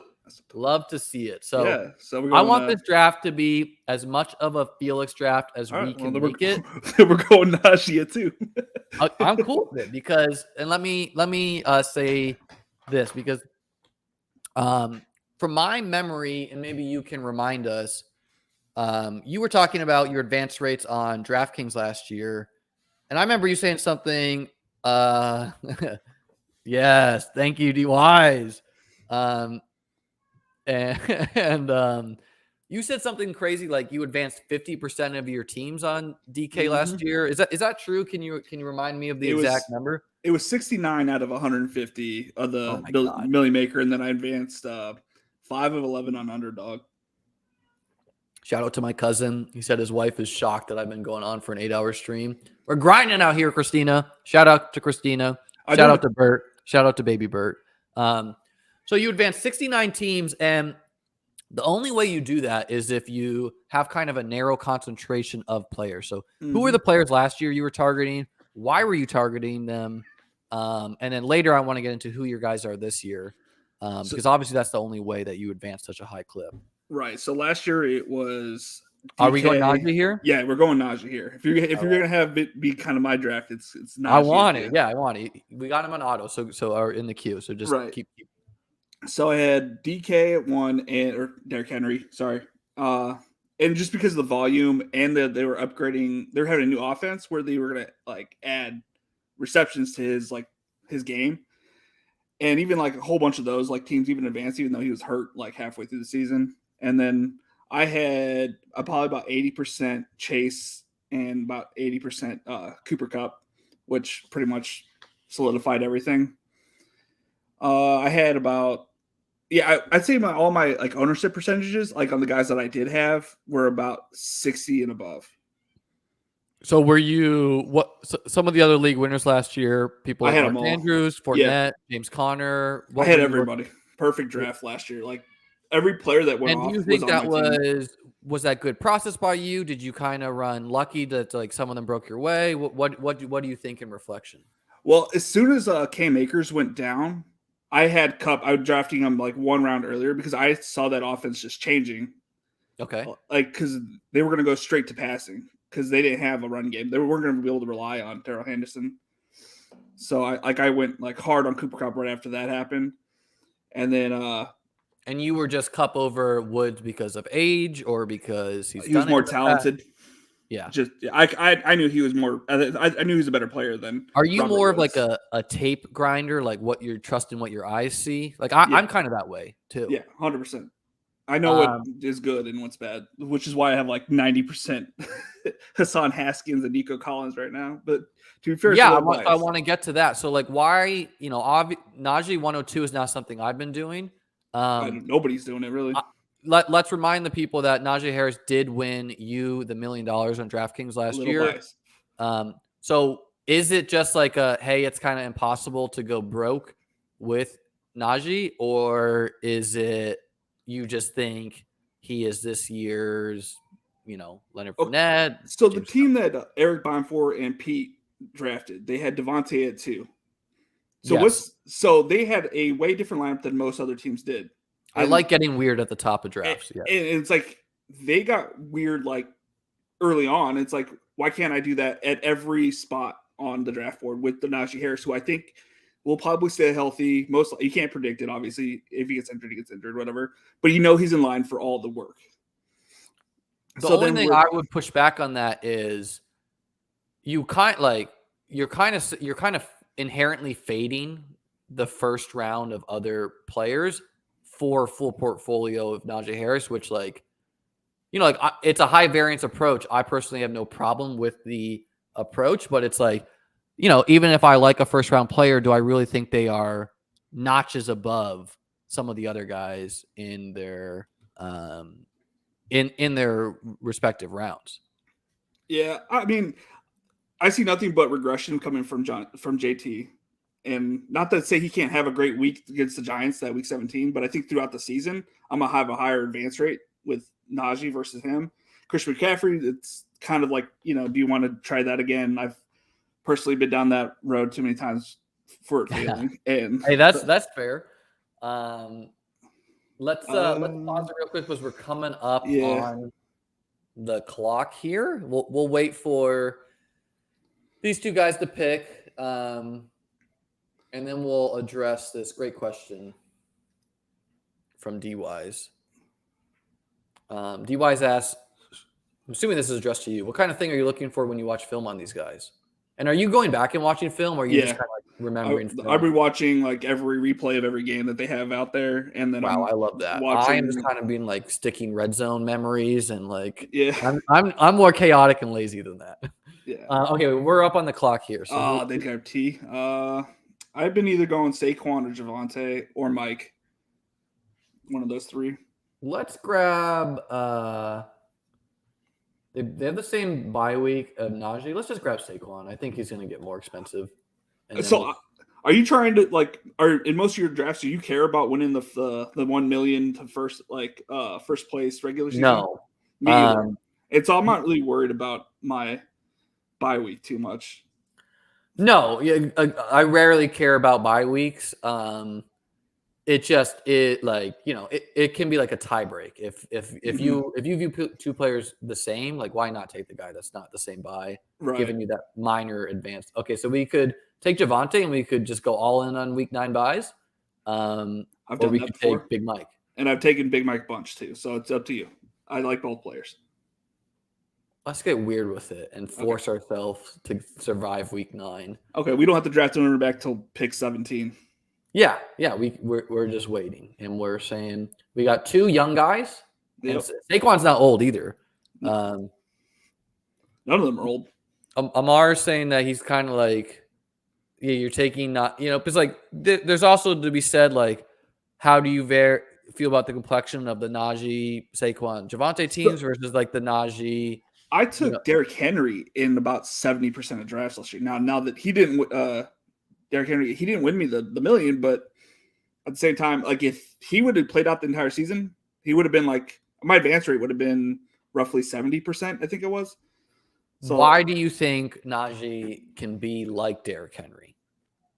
Well, when he just he's only getting better. Like the offense is not going to be flat-footed as much as they were, because every offensive play was like 2 feet and he had to fight somebody off. At least I'm not saying Mitchell Trubisky and Kenny Pickett are amazing, but they're way better than anything that Big Ben was bringing to the table. So he's going to have a little bit more space to run. Like, how many wins do you have the Steelers getting? Like 8 or 9. 8 or 9. I think that would be pretty ceiling outcome for them, especially with the division they're in and them playing in the AFC. But I wouldn't be shocked. Let's get back to D-Wise's questions. Like, what kind of thing on film are you like? What sticks out to you on film? Is it more like regression? Like you're kind of talking about like, this was it was so lucky. It was like JT got so lucky in so many situations. And for the people who want JT in general, it's like you were saying, Carson Wentz never tossed it back, down to, he always passes it to like Nyheim Hines and whatnot.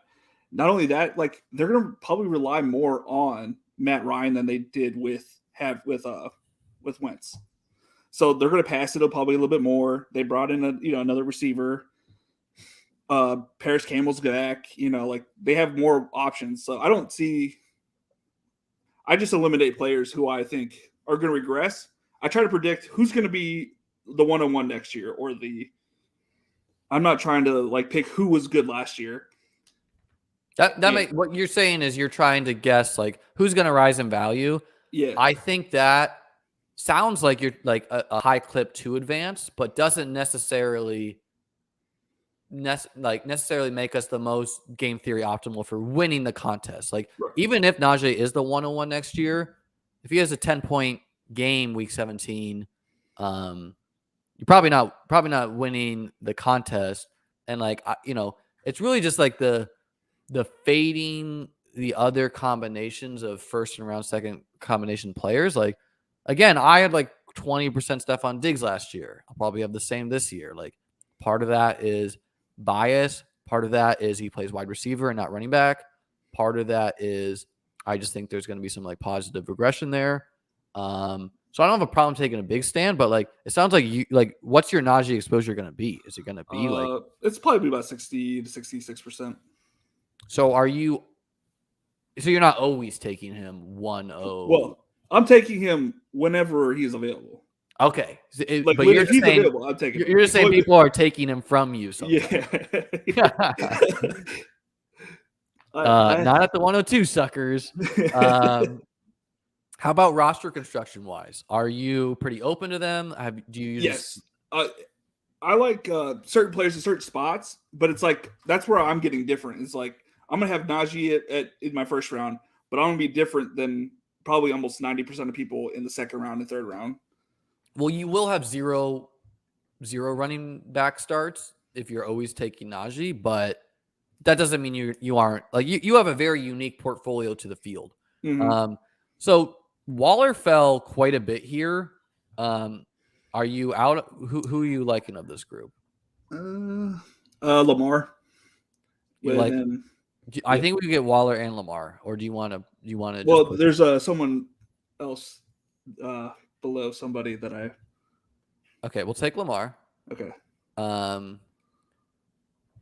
And so we got that correlation for week 17 with the Pittsburgh Ravens game. My guy, Gabe Davis, already was drafted. He's getting steamed. Yeah. It's crazy. I have him about 40% right now. Yeah, I'm a little higher than that myself. Okay, so Rashad Bateman for the same game. I like it. He's not the most comfortable wide receiver one, and like I don't think his ceiling is higher than like a George Kittle on a year. Plus, Kittle plays tight end. But we're making a bet on the Ravens Baltimore week 17 game, which is not a game that people are like jumping to the table to do. So who are some of the guys this year you're loading up on? I know Nico Collins is one. I wanted to ask you, how are you choosing these guys? Why are you choosing them? Are you flipping the coin on some of them? Do you have strong instincts on some of them? It's the Nico Collins thing is like he is in his second year, and studies show that second year receivers like typically break out, that year. Great RAS profile. Like yeah. Athletic freak. And Brandon Cooks isn't like the picture perfect like person of health. Like he goes down with concussion like every other year, it feels like. And so he could have time at the number one spot. Also, the Texans, the Lions, and the Jets all have great playoff matchups. So yes, I'm like, my whole back half of the draft will almost always be one of those three teams. So you're prioritizing like the game stack over necessarily what offense they play for, which I think is a fine way to do it. Like I usually find myself leaning more on like, well, I want this player to play for the Broncos, and they have good matchups too. But like these ugly games, if they have bad defenses, they can smash. So Nico Collins is one. And you're not worried about John Mechie? No, not really. I don't think I think he's going to play out of the slot whenever he comes back or whenever he's fully healthy. Cause I think he hurt himself too in that last game. Yeah, he's coming off injury a little bit. Reminder, this is Felix of Bestball Nation. Make sure, Felix, if you want to drop your YouTube link in my chat, I'd love to highlight the comment for the people. What's your drafting schedule like? It's been a little hectic lately because family stuff, but it's every day, but Saturday and you're doing every day. Okay, so every day drafts. 5 days. Omar telling us they tore his ACL in the SEC championship with respect to John Mechie. Okay, so Nico Collins is one. Who's some of the other guys you're just smashing? Amon St. Brown. But again, it's like, am I only taking these guys because they've smashed on my team, or was Amon-Ra on your winning? Yeah. Well, but I also believe in the talent, so it's like it's tough to not draft him. You know what I mean? Yeah, like I'm not crazy exposed to Amon-Ra, but I'm never going to say no because he won me $1 million. So it's kind of hard to be wrong on him over a lifetime. Which I do think we should be thinking about. Where are we at? I'll add this comment here. Think I can do that? I have no idea. I think that's exactly. But the URL is there if you guys want to add that. Make sure to subscribe to Felix's channel as well. Yeah. Okay, so who are some other guys? Elijah Moore is usually one of them. Because of the playoff matchups. Yeah. And let's see here, Nico. Who's the other team that I was talking about? The Jets, the Lions, the Jets, and Damian Pierce. I have a bunch of. Are you so do you care how good these teams are, or are you just really thinking about these playoff games? I'm thinking. Well, I think the Jets actually are going to probably be like the number 2 team in the East. Obviously, the Bills. Wait, we're on the clock here, so let's get back to that. I like Michael Thomas. Yeah. I like Burks. Can you click on the receiver tab? Renfro, definitely Thomas for this pick. Where are we at? 72. So you don't touch your ADP, like you just let it sit on the rankings as is? Yes, and I do that because I draft over the course of the season, so I like I know my rankings. I don't sit down and rank, but I like to. If you import rankings on Underdog, you can't toggle between the ADP, so you can't. You don't really necessarily know if a player dropped a couple of values or went up a couple of values, and I try to value scoop a lot of the time. Okay. So I just want my guys. So I'm gonna be honest. I'm gonna run a train on the puppy if my dudes are all right. Love that. Okay, who are we feeling here? I feel like we kind of need to get a wide receiver. Yeah, we had. Let's see here. I like Burks of this group. I hate Burks. I hate Burks. We do not want Burks. Okay, are you a Renfro guy? A Gage? Yeah, Renfro, Gage, Garrick, Lazard. We're getting a little past ADP with those guys. But who do you want? Renfro. All right, we got Renfro. So are you not worried about Waller and Adam? I think Waller's going to take a big hit, and I think it's going to be Bateman and Renfro personally. Adams and Renfro, you mean? Yeah, sorry. Who did I say? Bateman. Sorry. Bateman, yeah. Yeah. Yeah. I mean, Hunter Renfro, good in the red zone. Really showed a lot last year. I'm not out on Darren Waller, just because he plays tight end and the onesie positions. It's easy to separate from the field, but I'm not going to sit here and say he's a bad talent. Plus, we know the upside if one of the guys goes down. Right. Who are some of the rest of your guys? I'm pulling up my exposures right now for you. Yeah, you don't need to everyone. I don't give two rats. So no one's going to draft him where I'm drafting him. Josh Palmer, I have 71% of. I had a lot of Josh Palmer last year. I don't have as much this year. I kind of wish I had more, especially. Well, see, I think that OBJ is going to go back to the. He's going back to the Rams, right? So okay, I'm already. That's like one of my games where I have two receivers. I have Palmer and OBJ. I think I have. Let's see here, OBJ at. Let me see. At 25% here. So I'm 27%. Do you like OBJ a lot more than the other uncertain guys like Will Fuller? Yeah, I'm not touching them. Once you burn me, I'm not saying you burn that bridge, but it's hard for me to draft you. And I draft. Yeah, I mean, you're talking about something that a lot of players struggle with, where kind of our own biases. Yeah, for sure. Which I try my best not to be too biased, and something I've been saying to the other guests is I kind of want to hold on to some of my past season priors. I don't want to fully if I draft a lot of a player and they burn me, I don't want to fully be okay, I was wrong last year. The NFL is kind of chaotic. But at the same time, we all do it. We all are very biased against certain players. I mean, I still have 0 Dalvin Cook. I don't think I've drafted Dalvin Cook for the last 3 years, and I'm okay with that. Okay. I like it because you draft differently than a lot of players, and obviously it worked where you don't seem too concerned on ADP cost. Like you're getting. I could give 2 rats about ADP right now. Like at this point of the season, so much is going to change in about a month.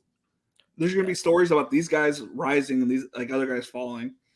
I rather, I like having my 2 quarterbacks typically earlier than like later, because the wide receivers and running backs at the end of the draft are going to be the ones that shoot up, and the quarterbacks are going to like fall down a little bit, but not like their ADP is not going to change that much. It's hard to think through how the August crowd will impact ADPs on my end. I do care about ADPs mainly because I'm trying to give the market a little bit of credit and not just say like I know better about everything. And like I want to try to be getting the guys I think are going to raise an ADP, right? Which I'm usually pretty good at. And if I'm not looking at the ADPs, I can't really target who is and who isn't. Okay, so we're coming up. We got a 1-3-3. What do we have at tight end? Goddard is the only elite guy at this pick. Yeah. There's also Ertz and Gronk and Freiermuth, who I think we could wait on them. Yep. We got MVS. We got Lockett. I can make this bigger too if you need me to. No, I got it. My screen's huge right now. Okay, cool. Did you want to go Goddard? Did you want to go Gronk? Did you want to go MVS? I like MVS. I was like, I want MVS for this pick to go with Javonte. Love it. Correlates with week 17. He's drawing live to be the Chiefs pass catcher 2, or at least just be an upside guy. And like, I would say Renfro and Bateman, I'm not sure how high their ceilings are. So like, I like MVS for a weekly ceiling. Who you feeling here? Either Goddard or Lockett. You choose. We're gonna go Lockett here. Okay. I'm like Lockett's not someone I have a ton of or almost any, because I mean, hey, we're getting a good discount on him here, but it's just hard for me to click the button with no more Russ on. Like even if Baker signs there, like that's no, I'd rather have Lock play. I'd rather have Lock play and just be terrible but throwing bombs. Like and maybe because their defense is terrible.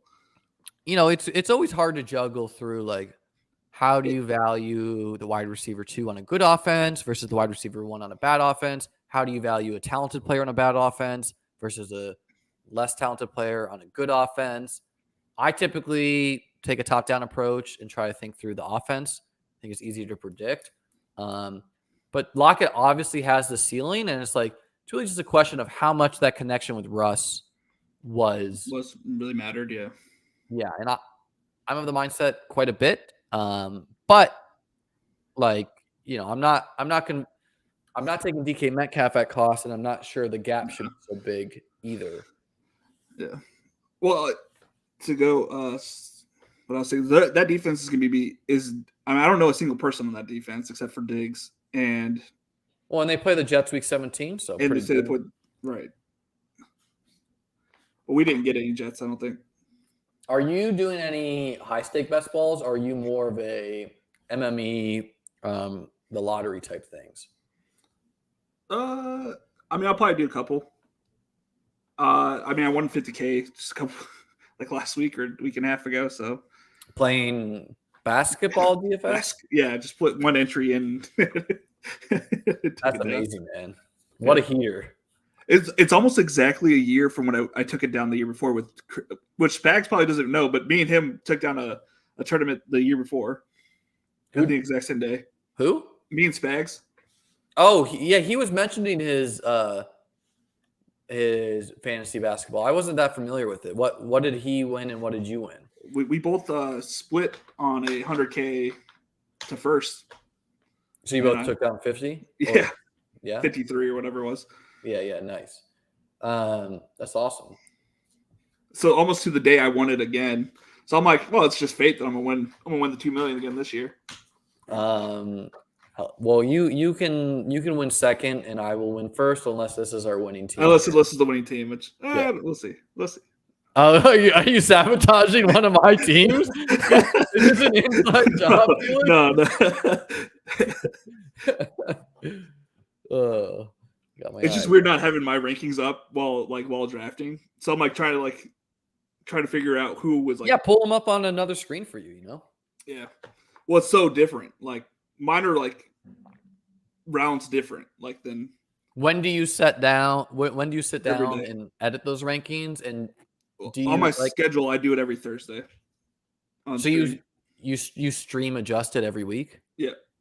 And are you doing that on camp reports? Are you doing that on intuition? What are you doing? Just what I'm feeling, what my exposures are, when maybe if I want to get down a little bit less on like a certain player or not or two. Are there any news sources or analysts you tend to lean on? I'm gonna be honest. I have nothing to do with my life when I'm working, so I listen to everybody and everybody talk, and kind of gauge what the room is saying. And that makes sense. Yeah, trying to it's hard to read the room.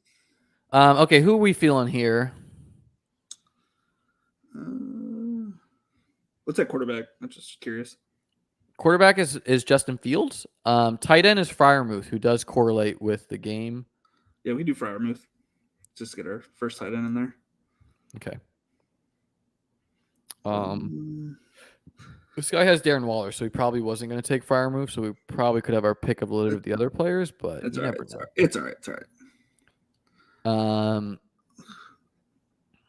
Yeah, we're a little bit more, but like we're making a big bet on this Pitt Baltimore game to stack out, which I have some week 17 stacks of this game, but it doesn't exactly scream shootout to me.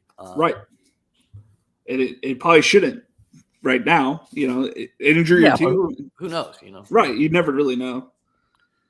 Either one. Well, I probably shouldn't say it out loud. Well, I like that we went 3 quarterback, we hit the onesie position, and then we hammered 5 wide receivers. Again, we hit the onesie position. And now we're going to probably either shore up one of our onesies or keep on hitting wide receivers or maybe be done at running back. Jameson Williams is somebody that I like for the playoffs. Because Like he's going to take over for Shark immediately, I feel like. Shark's going to move to the number 3 position on that depth chart. Yeah, and I mean, if he wasn't injured and or if he went to a good team, he would be a lot more expensive. Mm-hmm. And we're getting him against the Bears week 17. Yep. Seems like a pretty appealing defense to target. And he's a rookie. So I like it. Tim Patrick also would have made sense for our team. There's been some buzz recently. He's the pass catcher too, even though Judy's sitting out. KJ Hamler's still in the mix there, and there's a lot of mouths to feed there. Yeah, so I've just been approaching it take everyone that's cheap. A little bit onslaught it. Yeah, and just kind of wait on the Sutton versus Judy news, which it does seem to be deciding Sutton wise. Mm-hmm. But I don't know. It's really just Russ Wilson good, Broncos good, take players there. So do you think Russell Wilson's good? Yeah, I'm not too I know some of the stats were a bit down on him with Seattle, but he had a broken finger last year. I'm not gonna really judge him. Broken finger, terrible coaching staff, terribly unsharp coaching staff. I wasn't expecting Josh Palmer to go 40 picks ahead of ADP.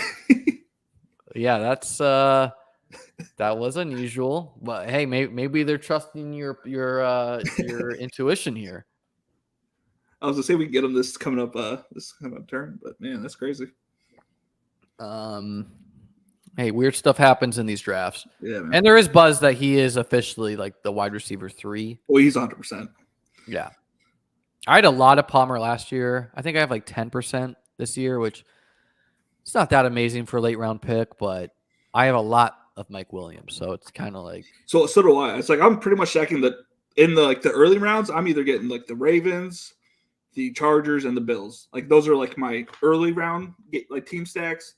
In the late rounds, I'm getting the Lions, the Uncle Benji. Me and him have a fun feud. Okay. Not really a feud, but he won one of the drafters contests, and I think on Twitter last year I commented something, and he was kind of dismissive of me and was like, "Who the fuck are you? I won $10K." And then after I won the million, I retweeted his thing along with a couple other haters, but it's all water under the bridge now. He was a good sport. He was a good sport about it. You had to bring me to that thread with Todd from PA. Oh god, he was so bitter, dude. Yeah, there's a lot. There was a lot of bitter people to begin, but everyone's kind of chilled out, No, I'm not here to make enemies in the fantasy football dude, I'm just trying to put out good vibes and have a good time. Absolutely, bro. I mean, we're going on hour 9 of this live stream, and we've had a steady, I think we peaked something like 70 live viewers. I don't know how. Someone tell me how many YouTube subscribers I have now. I think I've slowed a little bit. It says 222. I don't know what that is. Well, that is me putting that in there, okay. but I have to manually update that number there. Chips. He's a part of every chat I've seen or every draft I watch, because I watch Splash Play, everything on ETR. Spike Week, obviously. I try to watch the people who are 227. Thank you, Cairo Jag. Whoop whoop. That's a variation of 727. Again, some of my favorite numbers there for the St. Pete area code. Let's see what Dr. Stanky Leg does. I know he's a big grinder in best ball. I remember the username quite a bit.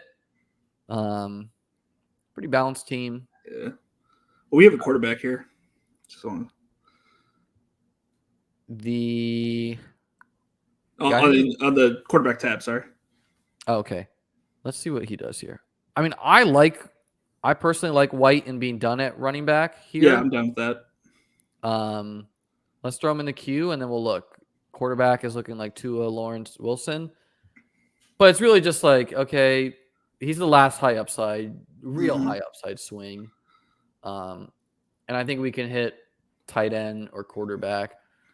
So we'll tap White here. He's 13 picks past ADP.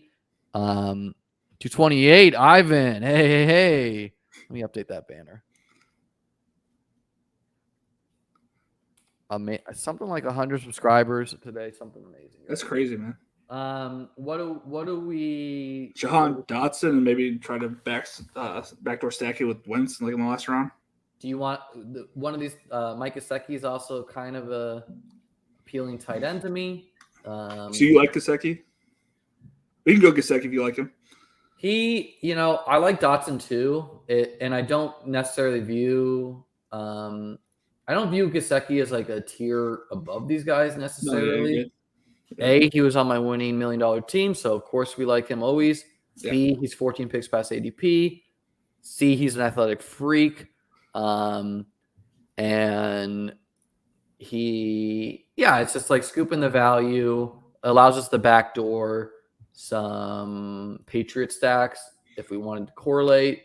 And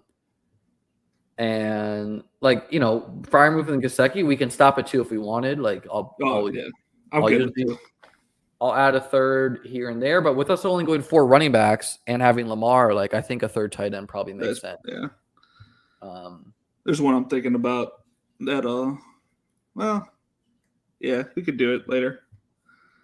We'll see how it falls out. Yeah. So we have a 1-4-6-2 going on right now. I'd say we're pretty done at running back. I really like.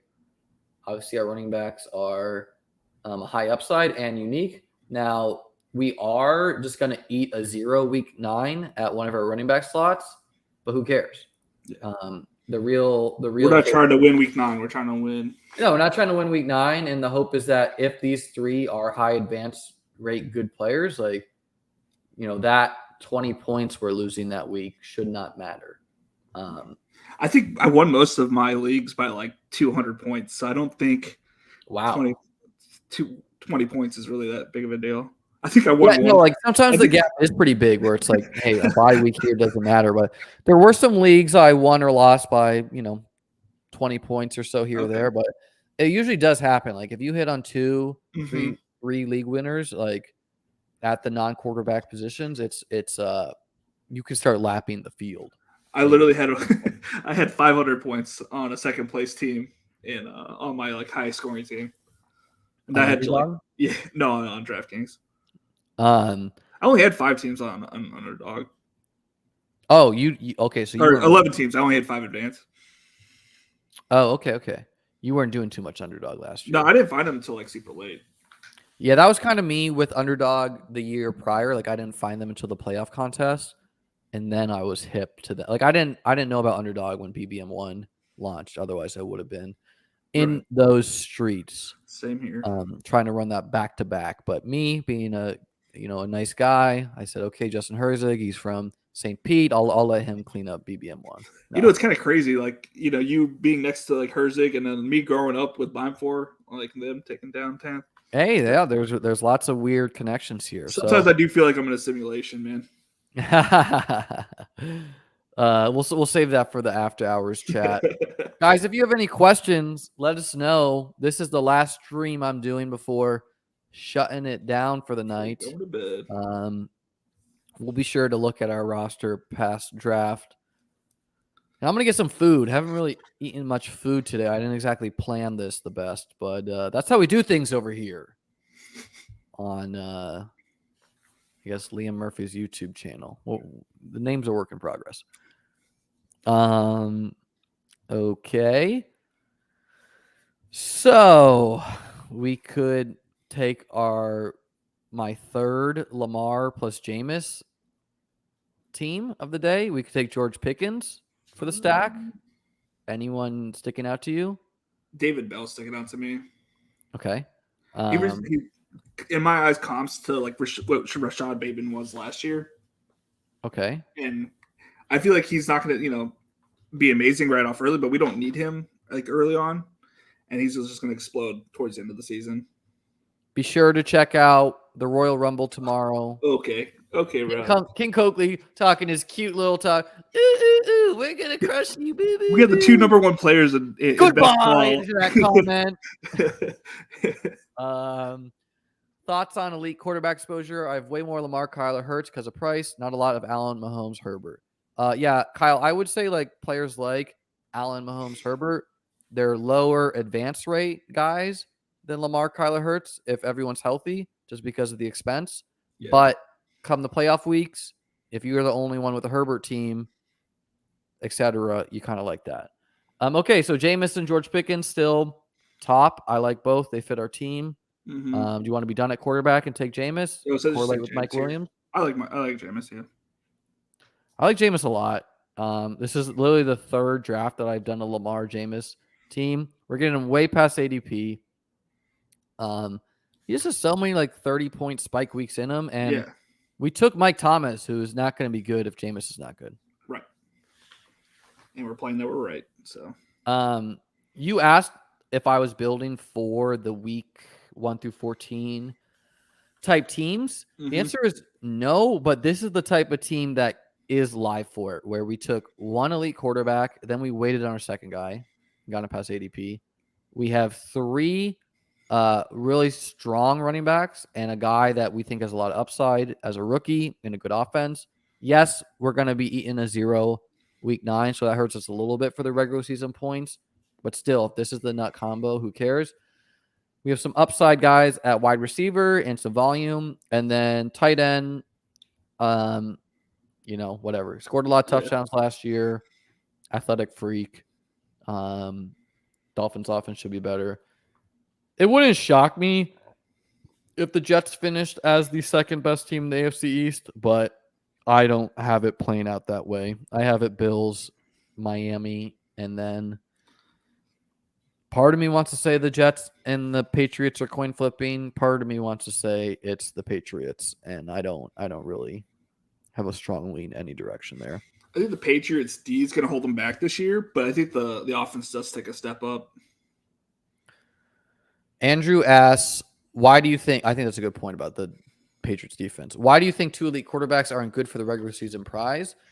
Andrew, I wrote an article that's going to be coming out on Fantasy Points next week about this subject, and it was basically just like the opportunity cost of fading a running back, wide receiver, tight end, who are the type of players who can separate from the field at those costs, make it very unlikely that you can, look at this guy, that you can take 2 elite quarterbacks and still hit those league winners, who you don't need to win the playoff weeks, but you do need to win the most regular season points. For example, you could not miss out on a Fournette, a Cup, a Chase, a James Conner, and be live for that regular season prize.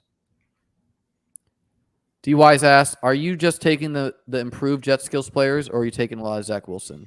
I have about 60% Zach Wilson. Ooh, he's in. I have 69% Zach Wilson. Hey. Kyle asks, how do you handle exposure on your guys? Like to stay around 22%. Kyle, I don't care about my exposures. I had Gabriel Davis last year.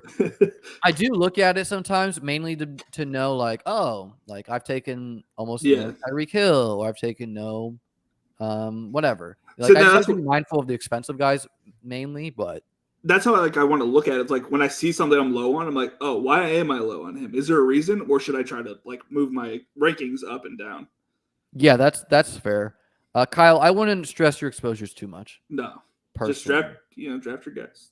Players are going to get injured, whatever. If you have 50% of a player and he gets injured, it's not your year. I mean, I had like 60% Derrick Henry, and I still took down, it's like, it happens. Which speaks to the idea that if your core of cheaper players is good and consistent, it doesn't exactly matter who your expensive core is. Right. I think having a core in general, though, is I think in the way I played it on DraftKings, it worked out. Yeah, there's not like a core I have in mind. There's my guys that I try to get. But that's just what I do on this end. Oh, Nico goes. I was like trying to like be quiet. I totally forgot about it last round. I was like, we have to draft it at 170 because he's not going to make it back to us. He almost always does make it back here. Nah, dude, never. Okay, you want to go wide receiver or tight end? I haven't taken any Taysom Hill, and I know you're big on Taysom, so it's up to you if you want to take Taysom here. I'm not big on him. It's just like if he's the guy, and he does have some correlation to Jameis, where if he's just like the actual tight end there, and if he accidentally got hurt like week 17, then we have him.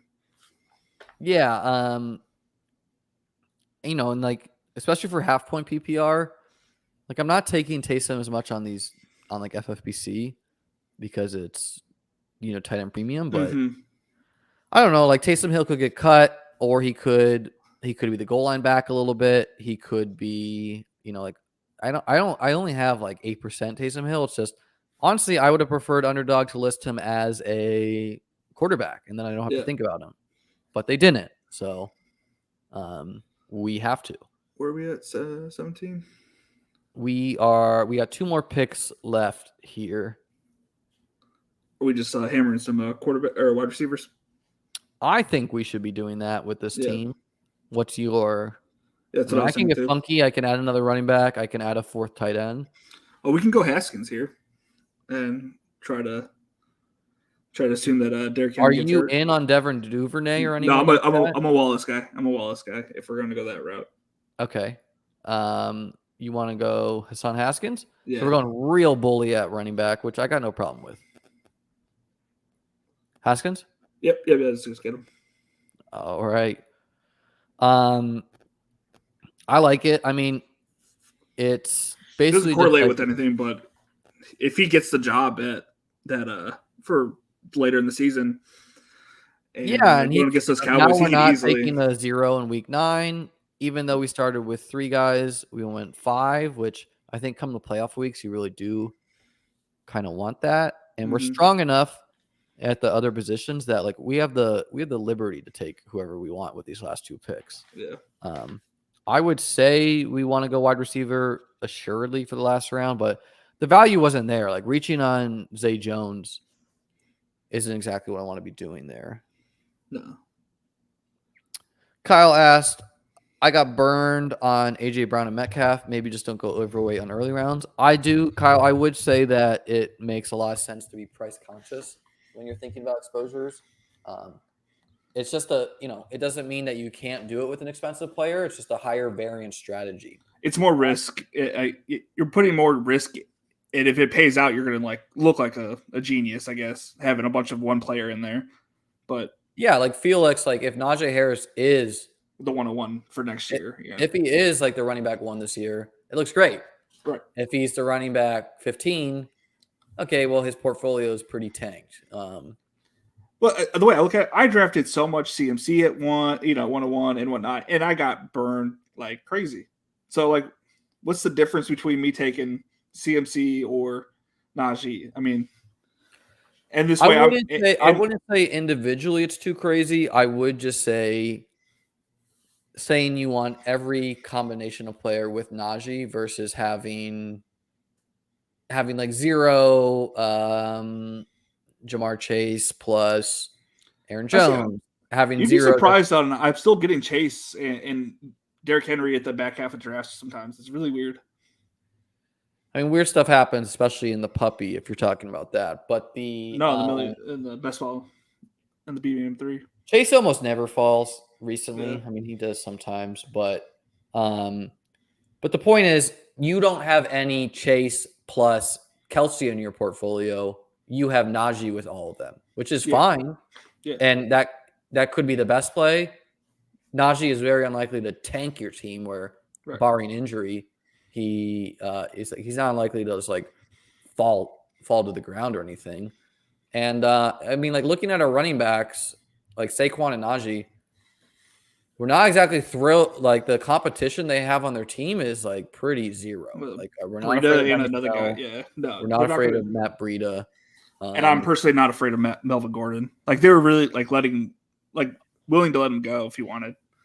Okay, we need a wideout on this team. I'm gonna just start throwing players in the queue. I would say Pringle, Velus Jones, and I don't know who else is down here. Wallace is usually somebody I get, but I don't know if he got taken. Wallace, Tylen Wallace, yeah. So we have, who do you want? 3, 2. Velus is fine. No, Velus is good. Okay, Velus is good. Okay, another rookie. Don't think it core. Yeah, we don't have any Detroit guys, but he plays. Yeah, we do. We got Jameson. Yeah, we had Jameson. So correlates there. Yeah, and another rookie, who's gonna like see the field early. We think. Yeah, and he's very elusive. I wouldn't say like the most. Like he's not Kadarius Toney by any means, but he is fairly. He was a good punt returner. And, definitely not to me, Kyle. It's not crazy at all. No. All right, let's name this team after you. So I remember Felix. And all right, let's take a look at the draft. So we went with a 2-5-8-3.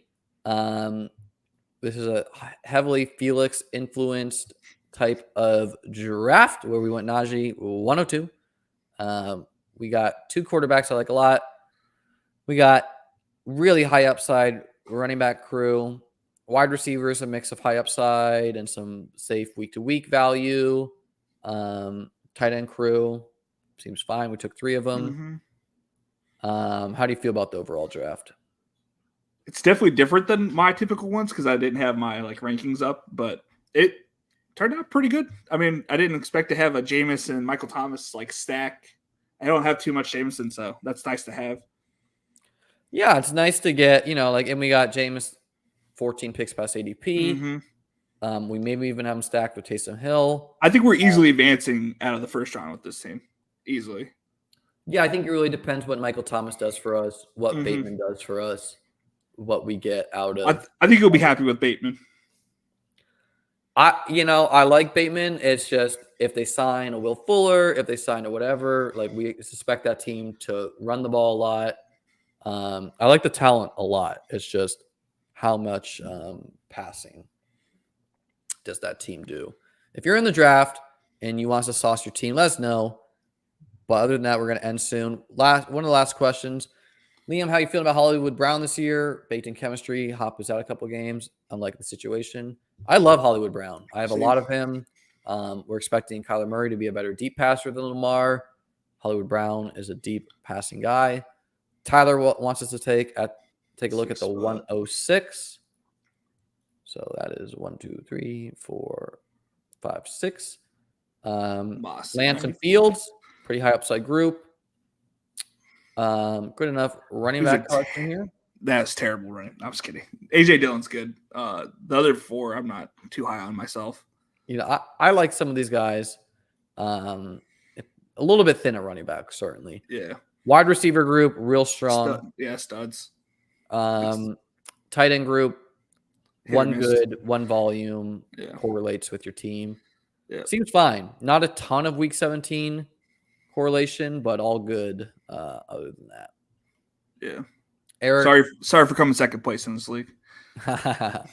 Eric wants us to look at the 107. 1, 2, 3, 4, 5, 6, 7. Skylar. So he went Ryan Tannehill, Goff. Not exactly a sexy group of quarterbacks, but you got 3 of them. Henry, Etienne, Hall, Pierce, Algier. So strong running back group. Yep. Pittman and Monroe. Hopkins will miss the first 6. I like the wide receiver group. And Mark Andrews plus a guy is what I'll say about a Hooper who correlates with your team. Yeah, he does. All right, guys. That is going to do it for me today. Felix, tell the people where they can see your content before I sign us off for the night here. I am over at Bestball Nation on YouTube, Crime Buffalo on Twitter, and Pika Pecan on the old TikTok. Make sure you smash that subscribe button. If you watched all 9 hours of my stream, hit me up on Twitter. You are a warrior. I must know that. I'll be tweeting out these teams so everyone can take a look at it and smash that subscribe button. Thanks for tuning in, everyone. Have a great rest of your day. Peace.